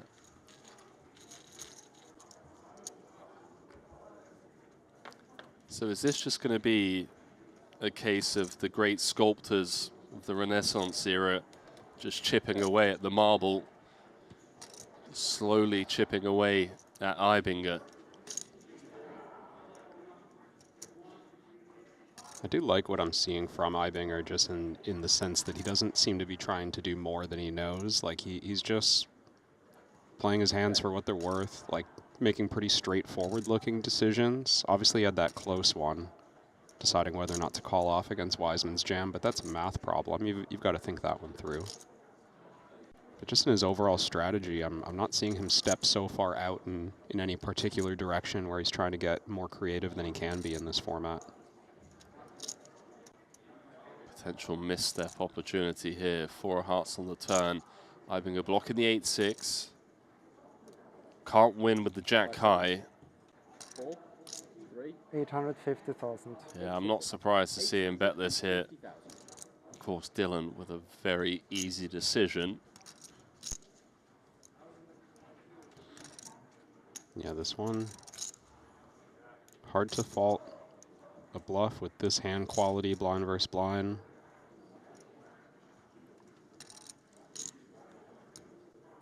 Have to think you're not expecting Dylan to raise pre-flop with a whole lot of hands that connect with the 7-5-4.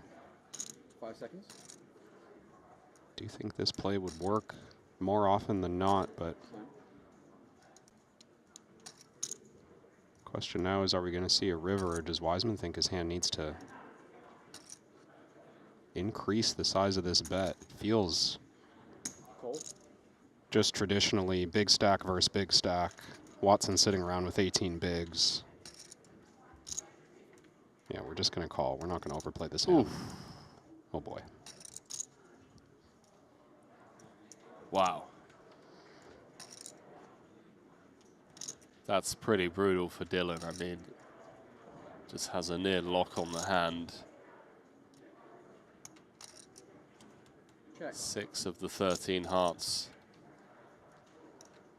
Obviously shared between both these two and the board texture. And somehow Ibinger has found one of the 7 outs needed with 3.1 million in the middle. Flush. Check, check, by the way. Oh my god. Wait, did you have 10-8? You have the, no. Yeah. Wiseman avoids any further damage. He's still got a pretty sizable lead against Watson. But that's just a brutal river card. Send a big one Matthias's way. Yeah. Yeah, that's pretty rough. 125, 250. Instead of having half the chips in play, sees a 3.1 million chip pot being shipped over to Ibinger. So blinds going up. 125K, 250K. Meaning there's now 72 big blinds in play. Average stack dropping below 25 bigs.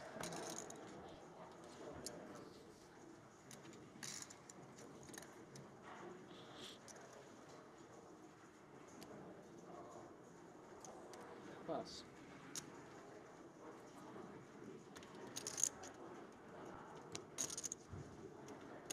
Hot. 750.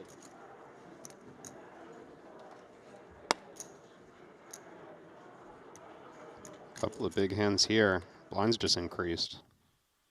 Oh. Nothing to see there. Definitely nothing to see there. 5 seconds. That's hilarious. I don't think I've ever seen that happen before. Oh boy. Hold on now. Blind v blind. 1,050,000 behind. Sure looks like these are going in. Owen. Play roll in. Good luck, gents. Call. This one's huge. Ace, queen, queen. Queen, queen. All right. Ace or a king needed for Sir Watts. Clubs and straight draws are plenty for him as well. Wiseman just looking to hold.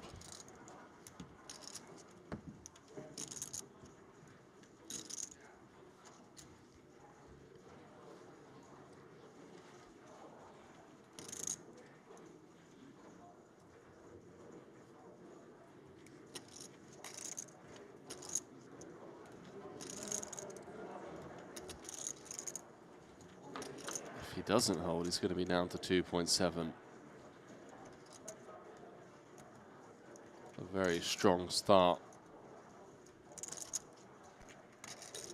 No straight draws, no flush draws. Oh, he's asking for the... Sure. Asking for the queen.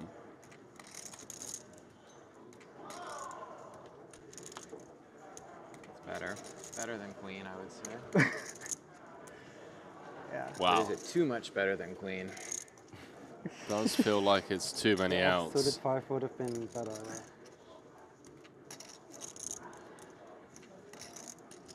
Any king, club, or I'd still take a four. queen. Oh, it's the king of diamonds. King of diamonds on the river. 6.9 million chip pot. Heading Sir Watts' way. 3.3. 3.3. Man, if Dylan goes on to win this, he's going to look back and rightly say, hey guys, I effing earned this one. That river card bailing Ibinger out just one hand ago. And now the river card on this one saving Sir Watts' tournament life.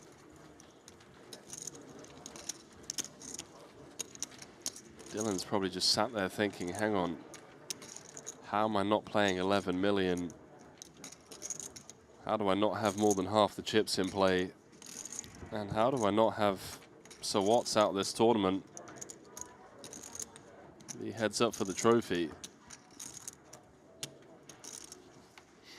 It's so tough deep in these tournaments to reset mentally after moments like that. I mean, like you just said, Henry, 2 hands ago, Dylan Wiseman was playing a completely different strategy, completely different spot.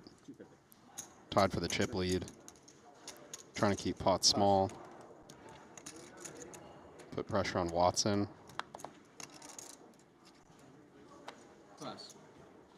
Now he's about to be posting big blind and big blind ante with 10 bigs.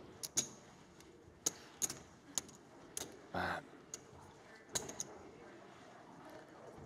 You tournament grinders. Sickos.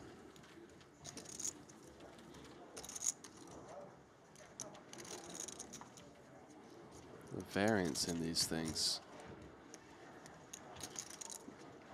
You can tell Watson's just seen it all, can't you? As he's like watching the board run out and coming up with the most disgusting things that could happen and just being like, oh, I guess I'm still in the tournament. Okay, I think it's this much. They've just been through it. Yeah. No, I mean, come on, he's been competing. This is what, 2006, 2007? Sounds right. And not only competing, but very successfully at the highest stakes against the toughest competition for the better part of a decade and a half. Like, multiple-time EPT champion, 5-time Triton champion, bracelet winner. Yep, Triple Crown. He's won everything online. It's a pretty good hand for Dylan. Could turn things around, but Ibinger, blind versus blind. 750. Oh, he's Badoogie. He's getting away from that one.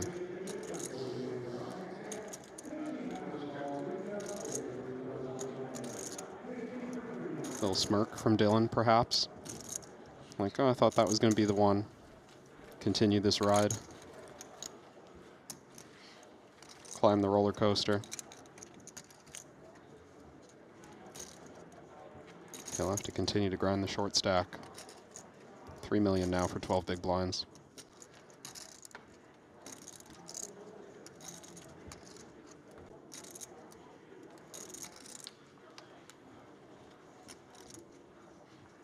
How about that, Henry, for the first event of our series?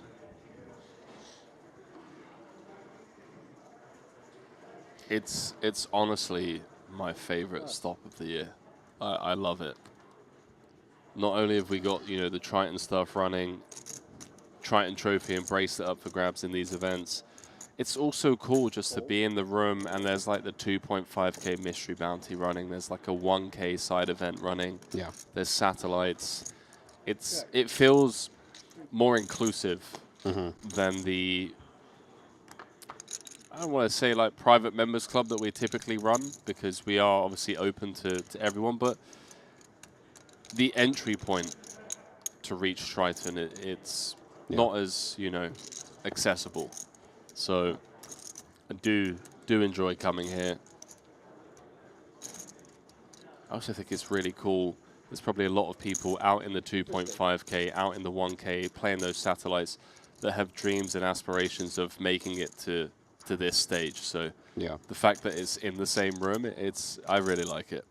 Yeah, I know that feeling of like playing out on the main floor, but looking up at the bright stage up top and like watching the marquee event, you know, like that's going to be the feeling out there for the next couple of weeks.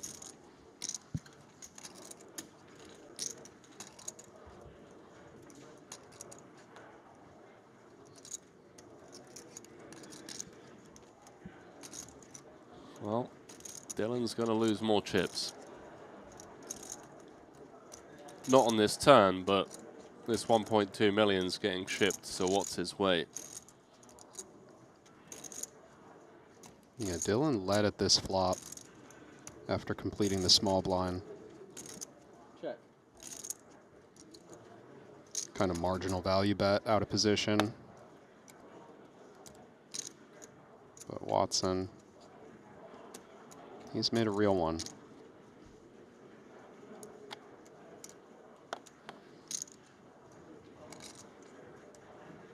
Kind of hand that's good enough to just set up stacks.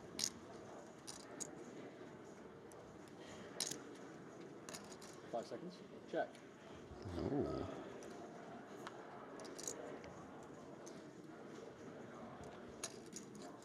That's such a sick check back.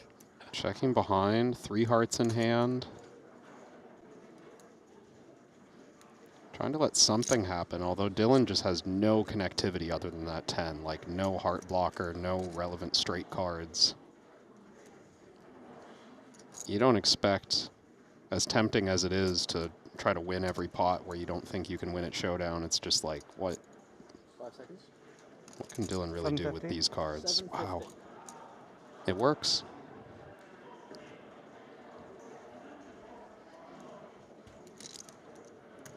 B60. Not going to work for Wiseman. Just trying to get some 2-pair type holding to fold. Maybe like a 9 high straight, like a 7-5. Yeah, and I get the temptation, like after Wiseman's bet the flop, implying some connectedness on this board.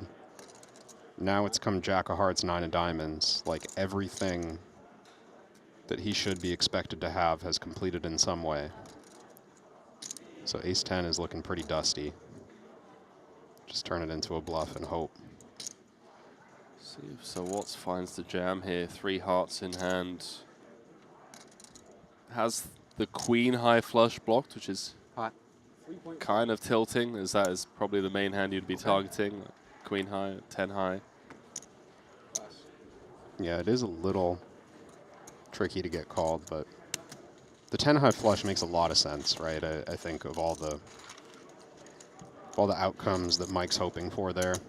Something that stabbed at the flop and then slowed down on the turn. Oh. Stretch it out, Dylan. Come on, man. Down to 7 bigs.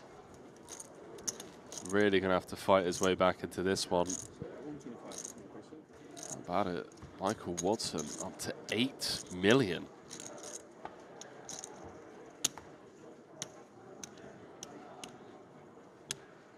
Now really looking like a contender. Was 1 card away from elimination. Just a few hands to go.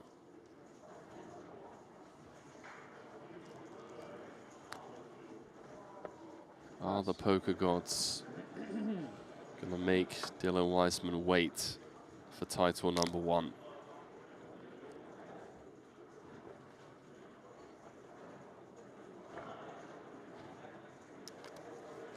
Call. Check.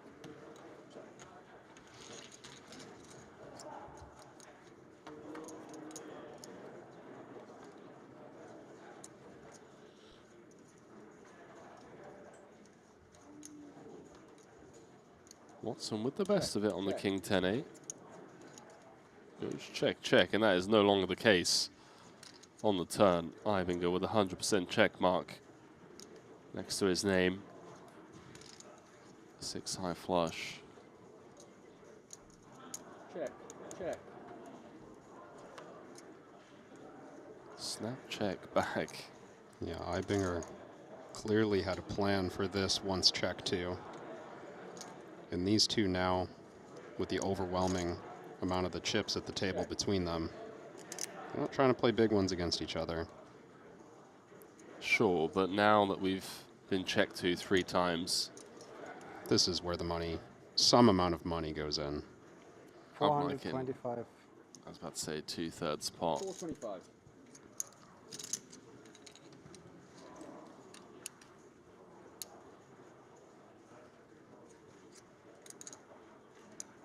And I don't think it's out of the question that Mike gets curious and looks this up.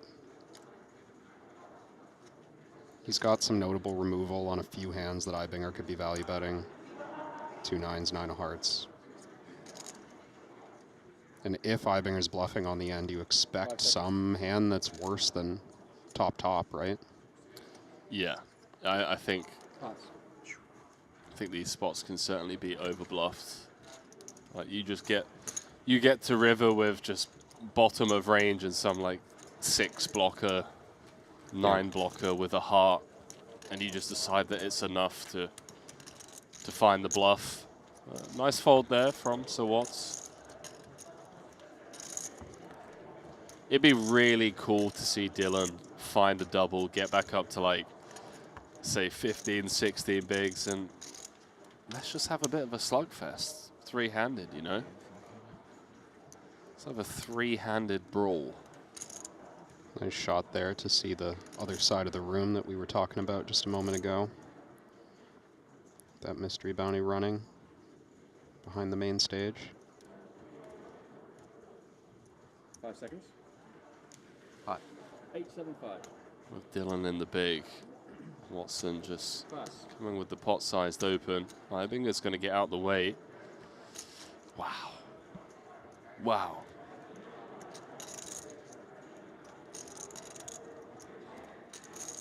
Dude, I just rage quit this game. You get dealt 4 cards and you get 8-4 deuce queen with 3 in the same suit. Obviously, we get to defend the big blind very wide in PLO, but there's a couple of things happening here. One is, I mean, Wiseman just hoping that a better spot materializes within the next few hands, but he's also noting that this is a pot raise into Ibinger on Watson's left, which means that he just needs a little bit more hand, a little more likely to have him crushed. I think that's a nice fold. Yeah, I agree. Yeah. It sucks when it's big blind ante. Welcome. But at least you just know that you're going to get another button. But it's expensive to fold after posting that. 500K out there gone from Wiseman's stack, 1.3 remaining.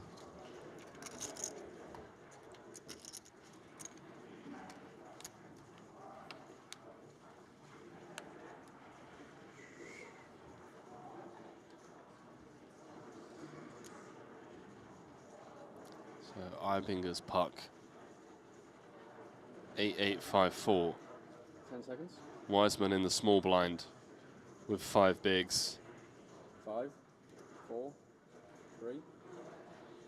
Really important to note that I think Ibinger is out of time banks. I was wondering about the countdown there. That must be why. I think once the dealer notices that the impact of that timer running down is going to be a dead hand, it's good to make it quite clear when it's coming. Well, it feels like it's coming now. Dylan on the button. He's got 5 bigs. He's going to have to put in 40% of his stack in the next hand. So does he wake up with enough of a hand on the button to commit? See the players in that 100K PLO main in the background retaking their seats. Coming back from their dinner break. 6 levels of play left in that one, as Dylan says, run it. It's going to get through 1. I think I got it, yeah. There you go. 875. Wow, he's going to get through 2. I was going to say it's a lot harder for Ibinger to get dealt a fold, given that he's got plenty of chips. And he knows he's going to realize his equity, but Queen 4-3 deuce rainbow.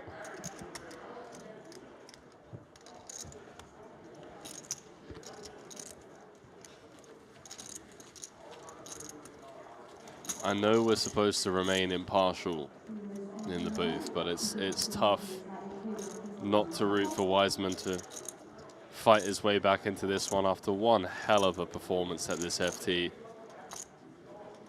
Some elite value bets and a world-class fold against Michael Watson earlier on.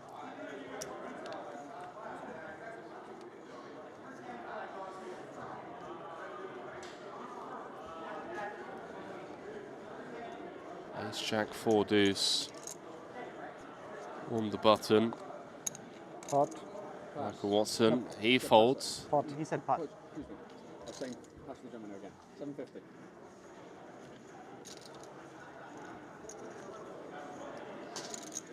So pot size raise here from Ibinger. Ace 10, 7, 6. Quadruple suited. Much better even a spot. thing. 750 more. 750 more. Much better spot for Wiseman in position this time.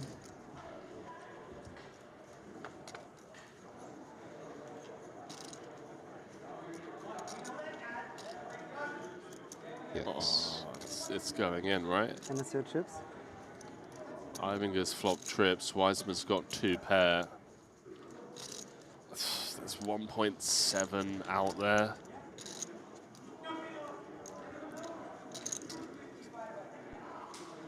Feels kind of suspicious almost to do anything other than pile if you're Ibinger. Like if you've just got some overcards with a decent draw. 1750. Gonna put Wiseman in here. Call. All in a call? He's in. Take the time.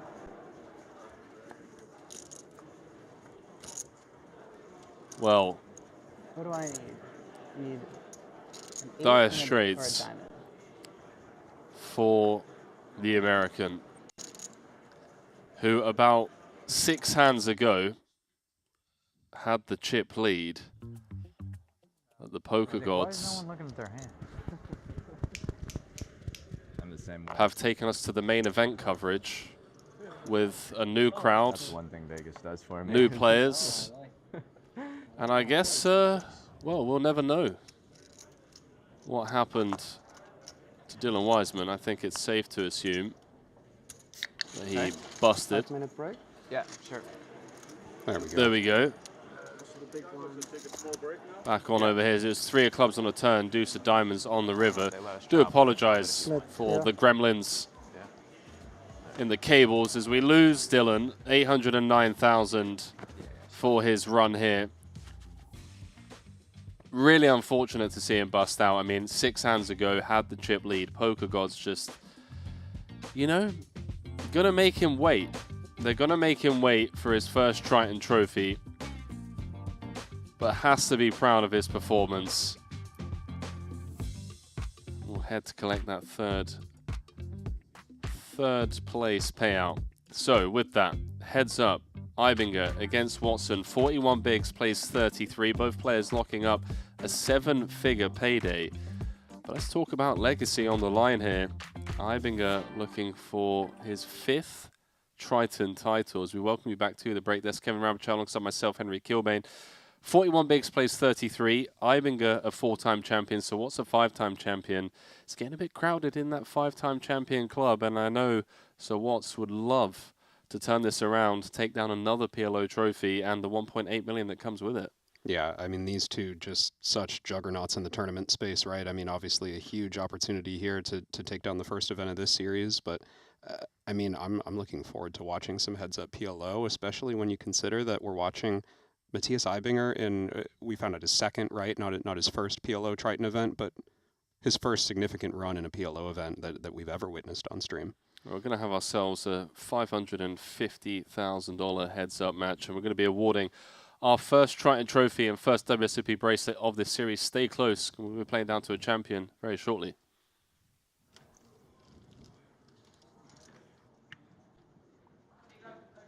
Rainbow aces for Dylan for a second time at this final table. Do apologize. Last time he had a single suit. 275. Not going to come with limp this time round. Raising it up, 275K. We might be heading into a little bit of an ICM gridlock here, Randy. I mean, it makes sense. There's 3 players with 12 big blinds apiece. We're getting at least 1 buy-in for each pay jump you can acquire. Yeah, you just kind of print money by waiting a bit too. Here comes Ben Lamb, ace, king, king, deuce versus the aces. Ben's in trouble.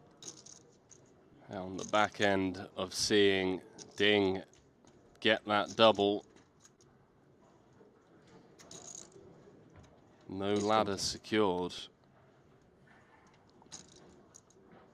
No 2. See if Ben's going to be sticking around in this 75K. On the hunt for his second Triton trophy. He's going to have to do it the hard way. Needs a cowboy. No help on the Jack 5 deuce, although that little dangler does give him additional outs. Yeah, just 20%, 4 outs. Cowboy or a duck needed. Well, now remove the kings from the equation. So that would give Dylan Broadway. That adds the 3 remaining queens in the deck. This 2.6 million chip pot. Oh. What a needle from the deck. Finds the set he was looking for pre-flop, but it improves Wiseman to the Broadway straight. We have our first elimination from this opening event here at the Triton Poker Series, WSOP Paradise, 75K PLO. You were the big blind, right? Has lost one of the PLO greats, Ben Lamb, in 7th place. I mean, it's always nice to final table the very first event, especially since the last time he's played Triton was in 2019. Guys, who's a PLO specialist. Very cool to see how he approaches the game. I'll say he's a very aggressive player. Usually a winning recipe poker.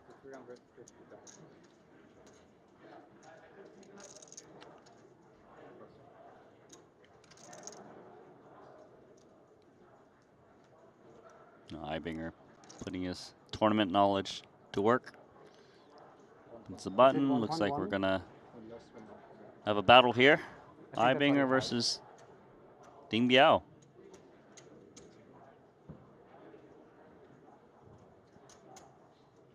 Let's put in what, 35% Ding stack. There's the call. Yeah, we're gonna run it, and just kind of like we predicted with the setup, could be down from 7 to 4 in the blink of an eye. The stacks have gotten shallow. It does make it far easier for money to go in. As it stands though, Biao with 60% equity. What a spin this would be. It's down to 4.5 big blinds. If he can just find the hold here, it's going to be back up to 23 and a real contender in this 75K. Oh, no. Wow, did he just flop the nuts with Just 3-5? flops the joint. Ding needs a board pair or a diamond to be drawing live. Otherwise, we are down to 5. GG, sir. Good game. Drawing dead on the turn. Button move. Got it in good. That's all he could ask for. Put himself in a real spot to be back up to 23 big blinds and in with a fighting chance to actually take this thing down. The poker gods, Randy, playing favorites to the PLO newcomer. Ibinger playing his first Triton PLO event. Now a commanding lead, 7 million for him. As we are down to 5 game. No limit Omaha. It's a thing that exists, right? Yeah, I've played pot limit pre-flop and then no limit post-flop, which is just I insane. assume there's a lot of all-ins on Yeah. flop, or no? Yeah. Deny equity? Yeah, pretty much, yeah. And it's crazy because it is one of those games that you can just print a lot of EV. Obviously, a lot of variance, but you can print a lot of EV because people, you know, they flop like an open-ender and a weak flush draw, and they're like, okay, I assume I have to get 80 bigs in here. Right. Oh, money's gone in. Chidwick raised it up pre. Deems Jack 9 deuce. Good enough. Number 1 on Europe's all-time money list. Needs to fade high cards or clubs to stay in this battle. It's pretty nice to be a coin flip with Jack 9 deuce.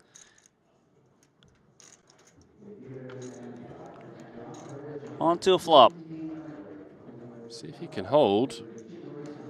Well, so far he has. 7-5-4, although I think are picking up even more outs now. Any ace, king, 8-7-6 would do it. And there is the king. Uh-oh. Just 2 9s left. Red 9 needed. Does Nina want to make an appearance on this river? Oof. Close, but no cigar, Randy. We're down to 4. They are dropping like flies out there. So the 3 short stacks out, just like that. Chidwick, the last one to go, gets the most. He cashed for $500,000. Just a casual $500,000, Randy. Taking his total Triton earnings to more than 33 million now.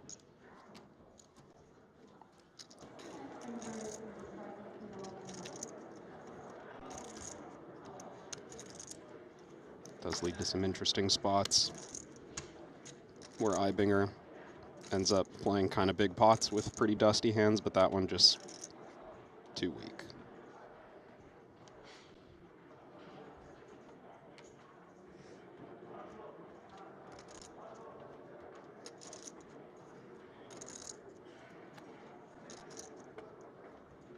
Pass.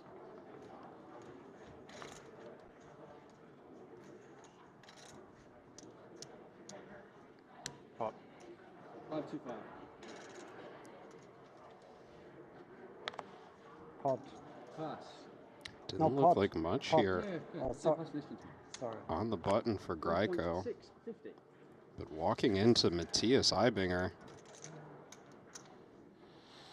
I mean, putting in a third of your stack and then having to surrender. Barrel in.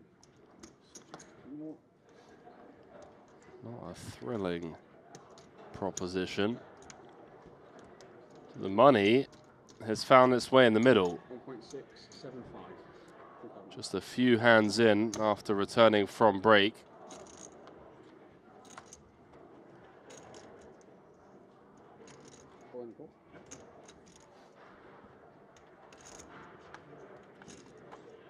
Richard needs some help.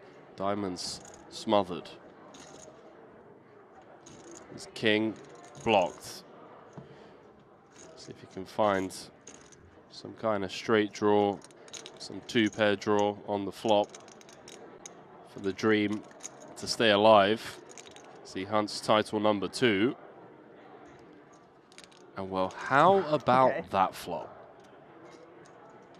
How about the top pair and a wrap? There's no way he wins this, right? This is just way too many outs. Kevin, there's no way he wins this after getting this flop. Don't do him like that, Henry. It's not me, it's the poker gods. Tell me, when have you ever seen the top pair and a wrap draw get there? One card to come. It's gone deuce deuce. Too many odds. The poker gods with the biggest carrot dangled in the face of one of the PLO greats, Richard Greiko. Goes brick. Ibinger, not only does he extend his lead at the top of the chip counts, he eliminates a very tough opponent in 4th place. And with that, we're down to 3. Everyone guaranteed 809,000 as Richard heads to the payout desk. So he's going to...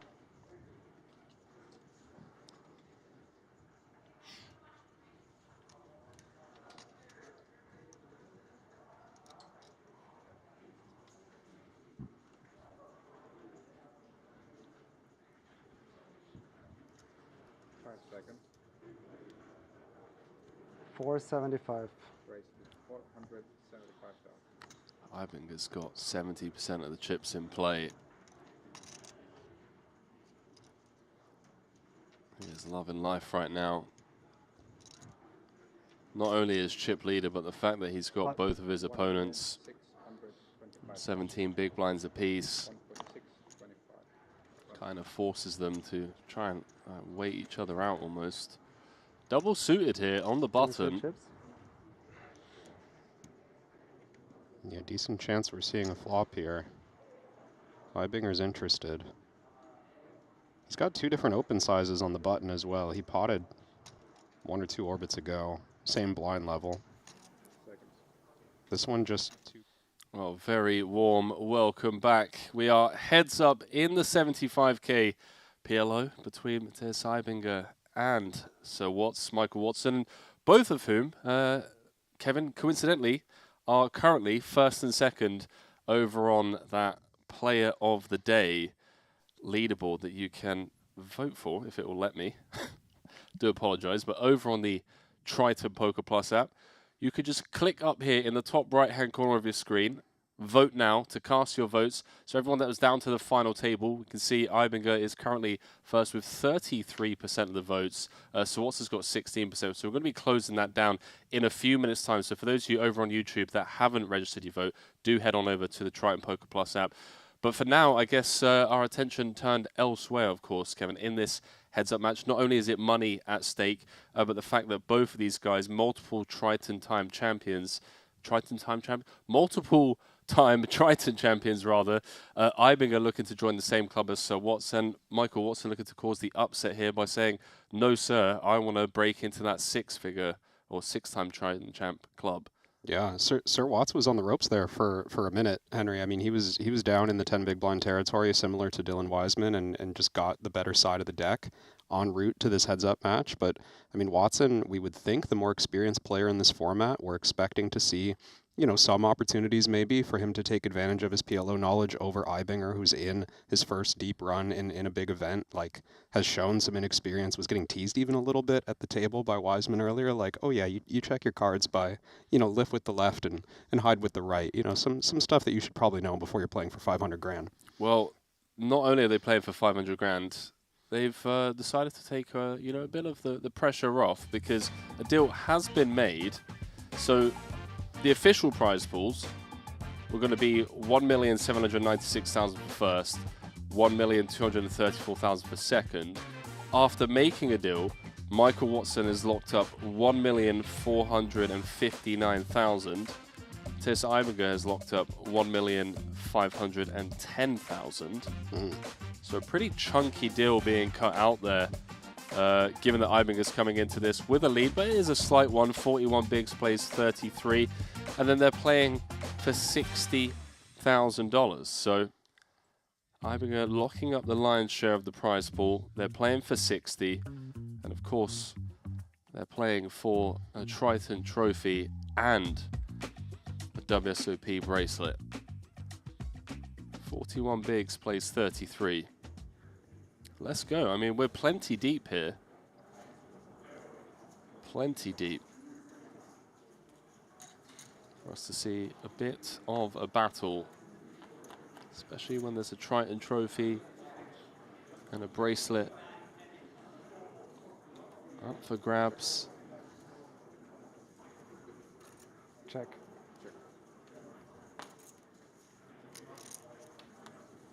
So snap checks through. So Watts has turned the nut straight with a straight flush redraw. Ibinger has a live flush draw, not one that he's thrilled about putting money into the middle with, I'd have to assume, but it is live.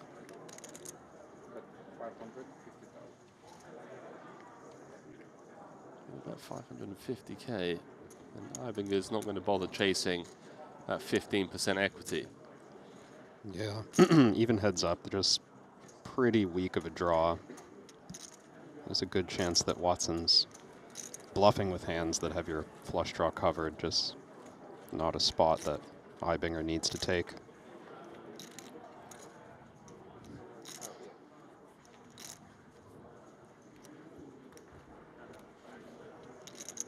Could I get a water, please? Oh, water, please. Thank you.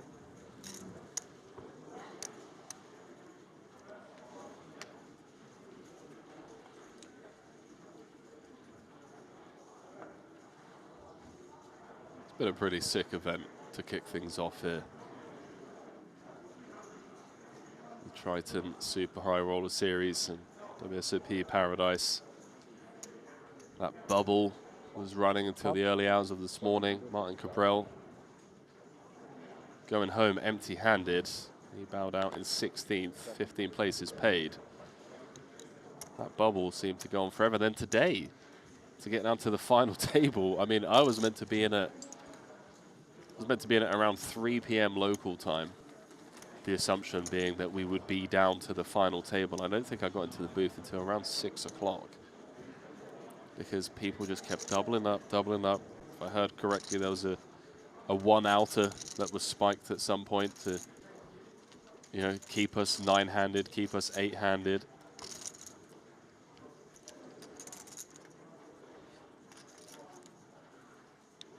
That's what you hope for in PLO, isn't it? Yeah. Not four-handed, 2 tables. Not to hate on the main event, because I'm excited for that. You know, up to 48 runners now in that 100K. But day one, super deep PLO can be somewhat boring. This final table has just been action-packed throughout. Some world-class approaches to, you know, the ICM, the short stacks, and playing the role of table captain, which I think Eibinger has done really well on multiple occasions. Oh, hang on a minute. Yeah, pretty big flop for Watson. Thought he might even consider 3-betting. Just flats the big blind pre. Now makes a very good top pair against the wrap and diamonds.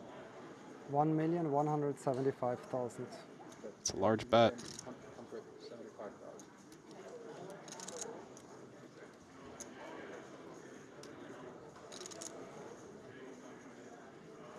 Also worth noting, again, that Eibinger is out of time banks. So in heads up, where the pressure cooker really is just on you every hand, it could prove crucial. There's 4.1 million in the middle, so Watts has 5.9 back. See a turn card dealer.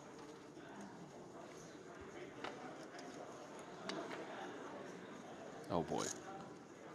Yeah. Watson improves to top 2. Eibinger picks up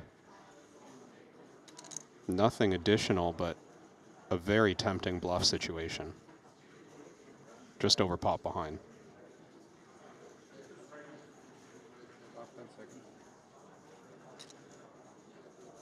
Pot.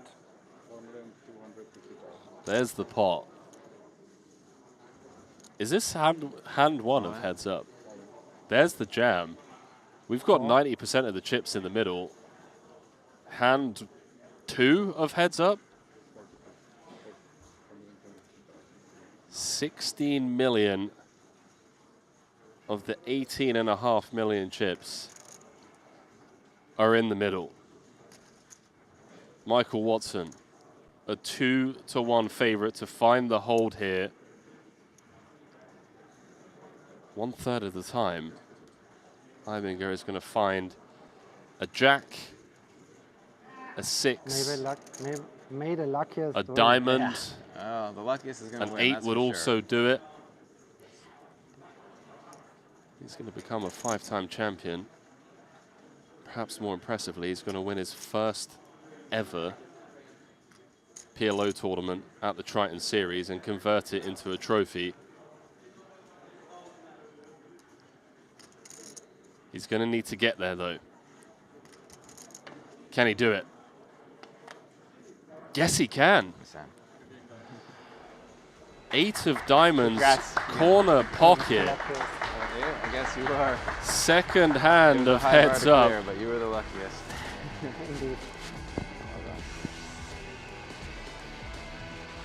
Tis Ibinger is a 5-time Triton champion, joining the likes of Michael Watson, Phil Ivey. How about it? So Watts has to be thrilled with that result. Of course, bittersweet to not be lifting the trophy and the bracelet himself, but to walk away with 1.45 million after a bit of an ICM jail situation at that final table. Put himself in with a real fighting chance to actually take this one down, and well, the 8 of Diamonds River had other plans for him. He'll be jumping straight into the main. That much we know. But how about it, Kev? We were just prepping ourselves for what we anticipated would be a bit of a lengthy heads-up battle. These guys were like, no, we got other plans. We got places to be, people to see, 100k PLO main to reg. It's all over. Yeah, apparently that was enough of a grind for them, you know. 8-handed, 9-handed play we talked about took so long to get through. These players, I guess, both feeling like the luckiest players in the tournament. They exchanged a few words there at the end, but I mean, just Watson, I mentioned before, like Watson was in a really tough spot, I don't know, 30, 40 minutes ago, where he was not looking likely to take home this much of the prize pool.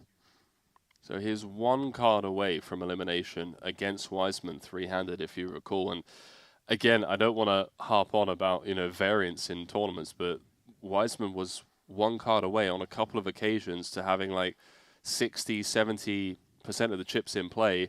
Instead, he's out in 3rd. These guys are locking up 7 figures, and Ibinger's picking up his 5th trophy. It's, tournament poker in a nutshell. Yeah, I mean, we're talking about, you know, not to take anything away from these players. Obviously, they're executing on such a high level. There were 75, 80 big blinds in play or something 3-handed there. Most of those held by the 2 players who just chopped up the heads up there. So, like, you expect these things. It's harder to live them out, and we saw Dylan Wiseman live out one of the worst parts of it.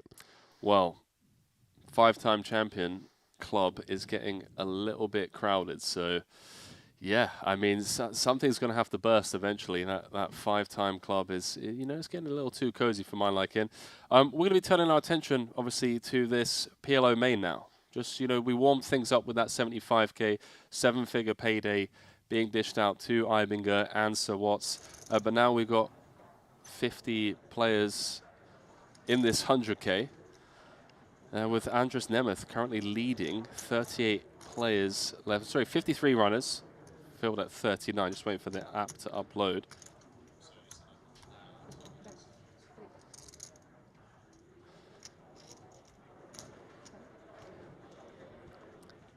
So, just to give people a little bit of an update, top 5, Nemeth, Lonis, Voris, Winter, Tollerine.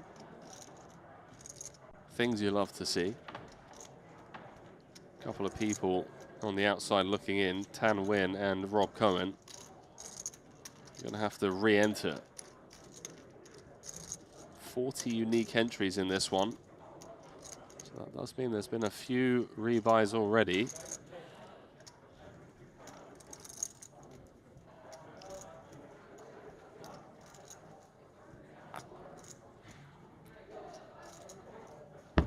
Pair of 8s. Sure, such. Oh man, I love Sean Winter.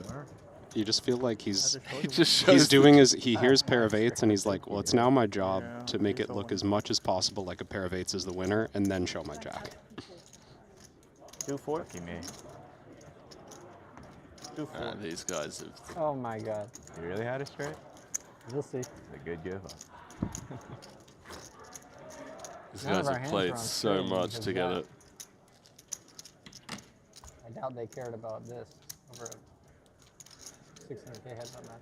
We've not provided them with enough entertainment to warrant them showing any of our I'll hands. never know what Kuhn had, you know? Could ask him. Probably not a good time. He's got 63. That's fair.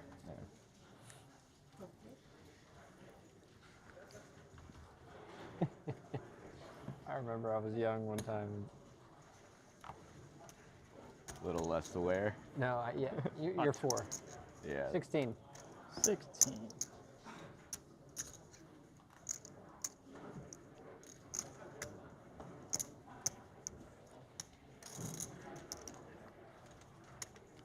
Quick pace of play here before the flop.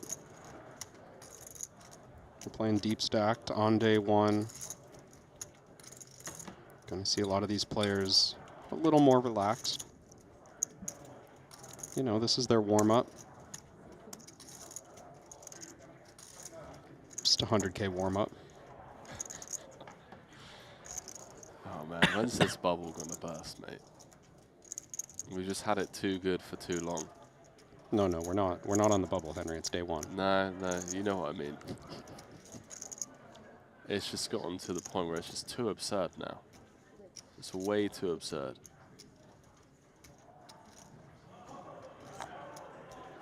Surely there's just like a big bubble and, you know, in 3 years' time, the largest tournament run is like a 25K. Because Bitcoin's dropped down to 20K. You don't think we'll just keep martingaling the other direction until everyone's broke? Like, wouldn't, if the markets are coming down, wouldn't you want to get to double the stakes? 14 years ago to get to the final. That's what I'm saying though. Like, I feel like we're close to that breaking But I point. had a big hand with him like 13 up. I was already chip leader, and I went in the final table as chip leader. But as soon as I busted the 7th, I ran up to him. I was like, "Hey man, what did you have that hand?" So I was like, "You can't be doing that." So you learned your lesson afterwards, at least. Some people don't learn the lesson. I was like 19. That's a good lesson to learn at 19. No, he didn't get mad. Yeah, that's even better if they don't get mad. For you to learn your lesson without like having a negative reaction thrown towards you is like pretty big. I don't know if I really want to know too much about what Sean Winter was up to when he was 19 years old. I feel like there's probably some stories in there that perhaps aren't suitable for the stream. We're glad to hear he was learning lessons as a young pup.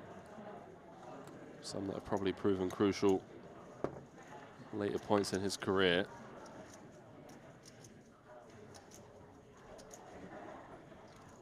Sean firing out a C-bet. Jason obliging. Sorry, I'll throw it a bit further. Double gut shot for Raphael, along with overs. Backdoor equity. And how about it? Does the queen high straight. How much is in the middle? With the redraw. Jason with middle 2 pair. Noting that Jason is quite short.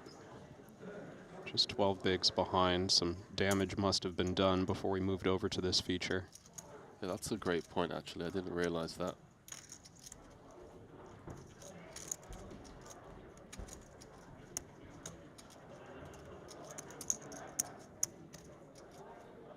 He's going to stick around. Thinks that his flush draw is live. Little does he know, he's got 4 outs. Doesn't find it. That's a pesky river card for Sean, although I guess it's tough for Jason to have Queen 8. Many king high straights. Yeah, it looked like Jason was giving a little bit of thought Okay, I was to lucky, leading but I there, was but unlucky. Lucky. middle 2. Hearts, you get me. Well, I'm going to be doing a good old-fashioned hot swap with my man, Arlene Najai is going to be stepping in with you, Kev, for this next frame. And 10 or 9, I win. Enjoy your dinner. With a thank you, my man. Catch you guys later.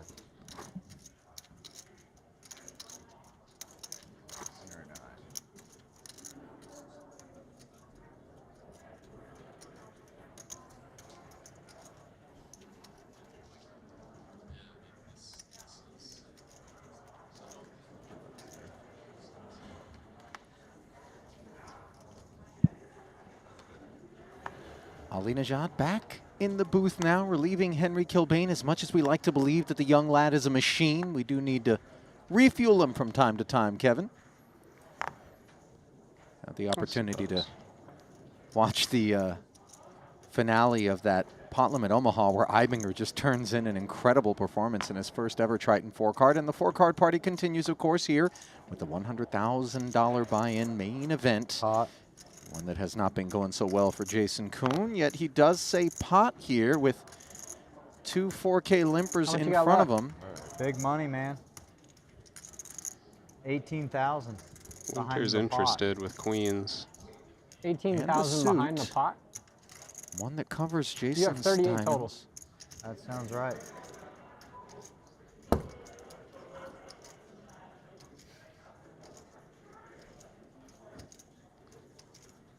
I have a very large hand. What are we waiting on here? All right, let's go. So Winter ushering the remainder of Kuhn's chips into the middle, and he'll be pleased. Should have just called and let you check fold the flop, but I decided to just run it. To be Run ahead. it for my ABB. I'm feeling lucky. Thank you for having a king. Sorry to break it to you. I wouldn't, but I would. No. all right. Okay, thank God. 4, 5, 6. I had a 5. Let's see a 5, 4, jack. You make a straight. That way we can get a. You make a straight. Okay. I make the stream with a 5-4 jack. We're just dead. No, a king. Dead. Big game. Fucking just dead. You can Kings pick are up a live, ace but not a lot of sweat here for some sweat. but for he- Jason. What did you limp with? I did not have an ace. King? Oh, You're not my. dead. You're I'm Jason dead. Kuhn. I'm still dead, baby. Holy shit. Jason's having a bad day. 4. The Resurrector on the turn, provided that Sean doesn't find a queen or a 4 on the end, which he does not. And Oh yeah, Trust me, Jason you have the Kuhn reads, fans huh? will very much appreciate The that big outcome, money Kev. reads. 38K. Let's get on with it. You know the feeling, Ali, when like you get to stay at the table, but you kind of wish you You didn't. really waked up with it. I feel like Yeah, Jason might be sometimes. going through a little bit of like, oh, I was Back five planning on diamonds. having a fresh stack at the conclusion of We're this gonna check hand, fold the and flop, too. I mean, he's going to dial it back in. Don't get me wrong, but Yeah. I think there's a little bit of that, like, okay, this isn't exactly what I was planning for here, You know, but we'll go back to work. I know exactly the phenomenon that you're talking about. I do think in particular, Jason, and for that matter, majority of the pros who make their way through Tritons don't have a ton of resignation and give up. But what I think they also don't like is the struggle, so to speak. You know, now someone like Sean Winter, on the other hand, almost feels like he's more at home sub-10 bigs than in any other situation because of the frequency with which we can see him ride and chisel a stack like that into a deep result. But I think characters not, you know, excluding It Jason, really seems like you prefer thought to you play were dead deep. there. Yeah. You Felt know, pretty dead. I felt confident after you felt like you were dead. That's the first time I've had a shitty hand today. And I won. That's how it's done in this game, I guess, sometimes. I top set about 8 times. And I've not won. I've had top set so many times today. You wouldn't even believe all the times I've had top set and not gone into Today? down. Yeah. I've had top set, I don't even. like, even think I've it's- legit had top set like 4 times today. I don't even think it's been possible today. Seriously. I've Jason been like, giving us some Against insights the wheel into against Ben, you knew I was dead on that one. well, that's not. why it is that That's better than top set. he's been on the struggle bus. I was a pretty good favorite against him on the flop. I didn't realize. Not a big one, but a little bit. Raphael jacks up on the turn. Unfortunately for him, Winter with club redraw and the wheel, which I confess I was kind of sleeping on as I was more engaged with the conversation between him and Jason. Deuce is actually troublesome for Rafael in the sense that I don't have Queens no idea plus. what's going to call me, so I'll just check. And then you probably win. I have jacks and fours. would down him.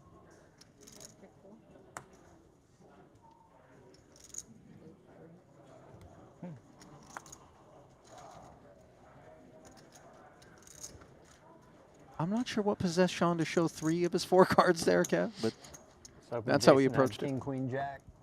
22 big blinds. It would have been Jack very X. 2 big, 22 big blinds. Now I need to be strong hand. queen. He's been turned on to the king, queen, jack, X. There's no stopping. It's not that hard to get tail king, queen, jack, X. You act like I'm the one that made the mistake that hand. There were mistakes made prior to me entering that pot. You don't think he should have limped? I was swiftly punished for the limp. I've learned to not do it again. I'm a fast learner. Not too often you'll find Jason getting chided. Of course, in the 4-card streets, there's a little bit more personality that tends to be on display, just the nature of the beast and the characters, the way that the pots come down. Rafael limping, double suited. Big blind check back from Winter. Fast learner. Trip 7's Gotta for Sean touch the here. stove once.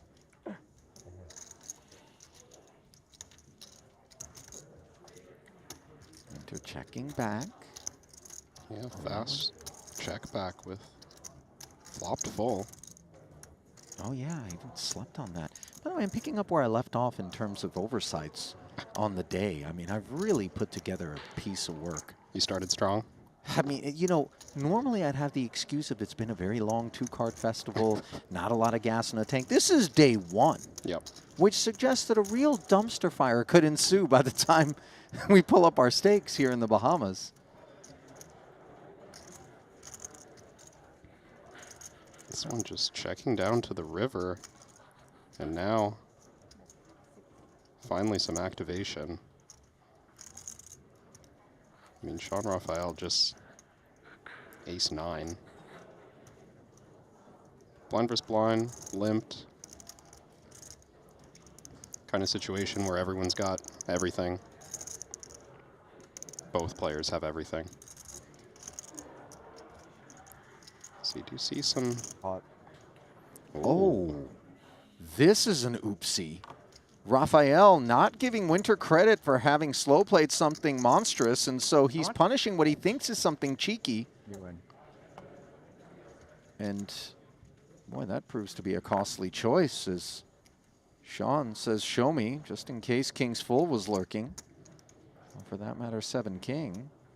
Maybe even some 10s full, less likely, of course, but that obviously. line, I mean, that line really paid off for Sean there. I wasn't expecting much You had to quite develop. sevens, I was just going to have to live with it. Thank you. I have 2,000.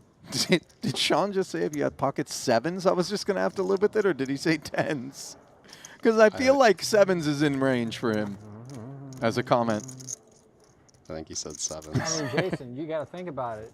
If I call pre-flop, you're 18 or whatever, and the flop comes 10-4-4. 10-9-5, all clubs, you jam, I'm sitting there. You'd be surprised how well queen, deuce 3 flops. I know it does. You get a little bit of everything. It's kind of like 10-3 and Hold'em. It's the kitchens. No, you get the top covered, the bottom covered. That's not exactly what I'm saying. I was trying to see all 5. I feel you, bro.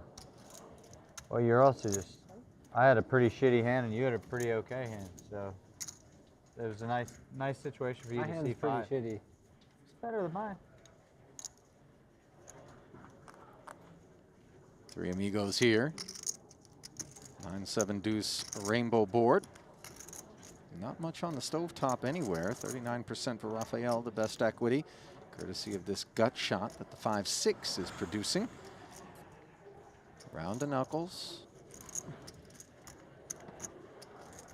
4 on the turn, adding pathways for Rafael. Note the set for Kong Pham. Winter with the wheel wrap. And on the strength of that, Sean says hello. 11K. And you were right, I have had a rough day today. Last night I got home. Yeah. And my son had a fish bone and stuck in his throat. We had to go to the ER.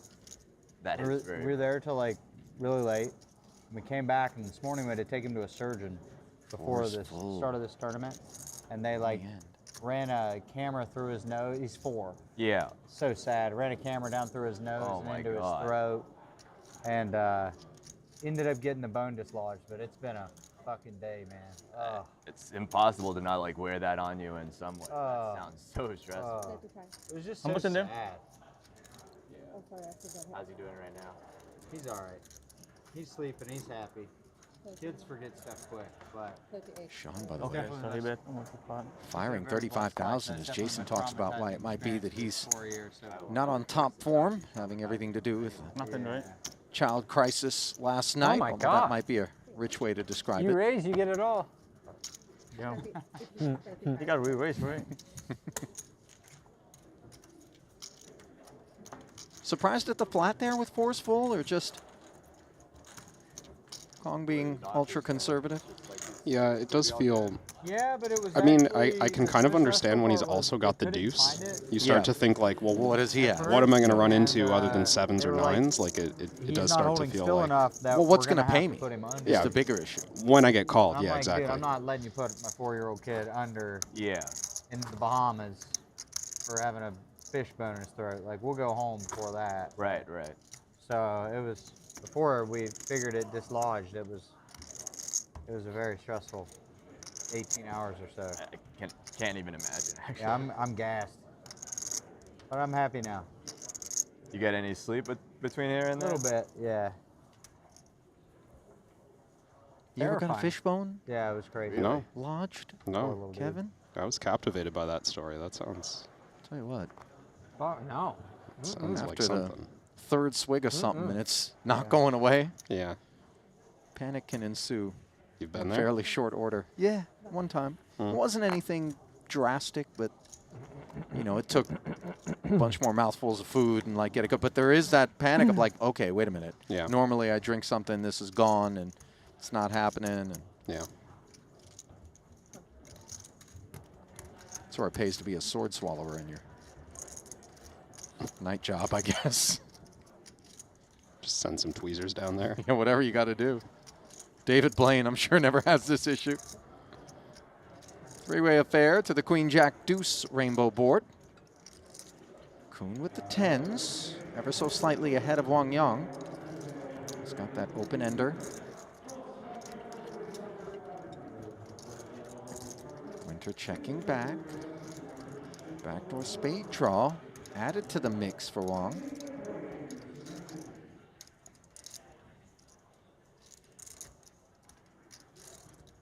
Jason, the equity favorite in this hand, but I'm sure he doesn't have much expectation of winning this pot. Yeah. Being out of position against both players. Second round of checks, and on the river in comes the 8 of spades. Yang gets there 2 ways.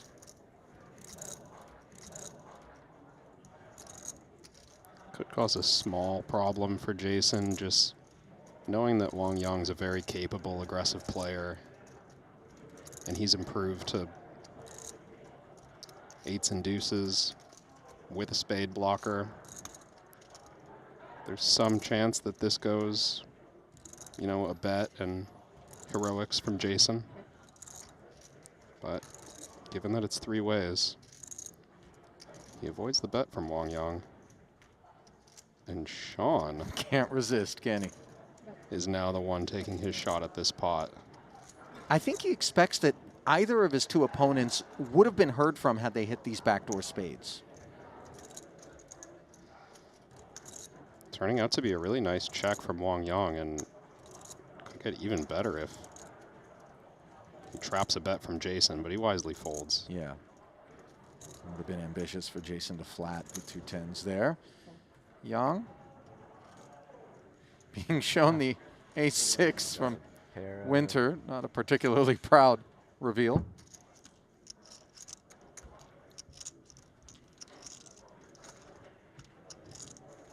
Misread your hand? No, I didn't misread my hand. I thought I had.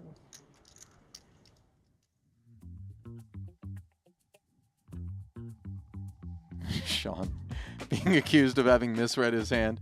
You know, when he's at the table, the banter gets no better in terms of the trolly, dry wit sort of exchanges, and he brings it out of other players as well, too. They're like, okay, He does. Knives out. It feels like this extra layer of competition that he's just decided everyone's playing. And Yeah. It's hard not to get sucked into it a little Yeah. bit. It's hard not for your like competitive drive to be like, oh, no, you're not going to get the best of me at this game. Who are the others, if you had to give him the stiffest competition in that department, that you would assemble? For me, Sam Soverell. Yeah, he's up there. Is up there for sure. That was the name. That was the face that popped into my head when you asked the question. I mean, Fresh start, try again. I actually got the chance to commentate on Brazil God recently. Oh, yeah. His real name is eluding me right now, but he was Luis. Yes, I know he him, yeah. was very zesty. Yeah. In terms of the table talk as well. Yeah, if you're including cash game streams, there's a whole list of characters. I mean, walk us through some of them. Well, Don't be shy. I mean, I haven't, you know. Actually, I only watched the Triton stream, Ali. I've never watched another competing. Kevin, you know, broadcast in my yeah, life, so, you know, I see you playing wouldn't- for the home team I here. I wouldn't want to bring out too many. Yeah, I hear you. You know, there's. I understand. We've got Nacho in our circles. We've got Yeah, not quite the same sort of. not like the blade. game of needling. Yeah. Yeah. But he's there. He's there. 2 4s and an ace on this flop. Pesky for the Kings of Raphael.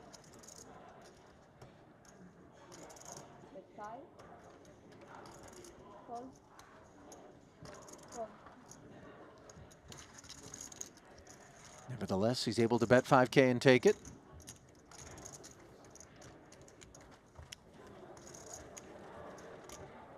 You know, Ben Lamb actually is another one of those guys who's just come back to Triton after a 6-year hiatus that his tongue is sharp.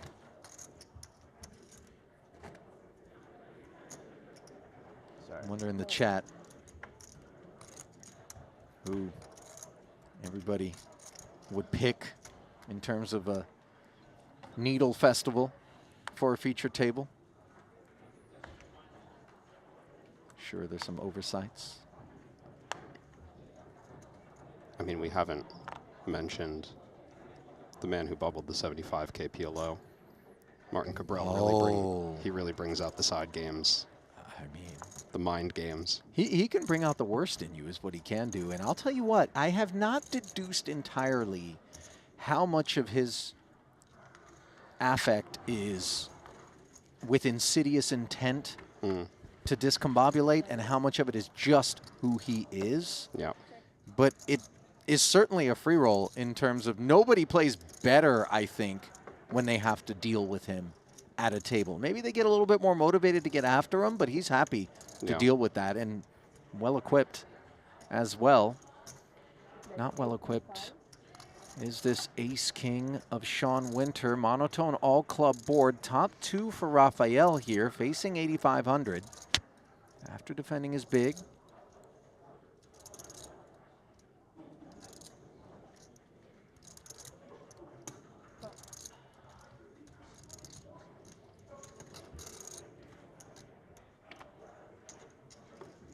Six on the turn, putting the 4th club out there. Sometimes we're comforted without a flush in hand by the arrival of that 4th card to the suit, reducing the available clubs. No betting on that street, and on the end, Raphael improving to the straight With the 10 jack, no improvements for Winter at all.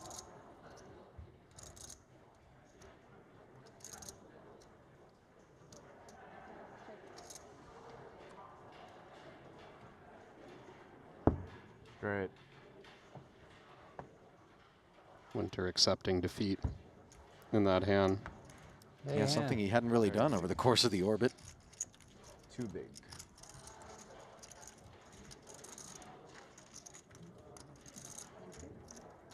He knows his hand's too strong to bluff. Well, with no blocker as well, but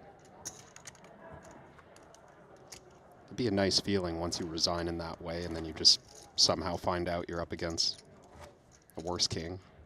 Feels impossible, but once in a blue moon, you get rewarded.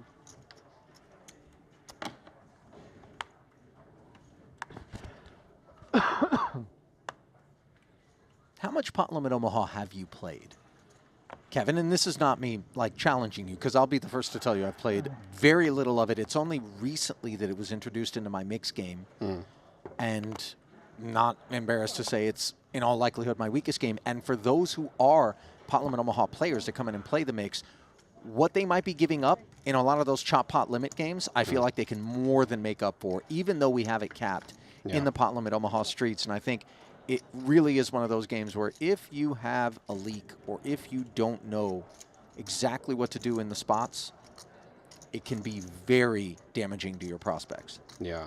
Yeah, I've mostly found myself playing it like in the context of other no limit players. We're playing like a half-half game. Right, right. So we were kind of on equal footing.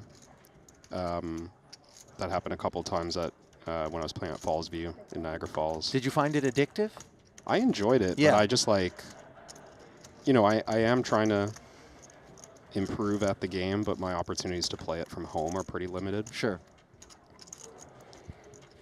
The first time I played it was a stream game at the Poker Go studio. For really? I literally had never played the format before. Oh my gosh! I mean, you knew the rules, obviously. You weren't that much but of a fish. I played 0 hands. Wow! And they're just like, yeah, we're playing 25-50 cash on a televised table. I was like, okay, sign me up. Cool. Yeah, sounds like a plan. I confess, I learned the game of limit triple draw today. when I was nothing more than a limit hold'em player, but high stakes limit hold'em player, playing 400, 800 okay. HHT, so 2 rounds of hold'em, and then 1 round of triple draw. And I promise you, no matter how well I did in the hold'em, I could not get ahead because I could not sort out triple draw. I mean, I'm sure I was getting snowed and bluffed, and you know, it was not pretty. But I paid my What do you have against this guy? Hi. Chop the pot. Kong fam. It's definitely me. Shedding Winter, not Raphael, however. He picks up the gut shot on the Queen 8-4 board. No draw for Kong, no problem. Following through. Unpaired for 20,000, that's half pot. Sean will stick around. Will not improve, however. Board pairing third diamond rolls off. Yeah, Fam not with a lot of actual. I mean, he has the better hand somehow in this moment, but you know he doesn't perceive, I think, to have a lot of equity there. Just king of diamonds and the aggressive lead. I think that pot is pretty indicative of his approach to the game in general, right? Not particularly concerned with having a redraw. Going after spots where he's able to represent strength. Nice pickup.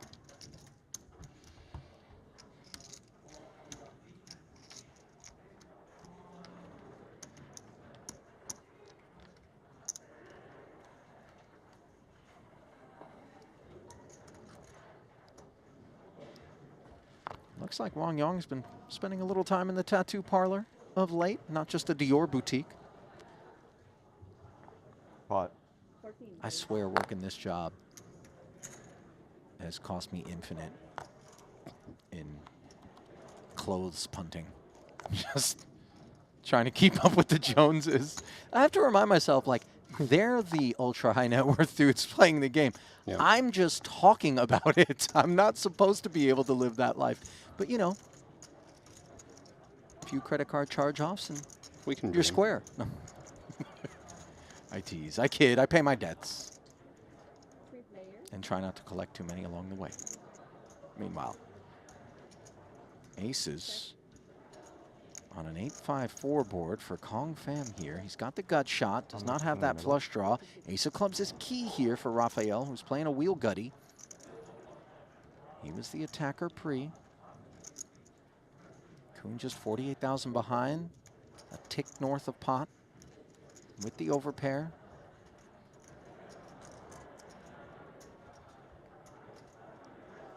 $13K, the follow through, and Kong just steps away from it. Wow. Maybe, especially against that sizing, we see a turn. Yeah. Kevin, but maybe we also assume that there aren't a whole lot of turns we're in love with, and there aren't so many that maybe Rafael slows down on. Yeah, I think something there about just recent history and being out of position had Pham spooked about this hand. I mean, Sean Rafael potting the cutoff after a bunch of limps, gets a board that honestly wasn't even that bad for him with the 6-5. Well, the winner of this one gets not just a Triton trophy, but of course a coveted gold WSOP bracelet. Prize pool yet to be determined, of course, with registration still open and a whole lot of poker yet to be played. Producer James thinks that tomorrow, when we have to crown a champ in this one, could be one of the longer days that we see in terms of coverage. Something no doubt those of you at home will be looking forward to, is Sean Winters looking forward to playing aces against Kong Pham, who's found the call here with not exactly a spectacular bit of kit. Queen, Jack, 9, 7, and hearts. On the button, though, deemed it adequate. Goes into battle, covered by Sean. 5-4 deuce board. Wheel gutty and the 4. Backdoor spades, currently playing the aces. Sean does not want to fire. Kong with an air ball. Barrels like he's got it. Yeah, and I think, you know, Sean Rafael and Sean Wincer both seem to be taking note of what Pham has put together over the last few orbits of play. He's been involved in a lot of pots. He's been quite aggressive. Suspicions are rising. Now that Kong turns a queen and picks up hearts, no need to continue bluffing. So he does slow down. What he doesn't do is improve, however, and one pair of aces, a winner at showdown.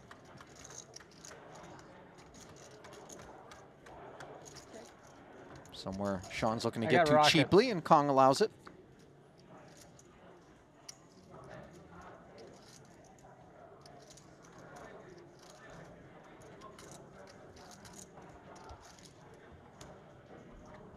All I play, baby. What's that? That's all I play. Table 5, yeah. Quality. You're a quality guy.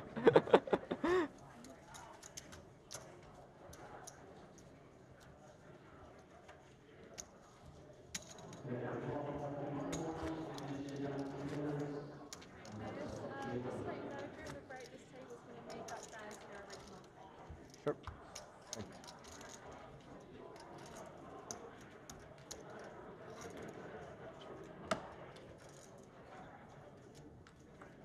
Did you clock whatever the advisory was there? Is this table being relieved of feature table duties? I thought I heard the words break this table. Ooh, okay. Well, that's one way to do it as well.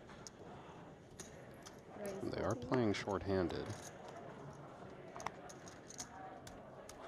Ace, King, 10, and a mystery dangler for Kong Pham. He activates from the cutoff. Jason, with the suited ace and some coordination across the range of cards, just steps away from it. Yanni Yokamainen. How's it going? I'm a bit surprised as well. Feeling Especially as active as Pham has been. And guess who's coming to the party? A man who rates to be spoiling it a bit, just given the sheer talent. Joni Jukamainen of Finland. Parking his bones in the 2 seat.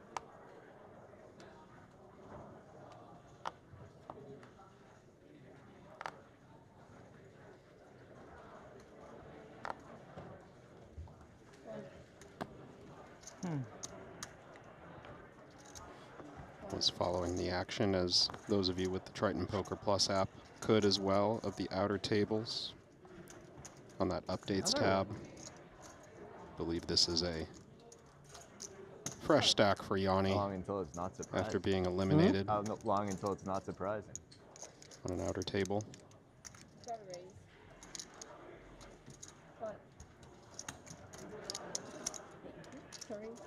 Are the particulars noteworthy at all for Yanni? Another look. Me? Me. He was pretty short. Simple pre-flop all in with kings against kings. But he had the worse kings than Nacho Barbero. That always feels a little bit unjust. But the way the cookie crumbles is a couple of straight draws. Squaring off here, pairless is Winters. Rafael with the benefit of the 9, hence the 77%.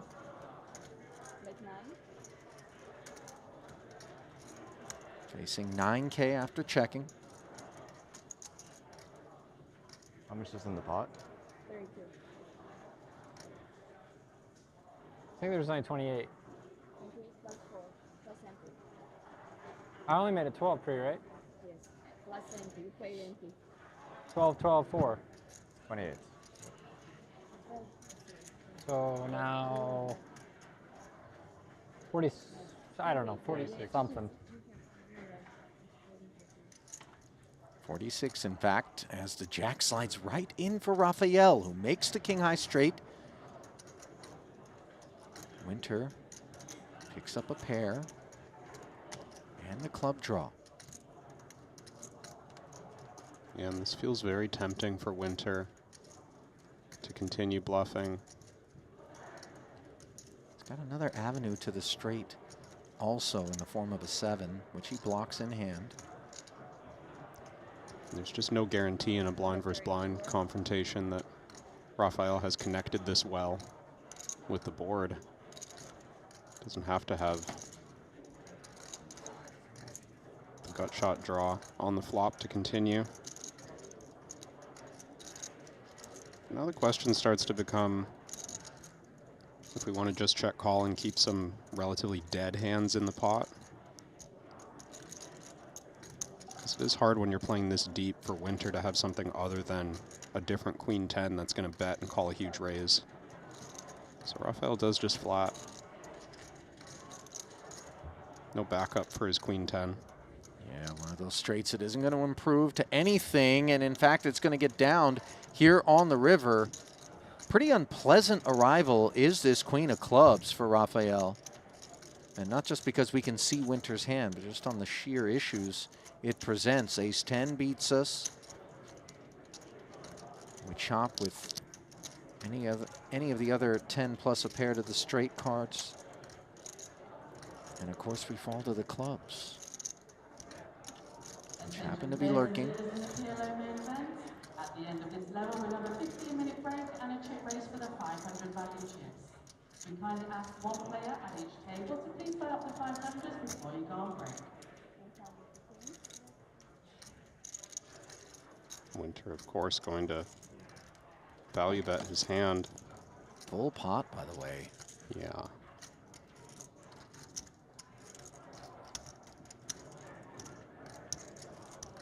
Rafael, of course, mindful of the fact that Winter could even take another king high straight and pot it to try to push him off of a chop. Maybe even be playing a dry big club in this way. Yeah, I think it starts to become just a puzzle of, you know, what kind of hands make sense to bet all 3 streets that contain a dry ace of clubs or a dry 10 of clubs.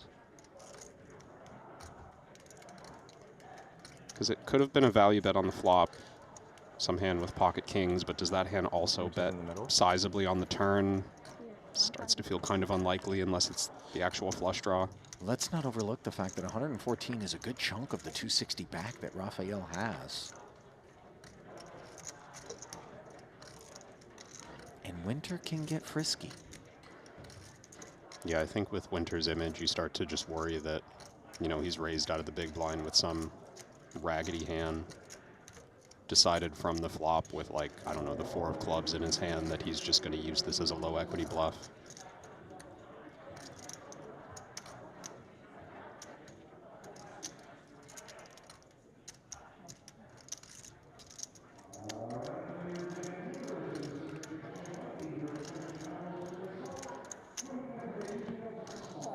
Flicks in the call, and that is going to be a painful blow to his stack. Winter, max value.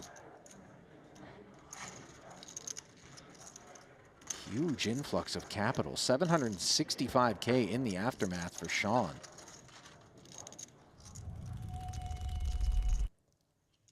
And while he hauls one in, we take a look at a forthcoming feature. Daniel Negreanu, Benny Vidi, and Patrick Antonius.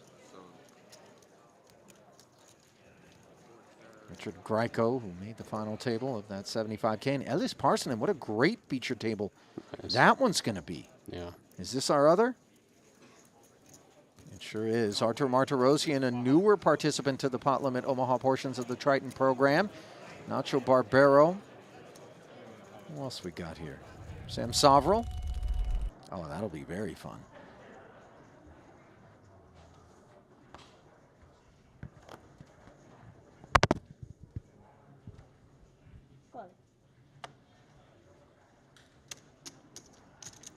Double paired with spades. Wang Yang limps. Yoni's down with that.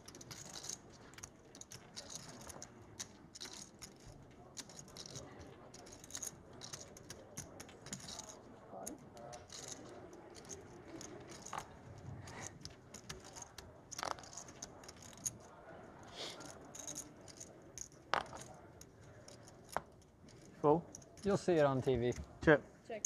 Can't wait. It's not that out of line. Be a highlight. The tournament is on a 15-minute break and a chip race for the 500 value chips.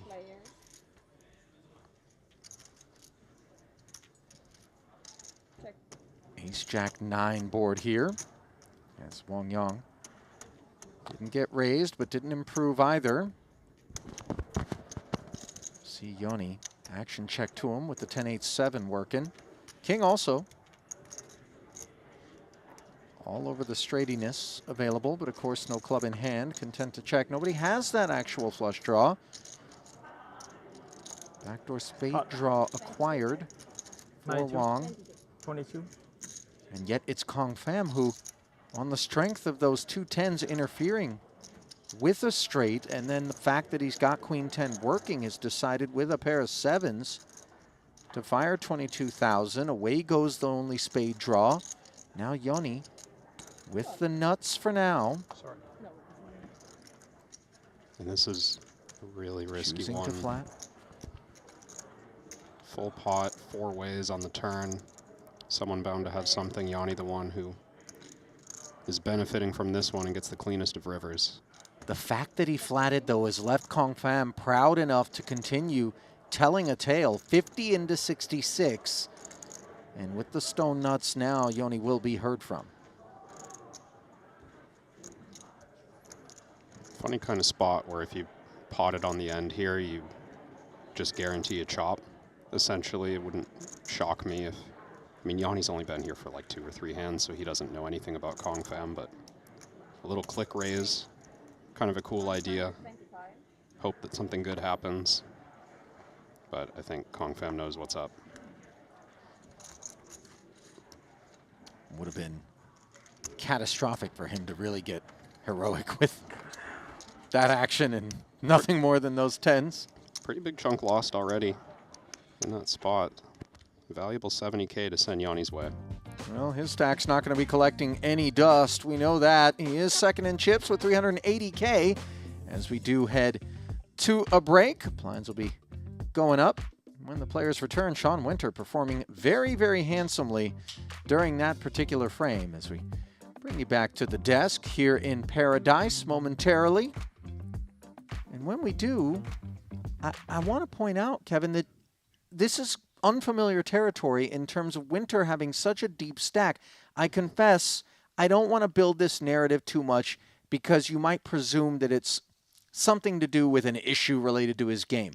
Sure. But I think on the other side of it, it's very much one of those most people aren't able to last, so they fade away into the darkness quickly when they get down to there. Sean, not one of those, but I, for one, am very eager to see him operate on this boss stack. Yeah, and we already saw a glimpse of it in that last hand against Sean Raphael, where Winter is able to leverage his image and his reputation in any game in No Limit and PLO to get paid in a huge spot by a pure bluff catcher.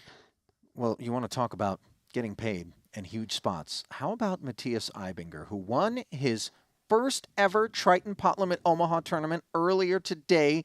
Heads up. What we didn't get a glimpse at, however, was him with Marianela Pereira. We're going to send you to that interview now, head to a break, and then in about 5, we'll return with continuing coverage as the Pot Limit Omaha main train continues to roll down the tracks.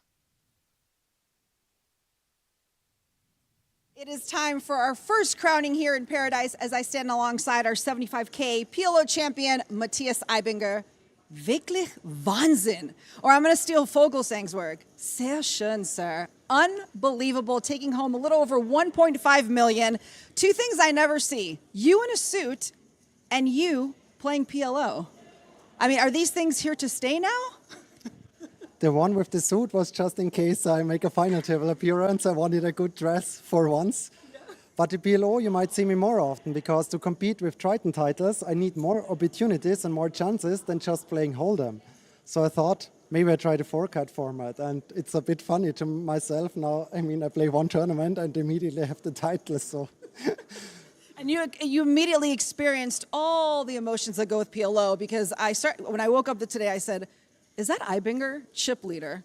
No way he takes this thing down. Cut 2, here we are. But actually, cut 2, you were second last, then creeped back up. So you got to experience all of it. And when I think it was 7-handed, we were talking over there where I was, commending you on your suit. And I said, have you been in the PLO lab? And you're like, vielleicht, maybe. Yeah, I think mentally it's very fun, but it could also be, it's so much emotions in PLO because everybody has something, draws against 2-pair, against sets, against straights. So I think it's just very normal to go from chip leader to bottom to chip leader again. I think that's the nature of this format. Absolutely, those big, big swings. But you picked quite the stage for your PLO debut. I mean, you were playing against, quite literally, the fiercest in this field. Talk to us about your experience. I mean, you clearly were in the PLO lab, and now we know why you decided to play more PLO. But talk us through your experience of the day. What should I say? It was a very fun environment. I feel like it's a little bit less serious than in Hold'em, which I really surprisingly enjoyed so much. You can limp things that you cannot do in Hold'em too much, So I really liked all the elements, and playing the best of the best. Of course, I liked the challenge, and I felt comfortable, and why not?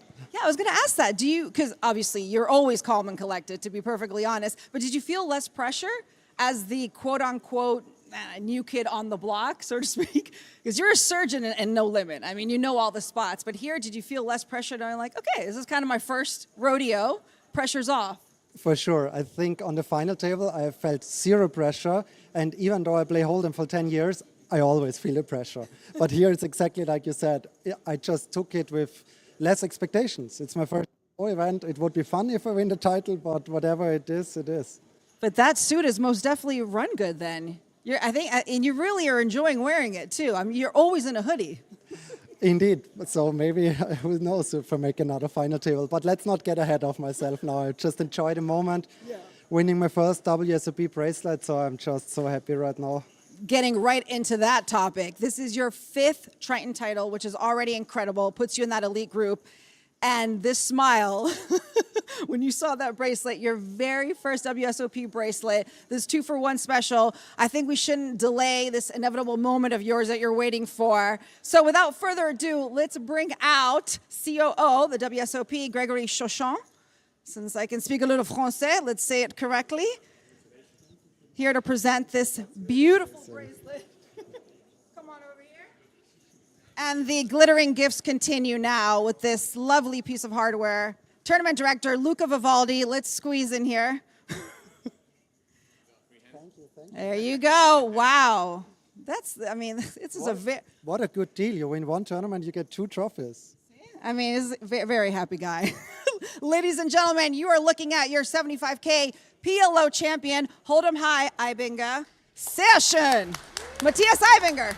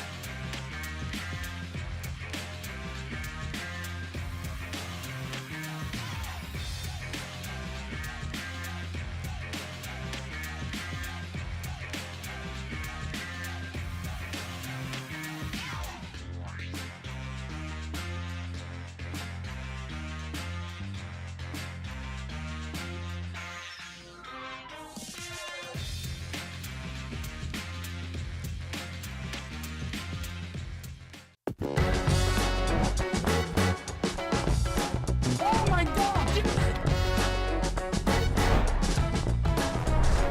Stay loose, play 7 dudes.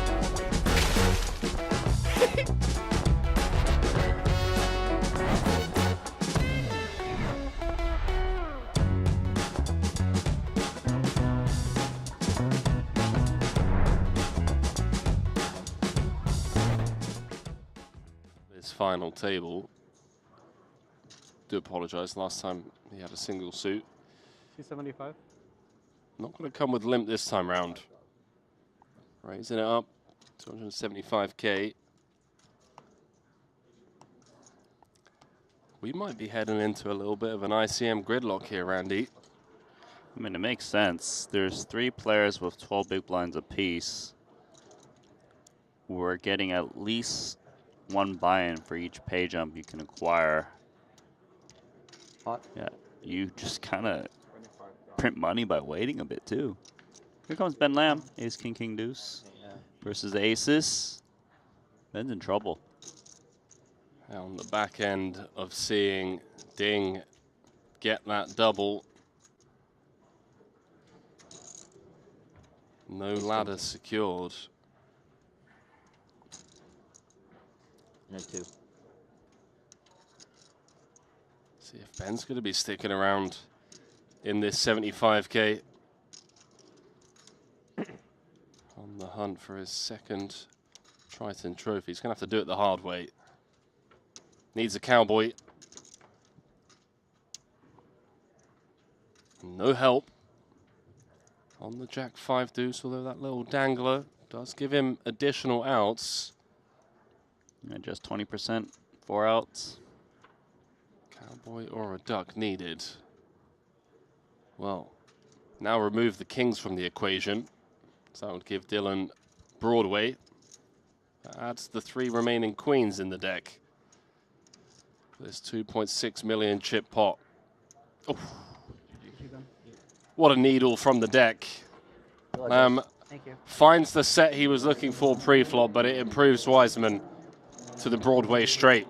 We have our first elimination from this opening event here at the Triton Poker Series.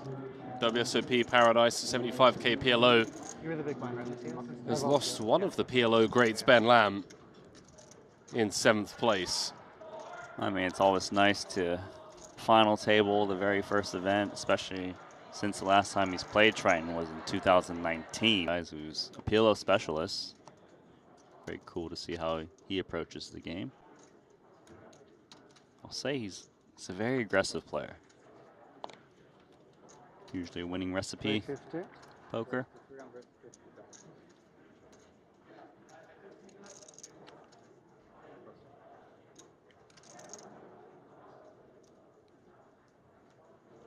Ibinger putting his tournament knowledge to work. It's a button. Looks like we're gonna have a battle here. Ibinger versus Ding Biao.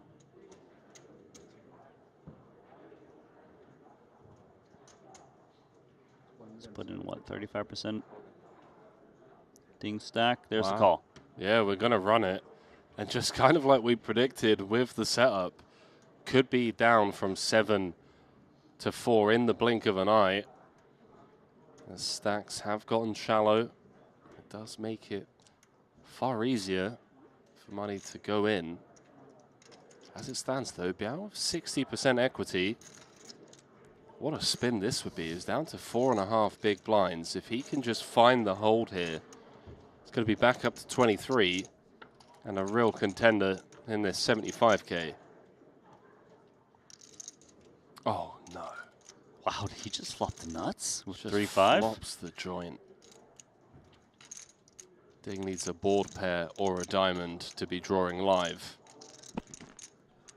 Otherwise, we are down to 5. GG, sir. Good game. Drawing dead on the turn. Button move. Got it in good. That's all he could ask for. Put himself in a real spot to be back up to 23 big blinds and in with a fighting chance to actually take this thing down. The poker gods, Randy, playing favorites to the PLO newcomer. Ibinger playing his first Triton PLO event. Now a commanding lead, 7 million for him. As we are down to 5 game. No limit Omaha. It's a thing that exists, right? Yeah, I've played pot limit pre-flop and then no limit post-flop, which is just I insane. assume there's a lot of all-ins on Yeah. flop, or no? Yeah. Deny equity? Yeah, pretty much, yeah. And it's crazy because it is one of those games that you can just print a lot of EV. Obviously, a lot of variance, but you can print a lot of EV because people, you know, they flop like an open-ender and a weak flush draw, and they're like, okay, I assume I have to get 80 bigs in here. Right.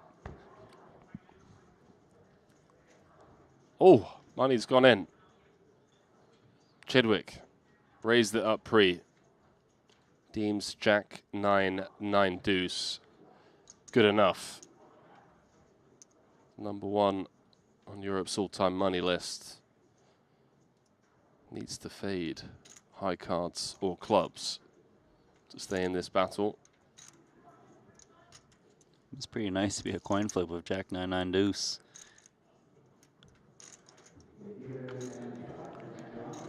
On to a flop. See if he can hold. Well, so far he has. 7-5-4, although Ibinger picking up even more outs now.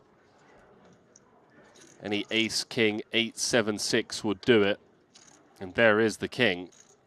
Uh-oh. Just 2 9s left. Red 9 needed. Does Nina want to make an appearance on this river? Oof. Close, but no cigar, Randy. We're down to 4. They are dropping like flies out there. So the 3 short stacks out, just like that. Chidwick, the last one to go, gets the most. He cashed for $500,000. Just a casual $500,000, Randy. Taking his total Triton earnings to more than 33 million now.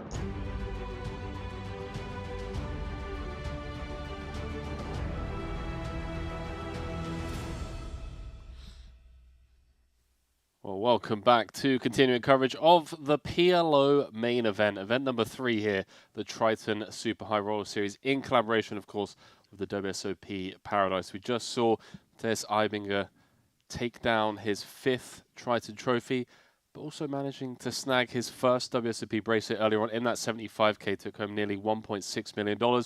But now our attention turned on a main event, Kevin. We've got Andrus Nemeth out front, and I heard that you guys were kind of joking about the fact that Sean Winter's also playing a really deep stack. We don't get to see that all too often, as we like to joke. But the fact that we're just at this stage of the tournament right now, getting to see some deep stacked PLO with some of the, well, I guess the most talented PLO players in the world. Yeah, and you just guarantee all-star lineups like what we have on the blue table, kind of ridiculous set of characters. You've got Artur Martirosyan, the reigning Player of the Year champ. You've got Dirk Goritze, and Richard Gryko, along with Ellis Parsonen, just like the best of the best PLO players. At the same time, you've got Patrick Antonius and Daniel Negreanu, just legends who, in their own right, are excellent PLO players, right? But the clash of style is always exciting to watch for me, and the deep stacks allow the creativity to come out. Is it 2025? The year is 2025, right? We got Patrick Antonius and Negreanu battling against each other in a high-stakes PLO game. I love it. And then over on the red table, table 1, I mean, we've got Blesnik, we've got Mickey Dueck, we've got Sovril, Watson, Vogelsang, Rob Cowan, and Nacho Barbero. Yeah, it really is the who's who of the high-stakes PLO world. And I mean, I'm peeking over at Gold Table. What have we got? A little side feature, third table here. You've got Michael Mizrachi, the reigning WSOP main event champ, just sitting on 2 starting stacks and 100K PLO. Foxon, Voris, Samal. I don't know. Can we ping pong all 3 tables at once? Is that possible? I feel like that's the play here. We're just going to be bouncing in between.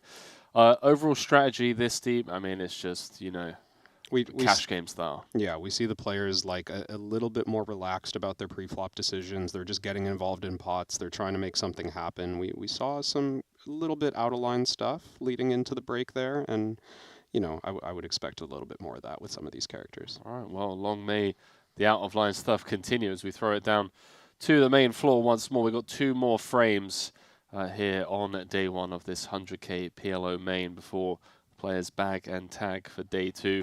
Late reg, of course, open until the start of day 2. So it's one of those ones, you know, you don't want to have to pony up the extra 100K should you bust, but there is that option to pony up an additional 100K. How long does it take you to do that? You got more than starting? 5 minutes. Okay. We're in the same boat. Fucking take the over. I don't even understand the question. How long do you think it takes him to do that? Heads up. Oh. The Bless.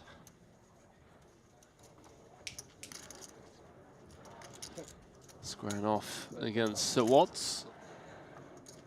That 7-figure score.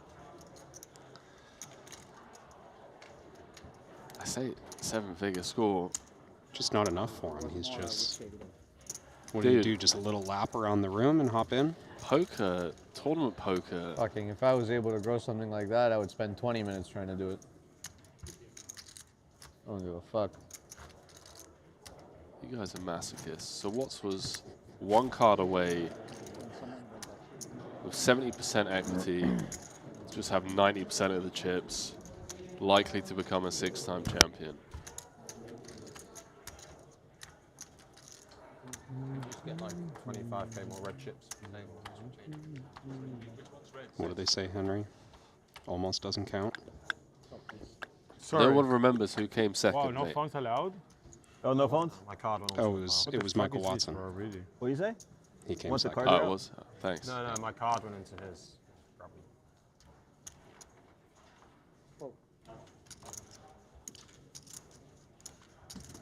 Raise 15,000. How many more levels do you have to re-enter? 10, it's till the end of the day. Oh. Start tomorrow. Raise 53,000. And no phones at the table? Okay.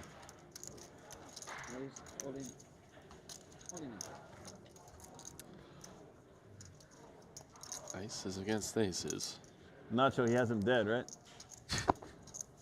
Look, he has him destroyed. Bro, I'm telling you, I have them dead. I had King Jack 8-7. I almost fucking, oh my god, what a scam.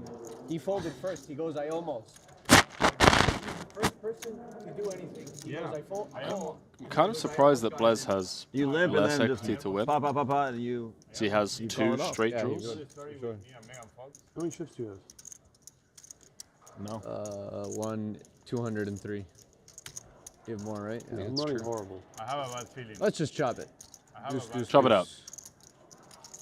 That's me, of course. Ooh, You got Blaise a with nice a free decent roll. free roll. Put a 7, so we sweat. 7 for a sweat. 5 for a 7 sweat. of Oh, God. I'm free roll. That's fun. 4, 10, or heart.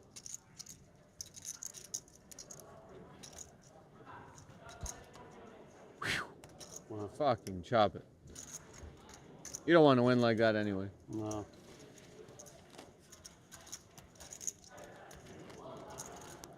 I want to win like whatever. I'm so excited to watch Blaise play, man. Been loving his commentary. Yeah. It's been, Actually, I want to say the last 6 months or so, he's been really getting into the commentary streets. I don't know if I've seen Duick play PLO before. And I know that Duick's a PLO player by trade. Yeah, one of the best. I just recall the year that our friend Espen Jorstad won the WSOP main event.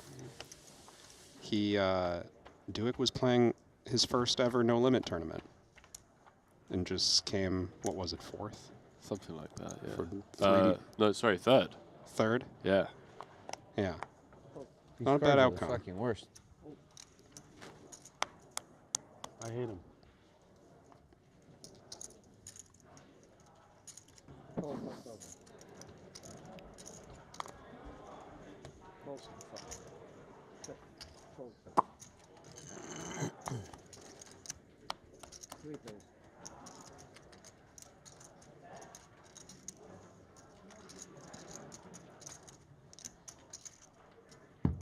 Check. 10. Bet 10,000. Sovereigns limped in here in the cutoff. Flops Broadway with nothing else going on. Callan's involved from the small blind with decent number of chop outs and top two.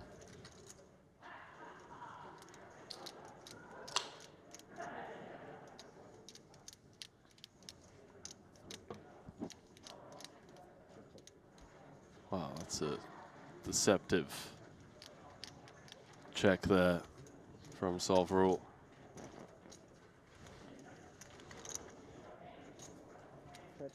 Great defensive strategy as well. It sucks when you're getting free roll to get 123k in. You're up against Ace Queen with a redraw. Yeah, we've seen a lot of this on day one thus far. A lot of like checking to protect, mixing in seemingly very strong hands. We saw it pay off extremely well for Sean Winter in a hand a little while ago where he checked back twice with a flopped full and induced a river check raise out of Sean Raphael. Just the way these guys seem to be playing the game. 2,500 spawn.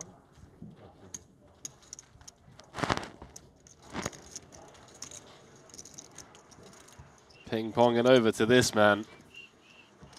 Look, the 60 Daniel entries. Negreanu. It'll get to like, what do you think, 80, 85? More.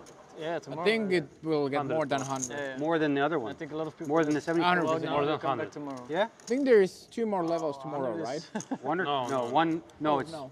you can max late regis tomorrow. Oh, okay. It's at 85, right? I Yeah, think but 85 now cents. They all say the over. levels will be. No, I think they're right. Yeah? Yeah. How many they're levels right. we have now? Now it's 2 more, right? Oh, it's 50. Yeah, everyone's gonna rebuy, but What is it, tomorrow level 10 new 7? guys will come in, but No, that's the wrong one. Yeah, it's level 7, right? So I mean, the 7, last 8, 9, levels 10. will be a lot of free answers. Because in Jeju we play 2 more levels during this. yeah, during the second day. Above 100 would be pretty sick here. Maybe because we started late. They started a little bit late, but they were already going to play 10 levels. I think it said in the sheet. Yeah, That's it's mine, yeah.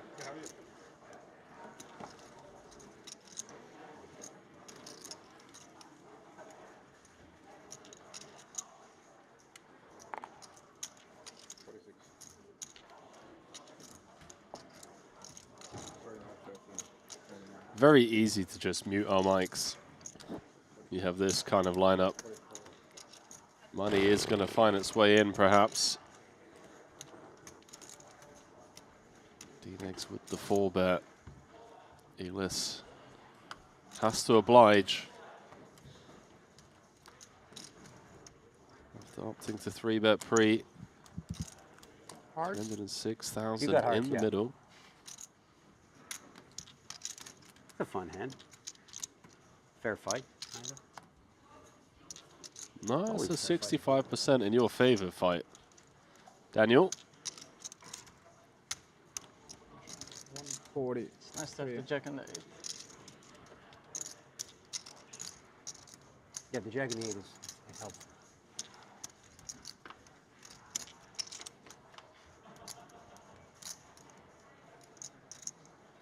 Clean flop for Daniel. Jack of hearts. Okay. That's good for the TV, right? The best card, TV card, is Jack of Hearts.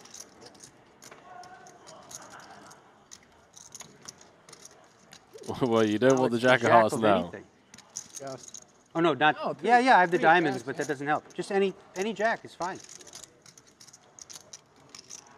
Daniel turns top Take that set, balance. needs to fade. 2 to 3. A Jack.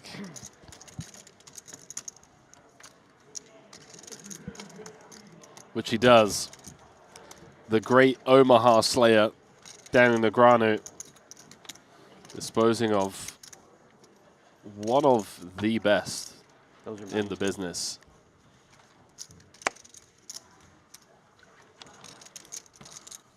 The Triton main event champion, Elis Parsonen. Gonna have to rebuy. You did it.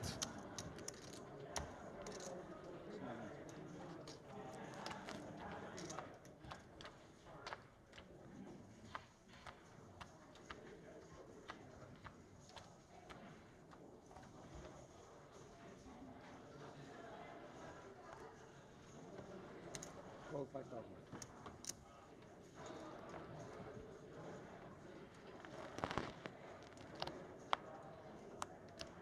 Hot. 23. Call 23. Call. Call. Nacho gonna pot off of the short stack after a Cowan limp.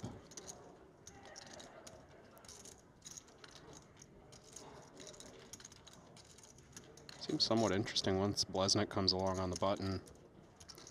Nobody playing particularly deep here. Cowan almost 50 bigs with Blez. It does look like he's genuinely considering just back raise, yeah. Put Nacho at risk. Not expecting many situations where Blesnik has him beat. 100 is a bet. Call 100.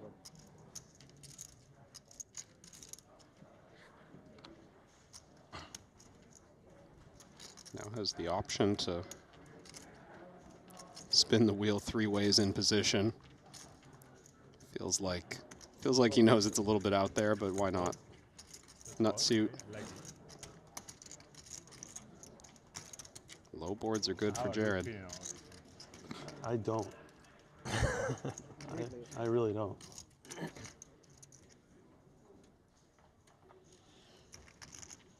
What we got going on here? Top 2 against the overpair, gut shot and flush draw. We're going to run this.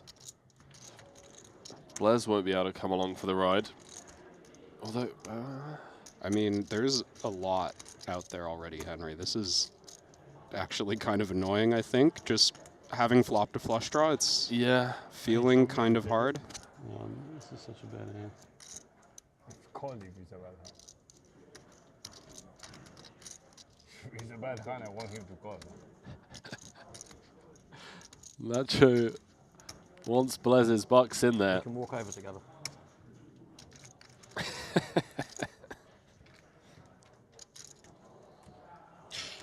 Clubs being covered, obviously gross. Blesnik does get away from this one. We have 5. Flash draw? Great question. How do you have 10 times, dude? What's the last one, buddy? King. Double suit. It's like they give it to you in dinner break or I'm something? in 3 balls. Is that why? I don't know. Oh, you just re-enter it. Yeah, if you re-enter, from the start, then you get to like. You really like to gamble. When you re-enter, you keep whatever time banks you had. 2 pair. Okay. I started with 2 pair. You really like to gamble. I love it. Wow. You wouldn't believe what I have. Just put a 10, please. I don't want to go to the re-entry. Let me leave. What happened with the 9? 9 makes it interesting. You had Jack 7 of clubs? Take a 6. Ooh, black card. Blaise didn't have 3s, right? 3 deuce deuce. Okay, right. Yeah. Good card Maybe for me. He's live though.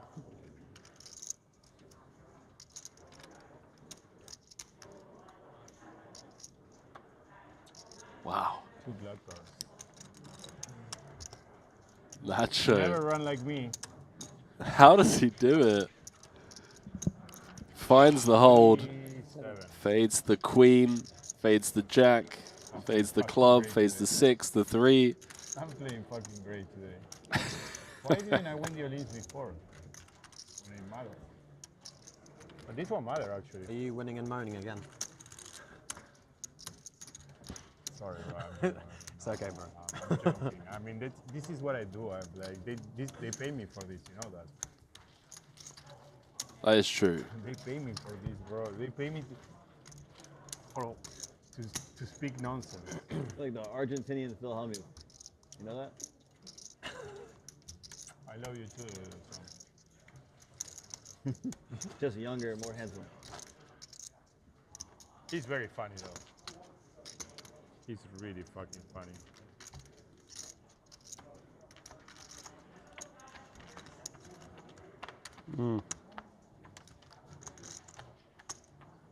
We almost won every college game against Jesse. He won the last one and the last minute.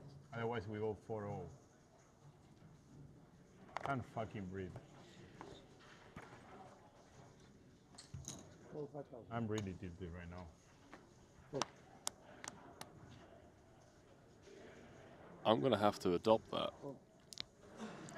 The Argentinian Phil Hellmuth. Talking of Hellmuth, is he going to show up and try and win some bracelets? One would think. Surely. Bro, Maybe not the PLO schedule. You would have won? What you got? Well, another 4-5 he had. action I had a flop. terrible, I had a terrible hand. Huh? Middle set for Rob. I had a flush draw on the flop. Barbaro. I thought you said Top pair, open ender, and a flush draw. I know. I guess you can have it over. Ace. That's not that many. I know about feelings. This one you're gonna win.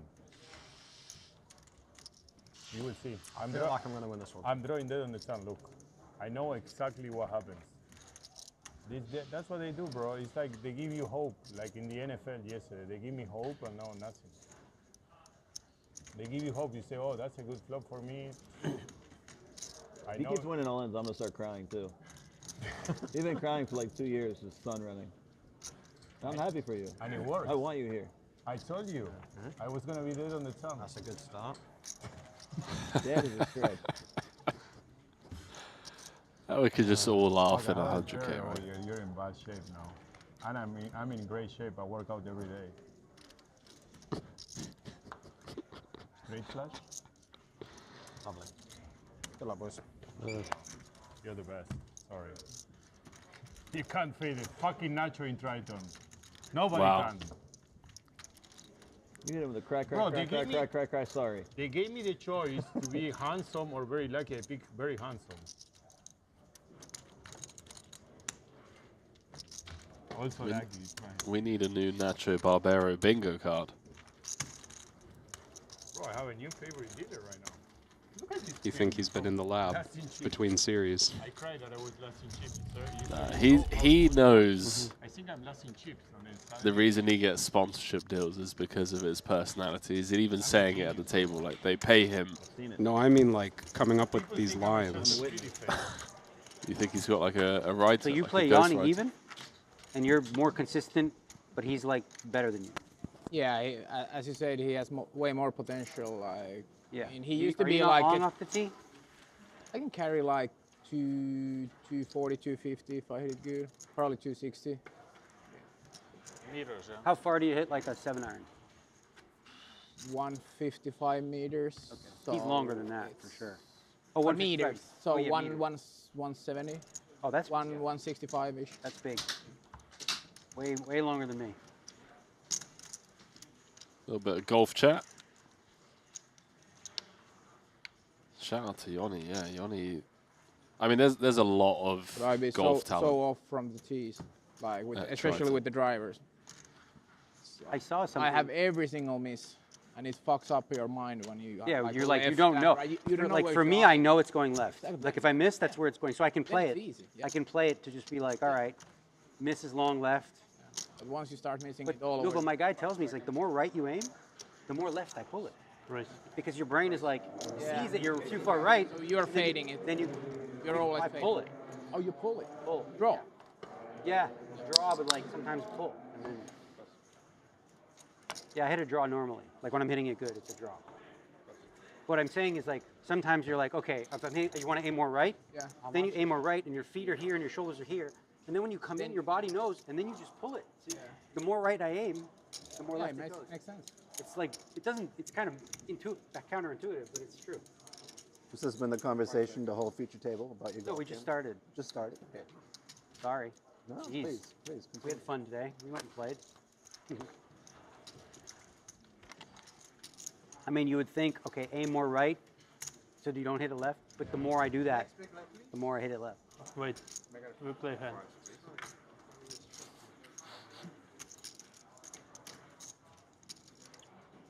And it's like, I saw Yanni doing it too. Sometimes his feet are aimed right and his shoulders are left. When you do that, it's like, he hits it right or hits it left. My guy was showing me that. He says, notice the first one, he hit it where his feet were aimed. The second one, where his shoulders were aimed. But it's hard to know when you're doing that.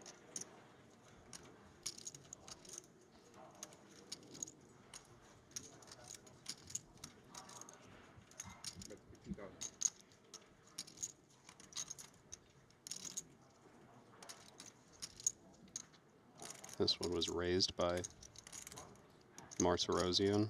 What happened to your beard? A little spicy. Really? Wife's okay with it? Under the gun, Ace King 9-7 Badoogie. Secrets of happy marriage. Everyone too busy talking golf to stop Martirosian from accumulating chips. He's sitting on 3 starting stacks. I know, it's like a different person. Completely shave and the girlfriend. Oh, it was his last hand. That's why he's getting married? married. Yeah. It's like go there. it's a weird vibe when you have like a full beard and shave it. Understandable. It's like you're like a lesser version of yourself. It's different. They're not used to it. A few new faces to that table as well. Texas Mike, Mike Monchek, Phil Sternheimer. We got any Triton merch on display here at the feature table? Keep our eyes peeled. If you do want to pick up some Triton merchandise, you can head on over to the shop at tritonseries.com. Get yourself a 15% off discount during the Triton WSOP Paradise. Use the code TPSWSOP 15 for that 15% off discount. Get involved.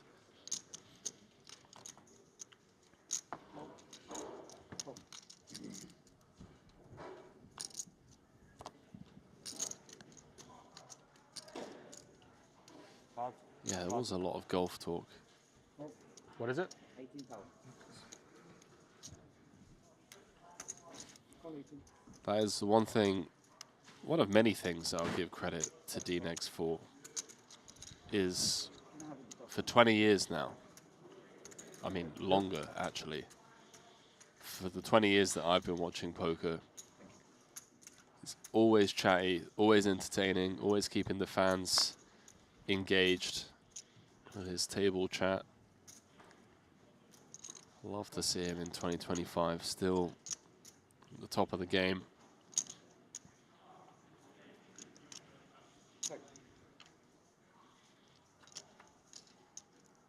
Bottom set for Monchek. Antonius turns the 10 high straight. Well, it's the old suck out, resuck out. I don't even know what to call it anymore.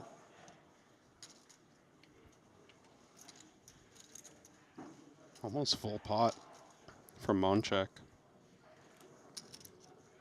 Antonius did check back a pretty big hand on the turn, but only going to beat a pure bluff here. This feels a little bit stationy. Does pay it off. What's your personal best?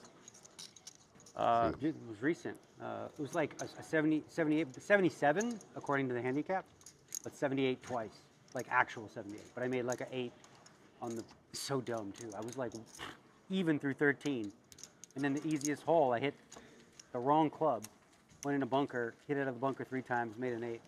It's like it's so Christian was telling me it's so hard to finish like your personal best round. Yeah, it is. The last 4 holes are, It is. especially when you're counting. You're like, all right, you just need par, bogey. Then you're like, ah, so tilt.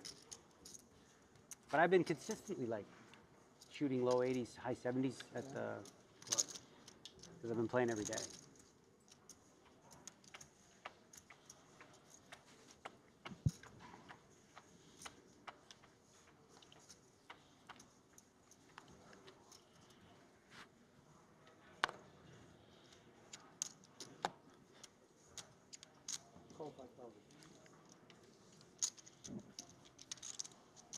What was it D-Nex says? Limpin' is pimpin'. Oh, here he is pimpin'.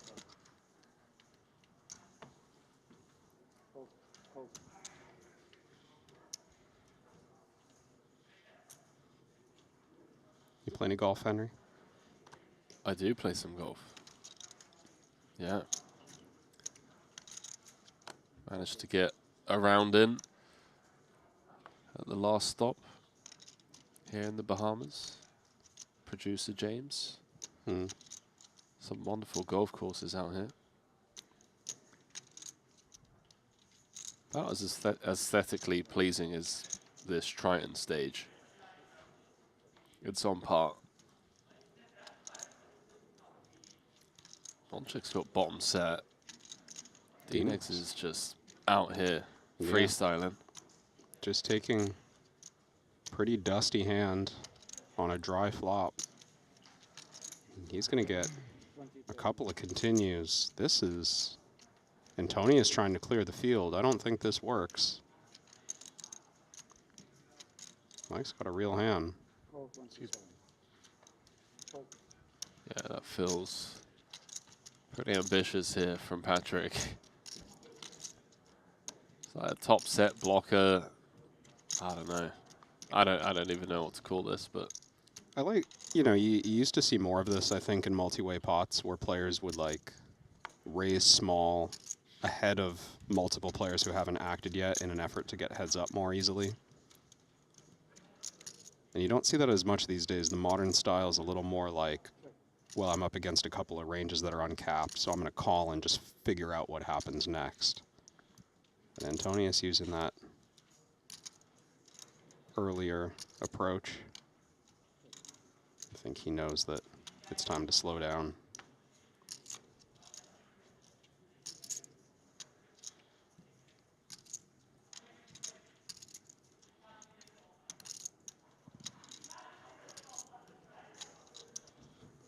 it's a spicy turn card. The open ender and flush draw for Patrick. Doesn't get there though. Monchek comes with full pot. Yeah, a bit surprised to see such a big size. I would think Monchek, like, he's not going to expect to be beat that often, but he's got 8 deuce deuce in hand. Antonius raised at the flop. It kind of just feels like you caught the guy bluffing. And maybe small stab on the end, maybe check on the end is a little more appropriate, but he knew he had the best hand. Not someone to shy away from big pots. This guy's played some huge ones over his young career.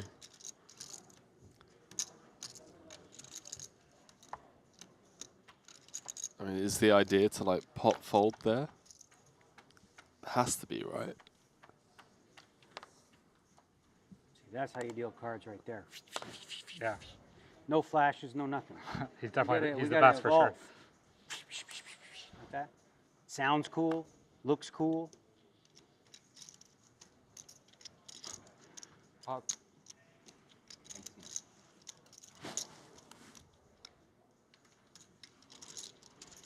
Here we go. These two going to clash once again.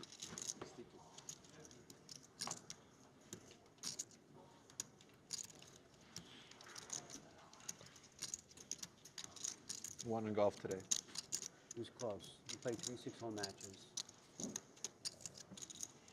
Basically, like we both were Mickey. 6-2? Yeah, we both were even basically pretty close.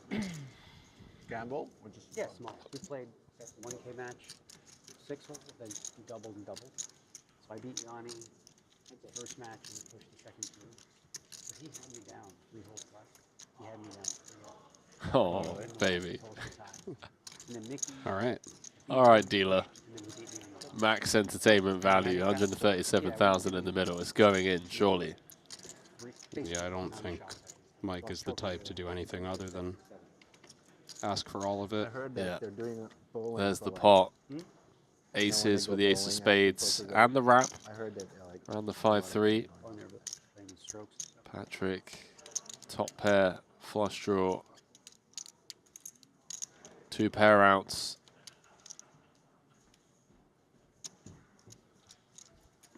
And the equity favorite. Bit surprised Patrick's giving this thought. It makes me think that flatting to do some stuff on turns has crossed his mind. I mean, obviously we have no fold equity, but I don't know that he needs it. His hand's quite good.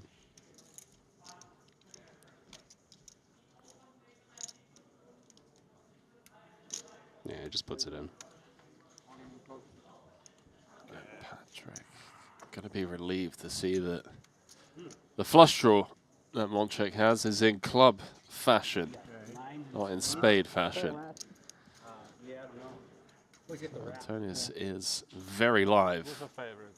What's that? I think I'm a Patrick. I think you are, yeah.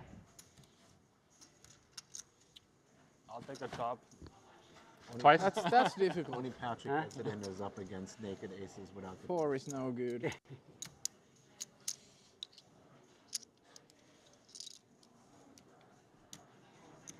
Just your casual 120 big blind pot.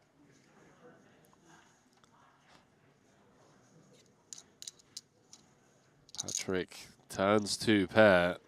Monchek still has 38% equity. Non-spade. 5-4-3 deuce ace. Non-spade needed. Doesn't find it.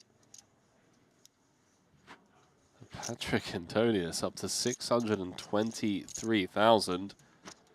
Texas Mike left with dust.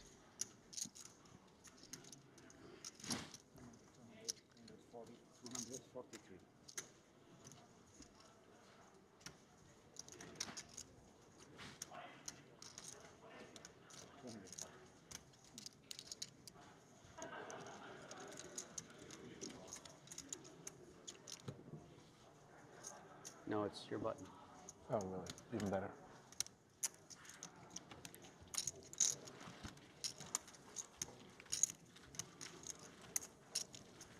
Just a reminder that over on the Triton Poker Plus app, you can follow the updates tab for Fast. They already have them at 11 digs. action at the other Just happened. tables. It's on the board. What have you got for me? What's been going down? One thing I've noticed, I like that we started doing this, is that if you ever see like a blown up, close up image of somebody, like a real stylized Pascal Lefrancois in his green hoodie sitting at the table, like you know that he just got busted two hands earlier, so you go back a little bit. Eliminated.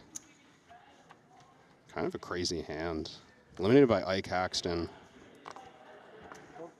Pascal limped with king, king, queen, 8. And then it went raise on the button, call in the small blind, call in the big blind. He back raises.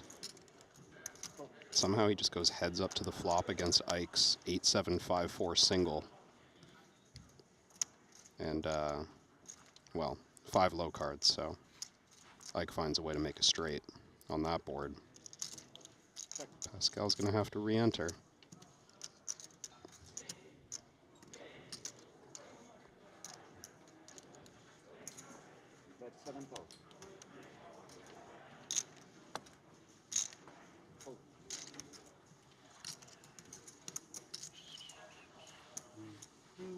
play golf, do you usually bet big? We used to, but people now, like I play with these old guys, they play like $20 match the whole round.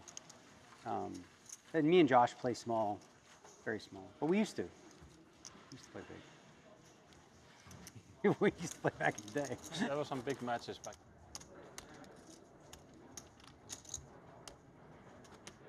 Clinton, please.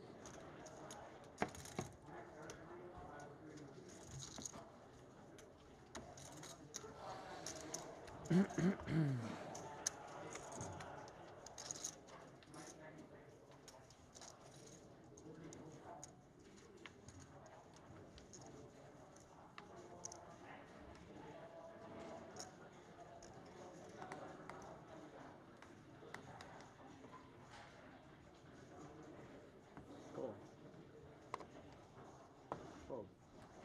Anthony Davis is so bad. 0 points. Fold.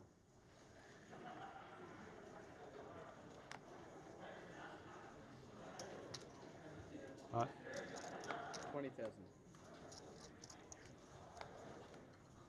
Blaz wants to bump it up. I think I started 149. Thank you. Arthur's got aces in the big. Sovereign's got a very playable Jack 10 9-9 double. Pot. Right, to 65,000. See how Sovereign feels about this. Very unlikely that Jared comes over the top.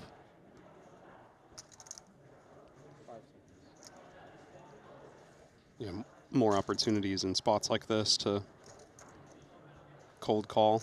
Yeah. Because, I mean, how likely are both of them to have aces? Otherwise, Jared's just going to flat behind. There you go. Right on cue. So a little three-way affair. 5 more. 200,000 in the middle. The two Americans ganging up on the reigning Ivan Liao Player of the Year. So far, it's been done unsuccessfully. Blaz with the flush draw.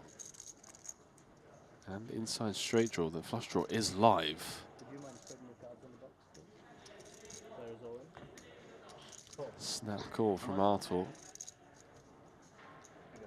It's hard for Sam to get away. I mean, he's only got 84K back. He doesn't play for the full amount here. 152.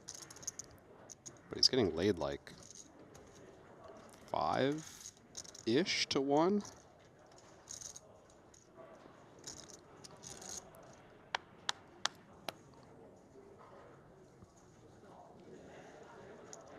Yeah, I mean, assuming two pair outs alive, trip outs alive.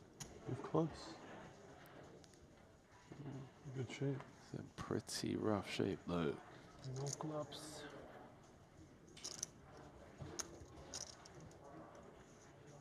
Who's the ace queen 9-7?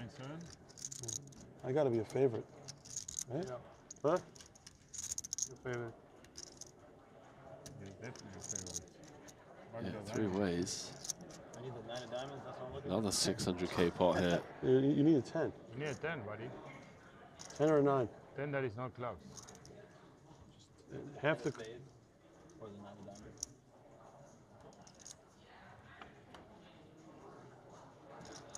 Wow.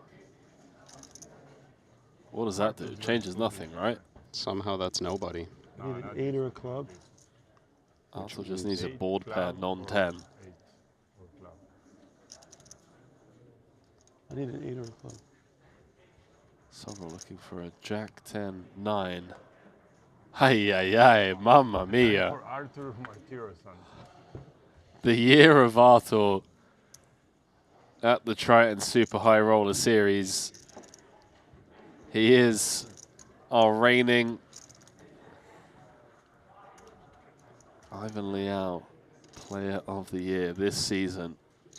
They're going to need players at this table, Henry. Yeah, he's just showing the Americans how he's getting it done as well. He's like, guys, please. You know, Start following us around. Come play the tour. I'll show you how it's done.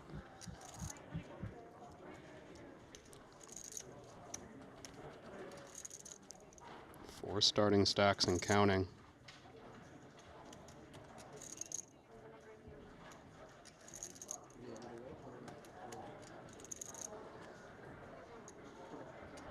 Great start to the PLO main event champion for Artur. Got Artur fanboy in the chat with the LFG.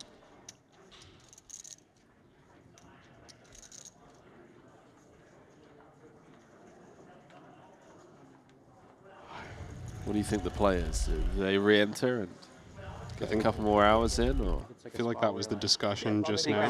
You might be isolating, and I could Yeah, that too. like. or- Actually, you know what? I probably would have done it with Ace King Queen Jack anyway, or like Ace King King. That's not good for me either, right? Right. Whatever. I could have done it with a hand just like yours. I Double bet suited Sam's Ace King. taking a walk and Yeah. So that's what you're Blaze is hoping back you in have 5 one. I'm seconds. hoping you have bad aces, is what I'm hoping. That's my read. They weren't so bad. It's amazing how you win that against Mike. I know. Yeah.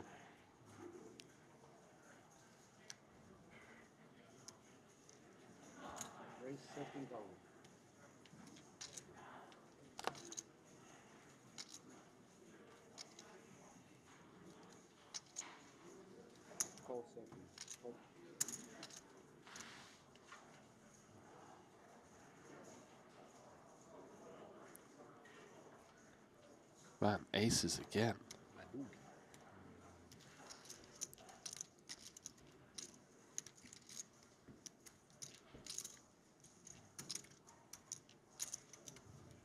How often do you get dealt aces in PLO? When you're Daniel, every second hand?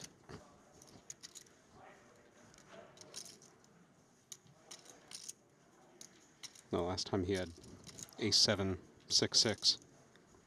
Just tried to play it like aces.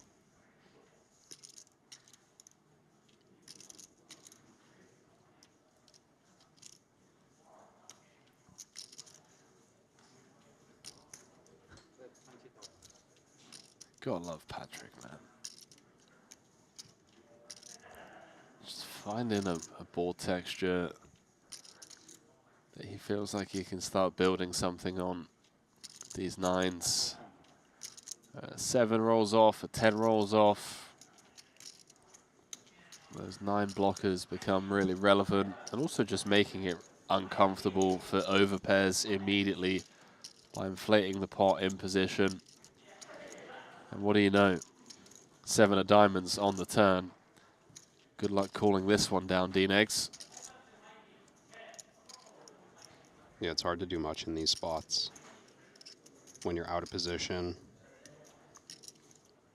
Other than just, you know, when you have other hands that interact better with the board, try to remember to check those as well. I think Negreanu's hand is pretty toast with this development. Nothing you can do. Nice hand, Patrick. Is Amanda here? No. This time I had the double suited ace. Just now? Yeah. Not that suit.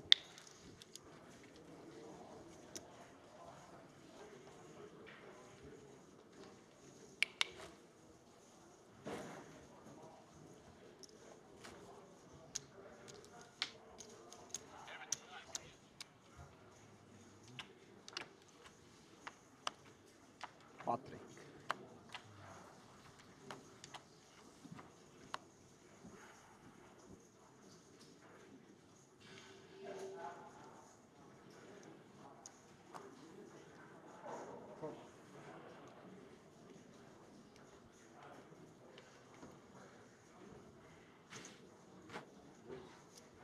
How come you got 8 time banks?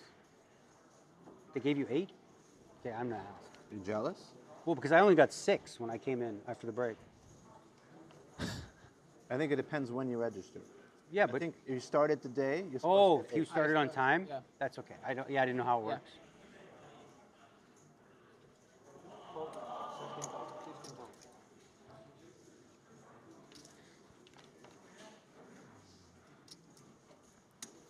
Time bank police are on it. They'll get to the bottom of the case. I do like that incentive system, or just like time bank distribution system. The later you come in, the fewer you get. You don't get to just hop in at the last moment and get all those valuable time bank chips. Tell you what's valuable. Flopping the joint, unfortunately for Sternheimer. Complete rags for his opponents. Yeah, they're just 0% on the turn. No diamonds for anybody, no straight draw for anybody.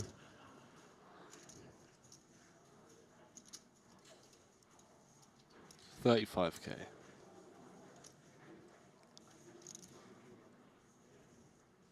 Check was the only path to winning more than that 50. Tag me in, coach. Give me 100K. I'm ready. I'm dialed in.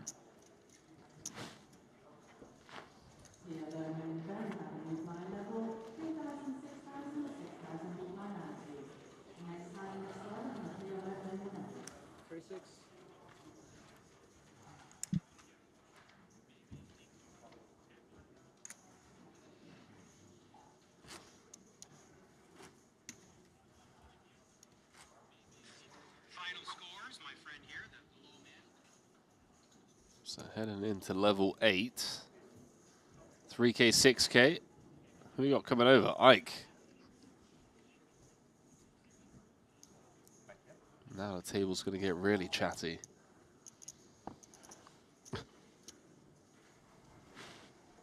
Why are you laughing, Kev? It's true, he brings it out in everyone. Well known.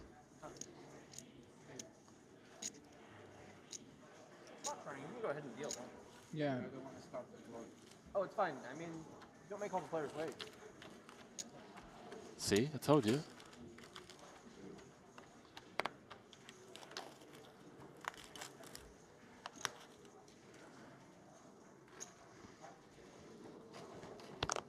Ike Axton's got 900K.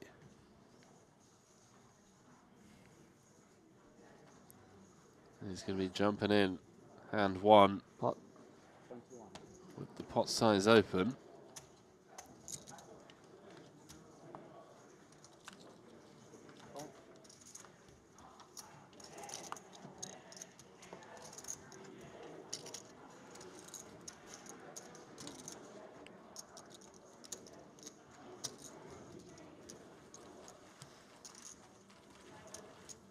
No action. He'll continue to settle in. Unrack those chips. Yeah, Patrick's like, really? Just doubled up and now... Yeah, he had a good thing going. He did. So now I've got Ike on my direct left. Has me covered. I don't know, I think with Patrick's poker and tennis background, he's got a little bit stronger mental game than you're suggesting. Call 6,000.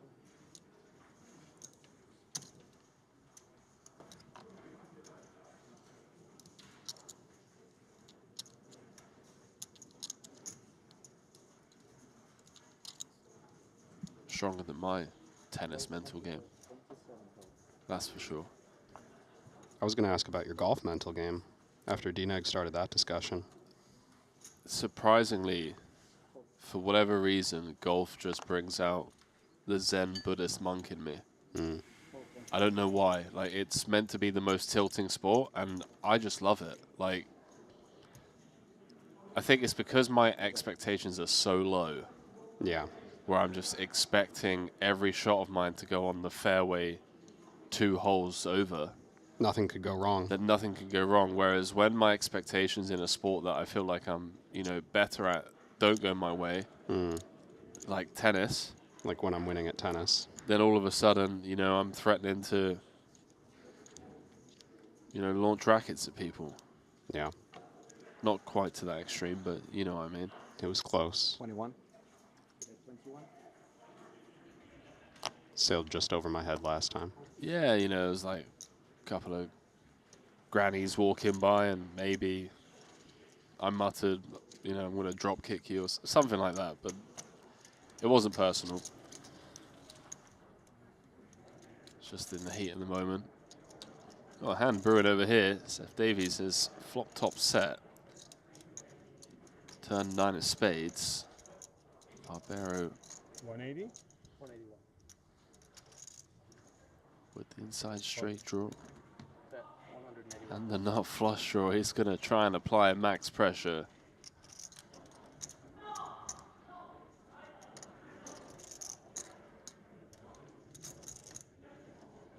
I mean, this is just going to be another humongous pot here. Yeah, these got to go in.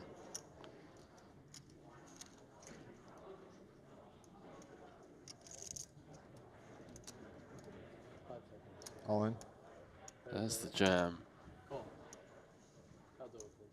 Sixes.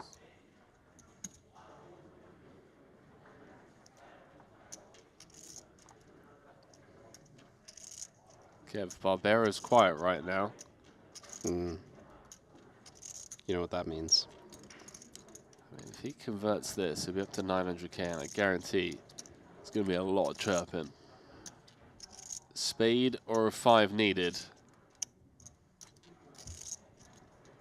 1 in 4 chance of pulling it. Doesn't get there. Not this time. Shark Davies up to 3 starting stacks. Barbero down to just 25 big blinds. A monster 125 big blind pot going Seth Davies' way.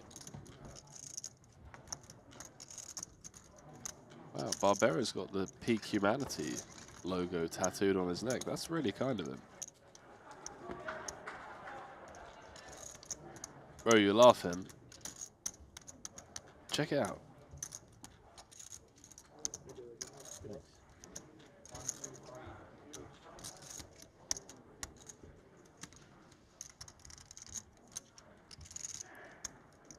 I'm going to have to verify this one. See our logo? Yeah. Yeah? I see the logo, yeah. There we go. Same as his tattoo, bro. All right. Did you take it from him? No, I'm fairly sure that tattoo he's got is new. So he took it from us. Some monster stacks out there. Mainly Artur Martirosyan with 192 bigs. Courtesy of a double elimination. Held with aces 3 ways. Shout out to Blez and Sam Soverall. So he's chilling. Top of the chip counts.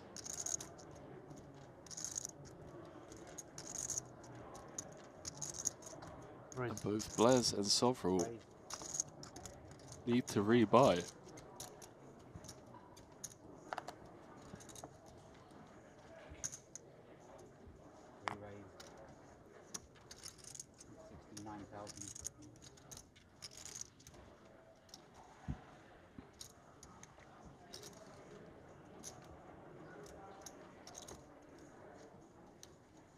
Big pot developing here.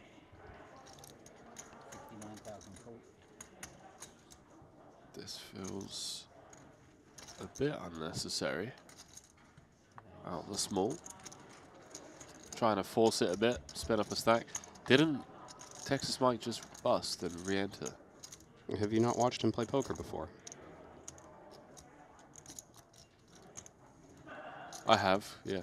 Point taken. He's here to play the big ones.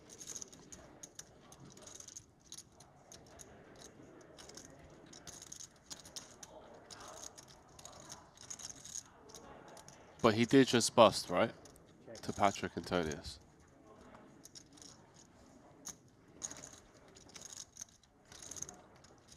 With the Confirming. yeah, with the aces on the 9-5-4. Oh yeah.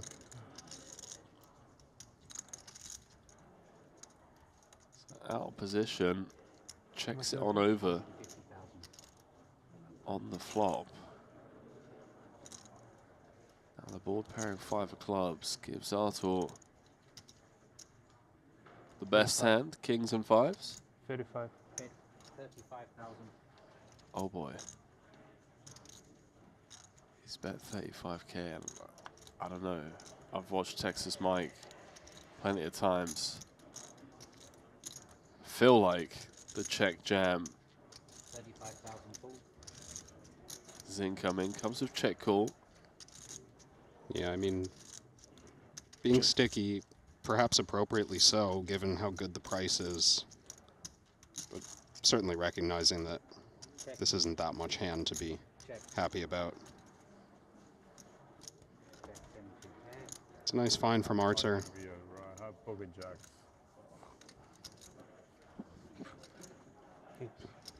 And I did go back and verify. Monchek covered in that aces hand you were referring to, but he busted shortly after, I think, Oh, you cost me the double up. off stream.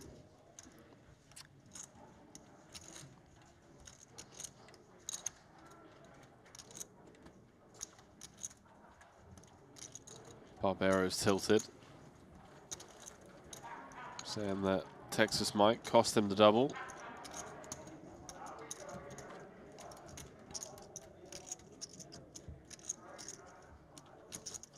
So the rich get richer. One level 366. The 3. 6 and 6, please.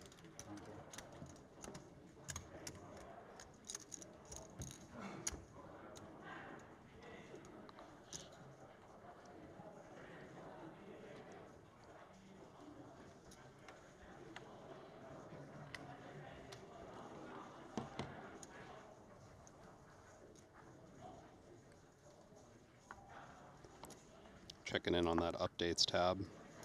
Jason Kuhn is back to a starting stack off of what looks like the same bullet where he was down to Texas 40K Come on, on Mikey. stream. Next hand is yours. On the same bullet. It appears so. It's the same table that we used to have up here. Okay. He's doubled from 120 to 242 against Kong Pham. 21,000. Cool. 21.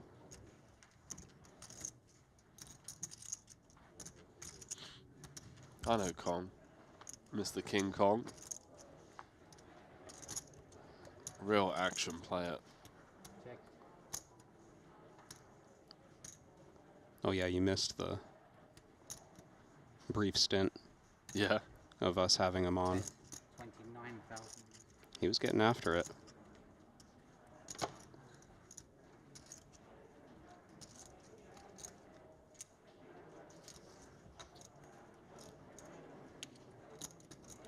Uncheck with a lot more hand than I think Martirosian's expecting him to have on average.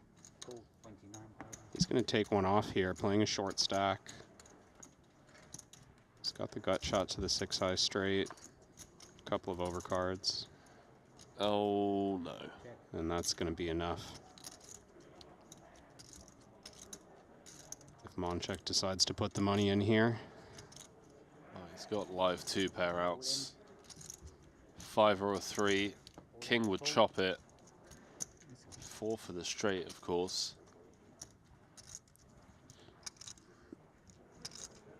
You get snapped Yeah, off, 3. and you're not always certain that the ace is a good hit. No, he's got aces. Oh, he has aces. Wow. Can't even see the card. Total bet is 84,040.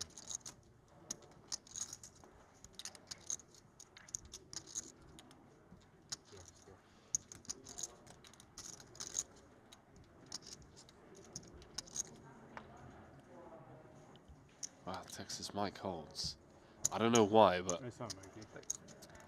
felt like, from what we've seen, the way he's been running, that perhaps Artur was going to get there against him. Well, nice to see him bounce back up to north of starting stack. Dropped?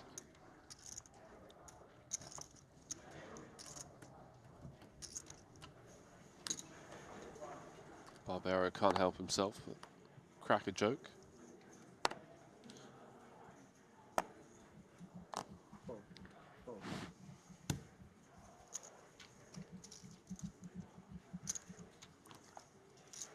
How's your mental game been, tennis-wise, poker-wise? You a bit of a fish? Never better. What could ever go wrong? What is like level 10, Kevin's on tilt? What does that look like? Run us through that, Kev. You ever like Usually it smash a happens. monitor or a mouse? Usually it happens like while I'm prepping dinner. That's like a key situation where I go on level 10 tilt. Like I got a really great meal planned, and then like I forget something in the oven and I burn it while I'm working on something else. And that tilts you? More than anything. Wow. That's the peak. Usually also because I'm starving at the same time, so that compounds the frustration, you know? Yeah, there we go. And it's like, well, the alternative to eating this less than delicious meal is to wait even longer to eat a different meal. And it's just can't handle it. I understand.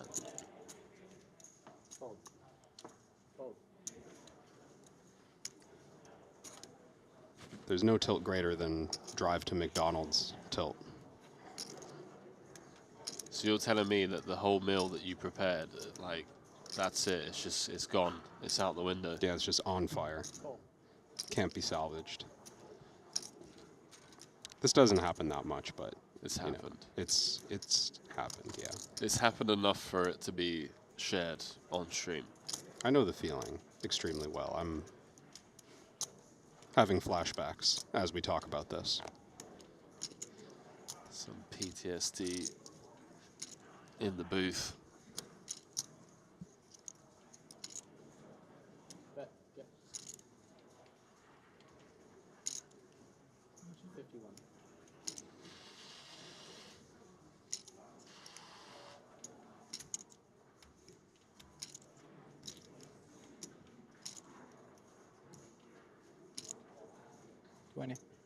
Bet 20,000.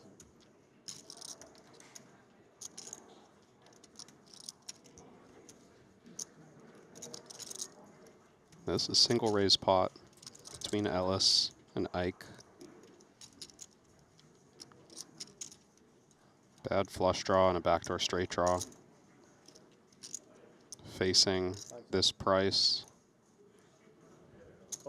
And Ellis on a pretty short stack. He's got pot behind after the call. Don't know what his fourth card is. There's a chance that spades are covered here. Okay.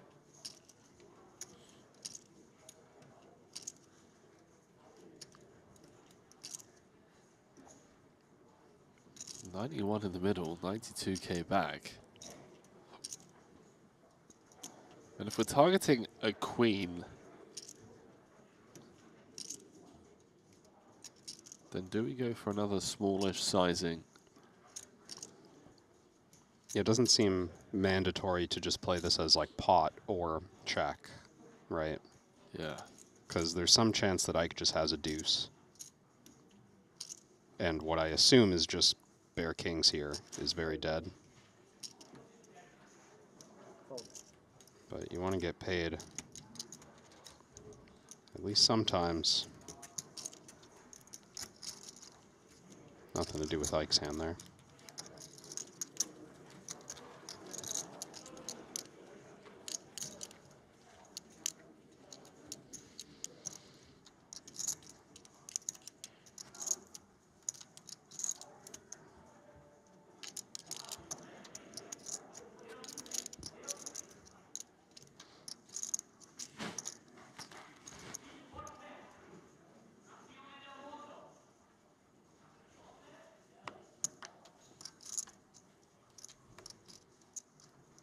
Is that Martin Cabral that I can hear in the background? I recognize that voice, yep. What is he doing? Is he in? I think someone in the chat a little while ago heard him before even. Feels like he's moving closer to the microphones. it feels like, to me, I respectfully don't see him regging this from the start of day one, playing like 200 big blinds deep against some of the greatest PLO minds of the modern game. But I could see a max late reg tomorrow, flick in, spin it up kind of situation. I could see that being a thing. He's not registered yet? No. Yeah, fair.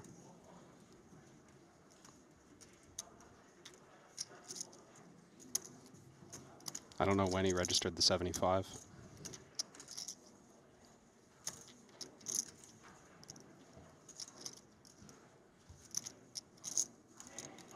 Or maybe he's just had his dose of PLO this trip.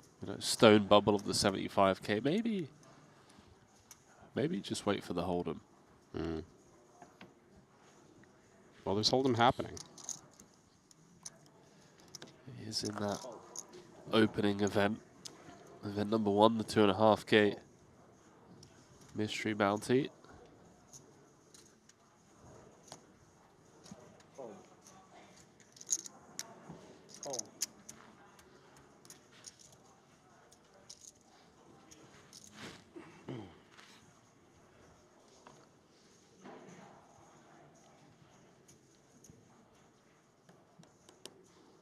Spy some action happening at the other table as I'm following in the Triton Poker Plus app.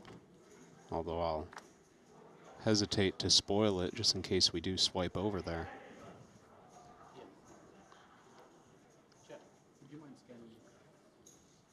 You a Bryce Yockey fan? Yeah. Yeah. Love seeing him here. Yeah, big fan. Great to see him here. Great to see the success he's been finding as well. This very much feels like his format, like to be able to play a deep structured 100K PLO with a World Series bracelet on the line, Triton trophy on the line. Big opportunity for him.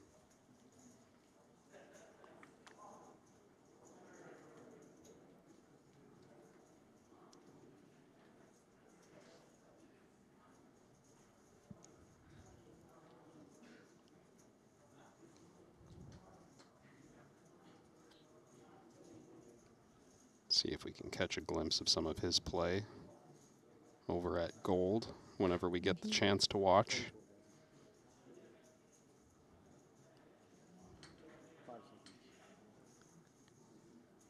$17. Ellis still hasn't 17. figured out how to scan his 4th card. But I think he's going to win this pot regardless. And I don't know, chips are flying at those other tables. I suspect we'll take a look, but as it stands, Seth Davies won a massive all-in already. Actually, it wasn't as massive as I thought. His stack was covering significantly. Okay, But he eliminated Nacho Barbero in a pre-flop all-in. 10-10-6-6 against Ace Queen Jack 8. You're way ahead of me. But yeah, just saw that now. Barbero had what, 23 bigs? Yeah, I thought that was a... I mean, it was a second in chips size pot if you count all the extra chips that Seth already had before the pot started.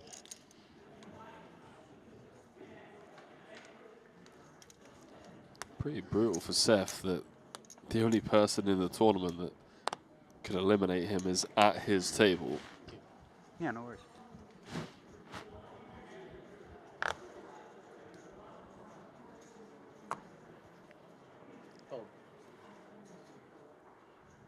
Joao Samau getting a big double up against Dirk Goritze. Yeah, just saw that. Some 2-pair on 2-pair violence. Dirk had the inferior 2-pair and 2 live flush draws. So Samau had to literally fade almost half the deck. Yeah, spades and hearts working.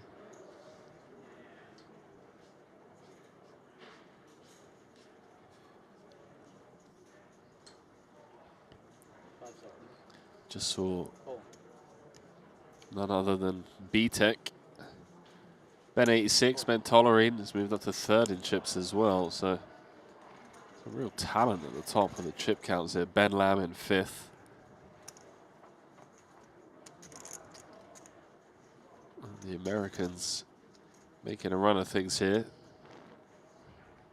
Tollerine's been sitting at the top for a while. He's been on a slide even for the last hour or two. Still sitting in third. How about this for a flop? Bottom two and an open-ender for D-Nex. Sternheimer, the Broadway draw. The royal draw. Yeah, and the gut shot. Royal flush draw. Ike's got the nuts with the back door. Nut straight. Discipline fold there from D-Nex, no nonsense. Yeah, you've got Sternheimer leading here out of the small blind. I think D-Negs quickly recognizing the kind of interaction he had was at least shared, if not dominated easily. But this short enough that Ike's just going to fast play. If this reads like strength to you, why not just pile it in now?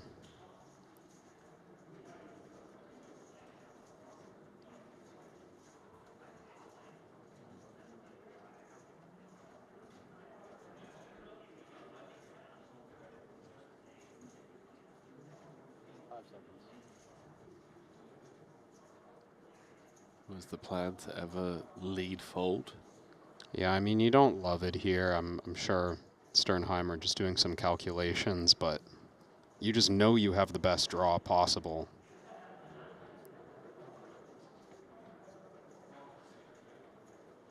With cards turned up, you still have to pay this off. And I don't quite see the point in leaving the 37 back even, because we run the risk of losing action when we improve. Whereas we can never get away. We've got 10% pot behind. Well, let's see if that materializes, because checkmark Sternheimer. Yeah, so Ike just stone dead.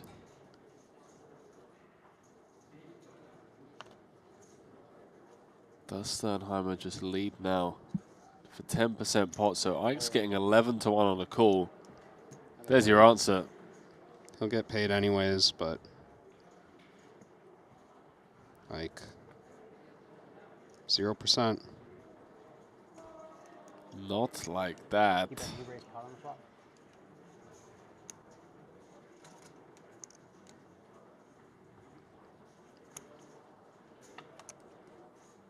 So, big drop off for Ike. Came into this feature table playing 900K. Things not been going his way. I can give you exact if it's easier.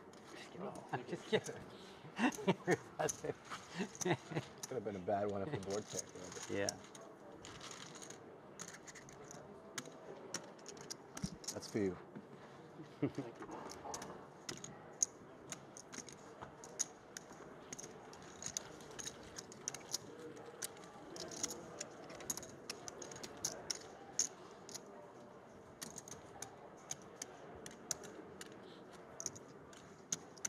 We just never folding there. As Ike? Apparently not, but... Yeah, apparently not. I thought there was a chance that that leads to him not getting paid. But I also understand the logic of just like, you're getting 11 to 1. And there's some amount of uncertainty. So you think the guy has a bluff like 8% of the time? I think he has a flush. So... just 100% of the time. I don't play limit games, but I've heard from a lot of very smart people who play limit games, and I know Ike is one of those people who has played a fair bit of limit in the past at some point, where it's just like like, yeah, you're always beat, but you don't fold.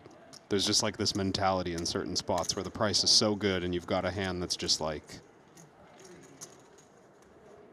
good enough. It's like, yeah, you don't fold on the end getting 12 to 1. You don't. Yeah, but make that make sense, bro. So if you're saying to me that The one guy time you get bluffed, you just, I don't know. Or what, the 1 in 100 times? Well, you just made up 100. But yeah. But you said that they say never. Yeah, you just, you know. You just flick it in. You get in the price, you just flick it in. You just lose every time. Wow. It's hard to visualize 8%. You know, you could just round that off to never.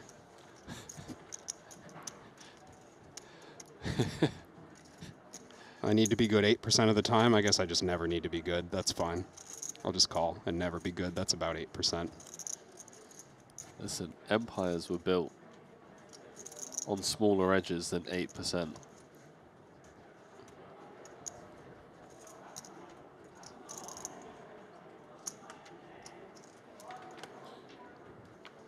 Jordan Lee saying he heard Dean Eggs giggling.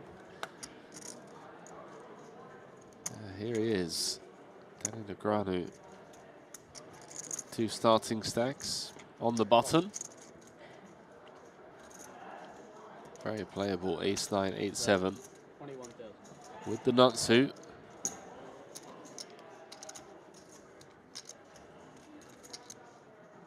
Oh, we might see some action here. Like with the Rainbow Kings, ace blocker. Button versus big blind here, but very deep. Ike's still happy to pot it. Figure this one out from out of position, assuming we do take a flop.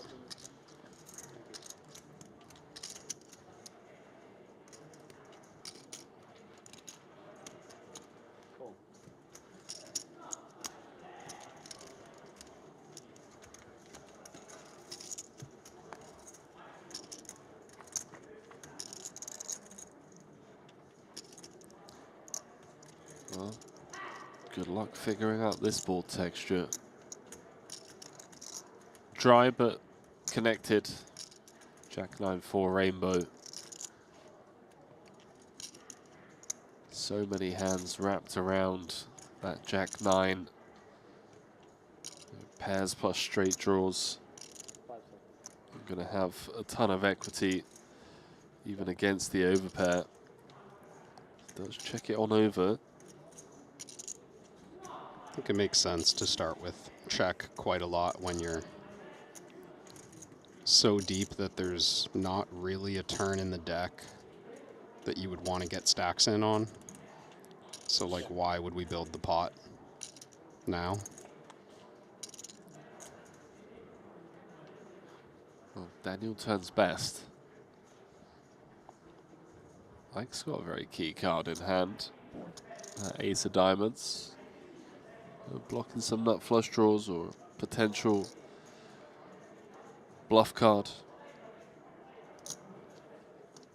Seems wise still to keep checking. King's feeling like it can still show down sometimes. No other interaction. That would stop Daniel from having the better parts of his range.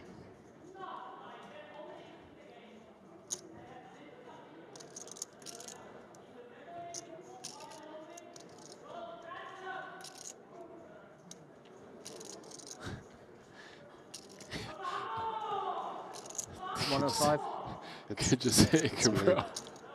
Well, here's Ike setting up what I imagine is what you were describing, Henry. Diamond in hand, diamonds on his mind. And some scenarios where he gets called by a worse hand and gets one of the good rivers where he gets to show down the winner. This is not one of those scenarios. It had a nice little close-up there of Dean Eggs with some suspicious kind of facial expressions on the turn, almost like, well, hang on, the 7 completes the 10-8, which I should have a lot more of. than you should, and yet you're betting into me kind of thing. Mm-hmm.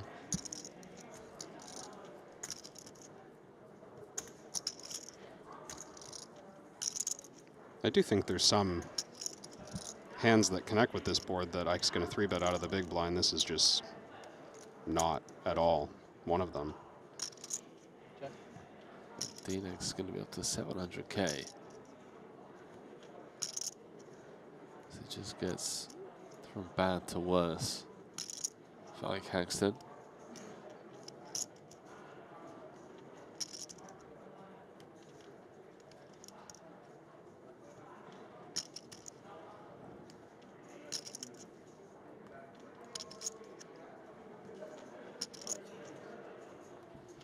Kings.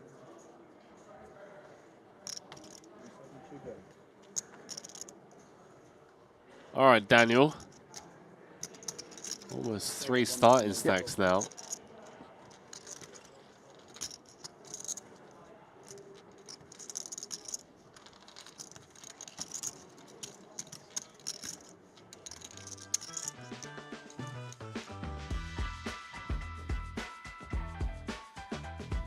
heading into the final 10 minutes of this level. We'll take a short break before heading into the final frame of play. Day 1 of this 100K PLO main event. Late Ridge open until the start of day 2.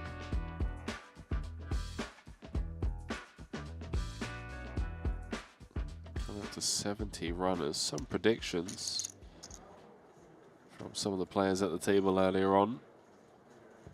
Conversation we were privy to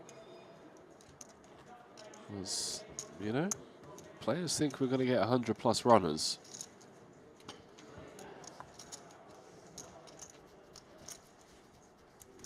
I could see it. Yeah, I think, well, it's going to be close.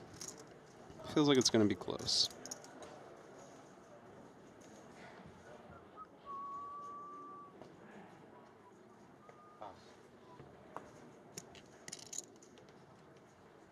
Guess there might be a handful of sickos playing the 2.5K mystery bounty today who will max late reg the 100K PLO tomorrow, you think? Maybe like 3 of them. There's a few of those. Like the man that we could hear He not might too be- long ago. He might be in there. I think he's definitely in there. Depends if he bags. Can be a late night in those day ones. 24 total.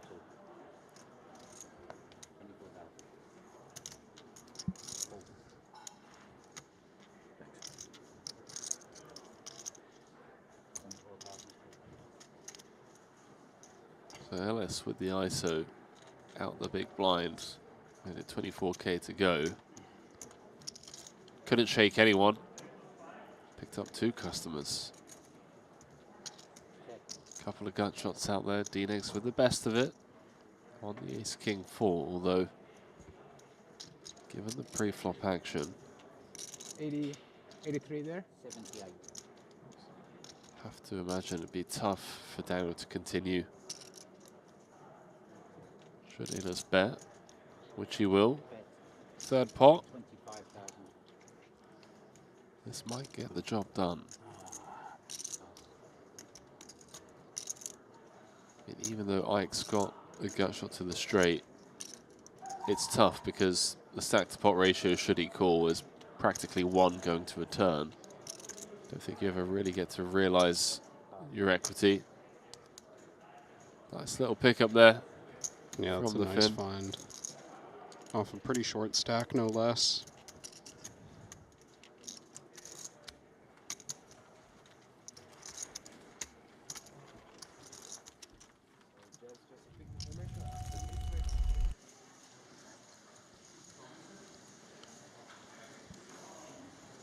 Next feature.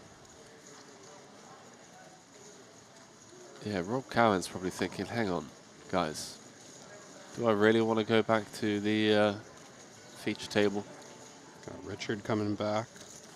Is that Lautaro? Yeah, that was. Over here. Have a look at this. Laszlo Wojtas. Ben Tollerine. Gergo Nash.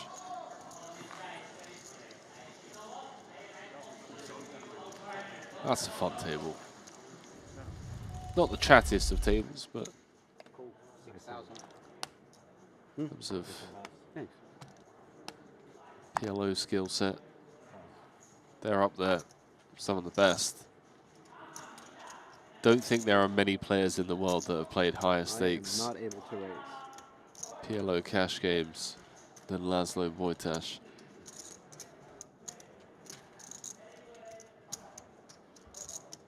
Or Ben Tollerine, for that matter.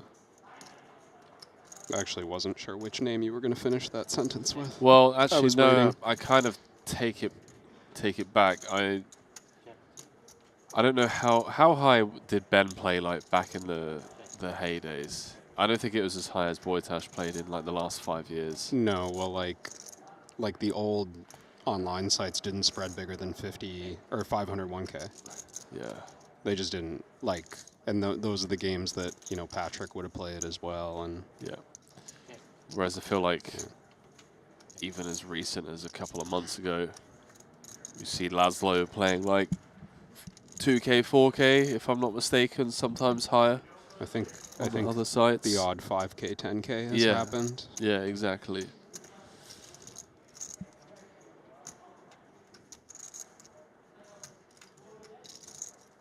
It took me a moment to realize that Sternheimer's got the check mark with that straight. He seems to know. 2/3 pot. Yeah, pretty sizable. The fourth club kind of helps. Right, a little harder for somebody to have checked through the turn with whatever flush.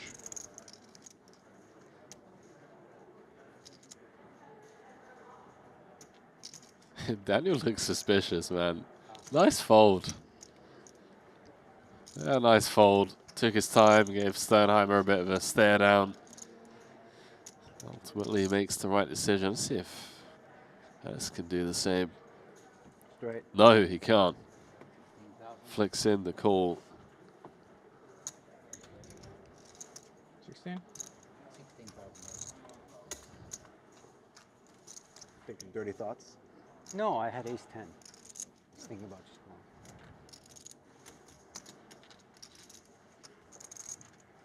It's never a great feeling when you make like kind of a No dirty thoughts. speculative river call. No club in my hand. And you see you've just paid off like a kind of sizable bet from thin value.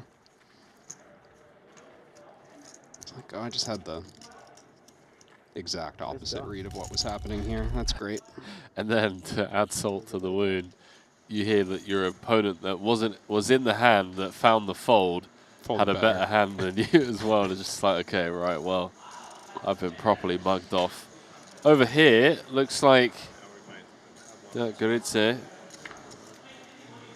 aka Venividi, is all in against Daniel Dvoris.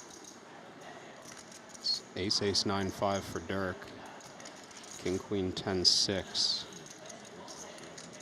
for Dvoris. Queen 8-6 board, turn 5 of hearts. Dirk needs a 7, 5, 8, or an ace. No bueno.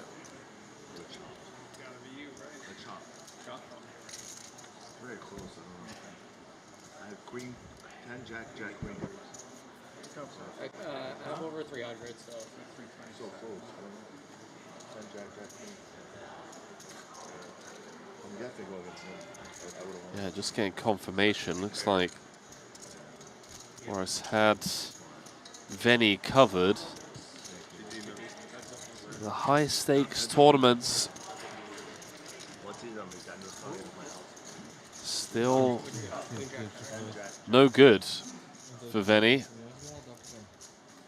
Very openly posted recently. You know, he had the best year of his career last year, winning the better part of, what, $3 million. And then, you know, fancied himself a little trip to Triton and very quickly got humbled by the variance and the competition. Yeah, I read that as well. I found it interesting that he, I think, as well as many high-stakes poker players, like, feels, I don't know, I don't think he called it like an obligation, but feels the desire to really gamble big and like take a big piece of himself when he's playing in a game he believes in. Yeah. Like when he's, you know, when he's out there competing for high stakes, like he's really in there for high stakes. This isn't like a sell off all the action and take the responsible route kind of situation. I think the crazy part for me about that post was that in, you know, some of these tournaments he's got more than 100% of himself in. Yeah. So these guys are playing high stakes. I wonder what the end goal is. You know, like, when is it enough? I think it's a very scary thought to kind of play with, where you're showing up to Tritons and the buy-in itself isn't enough of a gamble for you. Especially in some of these, you know, this one maybe not the best example, right? We've got a really well-structured, deep main event. But, you know, something like the turbo events, you know, faster clock, you know, skip a level or two. But, I mean, what is your expected ROI in some of those fields, even as some of the best in the world? What, 5%, 10% at a push? It's a big gamble. It's a big gamble as we head into our final break of the day. We're going to be stepping aside for all of 10 minutes. Be coming back with those fresh tables that we had just a few moments ago. We're playing 2 more levels. So we welcome you back to the break desk. Kevin Ramachal alongside myself, Henry Kilbane.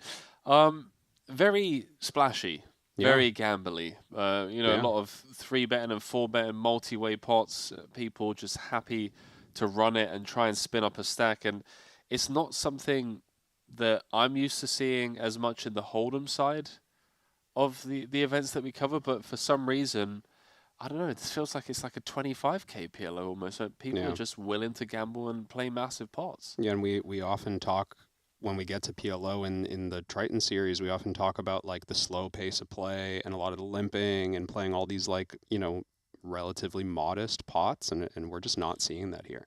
Yeah, well, stay close. 10-minute break for us, and when we return, I guess, well, yeah, hopefully some more gambling. We'll see you very shortly. Oh my God! Stay loose, play 7 dudes.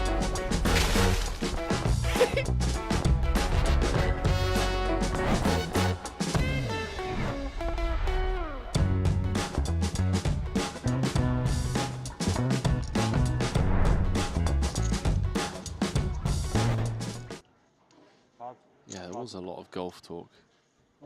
What is it? 18 power.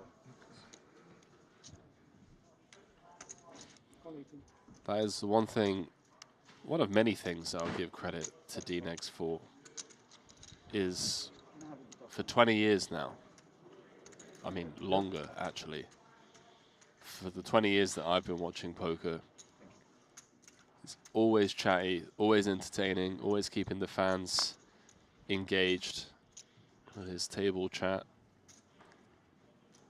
Love to see him in 2025 still at the top of the game.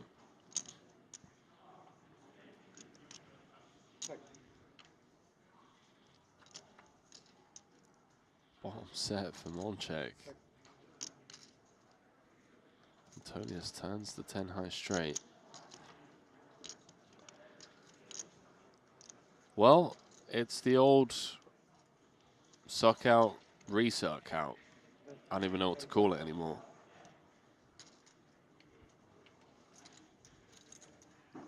Almost full pot from Monchek.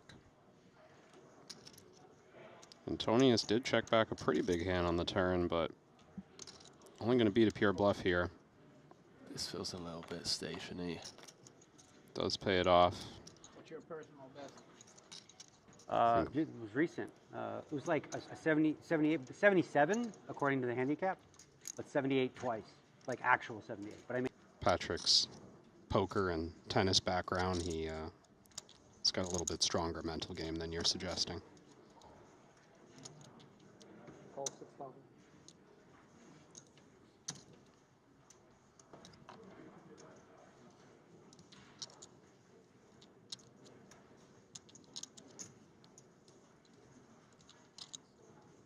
Stronger than my tennis mental game. That's for sure. I was going to ask about your golf mental game after DNEG started that discussion. Surprisingly, for whatever reason, golf just brings out the Zen Buddhist monk in me. I don't know why. Like, it's meant to be the most tilting sport, and I just love it. Like, I think it's because my expectations are so low. Yeah. Where I'm just expecting every shot of mine to go on the fairway 2 holes over. Nothing could go wrong. That nothing can go wrong. Whereas when my expectations in a sport that I feel like I'm, better at don't go my way, like tennis. Like when I'm winning at tennis. Then all of a sudden, I'm threatening to, launch rackets at people. Yeah. Not quite to that extreme, but you know what I mean. It was close. 21. 21. Sailed just over my head last time. Yeah, it was like a couple of grannies walking by, and maybe I muttered, I'm going to drop kick you or something like that, but it wasn't personal. It's just in the heat of the moment. Got a hand brewing over here. Seth Davies has flop top set. Turn 9 of spades. Barbero 180? 181. with the inside straight draw. Bet 181. And the nut flush draw. He's going to try and apply max pressure.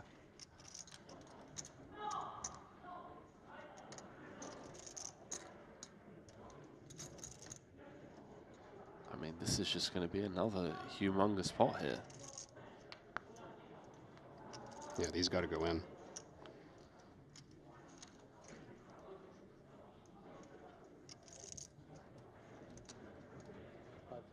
All in. There's the jam. Sixes.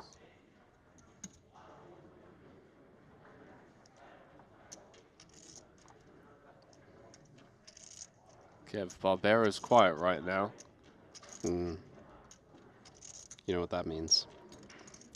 I mean, if he converts this, he'll be up to 900k, and I guarantee it's going to be a lot of chirping. Spade or a 5 needed.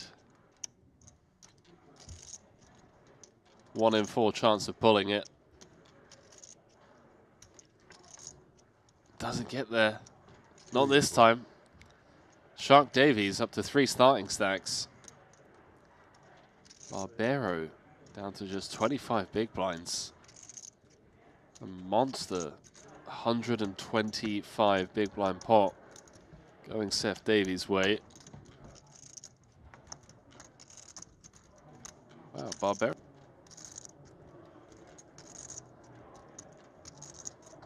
Right. And both Blaise and Sovrel need to rebuy.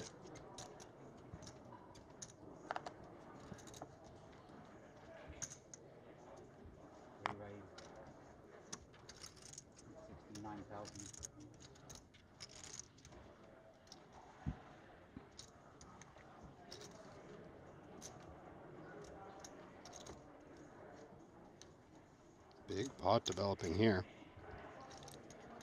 59,000 total. This feels a bit unnecessary. Out the small. Trying to force it a bit, spin up a stack. Didn't Texas Mike just bust and re-enter? Have you not watched him play poker before? I have, yeah. Point taken. He's here to play the big ones.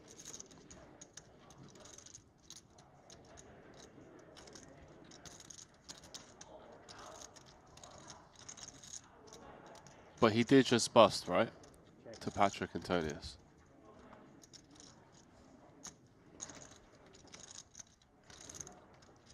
With the Confirming. yeah, with the aces on the 9-5-4. Oh yeah.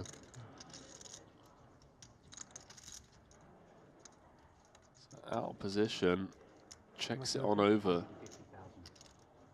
on the flop. Now the board pairing 5 of clubs gives Artur the best hand, kings and fives. 35. 35,000. Oh boy. He's bet 35k and I don't know. I've watched Texas Mike plenty of times.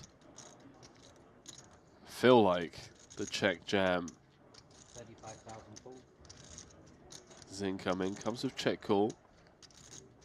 Yeah, I mean, being sticky, perhaps appropriately so, given how good the price is. But certainly recognizing that this isn't that much hand to be happy about. It's a nice find from Artur. I have pocket jacks.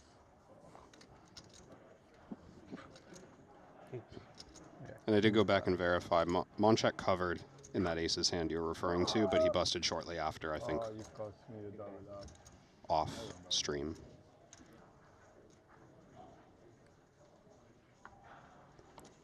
Checking in on that updates tab. Jason Kuhn is back to a starting stack off of what looks like the same bullet where he was down to Texas 40K Mike. Come on, on Mikey. stream. Next hand is yours. On the same bullet. It appears so. It's the same table that we used to have up here. Okay. He's doubled from 120 to 242 against Kong Pham. 21,000. Cool. 21.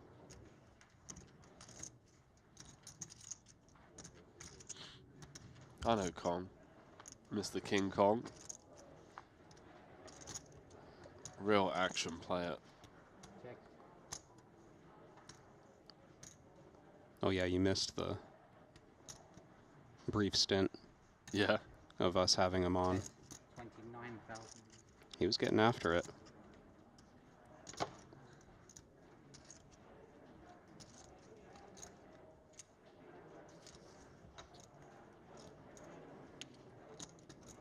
Uncheck with a lot more hand than I think Martirosian's expecting him to have on average.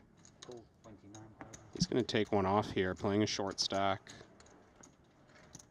He's got the gut shot to the 6-high straight. A couple of overcards.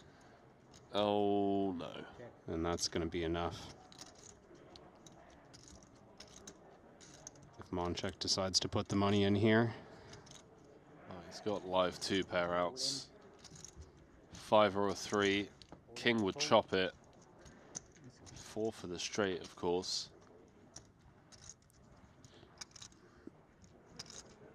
You get snapped off, and you're not always certain that the ace is a good hit. No, he's got aces. Oh, he has aces. Wow. Can't even see the card. Total bet is 84,040.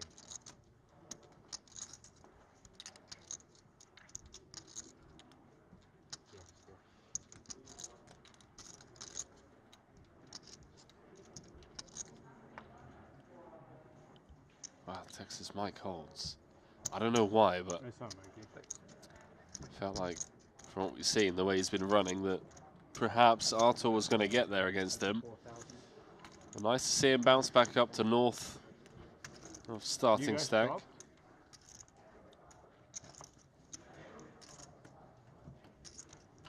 Table. Yeah, no worries.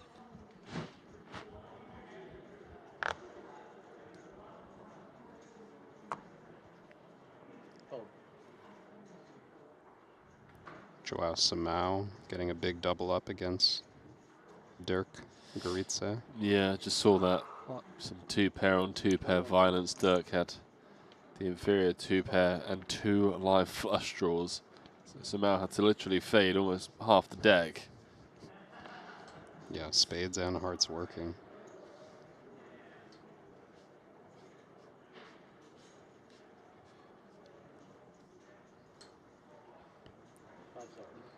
just saw none other than B-Tech. Ben 86, Ben Tollerine has moved up to third in chips as well. So some real talent at the top of the chip counts here. Ben Lamb in fifth.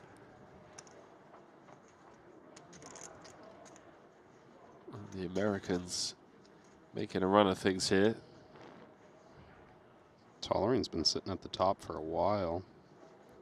He's been on a slide even for the last hour or two. Still sitting in third. How about this for a flop? Bottom two and an open-ender for D-Nex. Sternheimer, the Broadway draw. The royal draw. Yeah, and the gut shot. Royal flush draw. Ike's got the nuts with the back door.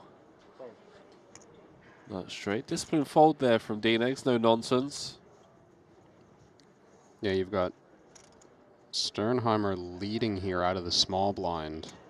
I think D-Negs quickly recognizing the kind of interaction he had was at least shared, if not dominated easily.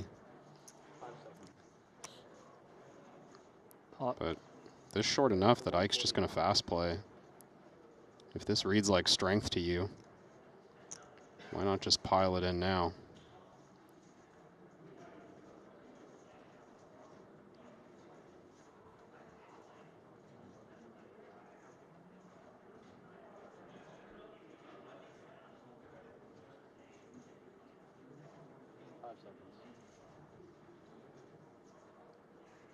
Was the plan to ever lead fold? Yeah, I mean, you don't love it here. I'm sure Sternheimer just doing some calculations, but you just know you have the best draw possible.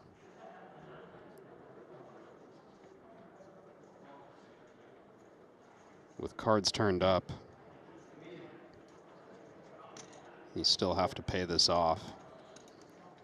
And I don't quite see the point in leaving the 37 back even, because we run the risk of losing action when we improve.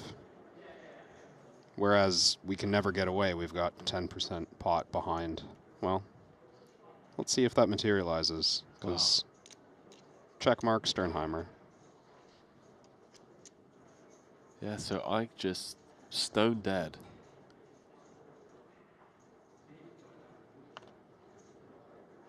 Does Sternheimer just lead now for 10% pot? So Ike's getting 11 to 1 on a call. There's your answer. He'll get paid anyways, but Ike, 0%. Not like that.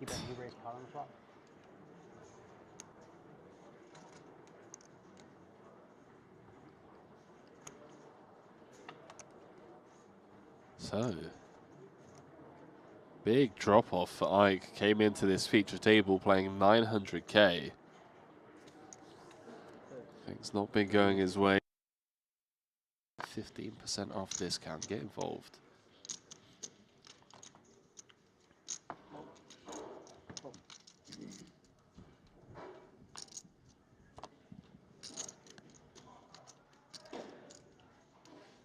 Yeah, there was a lot of golf talk.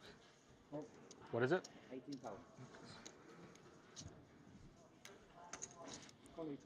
That is one thing, one of many things I'll give credit to D-Nex for, is for 20 years now, I mean longer actually, for the 20 years that I've been watching poker, it's always chatty, always entertaining, always keeping the fans engaged with his table chat. Love to see him in 2025 still at the top of the game.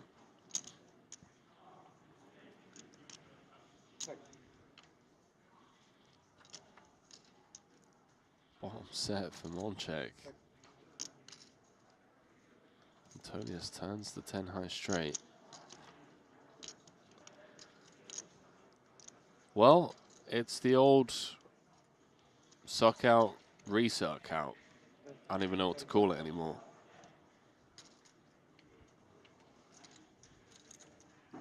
Almost full pot from Monchek. Antonius did check back a pretty big hand on the turn, but only going to beat a pure bluff here. This feels a little bit stationy. Does pay it off. What's your personal best? It was recent. It was like a 70, 78, 77 according to the handicap, but 78 twice, like actual 78. But I mean, Patrick's poker and tennis background, he's got a little bit stronger mental game than you're suggesting. Call 6,000.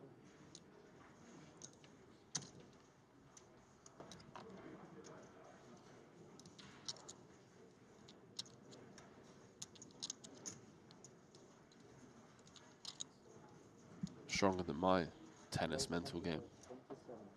That's for sure. I was going to ask about your golf mental game after DNEG started that discussion. Surprisingly, for whatever reason, golf just brings out the Zen Buddhist monk in me. I don't know why. Like, it's meant to be the most tilting sport, and I just love it. Like, I think it's because my expectations are so low. Yeah. Where I'm just expecting every shot of mine to go on the fairway 2 holes over. Nothing could go wrong. That nothing can go wrong. Whereas when my expectations in a sport that I feel like I'm, you know, better at don't go my way, like tennis. Like when I'm winning at tennis. Then all of a sudden, you know, I'm threatening to, you know, launch rackets at people. Yeah. Not quite to that extreme, but you know what I mean. It was close. 21. Sailed just over my head last time. Yeah, you know, it was like a couple of grannies walking by and maybe I muttered, you know, I'm going to drop kick you or something like that, but it wasn't personal. It's just in the heat of the moment. Got a hand brewing over here. Seth Davies has flop top set. Turn 9 of spades. Barbero 180? 181. with the inside straight draw. Bet 181. And the nut flush draw. He's going to try and apply max pressure.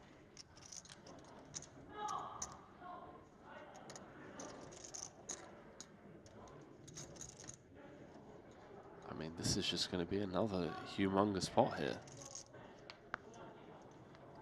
Yeah, these got to go in.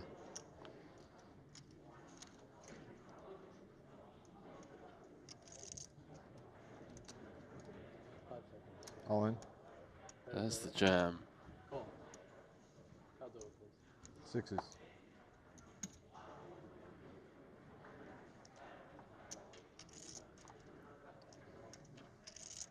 Kev, Barbero's quiet right now.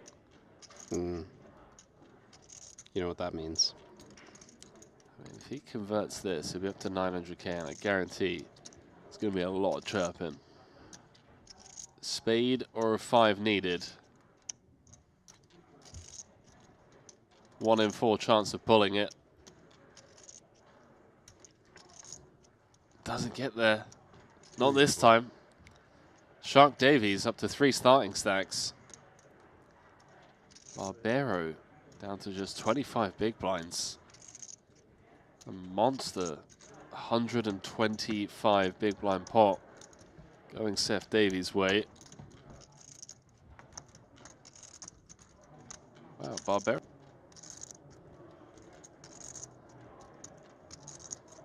Right. And both Blaise and Sovril need to rebuy.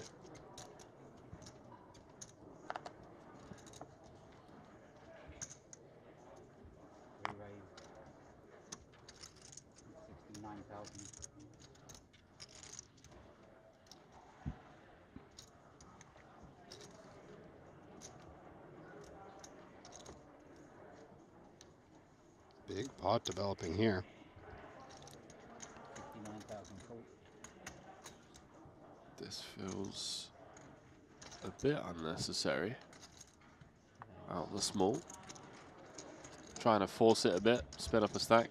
Didn't Texas Mike just bust and re-enter? Have you not watched him play poker before? I have, yeah. Point taken. He's here to play the big ones.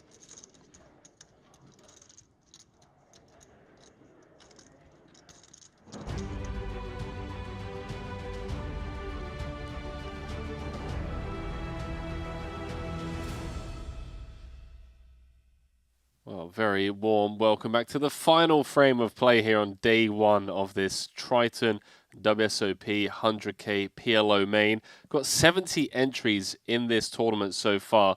We're down to 37, 47 uniques. That means 10 players on the outside looking in. And there was some speculation before we went on break as to, just how many runners the players think we're going to get. And I must say that number of 100 looking somewhat likely, especially given how much gambling has been going on in this last frame.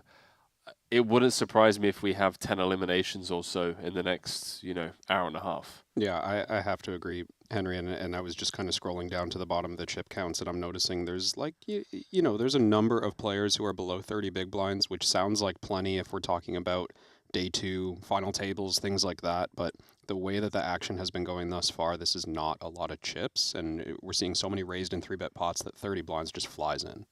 Yeah, I mean, if you enter now, you get 250K, and that is